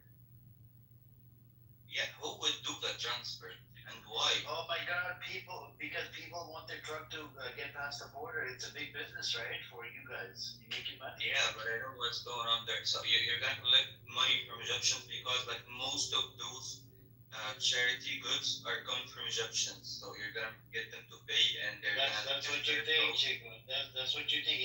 You would arrive at the airport, and a lot of countries funded the aid. It wasn't just Egyptian money. Dude, this is just irrelevant. Like regarding what's happening. Oh no! Then you just made a claim that all of the aid was coming from me. No, fuck no. Egypt would never. 80% of the aid is coming from Egypt. Yes, it's proven. I'm not sure why you do hate Egypt so much, but if that's true,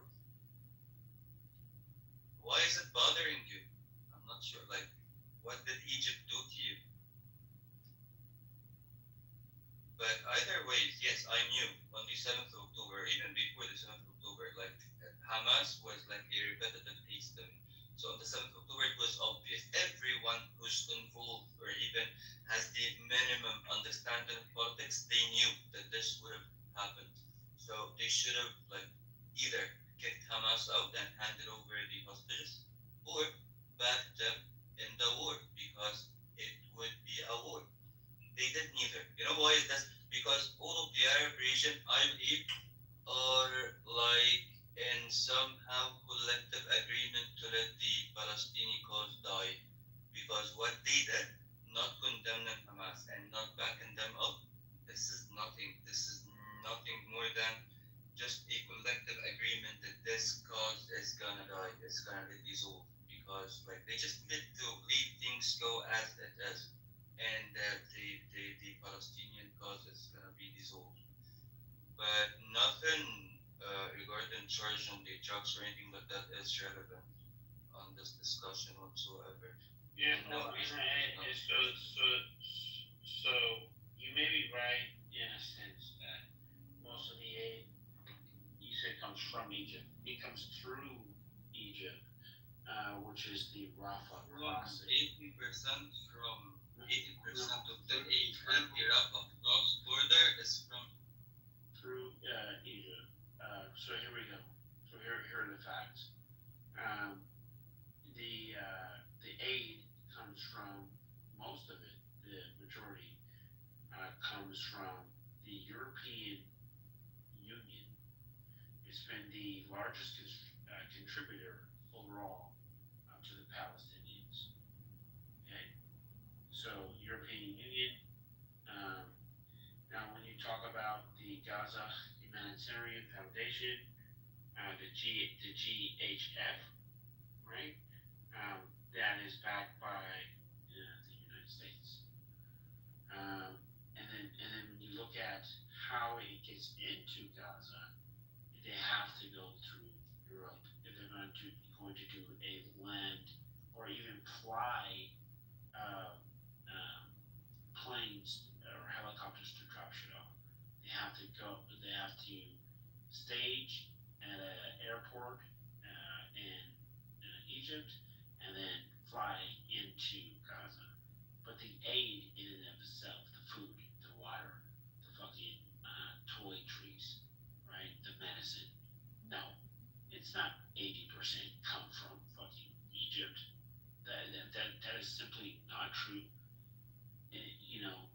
It passes through Egypt and is allowed into Gaza through Egypt, but it doesn't come from Egypt, period.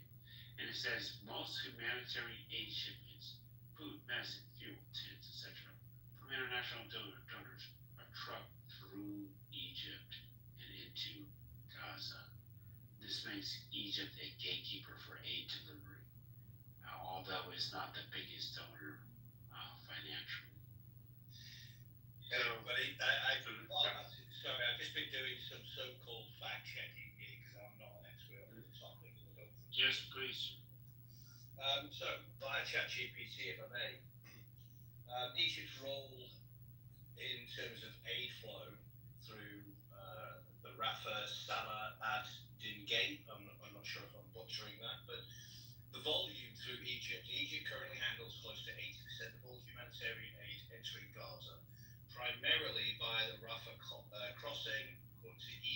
Egyptian media reports. Now, the daily truck flow, which is interesting, recent estimates suggest that around 308 trucks per day are making their way into Gaza through all land crossings, and only 30 to 50 of those vehicles actually go through Rafah after scrutiny, delays, rejections, custom checks whittle the number sharply. So you know, I'm a white dude from the UK living in Europe in horror of what my government and the German government is doing, virtue signaling on one hand and supporting war on another.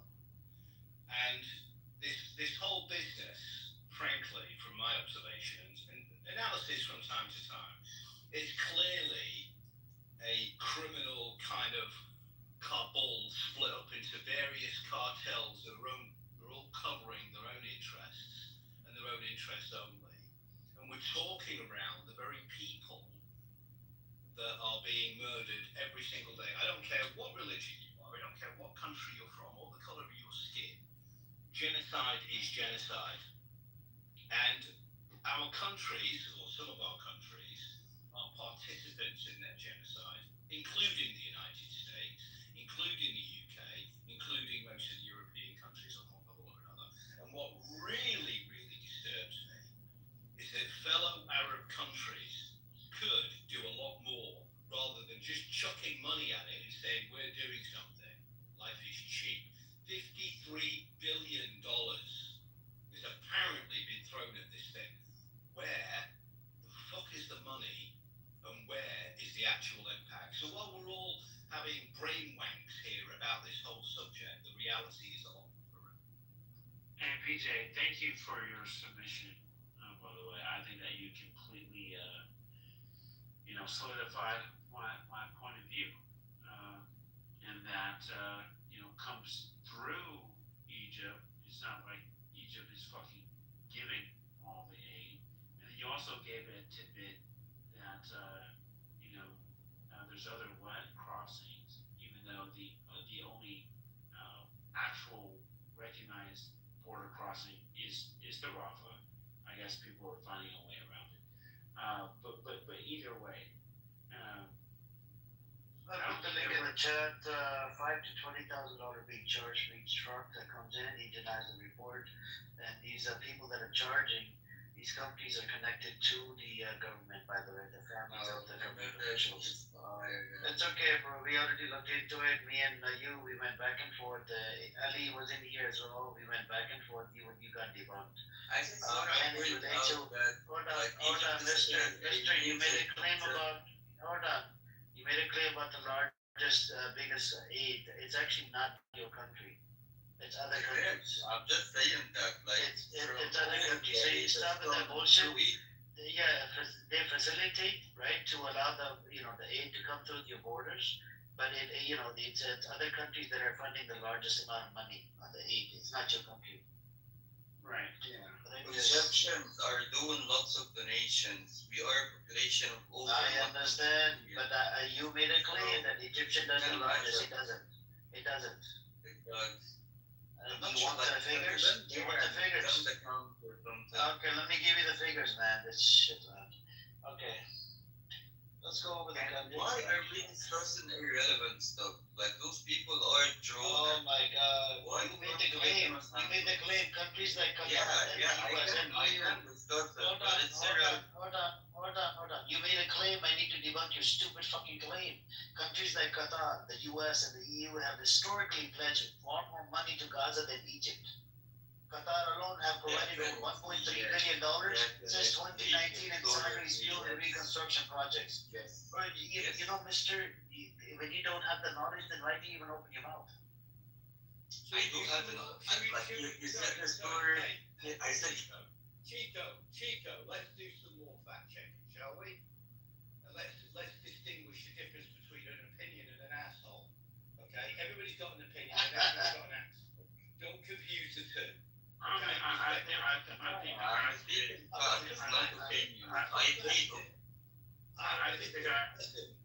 Sorry. I thought it was Chico. Sorry, Ken. No, go ahead, PJ. I don't know if it's your accent or just the way you articulate yourself, but it sounds So, you know, it's a bit like showing up to a gunfight with a knife in these kind of arguments, isn't it? You gotta, you know, we've all got opinions, we've all got feelings about this. But here's the thing: while I was listening to you guys talk, I asked a simple question. I asked, what is the breakdown of people who are actually providing the most aid across countries? So major donors by type who's actually bringing aid.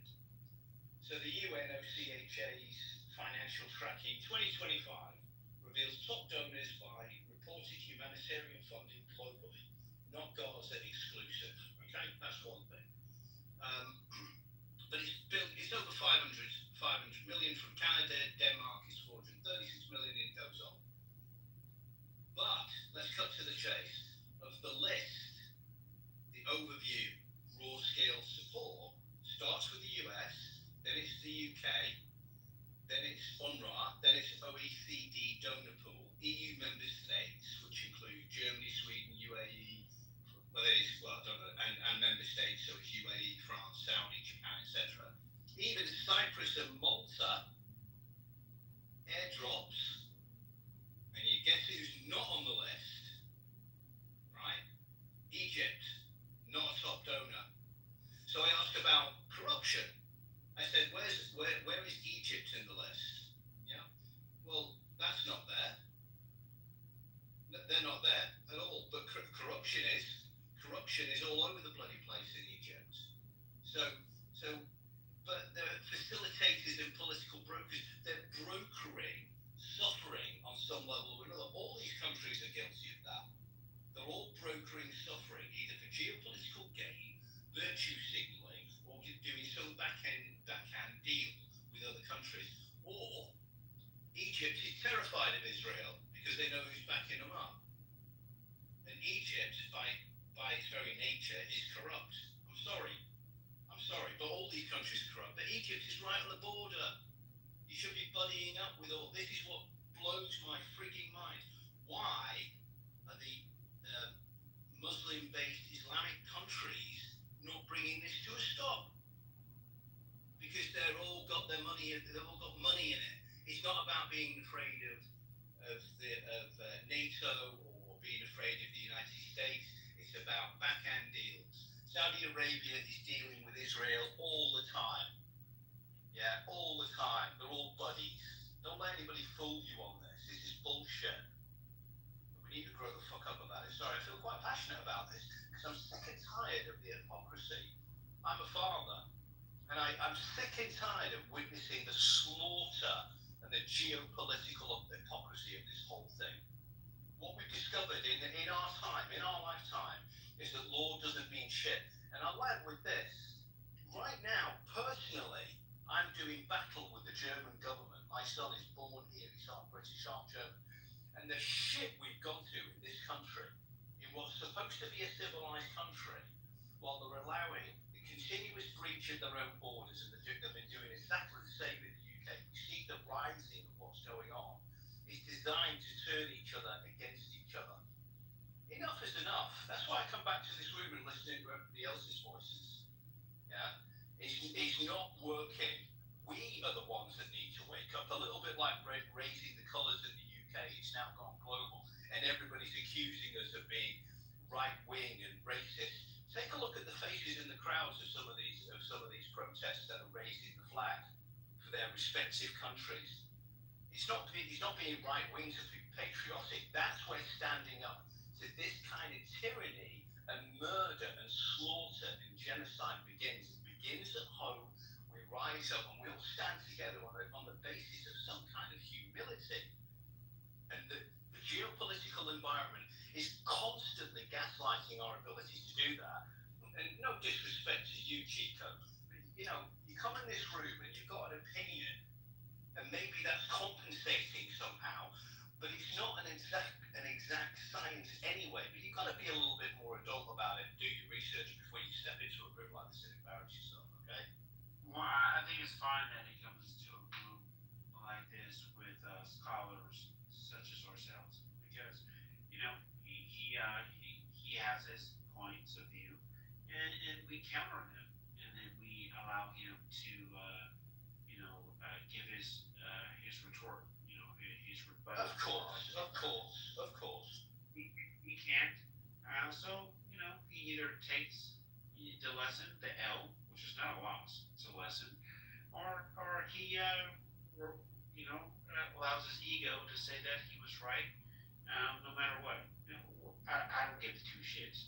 When people say right wing, as if the right is bad, it's not.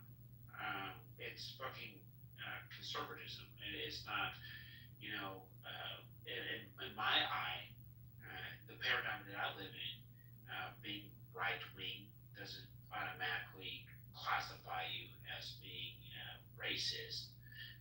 It simply means that you have, some ideals that you adhere to and that you passionately adhere to. So, yeah, of course, right wing for one person to the next could mean different things. But you can say that I'm right wing and right leaning in some respects. Because at the end of the day, when I travel internationally, people don't fucking say, I love people, so I go out in bars or whatever. I'm married, so I'm not out there. I'm not a passport bro trying to fuck ladies, but go out, and they're like, "Damn, you're so cool. You're fucking American. The American is cool." They don't say this black guy is cool. They don't even bring it up. I never hear they say I'm American. Fuck yeah, I love my fucking country. Fuck yes, I fucking want Be to. careful not to say that in front of Hamas or in front of Taliban or Afghanistan. Well, that's the issue. It's to be careful. No matter where I go in the world, my soul, my spirit, my energy, give a fuck what I say. You don't have an energy. You don't have an energy to fight that. People vibe with You don't have an energy for Taliban, I'm telling you, or for Afghanistan. No, I don't, dude. Trust me, if I have energy to get along with people who are otherwise racist, No, you are racist. I know that you are racist. I'm not racist at all. You are racist. You're racist. You've got problem with If I have energy to change the hearts and minds of people, whether they come from the hood and they're black or from the deep south, America is based they don't like black people. America But they is based on race. I'm not afraid. No, it's not. Not in particular. I'm not afraid of going anywhere in the world and being myself because I have love in my heart and I genuinely love mankind. Right? So there's nothing wrong with being like right wing at all. Period. With that being said, the gentleman that was like Egypt, this or that, of course he didn't fucking know what he was talking about. But most Egyptians would actually take credit. Modern day Egyptians would actually take credit for the antiquity that exists in that land. They actually think that their ancestors built the fucking pyramids, which we all know is not true. So forgive him. Forgive him, for he knows not what he does. You gonna prove of that? I'm curious. I'm curious how Yahoo concluded that Keith is a racist. How did you jump to that? What is your logic in that? Just like you jumped on me. See, that's the thing. You just jumped on me without precautions. So don't jump on me, okay? Oh, stop playing the victim. Answer the fucking question. How did you conclude that he's the racist logically? Okay, I'm gonna give you an answer. You British up. Basically, in America, everything is race. Everything. Now who's the racist? You're applying. You don't want to speak to me. You're British up. Who's the fucking? Calm down. Yeah. Stop doing that, bro. Come on, man. And PJ, y'all's a troll. And in America, everything is not great. Look. For people that don't have a high degree of emotional intelligence, maybe the lens in which they perceive their subjective reality is race-based. But for people who are advanced souls, which doesn't matter what color you are, we understand what it fucking is. We're human beings having a spiritual This is not the experience. fact. You want to apply to any job, you should show your ethnicity. You're going to go into any kind of education, you your ethnicity is important. You put that in the form, in the application form. So this is the issue. Why you do this? Why you do, if you're not racist, why you do that? Why do you have to declare your ethnicity, your color of skin, whenever you do something like applying for a job, going to university, applying for anything? Why do you have to do it? Would you like me to answer? Would you like me to answer that question? Would you like? No. What? Let me answer the Never question. here, pretty shot. We're talking about the same. They have the same thing, and above that, you have caste system of class. Like if you are actually an above in a working class mate, or you working, or you are actually an underclass mate, or you one of those aristocracy. They don't sound like they're from aristocracy. So let me answer the question for America. So the reason why they ask for ethnicity or race, where the fuck they ask for on job applications, I would know. I've been an entrepreneur for the last 15 years. So I mean, I haven't applied for a job since I was like fucking 23. So I don't know what they're doing. And then when I put my job postings online, it's not one of the questions that I ask for. But either way, when it comes to education, the reason why they do that is because literally, historically, academic institutions did right discriminate against people who came from a certain background, and so there were things put in place to allow for applicants, a certain number of applicants from a certain demographic to get in to their schools. Okay, so that's what happens. It's not necessarily racist. It's more of a system that combats the systemic nature of the admission process. So it's not in and of itself. It's not something that is that is evil, right? It's benign in its ethos. With that being said, yeah, some people in this country, they look at you and they'll say, "Oh, you're this color, you're that color, you're not good enough." Yeah, yeah, yeah. But if you get into objects with people, in short, articulate your mind. Yeah, in short, that the same way like the people are actually they have to declare their ethnicities and the color of skin simply because organized society. Is it the same case like they were saying to you that the Native Americans died because of flu brought in by Europe? It's not that there wasn't a real genocide there. It's just like a flu. They were like the victims of flu. Okay. It was smallpox. Yeah, exactly. So the people died there because of smallpox. You're talking about people who live in the wilderness, got their system so immune from all type of diseases, and suddenly the white man brought his whatever and died. Yeah, are you kidding me, bro? Are you kidding me? This is the brainwash. This is the brainwash media, the brainwash education and indoctrination, the false indoctrination. I'm sorry. No, I'm not sure if you live in. I'm not sure if you live in this country or not. But look, dude, it's a dynamic country. United States, even the UK, it's dynamic. And can I ask you also questions?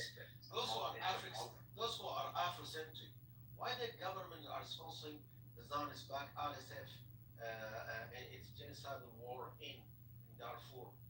Like I'm talking about countries like Uganda, countries like Kenya, countries like Chad, countries like Central Africa. These African fellow, those who believe that in the Negroid race, why they are sponsoring the RSF? Sorry, Zionist-backed RSF, Rapid Speed Force, to commit genocidal war against their fellow Darfurian people. Why? And I'm thinking that these Afrocentric are nothing but bigots, hates Islam. That's all the thing. That you got these Darfurian people massacred by RSF. Guess who's backing it? Of course, Israel.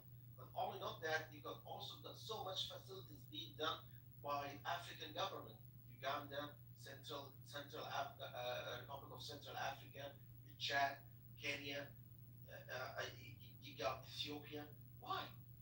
Why is that? What's the problem with these Africans, Afrocentric? Why they hate their fellow African Darfurian. If you're gonna ask that question, I'm gonna shut up here.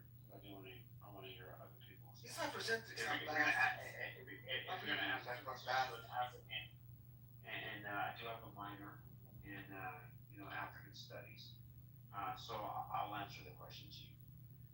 And first of all, when you say the Negroid race, okay, so I think you're coming from the mindset that there is four races. I think we're just taking the room somewhere else. I don't know, y'all, why do you bring up such fucking topics, man?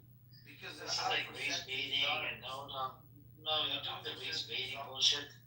Calm down. Yeah, absolutely. Not all of them are Zionists. Absolutely. You've revealed yourself. There's some intelligent people in this room. Oh my God. We weren't even talking about this race, and you just brought up something else. This one is about Palestine, Israel, but anyways, I have to head to bed anyways. I have to probably end the room. I know that you guys are here. It's been running for past 15 hours. I'll talk to you guys later. Have a good night. And I'm gonna open a fresh new room in the next 7 or 8 hours. So take care, guys. We'll talk later. Bye. Yes. You've been on this app talking. Like 7, 8 hours. God damn. I take a nap, woke up, and you still talking. God damn. Don't you ever fix your fucking mouth to tell me shit. Now, I started off with a nice conversation. Shit. Don't you ever fucking cross me. Cause you got the right one.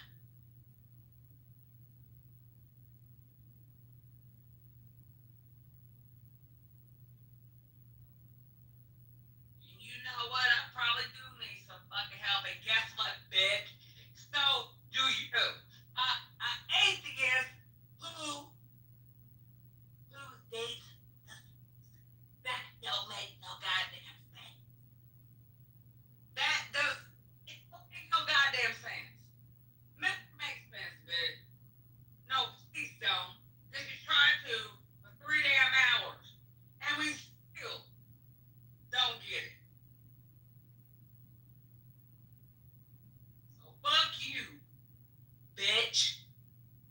Yeah, I said it. I said it.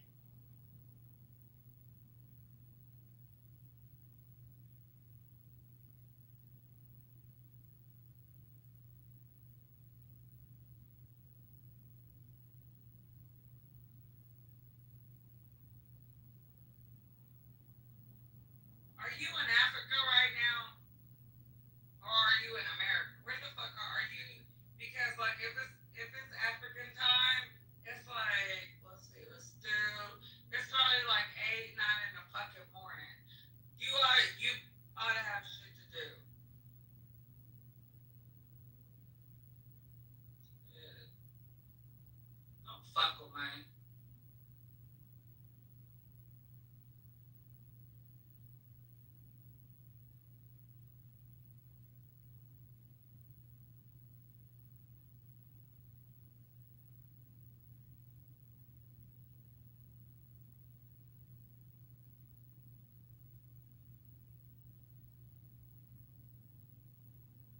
I'm looking for patterns now. I'm not having good luck at finding ones that I can easily decipher.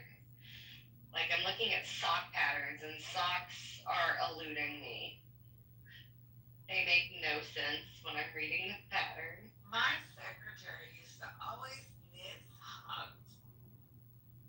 Oh my god, like I'm trying to either do socks or a sweater, and I can't. Like, I think I'm gonna end up doing socks because it's very small, tiny yarn. yeah. I got the wrong size.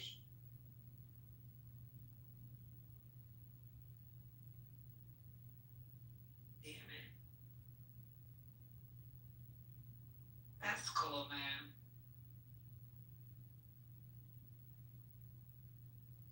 ASB, you got me tied. Yeah. You have got me tied.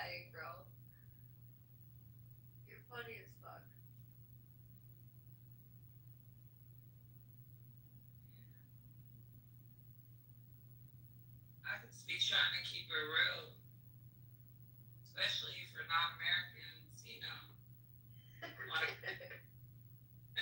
they don't understand how like deep like our roots are and how intertwined they are. They just try to jump in and jump on, get the fuck out of here.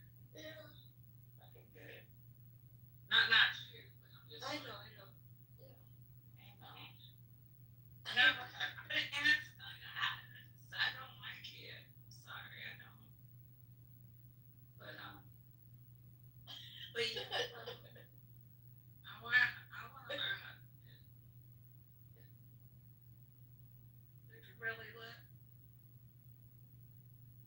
Yeah, she did. I back her up. It's I tried to back her up. You did good.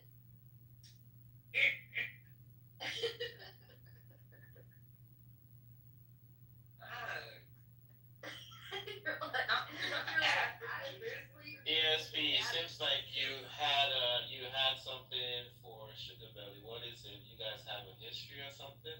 No. Wait, me or? No, me. Oh, okay. Because I don't. No, both of you, Ann and ESP, seems like you all have a history with Sugar Belly.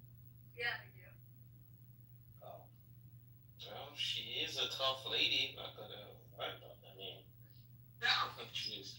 The only thing she just talked too much and thinks she know every damn thing and she don't. Yeah. Unless you're from here, this country, you don't know. You will never know. You can't. There's no you can't. When you say you don't know, what is it? Is it? I mean, I know there's this conversation going on between African Americans and African. The Foundation of Black Americans, ADOS. Are you talking in the line of that or something else? I'm talking about people who are intertwined with each other, whether they're white, black, Asian, whatever, and we're intertwined somehow. Okay. It goes like that, like farther than a person who comes here can understand. That is true. And that's what I mean. Like that's it. Like.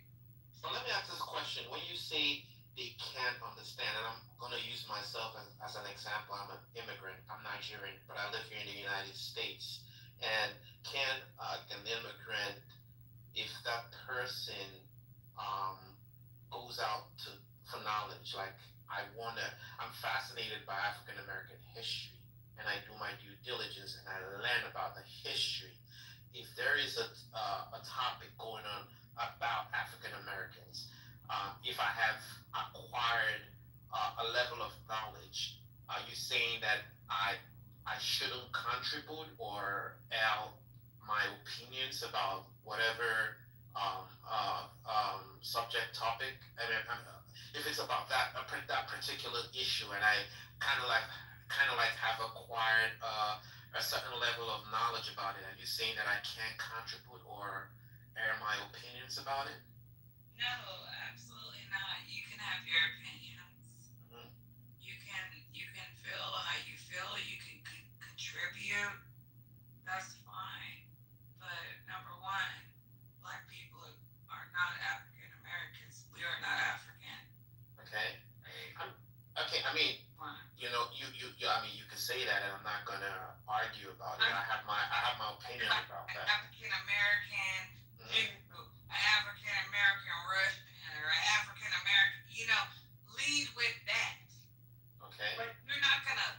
Don't talk to me.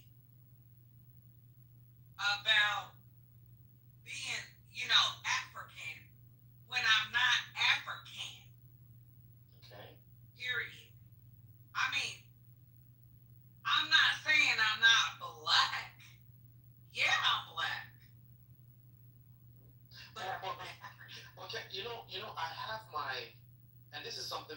This is like a personal opinion about that. Even that word "black" in itself, in a way, I really don't like using that word, to be honest, because I feel that it is a word that was given by, and I would say the white people created that word and gave it to people of color. And why black? Why say black and say white? When we, and this is my personal opinion, my observation, the word black connotes darkness, dirt,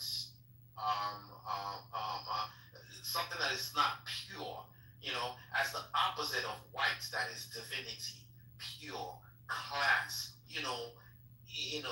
divine.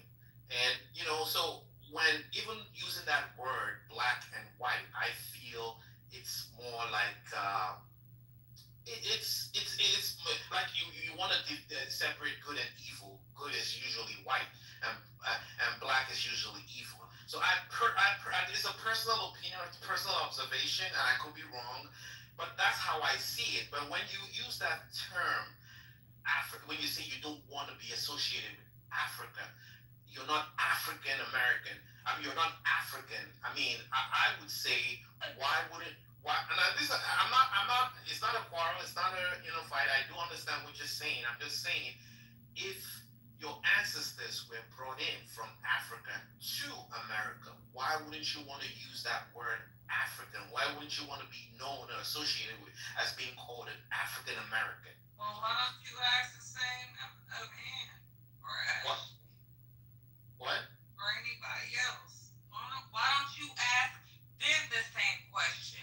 Because, like I said, my people came over here. Actually, my people, some of my people were from already. Okay, let me tell you a little bit about my.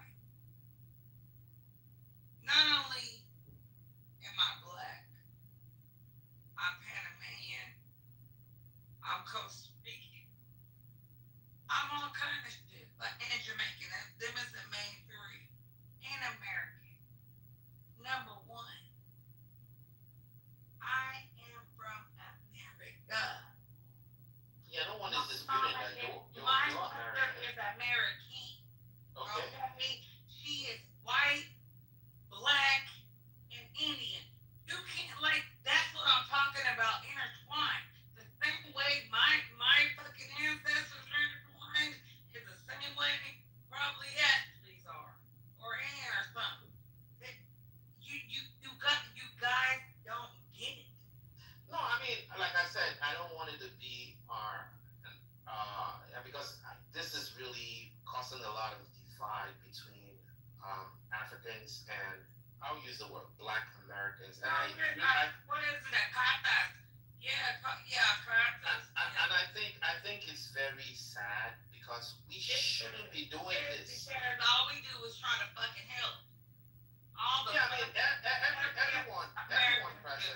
everyone tries to help. You see, the same. I mean, when you talk about your history, we Africans too have our history, and it's not good. I mean, we were colonized, and trust me, there was a lot of destruction, even mentally, that it cost on us. You understand? But what I'm saying is that why do we have to have this fight? Why the divide? Why the quarrel? Why, we shouldn't be doing this. I personally think, and I know I've been in a couple of rooms where people bring it up, we should work together, fight together, bond together. And, some people even see that as insulting, which it shouldn't be, I personally don't understand why we're having this fight. I think there's a greater,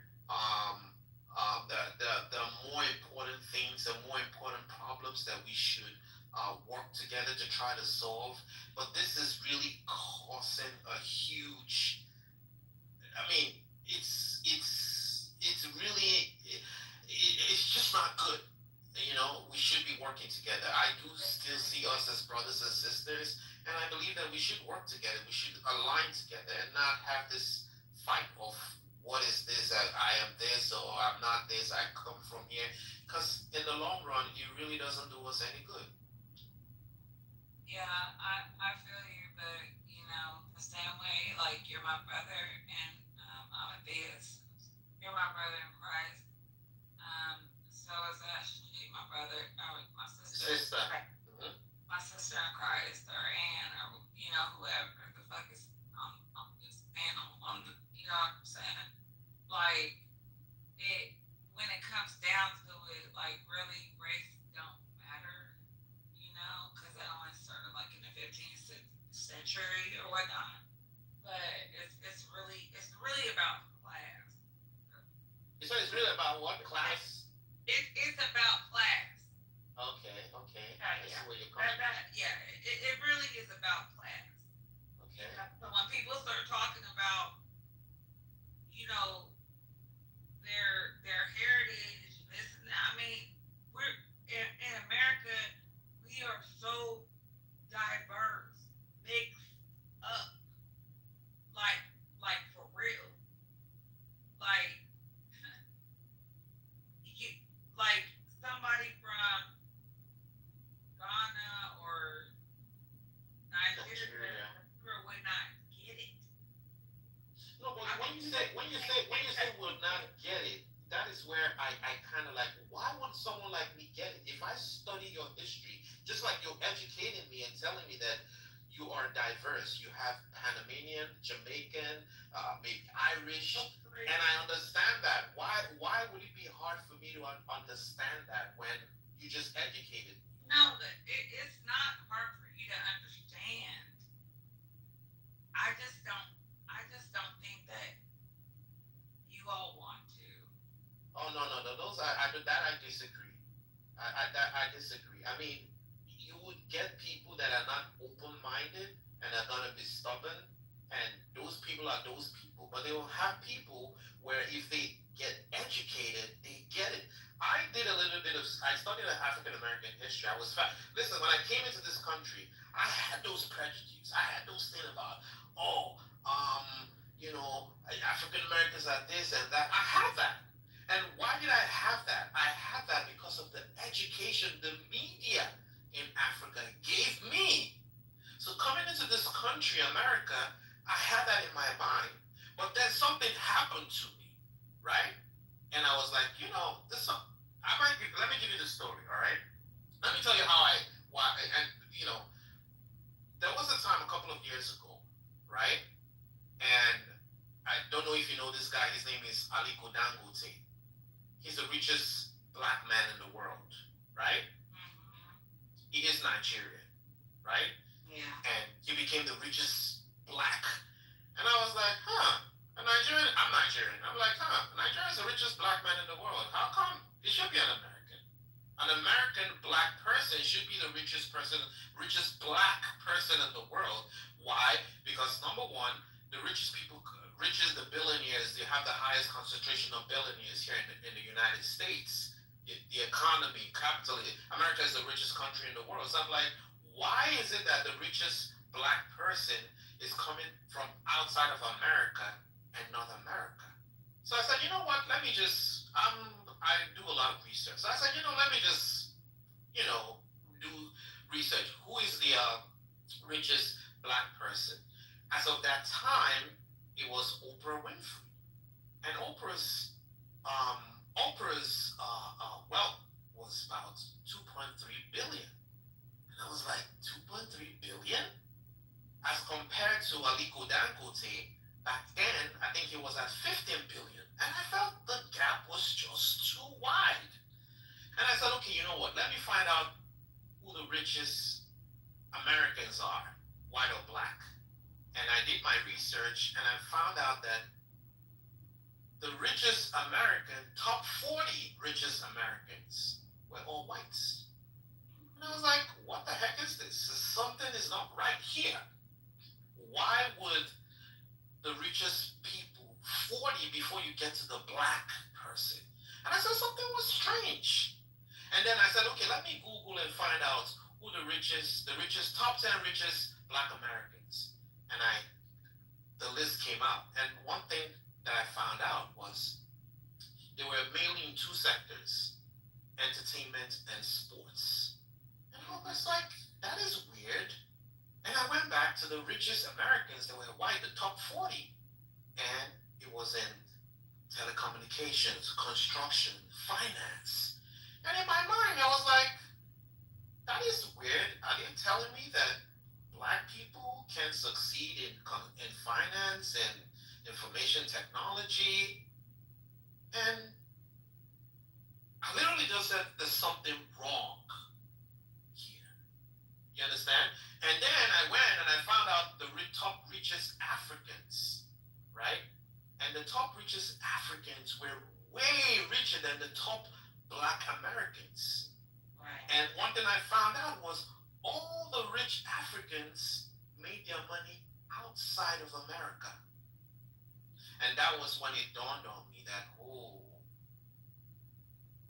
that is, so if you're black, it'll be tough for you to get to a certain level. And I found out, there's something wrong here. And also, Mhm. also people tend to forget. I don't know if they do this on purpose or default or whatever. Africa's a continent. Yeah, Africa's a continent, but Africa is associated. Country, and we only make up 13%. Yes, but even at that, Africa is still third world, it's still developing. What? It's a fucking country. No, it's a country. Before you, not you personally, but I'm just saying, before people say, hey, we need to, join arms and help Africa and all this shit because, and especially y'all black Americans, because, y'all got more money and blah, blah, blah.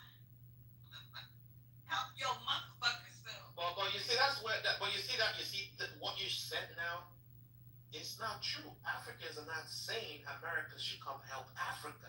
But that is what the connotation that you have here.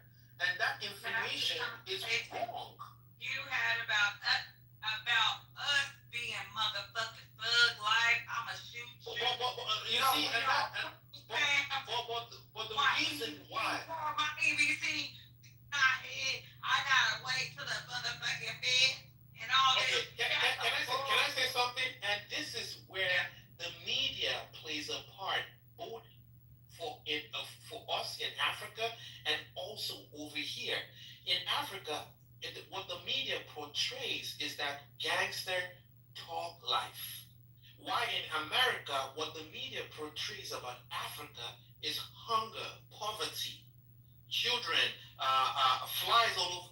And these are wrong narratives. So Africans have that narrative that African Americans are thugs. While African Americans have this narrative that Africa is poor, ridden with poverty. And these are very wrong narratives. Wait, I understand. Hmm? Do Africans think that we as Americans just woke up yesterday? Or y'all just got iPhones? Like, I don't understand. What do you think we haven't done our research? Like, what you're talking about, that black shit, that's like 20, 30 years ago. Okay, but that's what I'm saying. It is changing because of the advent of course, technology, the internet and social media. But before the internet and social media, people had a wrong narrative. Like right now, with the advent of social media and iPhone, you're able to research and find out what is going on in Africa. Just like Africans now are able to research and find out what is going on here in America. So the newer generations, they have a different narrative. What? What is their narrative right now? Now, the narrative now, even me in my generation, we grew up adoring African American culture. And the newer ones now are even taken to it because they see what is going on and they embrace it. Just like the newer generations of Americans see what's going on in Africa, Nigeria, the fashion, the food, the music, and they're embracing it. You can't, if you go back like 20 years ago, it didn't used to be like this. So I am saying now that the narrative, whether you believe it or not, is changing. But it's quite unfortunate that this war or this quarrel, this fight between African and African Americans, it shouldn't be. I tell you, we just want to be left the fuck alone. But the thing is that when you say you want to be left alone, no one, I don't think Africans are kind of like holding you guys down or are like imposing themselves. If you people, I don't want to use that word, you people. It's more of a cultural thing when we say it, but I do understand that they don't like that thing called you people. But when I say you people, the context of you when I say you people is African Americans, black, or whatever it is. So please don't. I know they don't like that word, but understand the context in which I'm using that word. So what I'm saying is that people are getting more educated now. People are embracing culture. The other day I was watching television and I saw they did this a story about girls in America, buying their dresses from fashion designers in Nigeria. And they said the clothes were really good.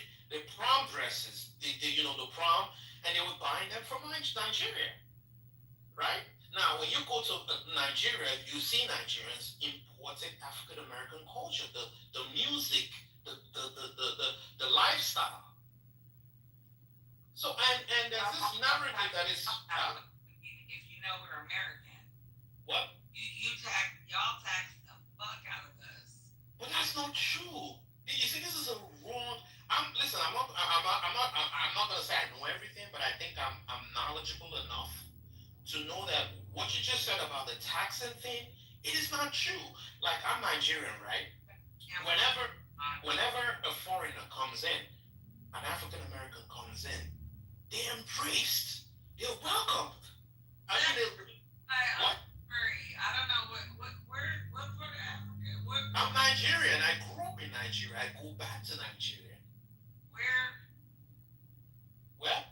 Where in Nigeria? Because I grew up in Lagos, but I'm from the southeast. Okay. So what I'm saying is that the narrative that is being shared in some rooms or some places on social media is just wrong information. Now, it is true. It is a lot of wrong information. And the wrong information is on both sides. Because you do have some Africans that have wrong information about Americans and African Americans, and they say it to Africans on the other side. That's fucked up. But it's true. Like you just talked about the taxing thing. That is not true. And I can tell you categorically that it's not true. Yes, it is. No, it is not. You see, when you go to different countries in Africa, right, they have laws and rules. Like you're talking about land. The land rule of getting a land in Ghana, the land laws in Ghana is different from the land laws in Nigeria. In Nigeria, if you want to buy a land, they don't give a shit where you're coming from. If you can pay to buy the land, you pay, you buy the land, and that's it. You buy the land, you can get a house built for $10,000. No. What are you talking? What are you talking? It's not you.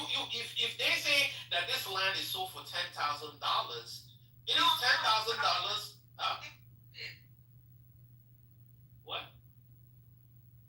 You can buy a house.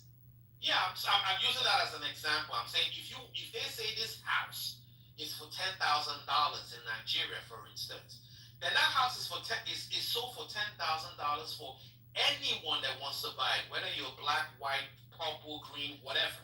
They don't say, because you're African American, then you gotta pay $20,000. No. It is $10,000 for anyone that's got the money to pay. Yeah. So there's no discrimination. No. But you also ain't gonna have no motherfucking peace. No, but where did you go? When you said not gonna have peace, what do you mean by that? Because that's not even that's. I mean, what is that? What do you mean there's not gonna have peace? What? Someone's gonna come beat you up or shoot you up? Or what is that? What is? Y'all can't do this up. But that's the thing. That information in itself is wrong. It is not credible information. I mean, you know what I'm saying? You have the security we have. That's what I mean. No, but we say that's a wrong narrative again.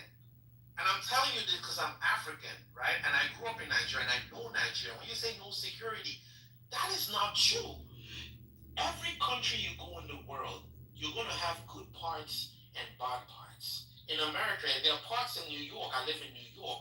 There are parts of New York that we say is dangerous. Don't go there. It's dangerous. We don't want to go there. There are parts in New York that you'd be like, here is very secure. Just like in Nigeria, there are parts you go in Nigeria, be like, oh, this is a bad zone, don't go there. But there are zones that, oh, it's well secured. You don't have a problem. You can walk on the street as freely and do whatever you want to do freely. Granted, there are some parts of the country where you have like security concern, but it's not specific to foreigners. It's just general security, like up north where you have Boko Haram that do whatever they do, or maybe you have little gangs of kidnappers. But they do that to anyone, regardless. But but like I said, there are good parts and there are bad parts. So the information that you have right now is not correct. They're wrong information. So you see, at the end of the day, we just have to get ourselves educated and have the right information before we are able to, have. I want some information. Sure, I'll help you if I can. Why the fuck are y'all so scam? Why do y'all scam so much? Y'all worse than the Okay, now can you let me answer that? Now, the scamming thing is not. It's okay. I'm sure you remember when they said that thing about the Nigerian prince and all that, and it became a thing. It became. Oh, there was a time where they sent a letter and they said it's a Nigerian prince, and so it became like the scamming thing now got associated to Nigeria. But in the real sense of it, when you look at the number one country where scam is being perpetrated is Russia. Nigeria is not even on the top 10. Russia, India, Hong Kong, Singapore, that is where you have the largest concentration of scammers. But because of that email that says the Nigerian prince, scamming was now associated with Nigeria. But that is not, when you look at the statistics and facts, it is not true. You know, is when I get on TikTok and I look at like a young, handsome gentleman from Nigeria,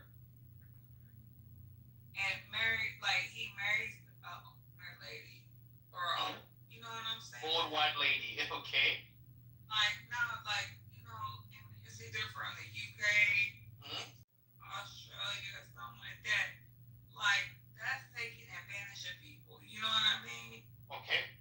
All right. We're black. I'm a black American. I still want to see my neighbor. Okay. I'll tell you a story of me. When you say taking advantage, we could say it's scam, right? Okay, good. I got scammed of $30,000 3 weeks ago. It wasn't a Nigerian that scammed me. It was I don't want to use maybe you could say white people. They were the ones that scammed me.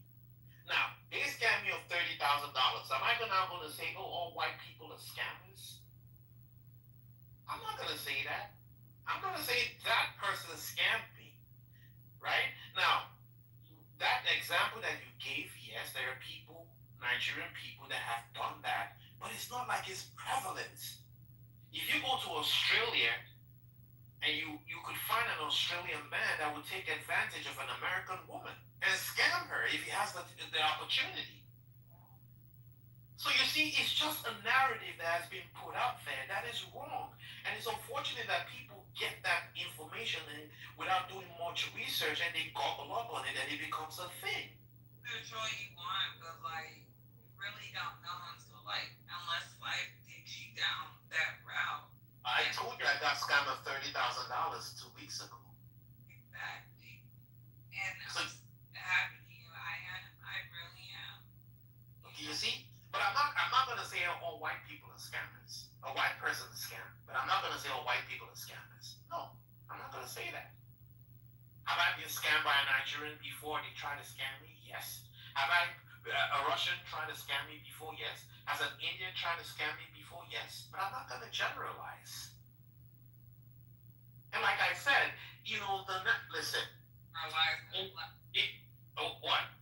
Y'all generalize. You all generalize black people. No, but that's not true. You see, then again, I could accuse you of the same thing that you are generalizing Africans or all Nigerians. I could equally accuse you of the same thing, but it shouldn't be like that. Are they bad people in Nigeria? Absolutely.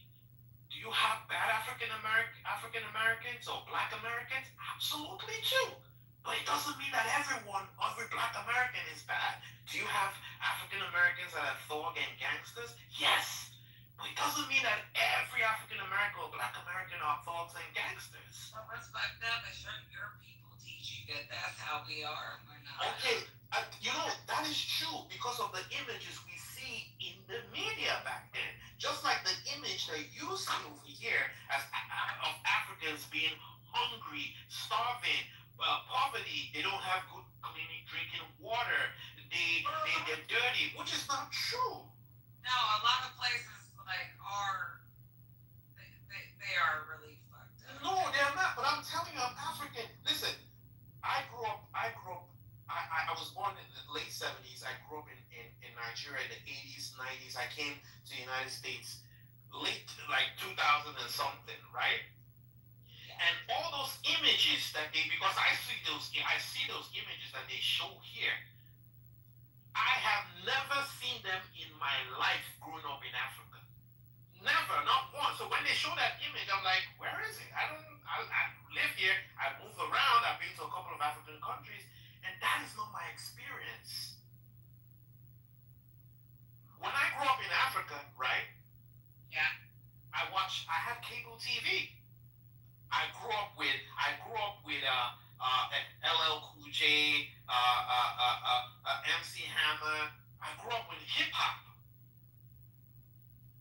Right? I grew up with Fresh Prince of Bel-Air, The Cosby Show. We had all those influence. We had all those stuff. A lot of what you're saying is conflicting. No, what I'm saying is that we had development. We had cable TV. We had a big house. We had running water. We drove in cars. We had great white collar jobs. But you don't know that we grew up with all those stuff. You don't know because the picture that is painted to you, I almost say you people. The pictures that was painted over here was that we live in trees. We hung out with animals. There's hunger, big tummy babies, and fly. Listen, let me tell you something. I'm African, right? I have never seen a lion, a giraffe, or a zebra in my life. Well, then I've seen a giraffe. I just see a giraffe. But guess what? You would expect that as an African, I should have seen. I've never. If I wanted to go see them, I had to go to a zoo in Nigeria, and I never went to one. So you see, the narrative that the media portrays, and the media puts out this, and they show this pictures of Africa to you, and you assimilate that, you take that, and you believe or you think that is the full description or reality of Africa, which is completely false. Just like they put out the narrative that African Americans are gangsters and thugs to us over there, which is not true. So you have conflated information in Africa with Africans, and you have conflated information with African Americans here. see, and then when Africans come, oh my God, they're gangsters. Don't associate with them. And African Americans see Africans, oh my God, they're poverty. They're not educated, not enlightened. Stay away from them. And it becomes a clash. But thank God for social media. Thank God for the iPhone. I believe that it's changing. People are getting more information, having a greater understanding of how things are. Another thing. Sorry, go ahead. Sorry, I cut you off. Sorry. I think that black people know more about you than you know about us. But that's not true. I don't agree to that. And I'm using myself as an example. And I have friends. I grew up. See, Africans generally, you're going to have to understand as well that a lot of Africans migrated to the West, and the United States should be included in the West, right? And they start families, and they have families back home, and they feed the information back home that, listen, this is what it's like over here, right? And like I said, there's social media now. The world is more open, so people are a lot more informed now, unlike in the past, before. So when you say African Americans know more than I don't necessarily agree with that, right? I would say if you want to get educated, you want to have more information, go seek for it. You will find the truth. Just like you telling me now that the taxes and all that, that's not true. I'm telling you, I'm not saying this because I'm telling you categorically that it's not true. But you wouldn't know that if you didn't meet me over here telling you that it's not true. I'm telling you, I know what I know. Don't tell me. But I live there. I grew up there. Are you going to say you know that better? I live. That is my reality. Hey, you're going to tell me. Now, I can blend it. I get off the plane in Legos. Okay. I blend in. Okay. Any other black person? No, but can I say something to you? Let me tell you something, and that's where you guys get it wrong. I don't know what it is about Africans or Nigerians, even me, right? When I get on the plane, I go back home. For some reason, they know that I don't live in the country, that I just came here from America. So if you take a plane and you go to Lagos, yes, you do have a black skin, but for I don't know what it is, but they're able to recognize that you're not from that part. You're not Nigerian. They know.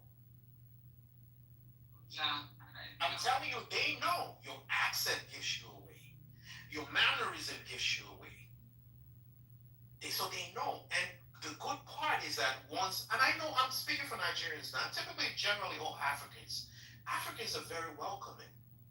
You know, like in our culture as Nigerians, our culture stipulates that you treat visitors like kings and queens. You have to treat visitors with respect. You have to be accommodating. It's culture for us. So you as an African American or Black American, as you want to be called, if you take a plane and you go to Nigeria, trust me, you will be welcome and you will be treated like royalty. That is facts. I think, like you said, it depends on where you go. No, I'm telling you, if you go, like you're going to go to Nigeria now, definitely you have to go to Lagos. Lagos is where the major airport is, the biggest city, is where everything happens, right? If you go there, you will be treated like royalty. If you then decide to go to places like in the village, like I come from the southeast, right? It's not as developed as Lagos, but it is still developed. When you go there, you will be treated way better than you are treated in Lagos, because Lagos is generally very liberal.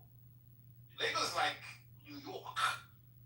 Why, if you go to a state like mine, Imo State, the southeast, it's more traditional, and the more traditional it gets, the more respect that you're given, the more welcoming they are. I'm not just saying this because I'm Nigerian, I'm African, I'm trying to defend my place. I'm saying it because it's the truth, it's the reality. However, you don't have a lot of people pushing this information out there. And so what you hear and makes you angry is just wrong information.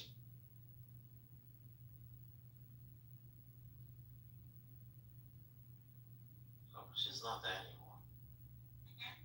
Oh, okay. So I mean, don't. I would say for me, I'm using myself as an example. When I came into this country, I wasn't as educated, but I decided to get myself educated, and I got it. I understood. I'm like, ooh, so this is what it is. I'm gonna go to Africa to get educated about What? Africa. What? I said, okay, you came over here and got educated, right? No, I on my own. I'm like, you know what? I want to study African American history. I want to understand what African Americans went through. What makes you think that I haven't? What? What makes you think that I haven't studied Africa? Okay. Nigeria. Okay. Why I would say you haven't, and I'm not. It's not a pushback. It's not denigrating you. The example you gave me about the taxes. That's not true. That was just an example. Okay, but it's not a good example. It's not a correct example. That information in itself is not true. We can agree to disagree. Okay. That's fine. But there's shit that motherfucking Nigerian Africans do that are just kind of cool, man. But you see, what you just said, right, is the same thing that an African can say. You know, there's some stupid shit that motherfucking African Americans do that is not cool. But what do we do to you? I'm just using that as an example.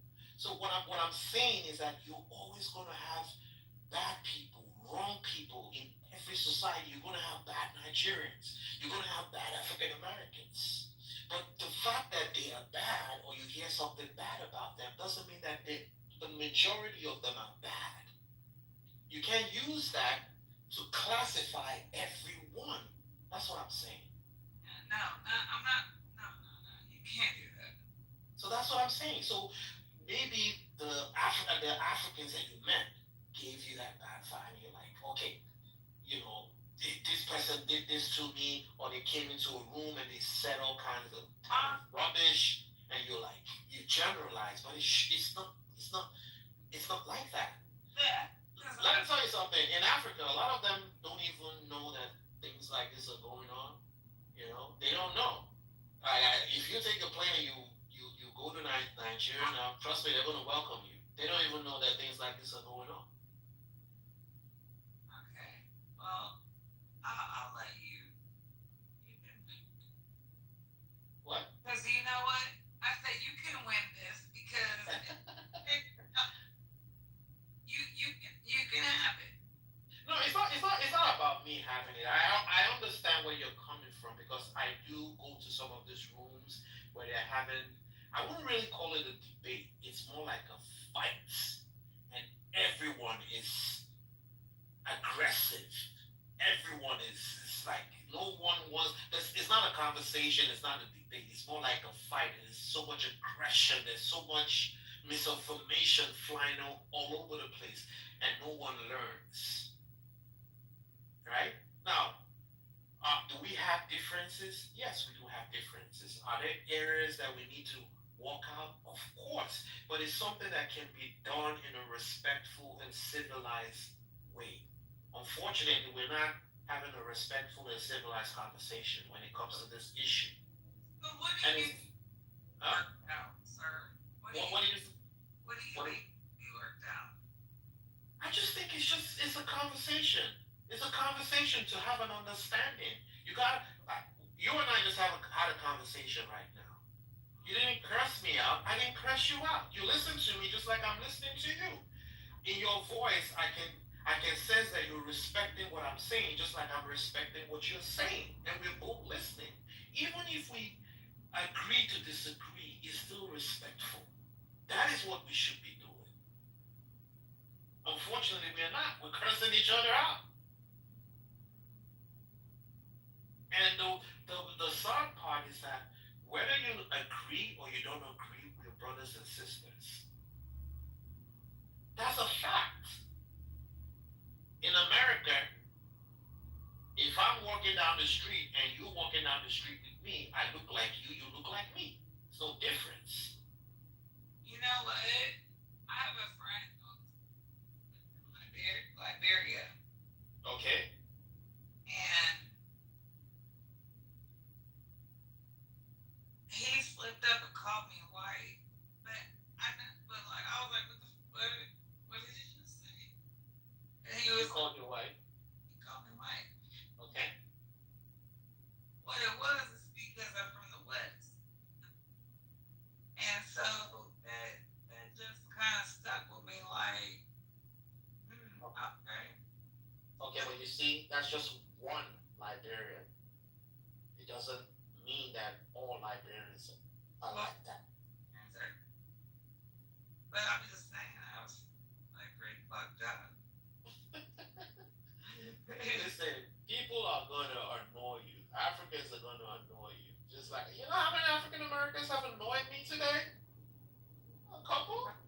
But I'm not going to say I hate African Americans because this one dude or these two dudes, African American dude, annoyed me today. I'm not going to say I hate all African Americans because two of them annoyed me today.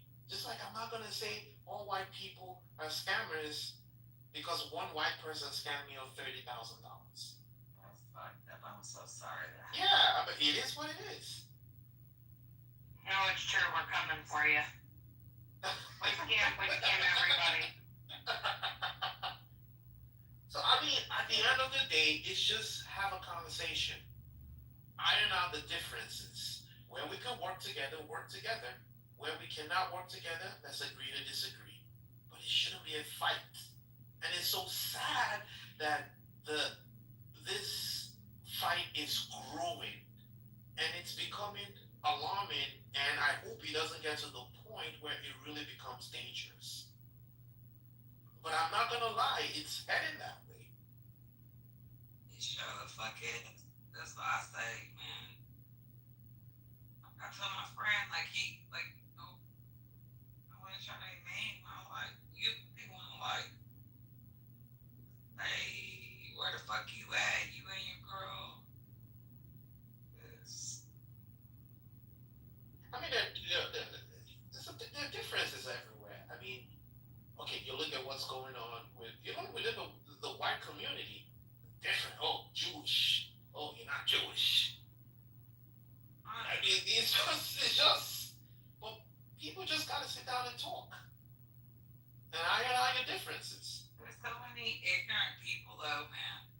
There are, and that is the problem. A lot of people are not informed enough. So whatever it is that they do out of ignorance.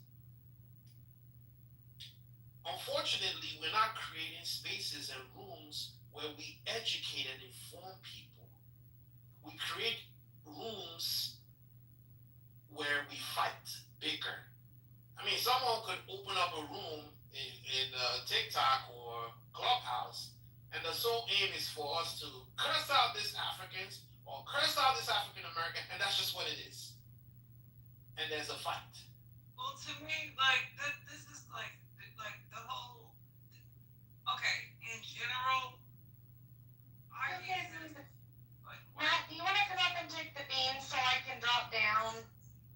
Because I know Nathan hates me and he doesn't want me to have it. So I'll give it to you, Matt, if you're. Yeah. Anyway, I'm about to drop down to. Sorry, I just, because I have the mod badge. No problem. I'm not supposed to have it. Hey, you know what? Yeah. You say your name. You're fine. Yeah, it was nice talking to you. I hope this conversation we had would have you, would make you, just have a different opinion and not be too angry, you know, and just. All right, it was nice talking to you. Yes, yeah. All right, good night. Or good morning. I didn't mean to ruin your conversation. I just don't like having the mod in here anymore. No problem. No problem. Bye.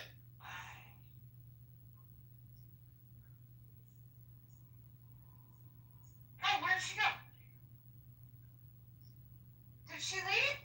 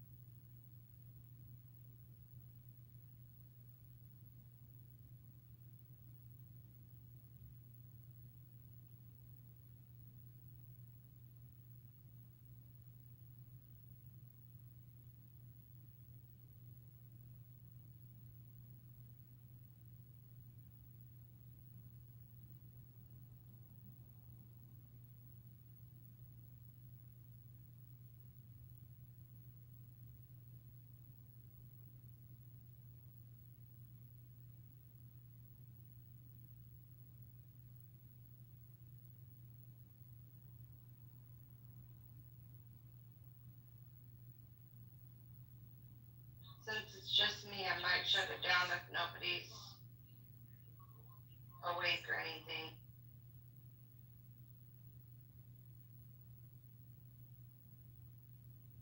Peace, what's the lie? That's not so. Okay, Offering, what's the lie? That he's moving this month. Okay, I think the lie is that she likes shawarma. Edon, what's the lie?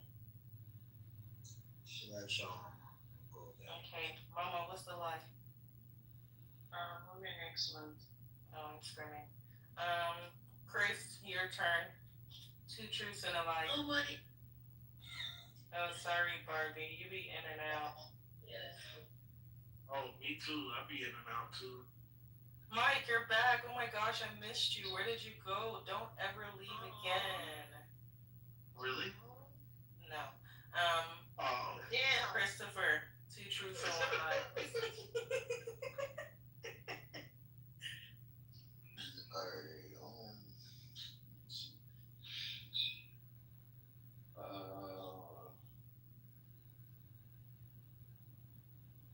Alright, okay, let me see. I just purchased my 4th car this year. Let me see what else. I love vanilla ice cream. And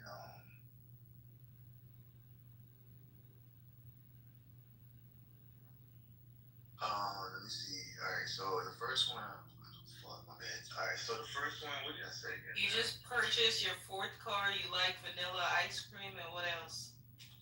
Yeah, I purchased my 4th car, right? And I like vanilla ice cream, and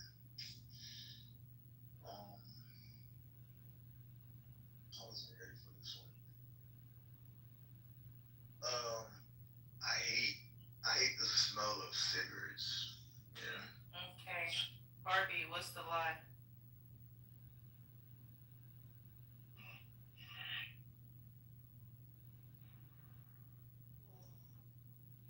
Guys, we gotta make this quick. We can't think too much on it.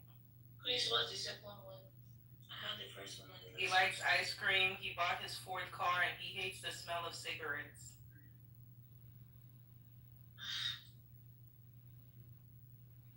I think it's the last one. Okay. Mama, what's the lie? The last one. All right, Jamil, what's the lie? The last one. AD, what's the lie? Last one. Peace, what's the lie? The last one. Okay, President, what's the lie? Rookie, what's the lie? Okay, Michael. It's it's in the chat. We'll come back to you. Michael, what's the lie? He hates the smell of cigarettes. Okay, I think the lie is the last one. Oh, What's the last? I don't know. I'm just going with the gang. Purchase the fourth car. You said some shit about eggs. Is there some shit about eggs? I don't know. Fried eggs. Oh yeah, no. Chris, tell us, what's it? Oh, that's not part of the news story. Chris, tell us. I think it's low vanilla ice cream. Okay, Chris, what's the lie? I mean, I hate the smell of cigarettes. I just think that shit. I mean, I do like vanilla ice cream, and I just bought my 5th car this year. Okay, so the lie was that it was the 4th car. Yeah. Okay, period, clock it. Jamil, 2 truths, 1 lie. Okay. 1, I'm a nepo baby. 2, He's a what? He's a nepo baby. Okay. 2, I campaigned. And 3, I have 9 siblings. Okay. Nepo baby. Barbie, what's the lie? I'm so sorry. I gotta hear myself. You're good, Mike.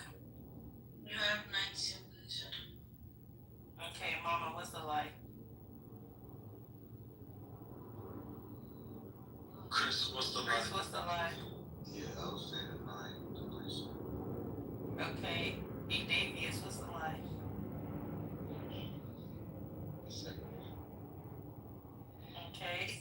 Y'all started with these ones. Peace, what's the lie?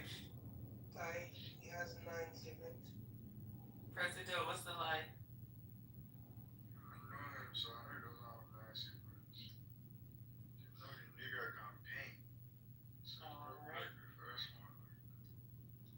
Rookie, what's the lie? I don't think he said no more. Okay, Michael. You're not an apple. Alright, I say the 9 siblings is a lie. Buffalo, what's the lie? 9 siblings. Elias. Nepo baby. Jamil, what's the lie? 9 siblings.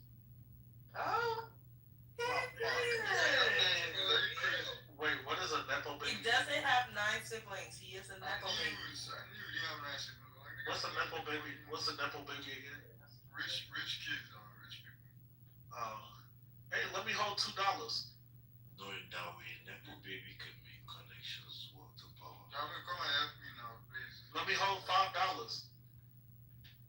Power is worth more than Stop money. begging, Mike. Stop begging. Hey, offer. Mike, this baby doesn't look good on you. Please stop Offer.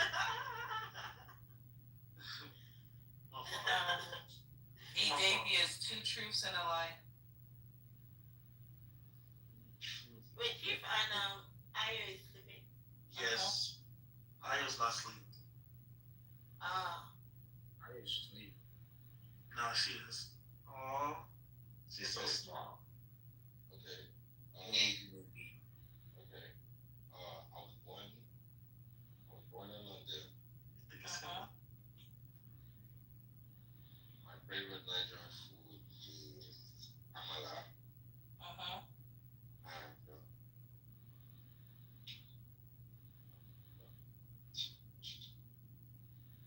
And I've been to Italy. Okay. I've gone to Italy. I've traveled to Italy. Okay. I'm so Thank sorry. you, I have Peace, to for go. the recap. I think I'm like. Okay, Idon.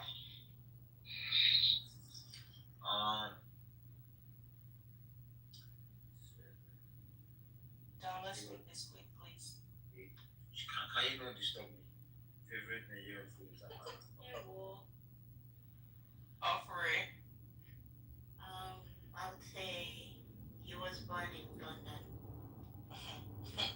I say it's amala. Michael.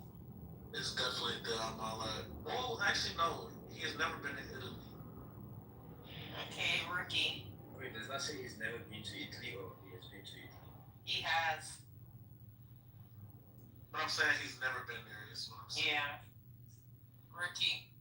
I don't know what he wants to talk about. I'm sorry. It's okay, President. This nigga was born in fucking Ibadan, which kind of Oh, did it say he was born in London? fucking. Oh my goodness, Jamil. Nigga was the Amala. I think it's the Amala. The London part, Christopher. Actually, yeah. Yeah, that guy was born in Yaba left. Yeah, the London part. Damn. Okay, Barbie. I was gonna say the London one, but no, we're not going to Italy. Okay, Davies, what's the lie? The lie is that I'm in London. I knew it. What? Why you could do bad? You were not born. You tricked me. You were not born. But he has that fucking accent. Literally. Mike, which kind of fucking accent? Does it I make feel like he that went accent? when he was like younger or something. Bro, he be going to the fucking UK road speaking in that Bro, he's an Ibadan nigga, bro. You can't Don't come for AD's accent. Wow, AD, you voted me this whole time. AD, fucking Ibadan ass nigga. You seen how you look about.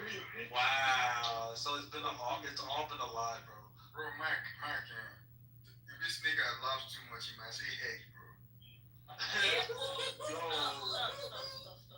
That's vicious. That's vicious. I'm screaming. They say you go Yaba. Okay, Rookie, would you like to go? No. Okay, Michael. 2 truths and a lie.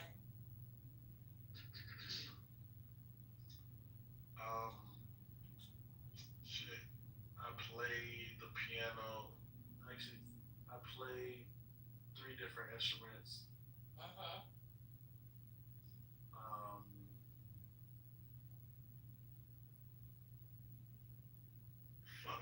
Goosey is not my favorite suit.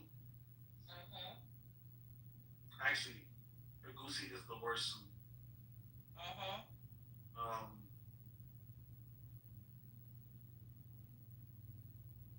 Fuck. I've broken 8 bones.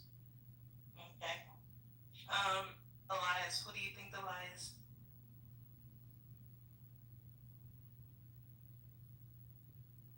Elias. Just go on. on. Can you repeat? Can you repeat your stuff? I played 3 instruments. Goosey is my least favorite suit, and I've broken 8 bones before. You've broken what? You played 3. 8 bones. You played 3. Broken 8 bones. That's crazy. Presido. I know that. Remember that time? Remember that time you had an accident there? So you probably broken 8 bones. I remember. So what's the lie, Presido? Instrument, I guess. Probably answer for me. Yeah, that was. Okay, so Offery, what's the lie? Instrument. I think the lie is Goosey is his least favorite soup. AD, what's the lie?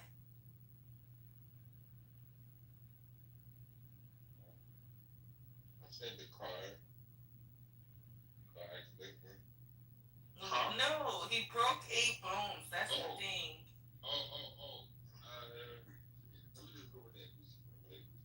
Okay, Jamil. Okay, Christopher. Barbie. Yeah, Lucy. Okay, Michael, what was the lie? I haven't broken any bones. Y'all think I'm that flimsy? Fuck y'all. So you don't like the goosey soup? Nah, the lie is. President threw me off. The lie is no.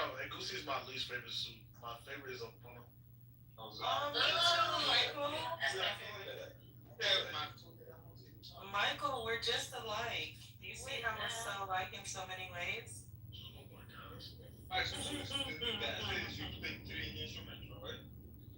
No, I do play 3 instruments. I remember you said some shit like that before. I play like 4 instruments actually. Okay, whose turn? Offering. 5 if you count the triangle. Wait, my turn? Yeah, 2 tracks on the line. Active directory. I love to drive. Yeah. Therapeutic. I'm a foodie.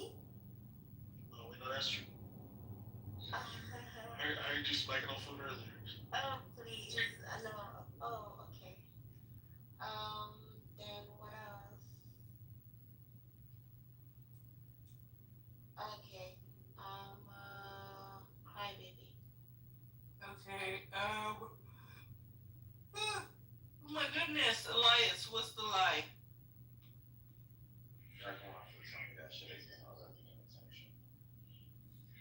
So I said I love to drive because it's therapeutic.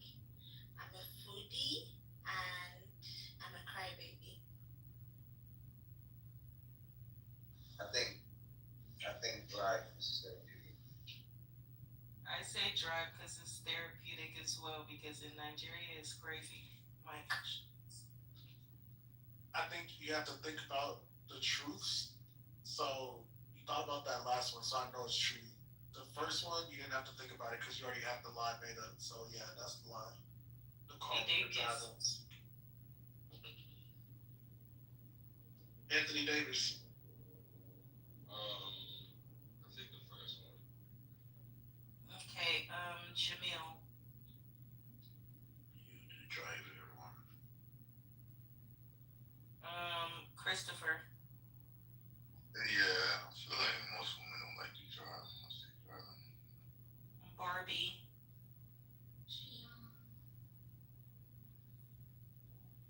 Cry. the toilet right now? Yes. Mike, why do you ask intrusive questions? What the hell? That's not. Operator, what was the lie? I wanted to ask her earlier, but like that's crazy. The Yeah, crybaby. the crybaby.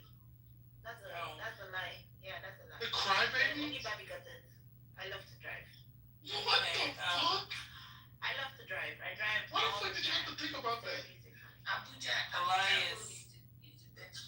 Yeah, because I mean, Abuja road is too clean for you to think that. Elias. Two truths and a lie. I'm supposed to go before me time. Oh my goodness. I didn't want to go because I was like mudding, but Hey, tell me two truths and a lie. okay. I think Mike is funny. I find Jamil attractive, and I don't think Elias is annoying. Okay.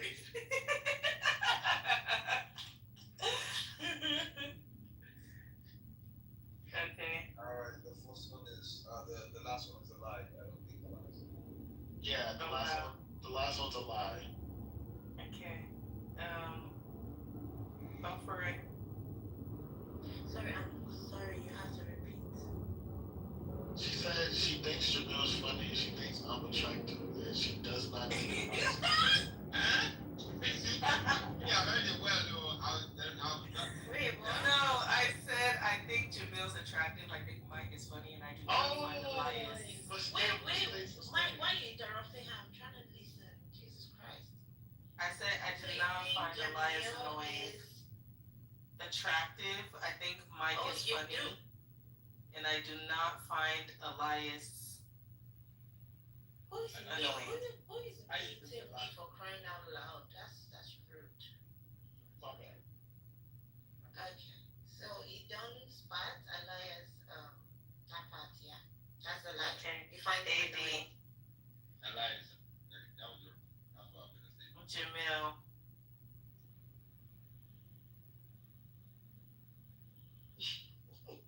Jamil. Christopher. What a time to go to sleep, huh? Wait, what? That's crazy. I'll say probably the first one. I was the first. Okay, Barbie. The last one.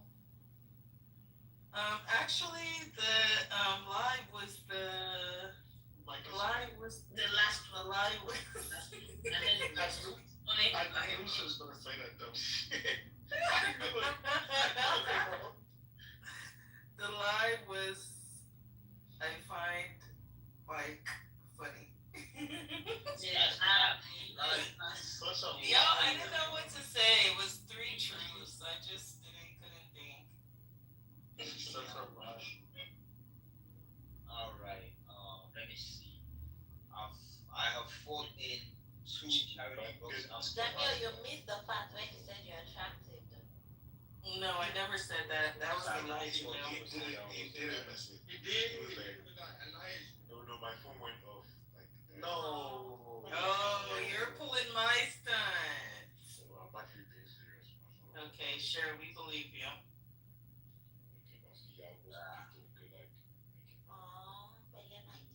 So she said the two truths was I'm attractive, you're funny, and then she said That's a Elias. fucking lie.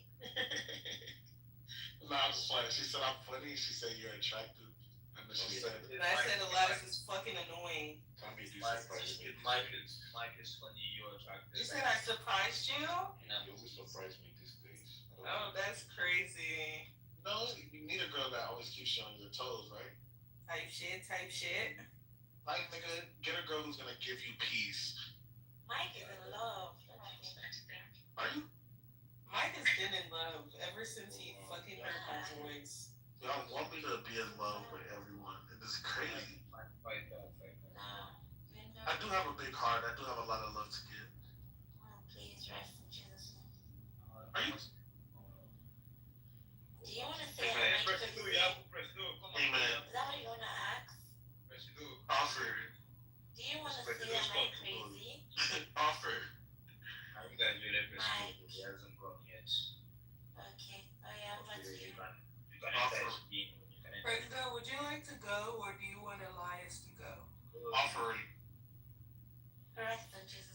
Joshua, you dey play or you dey play?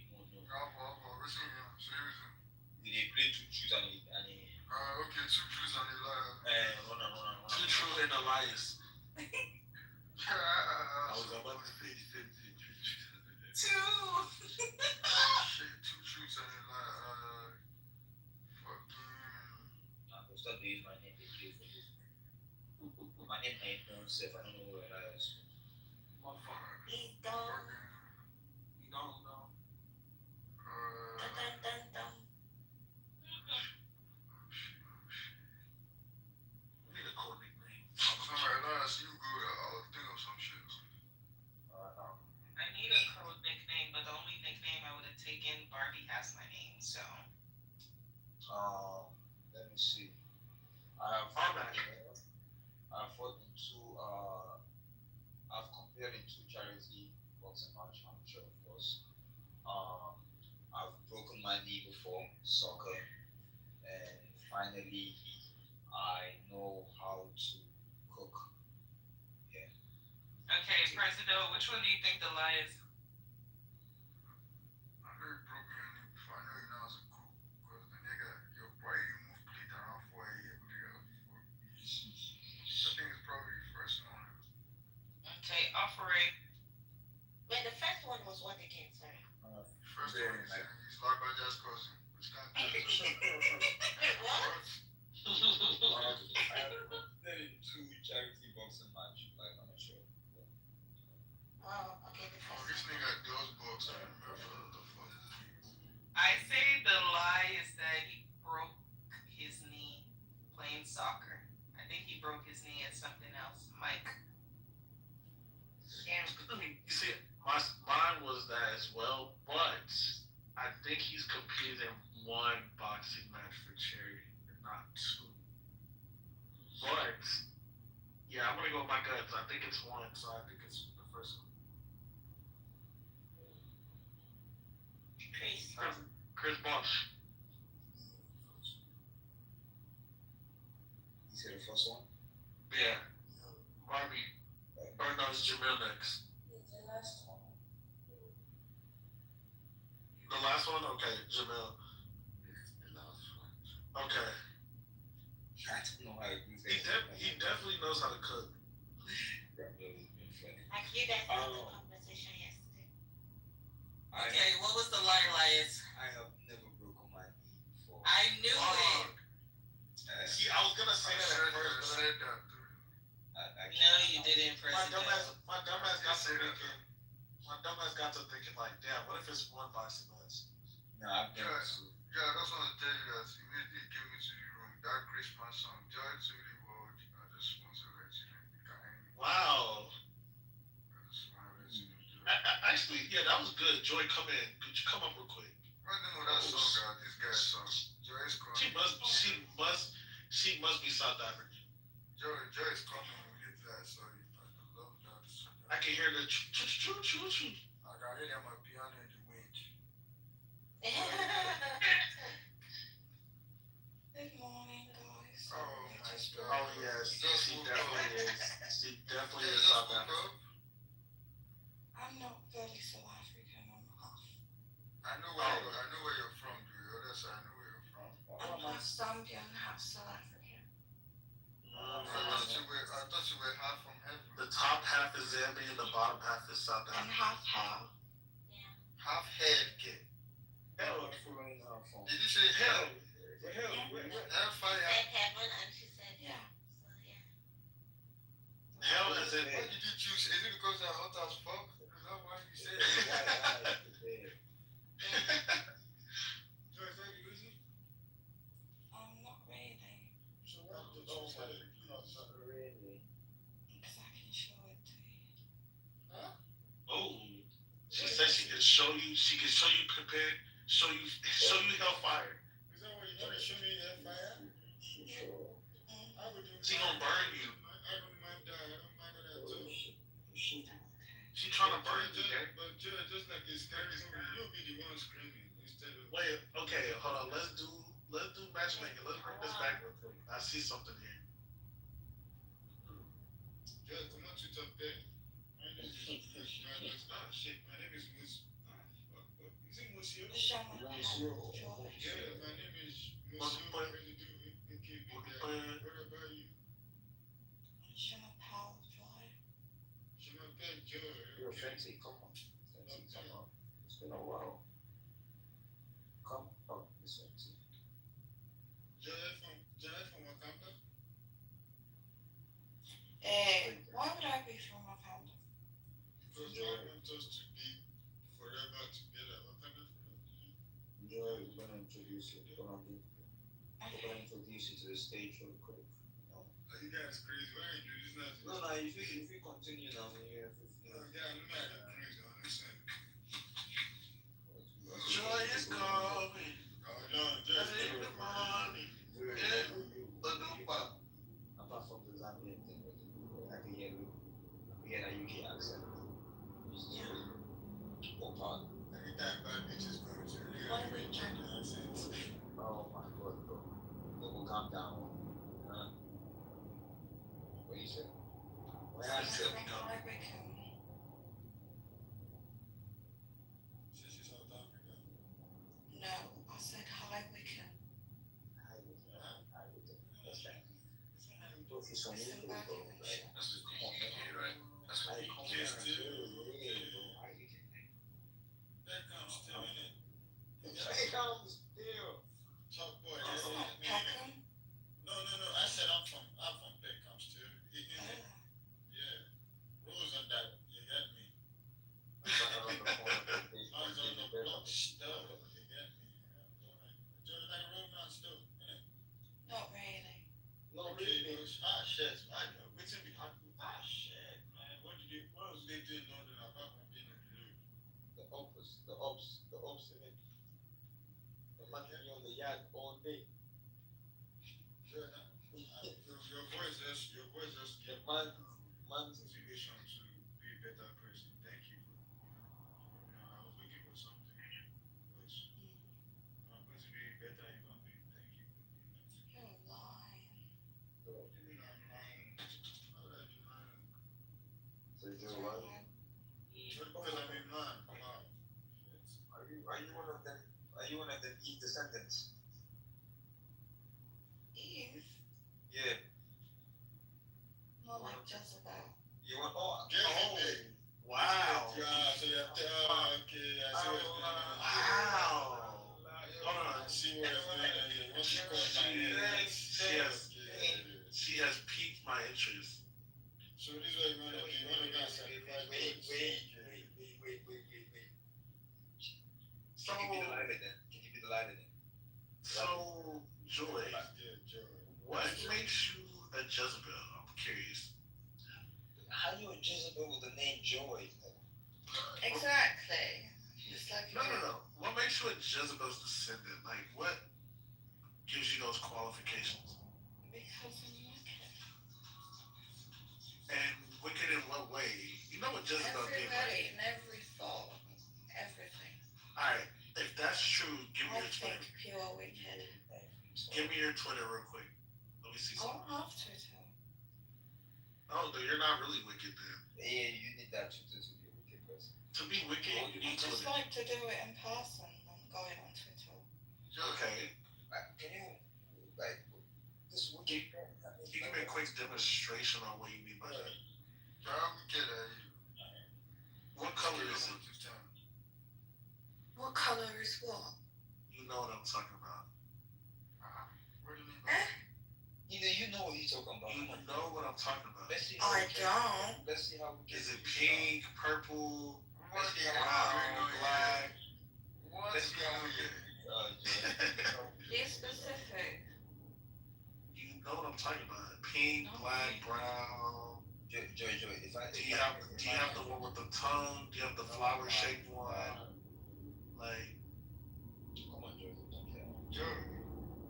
come on, you're smart girl. You're smart, girl. Well, I'm gonna find out. Okay, President, yeah, you got that. That's all. Let me ask you a question. What's the opposite of mommy? I want to hear something. What's the opposite of what? Mommy. What's the opposite of mommy?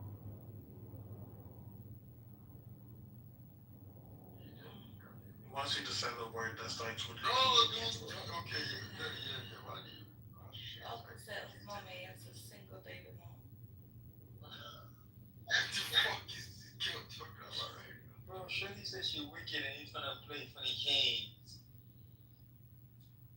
Okay, so like Joy. When's the last time we disciplined you? It's been a while. Oh, you miss it, right? You miss it discipline in your life? Depends from her. No, we get girls, they need discipline.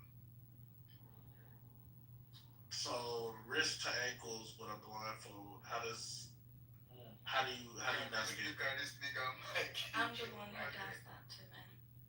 Nah. You getting it done. You getting it done to you though. That's what I'm saying. Trust me, they love it. So you tell them when you flog them? Yeah, they beg for it. Yo, What do you beg for? your boys, they are ready. What do you beg for? Yeah, what do you beg for? Yeah, what do you beg for? Nah, she be begging. I would give you something to beg for. She like weak men, bro. She like white men. Weak men. Probably like big guys. Yeah, with the African niggas, You talking to niggas who give a shit. I would have her in pretzel form, dead ass. Especially Nigerians. You said what? You said what? She's actually. No. What did you say? Keep trolling shit. Don't be No. Yeah, she told us joking. that. I'm kidding, guys. We know. Have you ever had your head dumped before? Have I ever had what? Your head dumped on you. Someone ever dumped your head? No. I'll crack an egg on her head. You say I'll Joy, I never I'll do it to you. Joy, I will be so kidding. I would do it to you and like stop playing. Look at you, Mike. Look at this on the ass thing. Give me a rest, man. But did you hear what he said? You will put it back in your plans, bro. Right, it goes deep, man. As the nigga said, Mike, do it to you. Will you let me call you mom? Or daddy? Yeah, what's the opposite of man? Nah, John, bro, this nigga is, bro, y'all niggas are hilarious. Nah, Joy, this little seductive act, we're not falling for it. We're not falling for it. You're not really like that. Joey, you're not gonna see that. The opposite of mommy is abortion. Yeah. Is that what You're not like that. You're vanilla. I know your type. You're vanilla. That's the opposite of mommy. No freak will ever tell us she'll freak like this. Vanilla. What vanilla? Oh, chill. Yo, my she be running, man. She knows she. Nah, I know her type, bro. My type. Mike, when you ask her a question, they just You watch me like CCTV. Yeah, I like watching it. I'm a voyeur. You watch me, yeah. You watch me still, innit? I like watching, and then I like watching her play with herself, and then right after she's done, I go and beat that pussy up until she can't take no more. I mean, see these niggas. Ankles to wrist with a blindfold, nigga. But she gotta be dark skin, chocolate, Hershey. Your skin type, nah, I don't go for that. Yo, I like going for you, man. I'm too like, which guy? Yeah, I'm really not comfortable here. Somebody lynch this nigga. Yeah, lynch me.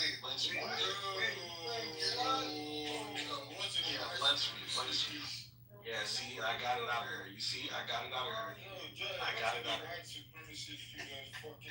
She's South African. She used to this. She be sucking Elon Musk's dick. Ew, I know nothing about South Africa, by the way. She's Zambian. She's What Zambia? What Zambia?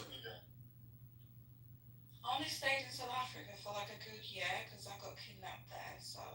You got kidnapped? Why? When I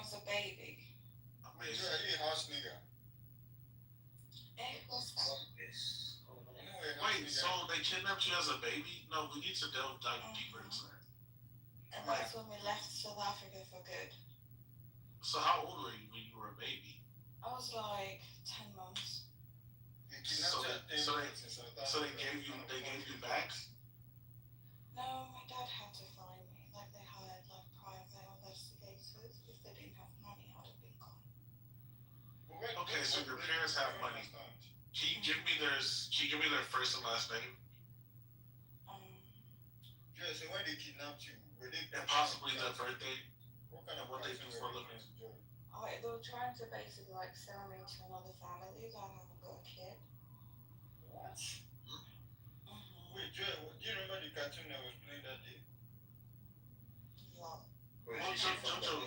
She was kidnapped from the hospital. Powerpuff Girls. Not from the hospital, from home. They kidnapped you from your They house. sold you to a different It was a lady pretending to be like a babysitter and all that shit. Anani. Damn, that's crazy, Joy. Sorry, do you need a shoulder to cry on? I don't remember nothing. Give it to my parents. No, I don't want your parents to cry on my shoulder. What's in concern with you? I'm asking you, telling me your parents. What's going on? I don't remember a thing. How much you spent to get you back? Do they ever tell you? 750,000 francs. How much was the ransom money? They spent It was not ransom money. How much did your mom have to give up for that? Huh? Yo, what? I'll take it. Well, I think the proper question he asked me is how much did your parents pay to? Yeah, that's what I was saying. I don't know. How many days were you? Just 2 days. You talk to his dad, right? No, she made it some. Sorry. Oh my gosh, my favorite white girl, Deandra. Hey. And you're like, come up here right now. Deandra. You're like the red dress. And did you upstairs? Deandra, hello. Hello. You're in Naples. That's what we're saying. Man, Deandra, how was your outing? Just sorry for your trauma, dude. Just sorry for your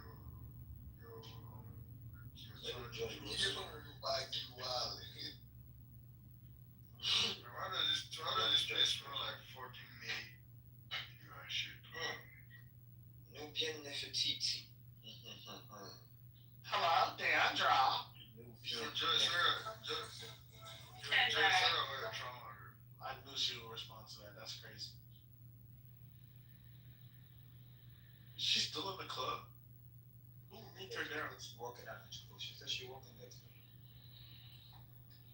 Miss Nefertiti. Hi. How you doing? You know what that is, right? Joy. You know what that is, right? I think you should. Deandra, I think your mic is cutting out. Joy, can you hear me? I do think you should. Sorry about your trauma and shit, though. It's okay. She was a baby. She don't have trauma from that. Who the fuck put me down? That's what my question. Stand on it.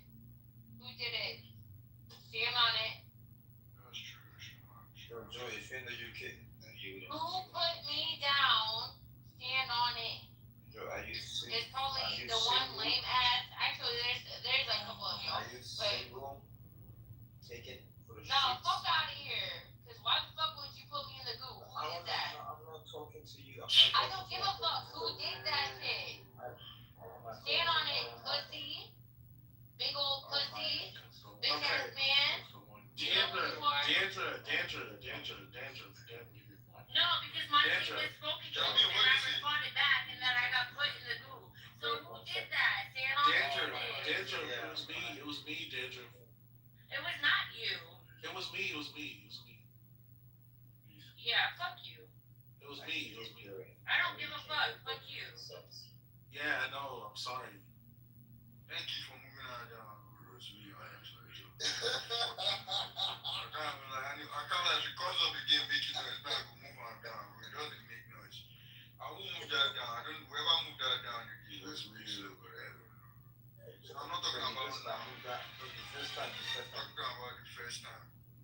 You said the first time what? First time. Michael Lee, that's what I said the person that moved that down the first No, time. it wasn't me, but I just said it was me. So Yeah, she wouldn't yeah. yell. Like, bro, how would you make noise? Like, bro, you see the vibe of the room and come to like, bro. Why is she dissing me like? Whoever said my name, so I responded. And then I got shot down probably by your pussy ass, Josh. Bro, I didn't even speak to these kids, bro. I don't Yeah, give a shut up, fuck. bro. You're a thirsty ass, pussy ass man. Can't stand on business. I'm thirsty. You're as tall as what's her name's grandma? Guys Short ass, angry. I guess you guys like drama. Keep bringing it up. Bro, nobody bring You're it up, thirsty. bro. Like, I'm not gonna bro. Nobody should go. Mike, not bring it up, bro. Okay. Fucking are you fucking bitch. Bro, my just yeah. I'm more on this thing. Give it over to like that. Come on, guys, I don't give vibe. I didn't come Man, here. bro, something we do this week, they go, they don't go, okay, man. Man, it's great. My own teacher now, like married people, we go, they did this stuff around. Bro, I come on the day, bro. That's cool. Fucking crackhead bitch. Like, bro, did you see me talk to her the whole time? Why is she calling my name, bro? This babe can't still get over the fact that I don't want to talk to her again. Like, bro, it's enough chill. Like, I don't like care about you. I'm just stressed, not just stressed. Yeah. Yo, whoever moved that down the first time, so why did you, I don't understand. Mike, I don't know who on that thing now. I'm moving it down. Just Nah, it actually wasn't me. I just said it was me. So she wouldn't How yell. did the team move that down? But I don't know, that baby's just upset. People were tricking that the app was moving back to Yeah, I don't understand. Like, bro, nigga just come up the stage and fucking weird. Bro, she's texting my number again, stupid bitch. bro. When they rush, Joy, nobody asked her how old she is. So now they end up for prison. Joy is coming. Hey, Joy. Huh? How old are you? I'm 24. 24. You just turned 24? No, April. That's nice. What do you? You're a student or what do you do? No, I'm a nurse. Oh, okay. You sound like a local dish. What is it called? Is it Walish? Then, like Wales, like you're from Wales. Have a little Irish to you. Look at that Irish. Time to speak. No, like an accent it doesn't sound like the innate, the pure innate. Anyways, what do you do for fun?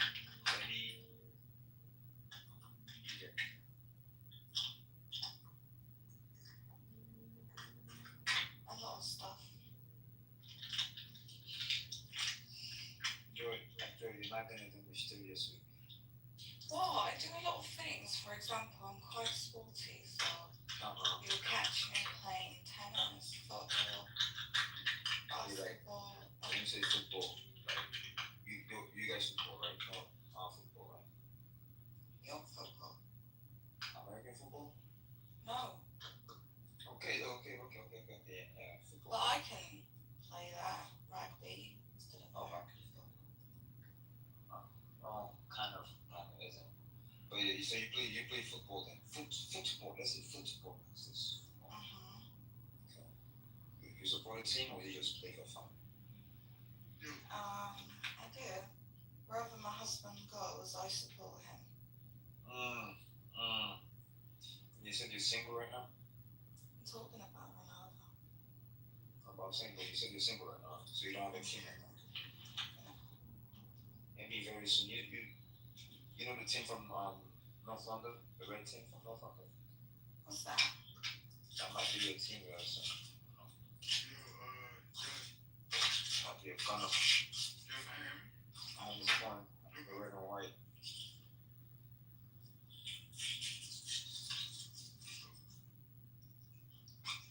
say, look, one thing.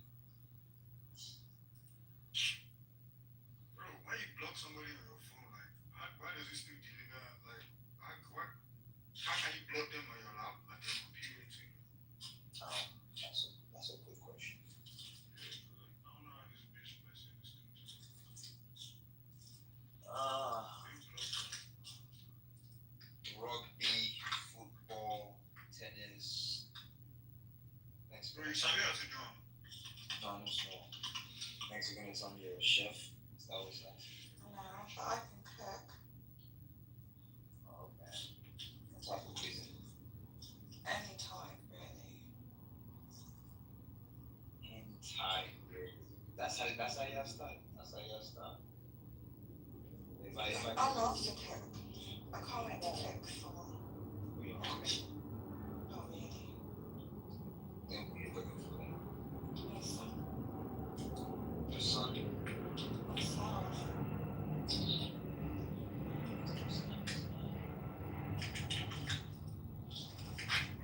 What do you cook? What's your favorite dish? You cook for yourself. It's a Zambian dish. A Southern dish? Zambian. Oh, Zambian. I don't keep up no Zambian food. Never had some before. So I don't know any Zambian food. Never had it. It's just kind of the same Southern African food everyone eats. Ugali? That's Ugandan. You try it.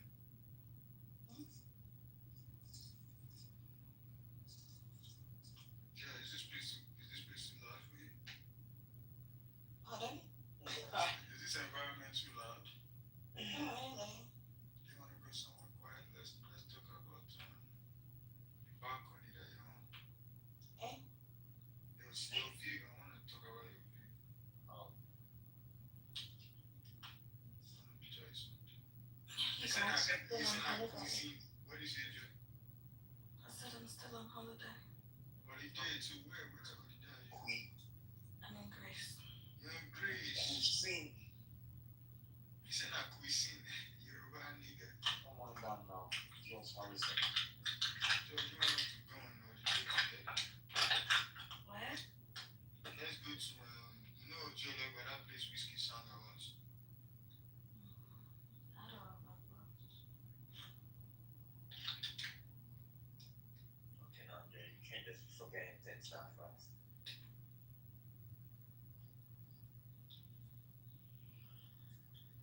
I'm actually getting really angry, bro. Fuck all this bullshit, man. I have to go to work tomorrow. You're a man. You should be happy about going to work. And like, I don't want to.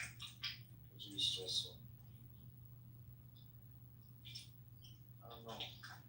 This day and age, I'm gonna becoming more independent, so it wouldn't be bad. Actually, Joe, they've all been jumping on you. Don't really ask you what's happening, man. You know. A rich one. I mean, based on the balcony you're standing on, that would be the answer.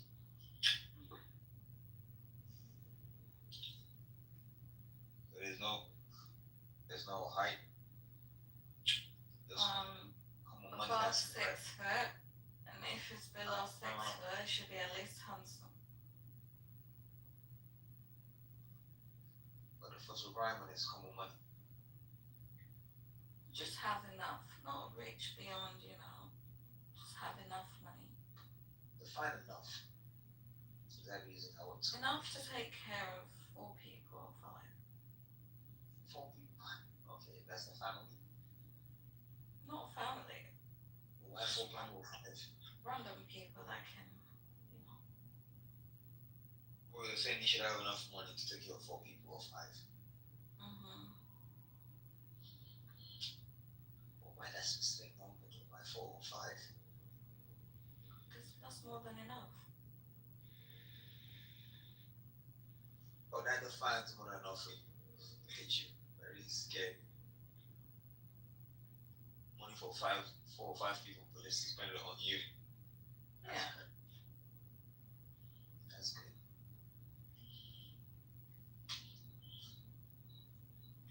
Should I get down there? Oh, that. Age range? Do you date within a certain range? At least 2 years or 3 years older than me. Okay. Not bad.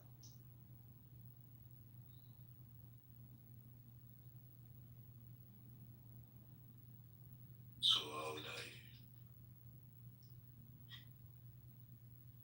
She said early. You gonna answer, Joey? 24.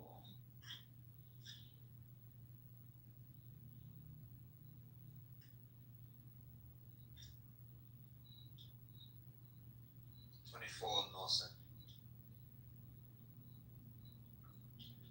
Well, I should go to bed, bro. I have to be up in 2 hours.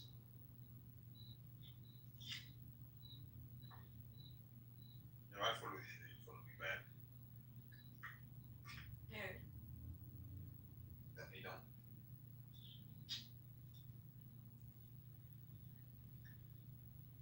you don't cuss. Last month, I didn't drop. Sure, you. Have you chopped breakfast before, Joey?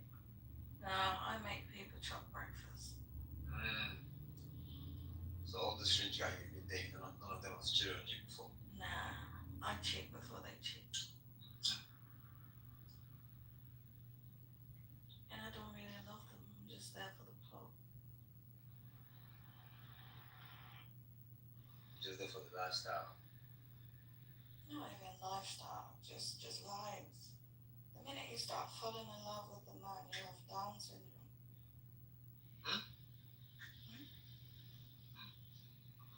You just gotta laugh. Yeah. Really just have fun. It's a disability. You said this is to fall in love with a man. Mm-hmm. But to chop a man's money, it's not a disability at all. It's a natural way of life, thank you.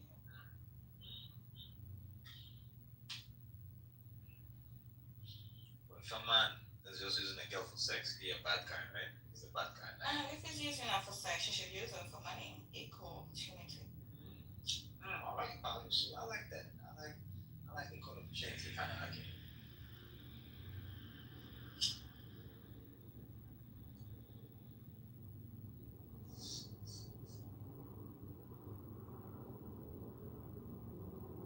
It's like that saying, like, you think I came all this way?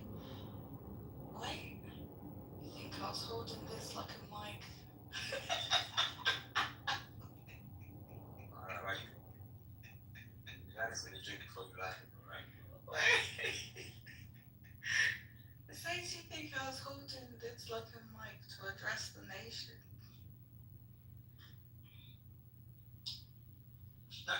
Equal opportunity, I'm taking notes.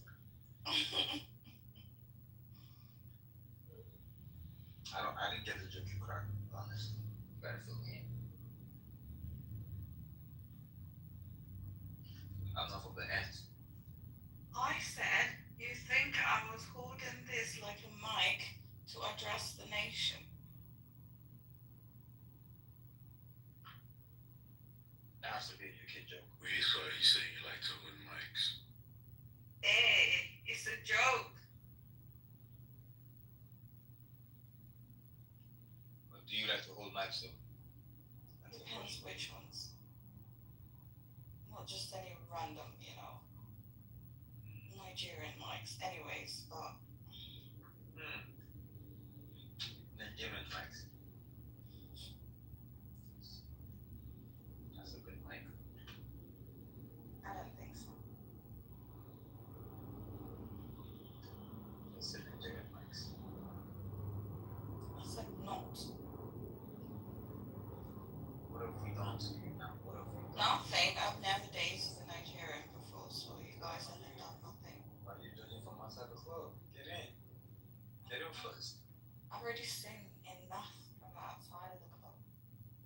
inside.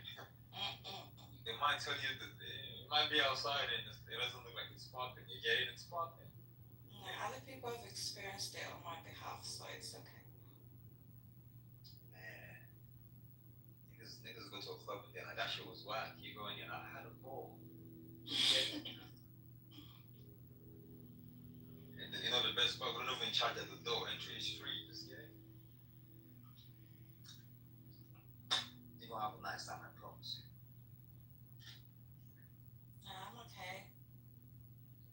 How many of your friends did it and didn't win? Quite a few, actually. I don't know why they're obsessed with them. Like, move along. We're the best out there. At the same time, it comes with issues.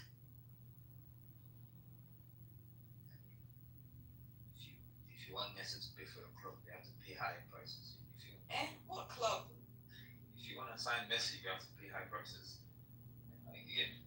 But the woman is the fucking prize, not the man. I don't know, man. If we're talking town, that means there's some kind of price. You know? Not really. Okay. Alright. I'm not gonna go in there before you call me a sassy man. But you will be if you say otherwise. Well, that means you like men, because women are always the prize. Okay. Because I think I'm on price now, I gotta like, man, crazy. Yeah, absolutely. Because if you're not putting women on that pedestal, who are you going to put? The man? If I put myself on that pedestal, like, what if I think I'm a catch? I'm a big guy. That's where. What are you gay? Who is gay? You say that You gay. are gay.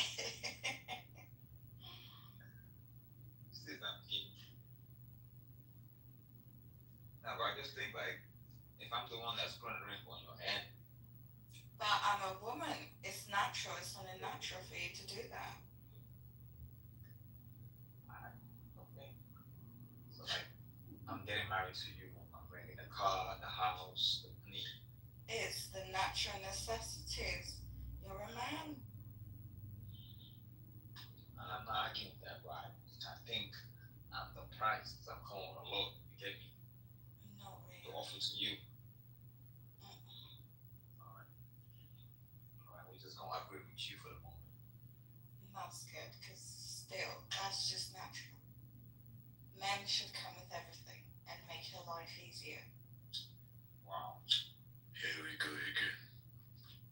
It's just facts. Bring a man then to your house, since you're both prizes and you have everything. Bring a man to your That's house. why you go live with men at home. That's why, you should turn into juicy smoothie something. What? Huh? Juicy smoothie or something. Who's that? That little kid from Empire. Oh, you're trying to say we should turn gay. You think you're funny, huh? But still, if a man is not thinking, oh, I should provide for my women, you're done, mate. You're finished. That's not your man. That's your competitor. So what if he has everything, right? And he just thinks like, since he has everything, like, you gotta bring something, like, because he sets the standard, right? Like, That's something. That's you picking the woman. She should be absolutely everything for you to pick her. That's you picking the best woman. Don't start bringing, she's got to bring this and that. What if to him the best woman, like, she has to have her own money, like, that's what he defines the best woman as, like. I don't think a man should be worried about the woman's money. That's her money.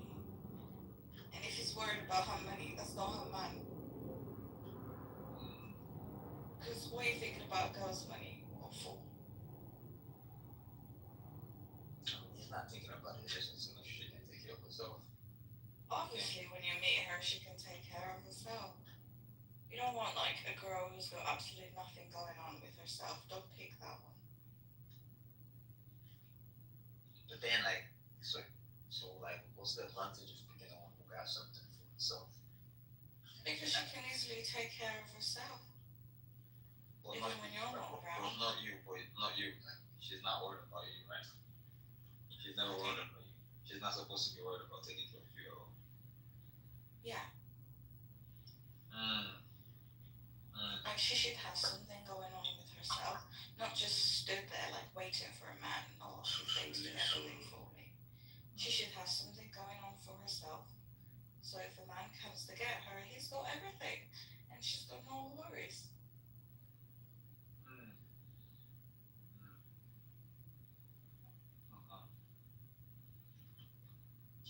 That's a dangerous one. That's very dangerous. Okay. It's only the truth. So like this guy, like he doesn't get nothing from her. I don't mean getting nothing from her. Like obviously she could get him something if she wants to. If she wants to. Yeah. I don't think a guy should be waiting. Oh, when he gets something from a big the father.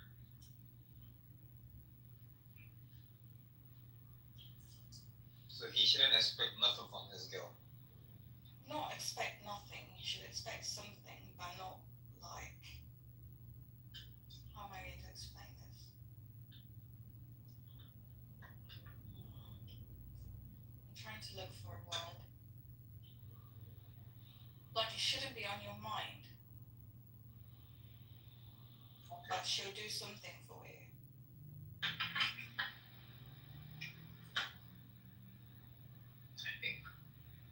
I think once you go into a relationship, you both have duties and responsibility to each other. And sometimes you might have to be, and no, sometimes, all the time, both parties should have like a financial responsibility also.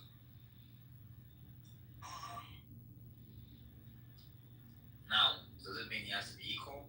No, it doesn't have to be equal. But you should carry his financial responsibility to your partner, man or woman. Because relationship is about making your partner's life easy.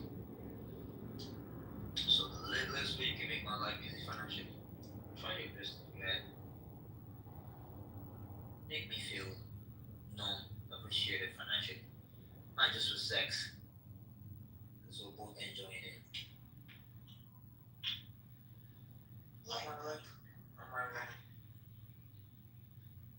I'm not saying take me up to dates or buy me $10,000 shoes. We're the finest things you can. No, but women shouldn't be put in that position of trying to think, oh, financial, what am I going to do for this man? What am I going to pay for this? Oh my God, what else am I going to pay for? No. You're not thinking, what am I going to pay for? You're just thinking.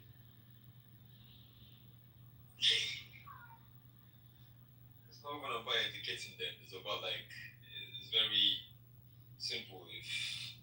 If you know, okay, I'm into this or that, maybe I'm into golfing, right?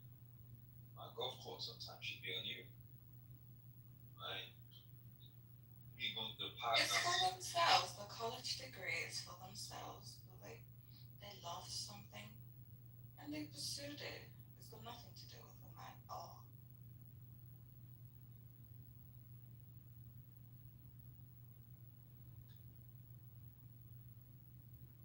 I just think personally, if a man starts putting you in financial positions, please stay away from that man.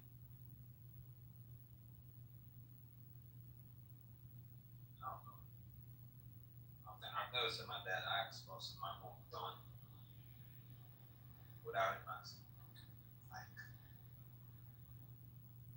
so, I don't know. Everybody want to be independent if it's time to be independent. Like everyone should be independent, guys. But if a man's coming into your life, he should know everything's on him. Everything's on him. But then when he decides to walk, like what is, then what do you hold on to? What do you mean? If he leaves, that's why you should have something going on for yourself. Don't just be an idle, like, waiting for a man. like a lot of people that have this perspective. I'm not saying you. A lot of people that have this perspective, they don't Those are become. the dummy ones. Like, you can't, like, you should have something going on. For example, if somebody invites you to a party like miles away out of town, you should have money before leaving the house. Because what if they leave you there? What are you going to do? So if someone invites you to a party, right? It's a house party. Would you bring And like it's a miles drink? away from your house. Yeah, but wouldn't you bring like a drink or something? Why are you bringing a drink to a house party? Let's say your girl invites you to a house party. Would you bring something over for her? What? Oh, that doesn't make sense. Sorry. Okay. Why are you bringing drinks to house parties? There's already drinks there. So when your friend is having a get together and she's like, oh, come over. Obviously, a get together, everyone brings something. But if it's just a random party, just walk up. You Jay. You check your Instagram.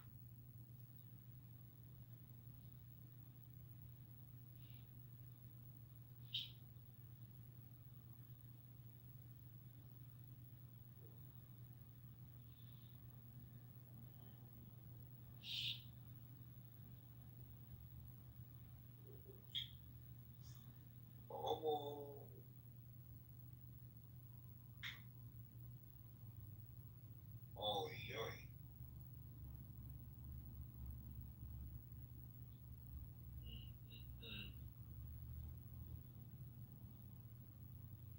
4 to 5 people.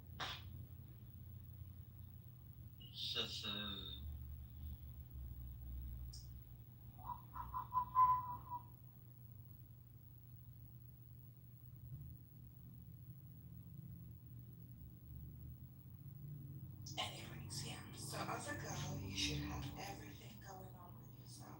You have your money, you have everything. But if a man's trying to get into your life, just know it'll be on him. Because what the fuck, he tried to bring your brokenness.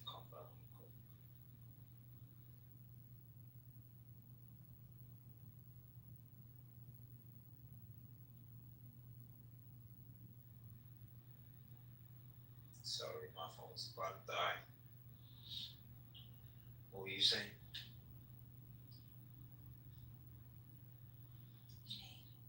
Yeah. I said, as a girl, you should have your own money, your own everything. But when a man tries to come into your life, he should make sure he knows in his head that everything's on him, first of all.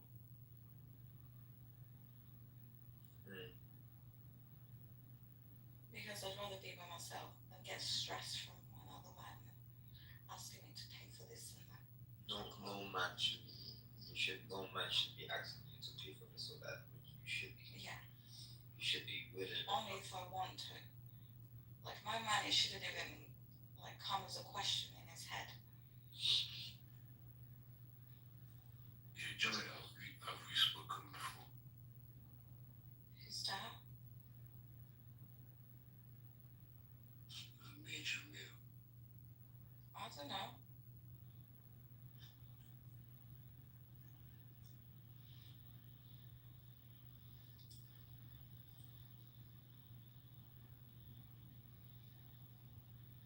Okay.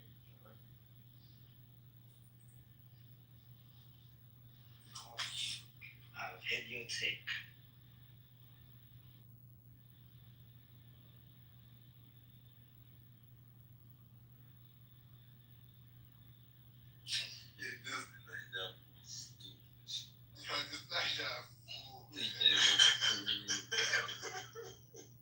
Nigga comes and doesn't say shit and just keeps on posting shit.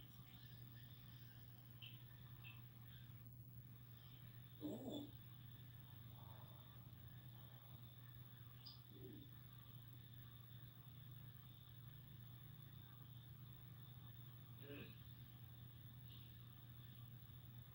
Nah, take care of 5 people really is the thing. What's it like this? Take care of 10 people. Just do it this way.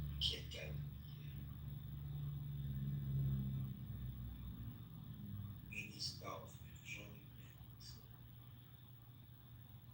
Intercontinental. Monumental.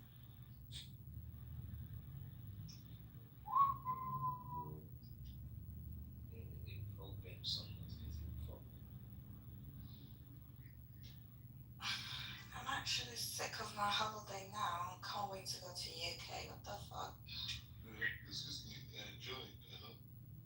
Hmm? How tall are you? 163. Okay. 163. Can you say that in American funny? I don't know American phone 5'5" or some shit.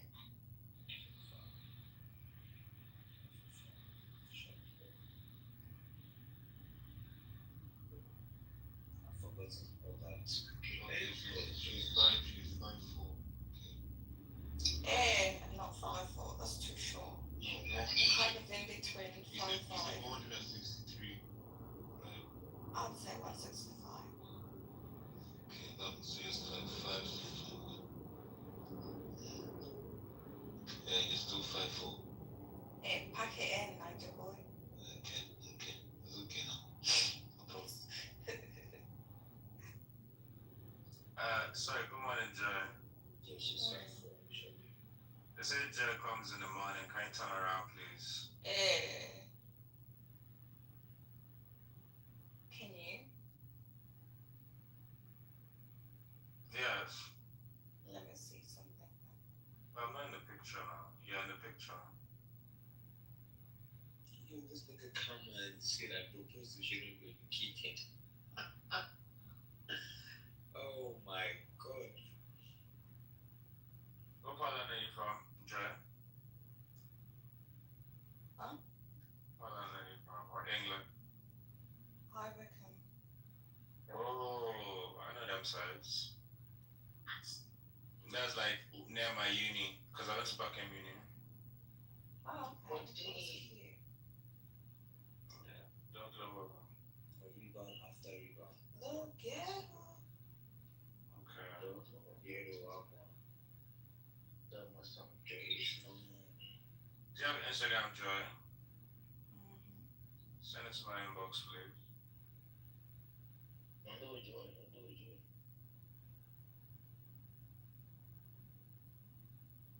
Joy, hear me?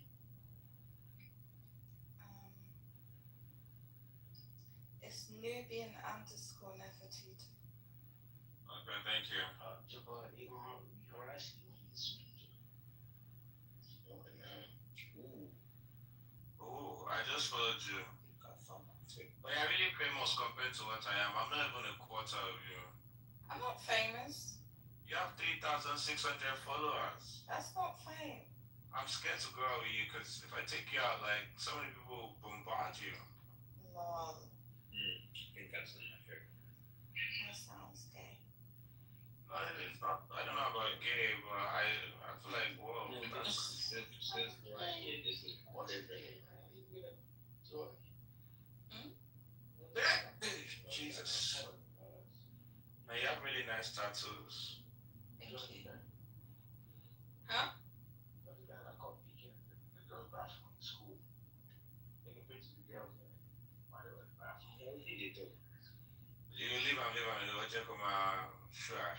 So you have some leg tattoos. What does it say on your leg? Oh my god. The says always and forever. I'll find you in every lifetime. Where does it say stroke here? Let me take this one. Where? You should get a On the other tattoo. side? Yeah, the other side. It says Nubian Nefertiti dipped in honey dust and gold. Is that your real name? What's your Instagram? Is your name Nubian Nefertiti for real or like? No, I just gave myself that name because it's got a beautiful meaning. And then you really tattooed it on yourself as well. Yeah. You're a naughty girl. You live life on the edge. Not really. It's something sensible. So. Yeah, not really that bad, but it's like I thought you put your name first and then say live life on the edge. What's your name again? No, don't give it to this guy. This guy's tapped in the head. I'm not joking. He's tapped in the head. I swear to you, bro. That's my guy.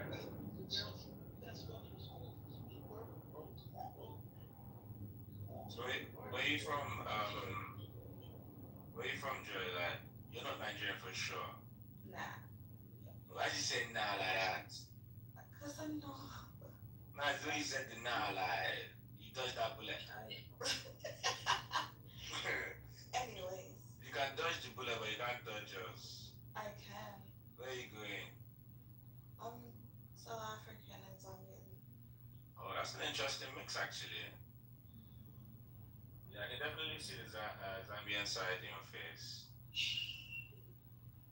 Yeah. Wait, I bet Joy, make you say Instagram and you know that's something. Joy is for me and me alone. They will chop Joy well today. Joy, check it out. Joy only gives it up to tea. No, God, no, I want to get talking about it, but I just want to say something. So, Joy, what's your plan today? I'm on holiday. Where? In Greece. I've been here for like a month. They swear. Change locations now. Come to my side. I'm Barca. I'm coming back on Saturday. Come back on Saturday to the UK. Mm-hmm. I rebuke it for you. That place is a shithole. Why are you going back there for? Not really. It's nice. Oh, you were remotely? Hmm? You were remotely? Huh? Do you work remotely? No. Okay, so I only had like 3 weeks, and then the rest of 2 weeks I told my manager I was sick. Okay. You should come to Barcelona. It's really nice there. Yeah. What, have you been before? What happened? Men were heckling you. Junkies. I feel like using that line that girls use on men. Anyways. These are the kind of men you attract. You're attracting junkies. No. It's just not my place. Yeah. So if I could go somewhere else. I feel like you like the beach, but I'm not sure if you can swim. I can. That's the one thing I was taught is how to swim. I'm not talking about swimming pool though. What are you talking about? Like in the sea where the sand is, you jump in. Yeah.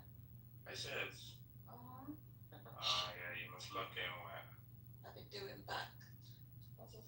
Somersaults, backflips, everything you need. Yeah, liar, you did circus move. Proper white people activities. Yeah, fucking lie. See how sweet your mouth is there, you're doing backflips. No, seriously.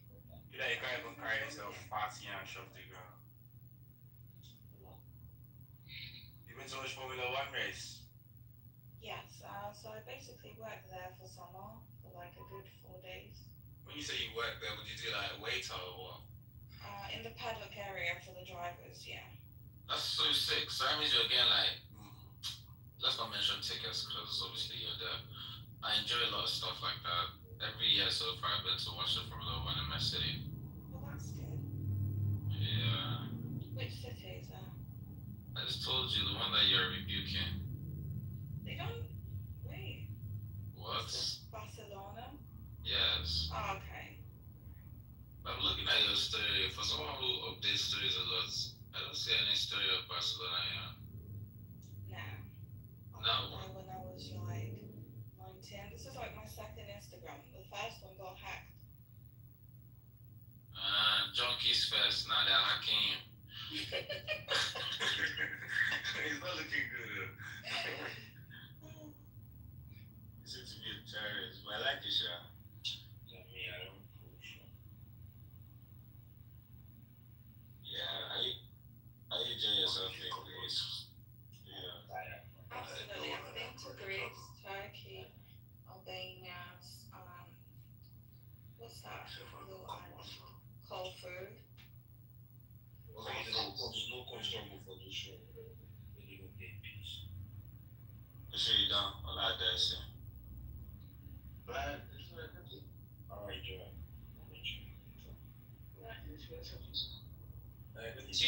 Joe, they left you in my care. No, I won't care me. But they left you in my care. They said I should take care of you. And they said you shouldn't hurt me, that I'm Nigerian. That laugh was so devilish. No, no policía, no. ¿Hablas español? No. 9. Oh, you speak German? Just a little bit. I'm learning how to speak German. Yeah, I started talking to this German girl, so I'm trying to impress her. I genuinely want to learn German, but now because of a bit more proactive towards it. Yeah. Yeah, but Are you a few words to tell her? don't say don't. No, I don't want you on. You gotta tell me something like Hitler is a bastard. No, he's not a bastard. I like Hitler. As in, me, I like his mustache. I just like he was clearing out the Jews. Yeah, like that blasting furnace was amazing. How did they even get inside? Sir? Did they walk?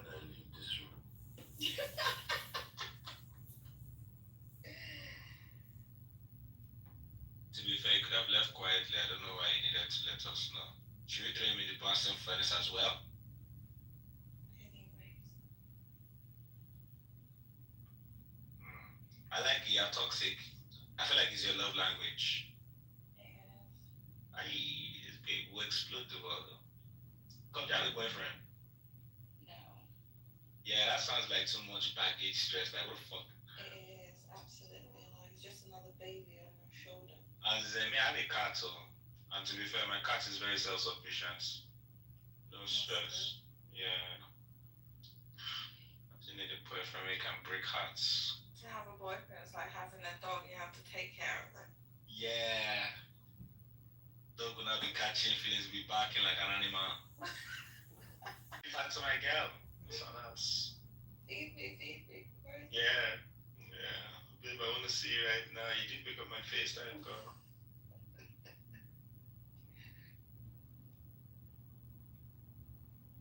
Yeah. Come, where are you in Greece with that? Why aren't you on Golden Sands right now? What golden sands? I thought is it White Sand that's in Greece? I haven't been before, to be fair. I go into more private places instead of the well-known, like, where everyone is, because I hate seeing everyone. I am escorts. I don't judge you. We have done them all. I know. I don't have money. That's why if a man comes into my life, you should know everything is on him. If I can afford a holiday for a month, you should afford for 2 years. I see that vision, sir. I see that vision, and now I see why you are alone. You this girl. You selfish Bellatrix Lestrange. I'm falling in love with you. Why? Because of what you said. Oh, that's my favorite character. Oh, I would be her as well. It's just wicked. It's a lie. You can never be Bellatrix. It's just wicked. Like, I don't. Yeah, you sound wicked, but I feel like this is just the front, Jerry. No, it's just me. People don't believe it. It's like, oh, she's so cute. She's so this. Nah. I've stopped looking at looks. Like this, your fat yash now, it can be replicated in Turkey. It's personality that makes it for me. Yeah, we'll see about that. Say about what? I said we'll see about that. What we see? You see their hips? One of them is a bit. I'm not enticed. 90 degrees. I'm not. It's 250 degrees. See, maybe those guys that just recently left is who you can entice with your body. All these things, they don't excite me. But you have a beautiful face, though. I like your face. I could kiss your face off. Just grab you by the neck and start kissing and then throw you away after. That's as far as we get. The rest, I just stubborn. I can see it. Did you go for the Carter show? Okay, but you didn't wear the cowgirl boots. It was like a last minute. My friend just told me, oh, we're going. So I went to Primark quickly, got a hat and a belt, and then the rest was just another coat. She said a hat and a belt. You did well, Sha. Well, what was the show like? I had a few friends who went. But did you enjoy it? It was really nice. Yeah, I've seen her a few times. She's really gifted. She's a good entertainer. Yeah, I was just so happy about seeing Blue. Oh, Blue. Uh-huh. So you call that. They'll think that you and her were classmates. Blue. That's Auntie Blue for you, even though she's younger than you. Yeah. So what am I saying you now? When I come back to UK. Who told you I'm in the UK? Where are you? I'm in the city you don't like now.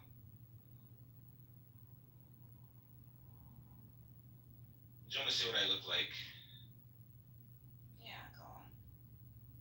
But you promise you look, you don't judge. I want you to say that.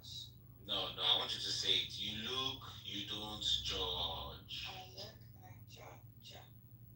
Hey, don't let me bite your bottom lip. I said you look, you don't judge. Judge. Well, to be fair, I think you like it. I'm pretty shy though. Go on, show it to us.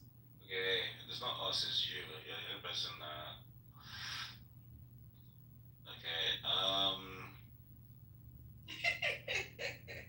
Why are you laughing? Somebody told me you look like a lizard. Oh shit. Okay. Peekaboo. A peekaboo. Peekaboo. Like, that's me. Peekaboo. Where? In my picture. Peekaboo. Got your nose. Got your nail. You look like every other Nigerian guy. Oh, fucking hell, man. I actually don't. Funny enough, I didn't do a fade, which is a good thing. As you can see, I keep a raunchy beard. So that sometimes when I eat, I can pick things from it. If you look at my pinky finger, now anytime we go out to the beach and your back is scratching, I can help you itch it. So I kept the pinky finger for you. And what? Why do men do that? Keeps little shines of finger or the nail on it. That's good. Well, don't you like it? Yeah. Why? What for? To be fair, I can use it for different things. Like I use it to pick my teeth. Like I use it to snort poverty and cocaine. I can use it to help you scratch your back. You know. Ew. Keep that dirty finger away from me. And should I tell you the best part? Sometimes when I'm in bed, I use that pinky finger in my ear and I bring out the ear wax. That's fucking enough. I've heard it. Well, don't you like my... No. My middle finger is like a dick. No, I don't need to come. I just need to... No. Oh shit, I scared her away. Fuck it out. I knew you were no Bellatrix. I knew it. I knew you were no Bellatrix. That's just nasty and I'm above that. So you're telling me if I walked up to you like in person, you walk past me? Absolutely. Oh, fucking hell. It's embarrassing. Alright, let me change the picture because I feel like I'm losing cool points with you.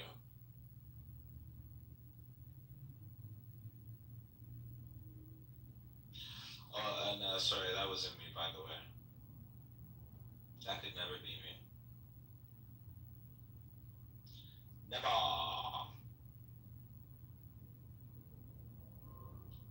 But I just sent you me on Instagram, so check your inbox. That's me. Never.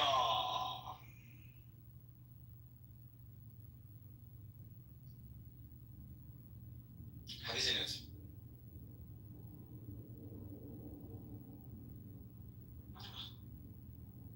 Yeah, check your Instagram thing. What's your name on Instagram? You just followed me, dipshit. Just threw your handle to everybody. Back it up. You don't need to. You. Back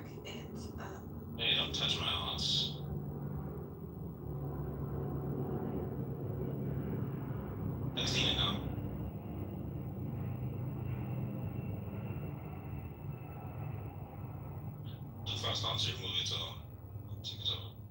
I'm shy.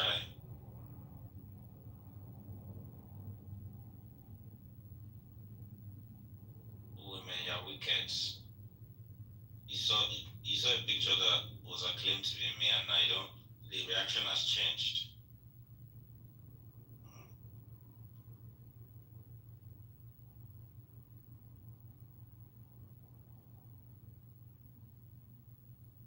Wow, this guy must really be ugly. Joy, why did your reaction change just because you saw an alleged picture of me? That's really not nice.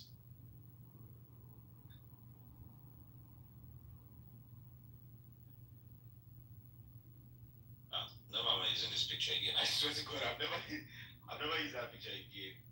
Even just to troll or joke, I'm never using it again. Really? Joy, I'm sorry. That's not me in the picture. Honestly, I'm sorry. I lied to you.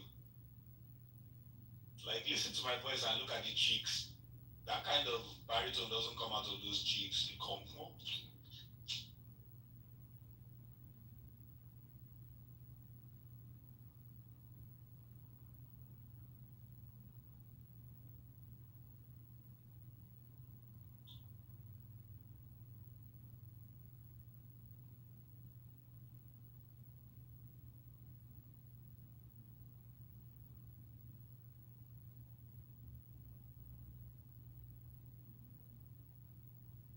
Wow. I could block myself with somebody else's picture. Never again. Jesus. This Marvin is really ugly, Sha.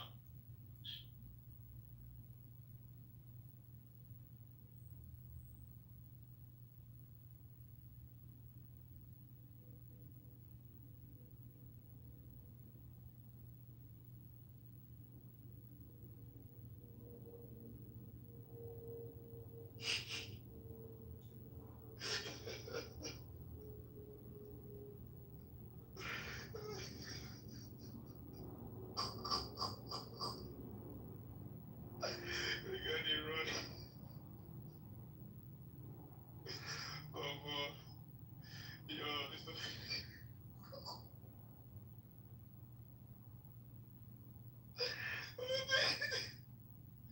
this guy is so close. Oh my god, Joy. Oh my god, Joy, follow me. You don't like my picture. Wait.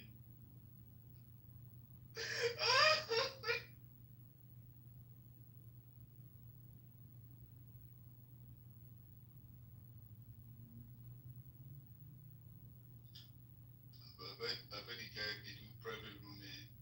I bet he pressed private room, man. He left. He was waiting for the woman. The woman no go. You know they come back. Don't mind this guy. Thank God.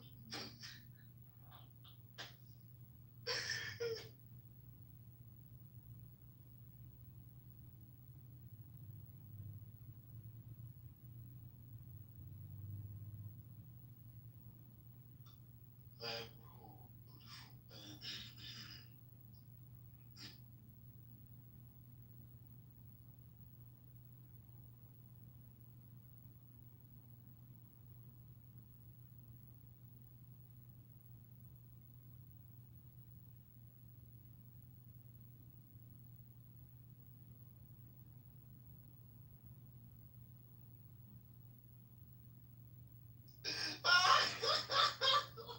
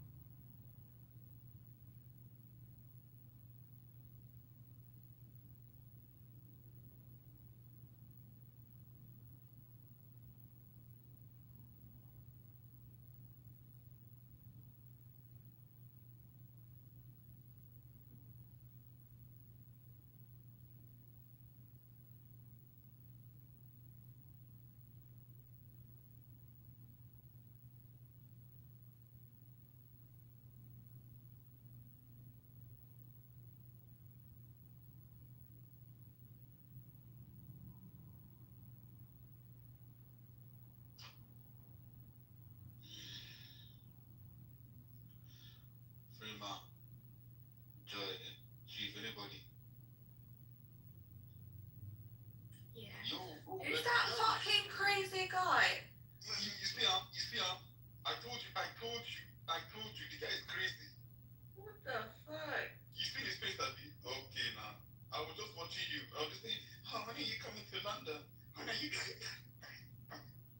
When are you coming to London? When are you that kind of guy? When are you coming to London?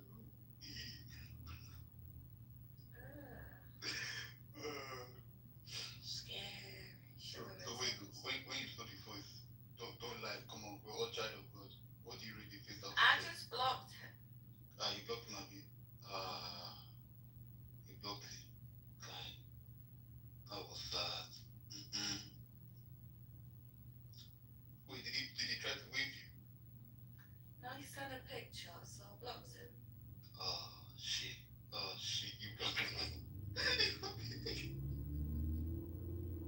No wonder he ran. So yeah, like about my housing agency, like I was thinking of like, moving, to a new house, but I don't know. I asked my mom for advice in it, and yeah, it's just strange. Hold on a second, someone's calling.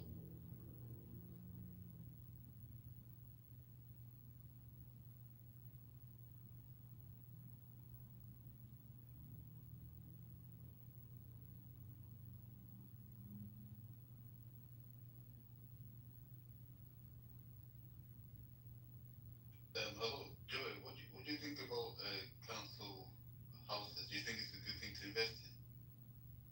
Absolutely. All right. Yeah, I was thinking, because right now I'm in Scotland, and I'm just seeing some nice houses to invest in. I'm just thinking it's a good idea, Yeah. So what do you do for a living? I'm a nurse. Oh, you're a nurse. Oh, wow. Well, my mom's a nurse as well, so Is she suffering in the NHS? oh, that's good. Obviously, you're doing sister is a very good thing, helping the people. Yeah, I work for a private hospital. Oh, private hospital. Wow, big girl. Oh. But what's the difference between like private hospitals and public hospitals? The NHS. I really have to pay. We have more sensible people than Oh, okay, yeah, that's true. I didn't even know that private hospitals still exist. They're just so much. It's just better, to be honest. I know, like, some people can't afford, healthcare and stuff, but the NHS really goes down. Sorry, he didn't go. It's okay. He didn't go.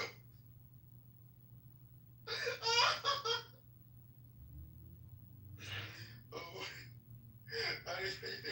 I told you they stay in the watch. Yeah, you need to stop laughing. I swear you need to stop laughing. Oh, good. Because if it comes and crashes out, No, I mean, let's make it crash and make it crash. You did phone call. How you go talk to the girl like that, saying, oh, you go next phone call, and she should come to Brazil. That you just talk it out. Oh, Joy, that's how he speaks. Just leave him. But we need to stop laughing. That's why we need to stop laughing. No, it's funny when you laugh, but wait,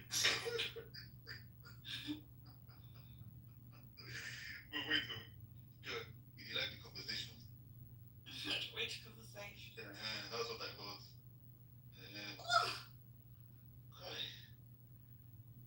You just fucked up brotherhood.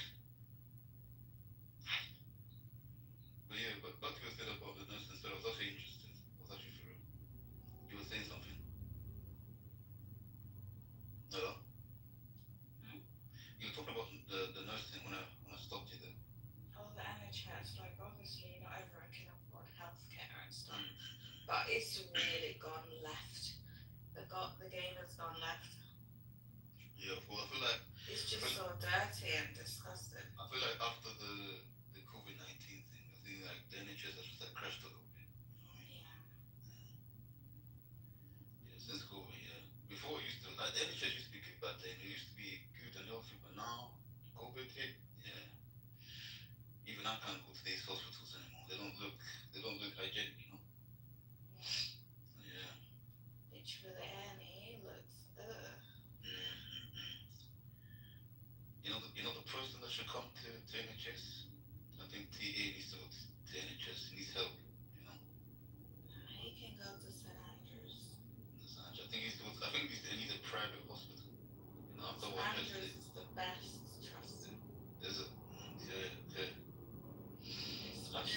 But with even mental private health. hospitals, you need like the same thing as like the NHS like application or something.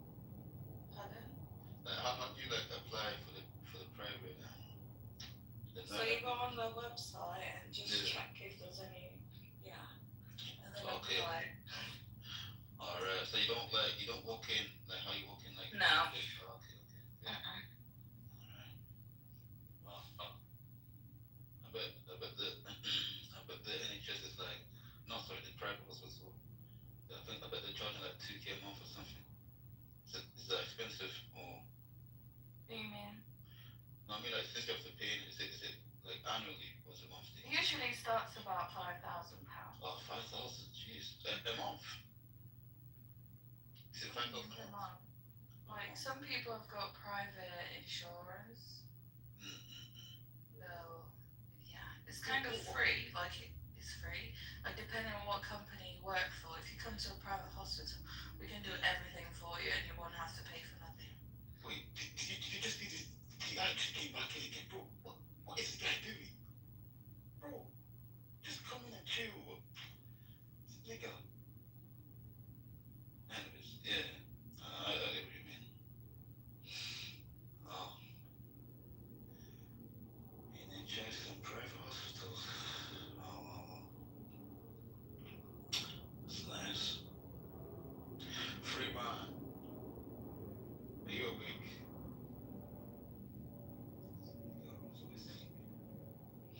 So where are you right now? Did you say on holiday? Okay, what about? In Greece. Say what? Greece. Okay, Greece. That's good. Hope you're enjoying yourself. Oh, I'm sick of it. I want to go back to UK. What the fuck? Say that? Is it that bad? Yeah. Oh. As in, it was nice, but I think I stayed too long. You stayed too long? Okay. Guess like that. Guess like that. I'm thinking I want to start my holiday, but I think I was doing it in December or probably October. I'm going in December again. But you went to, let me guess, you went to Nigeria, Lagos. To do what? What the? Hey, calm down. Hey. I'm going to my home country. Hey, I mean, like, do you understand? We should just say, hey, calm down. No, I've never stepped foot in Nigeria, so that was just like, like a wild mention.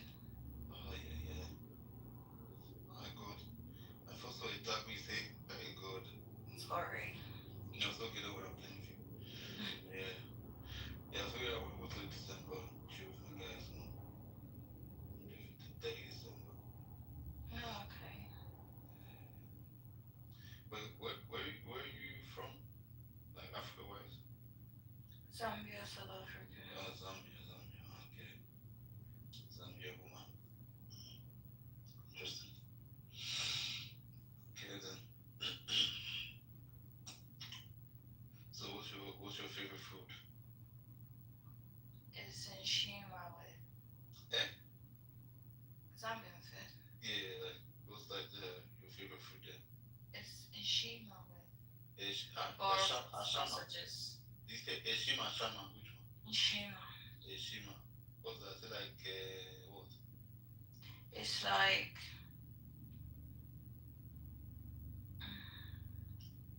do you know what salsa is? You say waiting. Huh? You say what? Zaza. Salsa. What would it be Zaza? Like Let me see. Pronounce it again. Make a copy that. Hang on. You've probably got it in Nigeria, but I'm trying to find the name. Yeah. Prosata. Hey, Sugar Rush. I was saying the same thing, guy. Because okay, I will allow. It's like a maize meal. Okay. Understand. But wait though. But you see, like now, if a guy now say that I'll fly down to Lagos, won't you? I would not go. Excuse me. I won't go. Wait though, I don't understand. What made you not like Nigeria like that? If you don't mind me asking. Like I've just seen it like from my friends' type of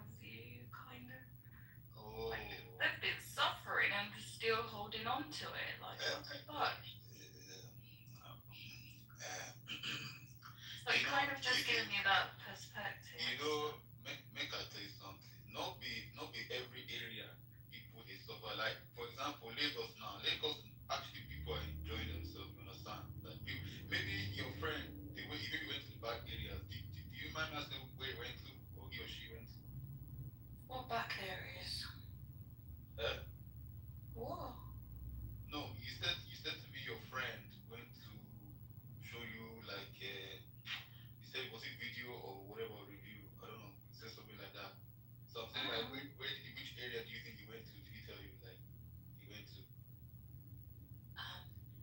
It's what's it called again? Was it Igbomen or You say wait, Igbo or something? Wait, what did you call it? No, Igbo.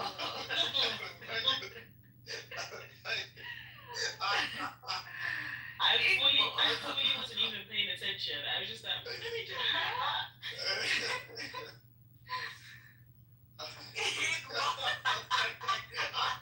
Please don't do that, Congress. What's the other one called? I don't know. You tell me. Your friend. There's another name. Don't butcher it, please. There's another tribe that's Igbo. I just say area so we try that area they want to know. Okay, tell me the tribe. Yeah, Yoruba demons and. See, that's what I'm saying. All you people are fine every time you say Yoruba demon. What be Yoruba demon will be? Because other people tell us there's Yoruba demons. God, I think you need to come to Nigeria, come to Lagos. You will like Lagos. It's nice. It's even good in December. Everything will be clean and neat. Why are you lying to this girl? No, I did not. Well, I'll be serious. Just come and Me, I can't fight, so I'll get beaten up. No, you see, let me tell you something. If they come to this country, don't just close your mouth. I have one Nigerian friend. Just close your. Don't be saying how you just talk to me now. Yeah, but still, what if the man has got like lots of girls and then the girl comes to beat you? I mean, which kind of imagination do you get? Wait, let me answer my emails. No, if you get too many females now, I mean, that one I don't know. I don't know about that one, but realistically, if you come to Lagos, just have somebody you know or somebody that you trust, and they will take you around. Understand? So true, you don't like Nigeria like this. Hello, Joy. Oh yeah. I said you don't like wait what nonsense. Like I mean, that's what I want to understand. Wait, who be that friend? Who be that bastard? They tell us about how Nigeria is. It's my friends. They date questionable Nigerian men, so I see from them, and it's just wahala. Okay, so like so they date Nigerian men and they just say how about okay, no, Yeah. I understand. How they're suffering, but they're still with them. So what the fuck? But I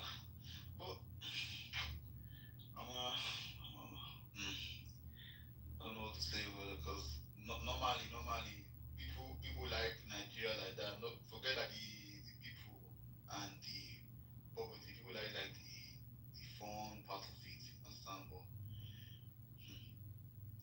this one, you don't like Nigeria because of your friend guy.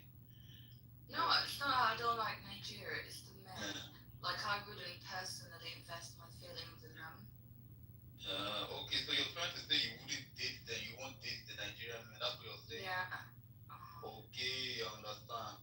Wait, did you think I was talking about dating? I was talking about like vacation, like to enjoy. I wasn't. Oh, that too. Like some Nigerian girls go hands.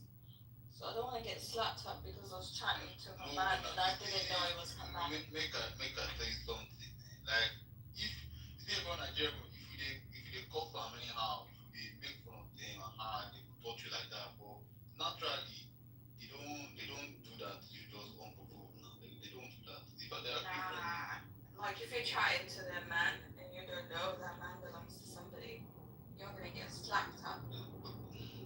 Unless you are a boyfriend, husband, snatcher, that's something different. Or if you're a cute, nice woman, they won't touch you now. You'll be fine. You'll be fine. Understand?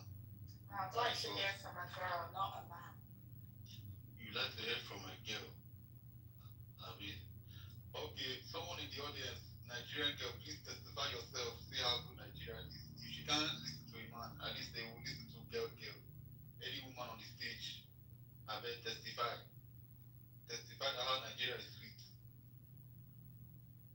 Because she messed up our own country like this we talk.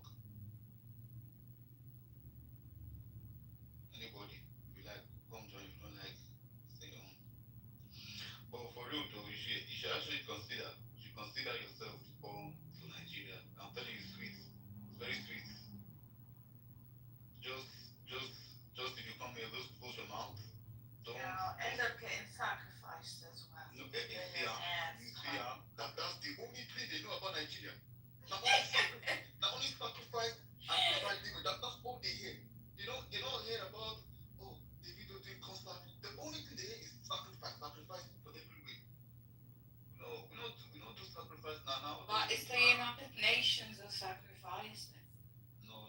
And all those northern people, all that side, they do that kind of sacrifice. They don't go do it in Lagos that much. Understand? They don't do that unless it depends who you fuck with, to be honest. So that's it. You understand? Okay. The way she just downgraded Nigeria like that. Thank God say that everybody in Nigeria in this room. Imagine yourself like you join one guy, Ghanaian Zimbabwe room, and she just open and say the Nigerian men, they all agree. Guy, this country. It's okay now. Thank God.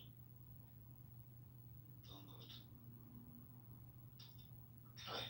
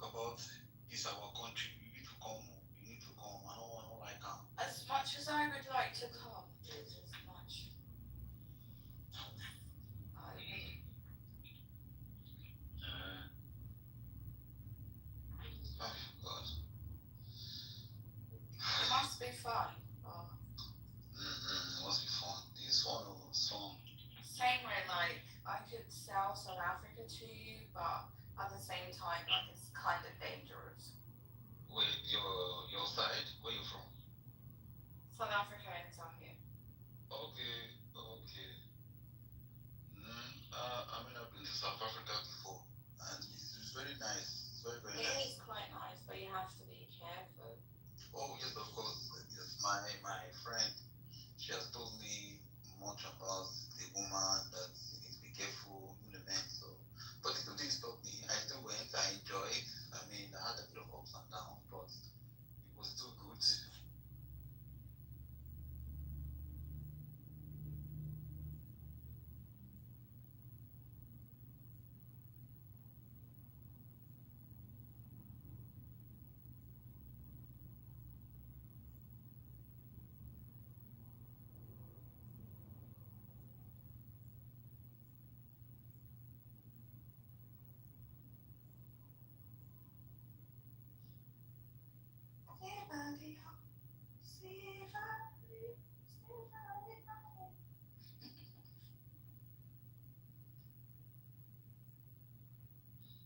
Well, yeah, well, yeah, like yes, like South Africa, yeah, it's very good. It's very good.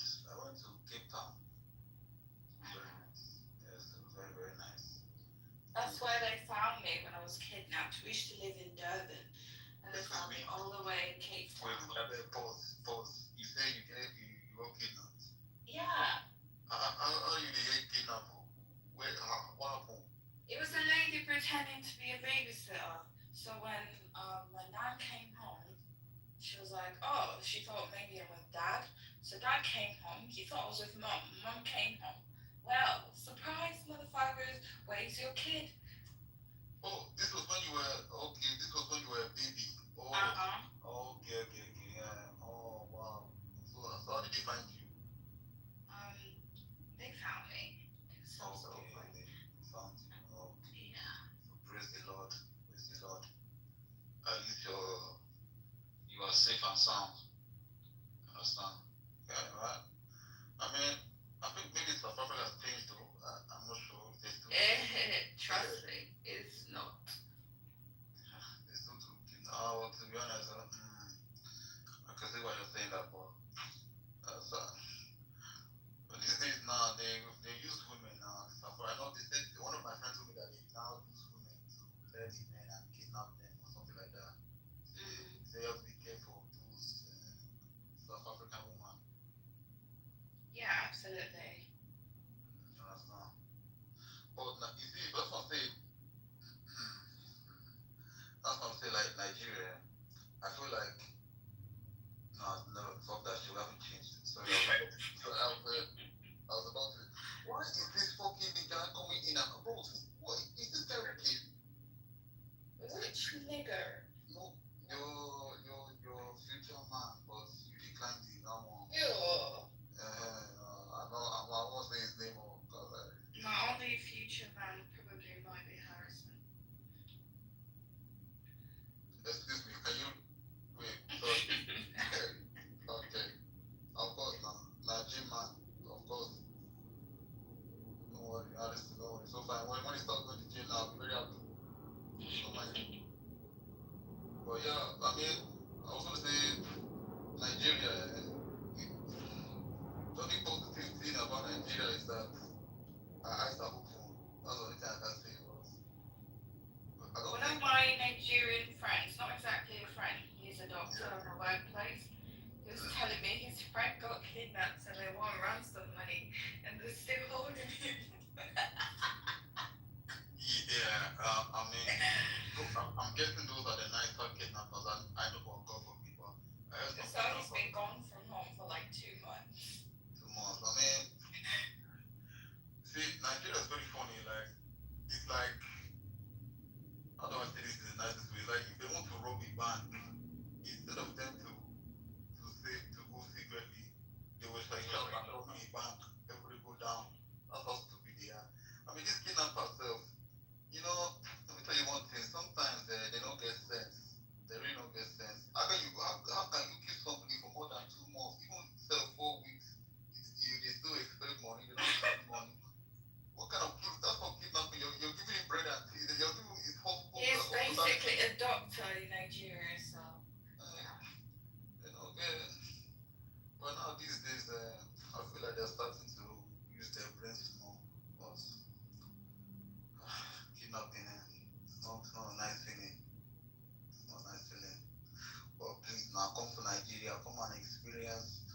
now, if Harrison, okay, now, let me use some tactics now. If Harrison now says you come to Nigeria with me, won't you come?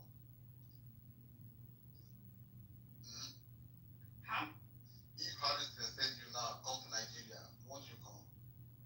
Not come, you come get me and we're going together.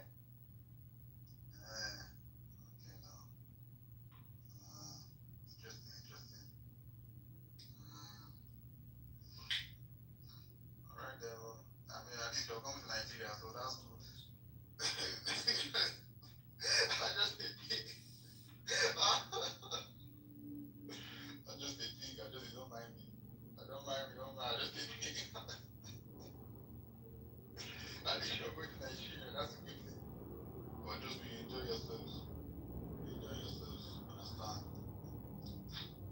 Free man, wake up, free man. Free man is a lazy man. Don't mind him. Really one lazy bastard. Don't mind him. This guy is still now. But yeah, and I bet he's listening. I bet he just walk. He's walking or sleeping.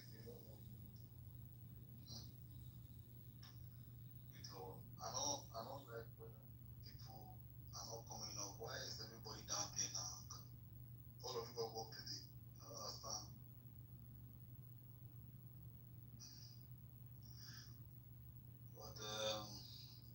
But enjoy you. Oh, you there also okay. Enjoy. You used to be in Clubhouse back in 2023, right? Okay. I'm just wondering. Because they see your Instagram, you look familiar. That's why they wonder. I think you used to be on the UK side a lot. The UK Clubhouse back then. Now, Yeah. I was in nobody's clubhouse. Up from the Zambian one.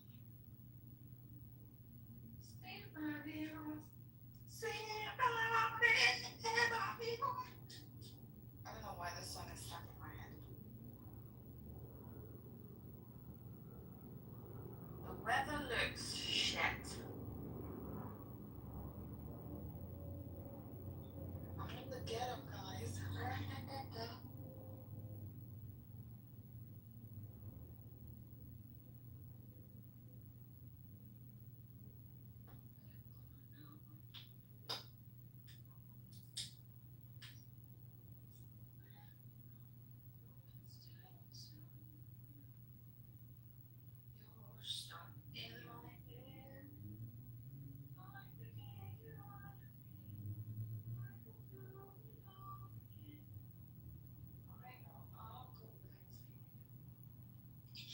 So there was on call.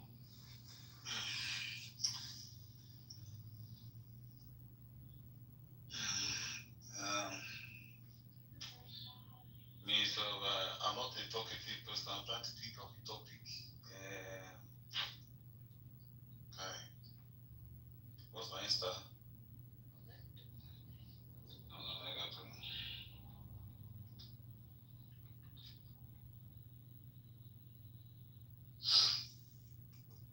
What can I talk? Like I ask Chat GPT, give me an idea. Okay. What's your best place to travel, and what's like your dream place for you that you always want to go? Joy. In my home country in Zambia. You say what? Zambia. No other European country. No. You just want to go to Zambia. Yeah. I think my dream country. I don't know which dream country I can think of. That not be a colonizer's country. Pack it in. I've been to a lot of countries. Okay, maybe I would say I want to go to.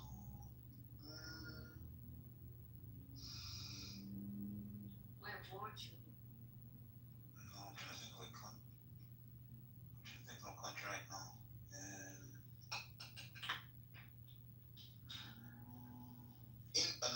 Been there before. Not sure, no. My God. Okay.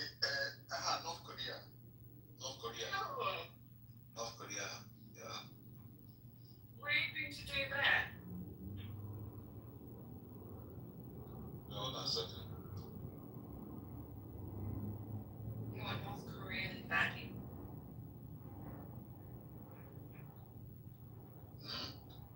So you're North Korean buddy. No, North Korea. No, I don't mean North Korea, but no, it's just it's South Korea. No, which one is the good? Wait, is South Korea the good side? Yeah. Yeah, sorry, South Korea. God forbid, I don't believe. No robots. No. Let him go, guys. No, South Korea. No, North Korea. South Korea. You're going north. No, God forbid. I don't know. I still love my life. Understand? You can't even do Yahoo in North. They'll slice you. God forbid, no. But South Korea, I would like to know. Some people actually travel to North Korea and they say God it's forbid. quite good. God You forbid. just can't take pictures. No.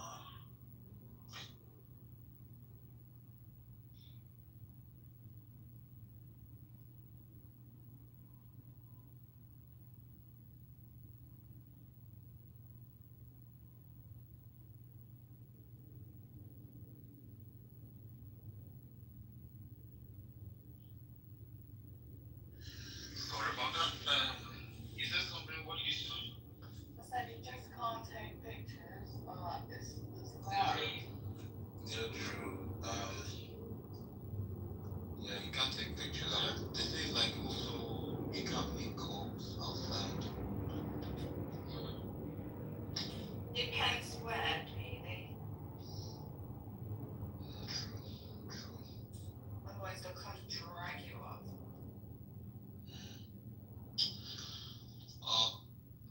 If I want, if the only time I'll go to North Korea, maybe they give me like 1 million. I'm sorry, fuck that shit.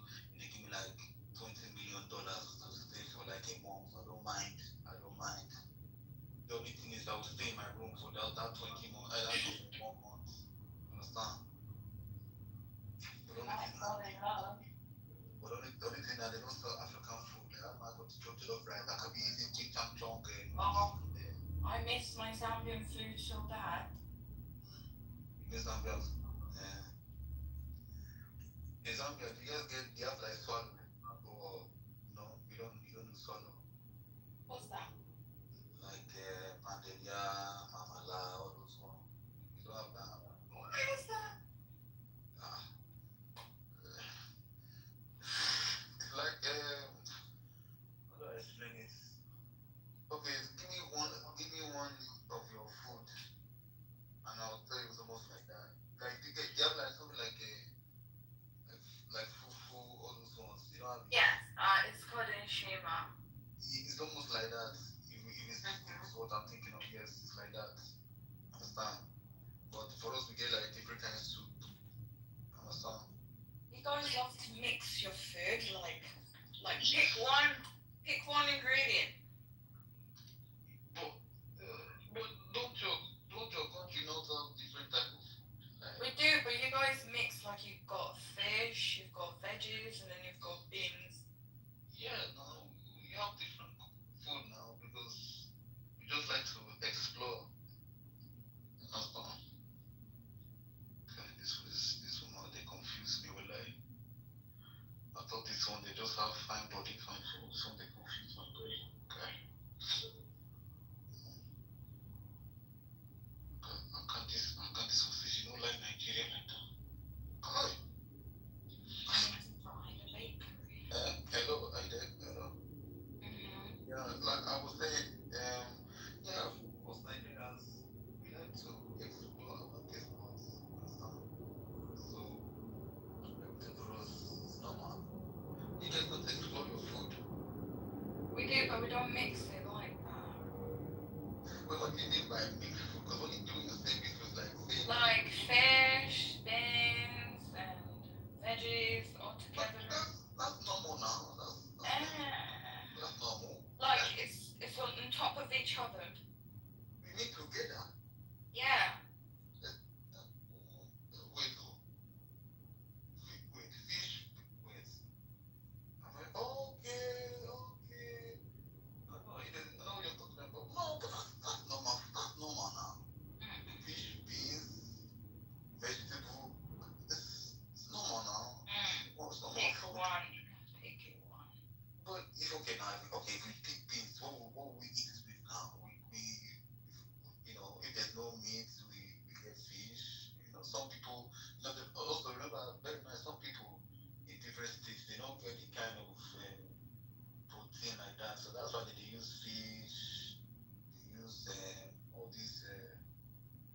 fish and all these type of things on their food.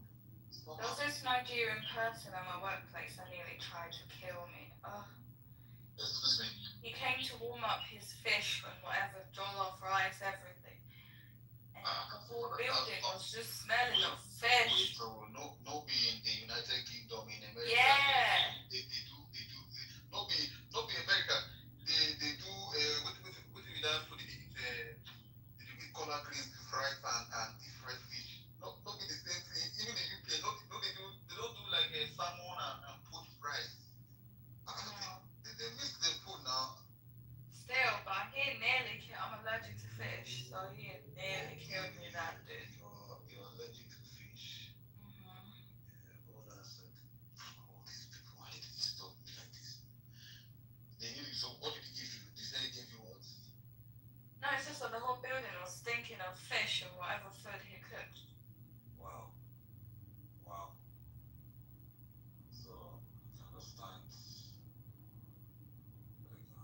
So I'm just trying to see something.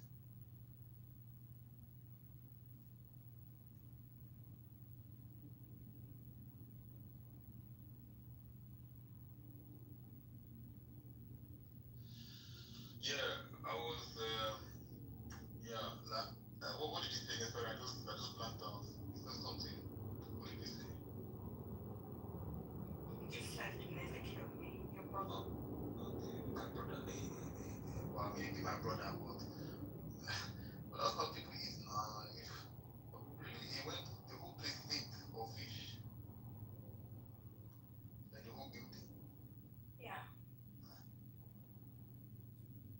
Let me guess this. You went to vomit outside or something. I just left because I'm not smelling that. I understand. I mean, Simonas, maybe the food was sweet. Maybe the way you smelled it is not how we smell it. Maybe in our own nose is sweet. Understand? Okay. Why would they bring jollof rice and fried fish? Was it fried fish? Or was it like poached fish? Which kind of fish was it? I have no idea. It was cooked. It was cooked up and very like maybe like fried fish or something. That guy didn't join the work. Magically, I see that if I saw that rice and fish now, I was saying make I join you. Okay? Lucky man. Oh wow. Okay, what's your favorite like British food? Hello? I just like the breakfast, English breakfast.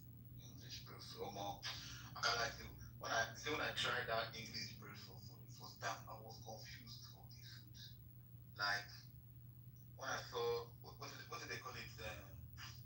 Black is it black bean pudding? Is that what they call black bean pudding? What's it called? Fried tomato, fried bread.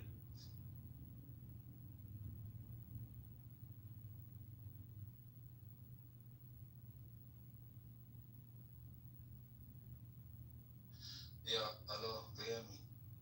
Mm-hmm. Yeah, what's that stuff called?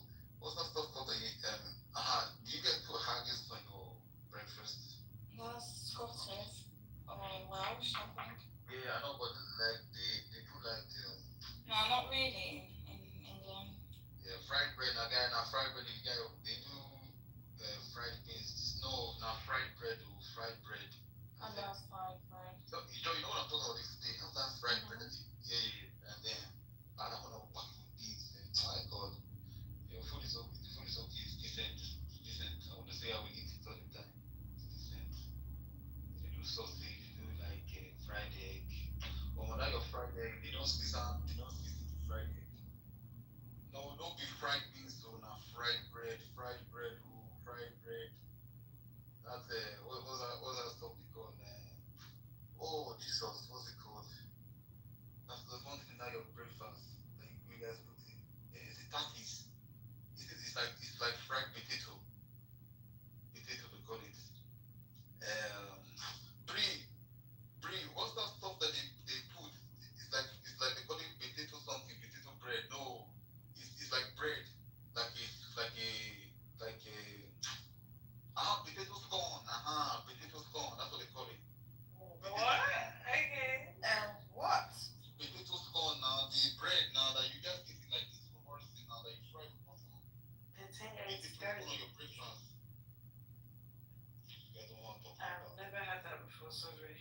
No, Adrian. maybe the way I say it, see, but make I say something. Don't make I check. I really don't know that the potato, potato scone. Let's see. Oh,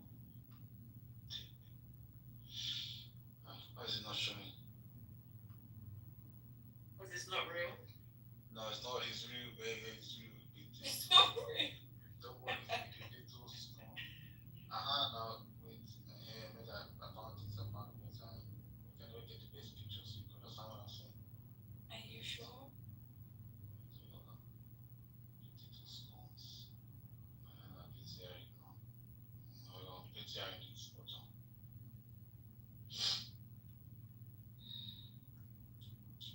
Okay, check my picture. Now this one they talk about. This one potato scone. Now this one, try UK breakfast. Do you see this one? Where is it? It's on my picture. Now potato scone. Now you should know this now. Potato scone. I have. That looks like it. For me, that's It's like a toasty. That's not potatoes though. I don't know. I don't know what that is. I don't know. They say potato scone. That's what That's not. I think that's like some Indian dish or something. Yeah. No, this one are British food though. Like pita bread or something. No, this Oh one. yeah, it could be. I was gonna say like chapati or something like. Yeah. That could be wrong. Yeah, see? No, okay, make a screenshot very well. Oh yeah, Turkish. It could be Turkish as well. Yeah. British, well done, British. I don't know. Just type it in. You don't know. British breakfast, well done. You guys think I'm playing? I don't know what type of breakfast you're looking for, but No, this we don't have none of that. Make a picture, well done.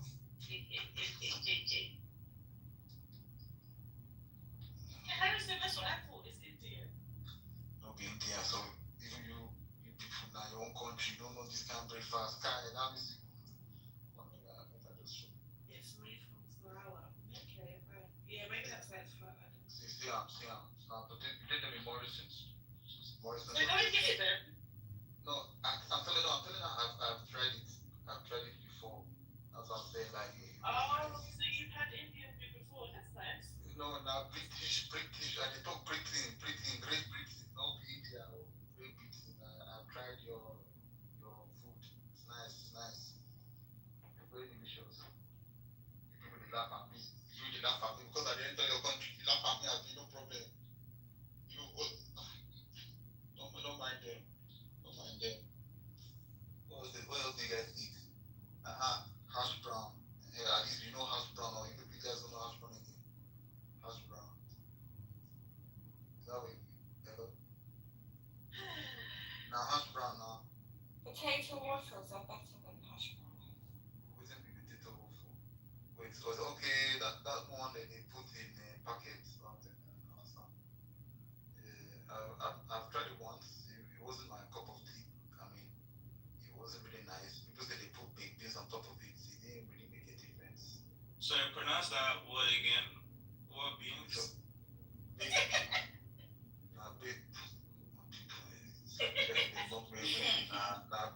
Baked beans now. Baked beans. They call them. Or how do you pronounce that? Baked. Is it baked beans? Or baked beans? I just call it anyhow now. Baked beans. Now same thing. This you understand. I just pour it on this. Now your potato waffle. When I tried it, I say it tastes nice. They tell me to put small butter to make it nice. When I tried it, it just tasted something. It just didn't weird. I just said no one time.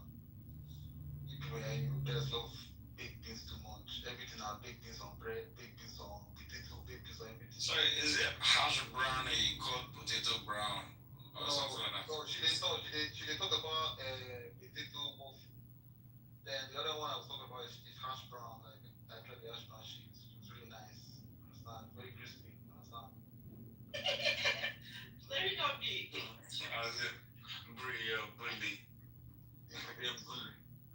So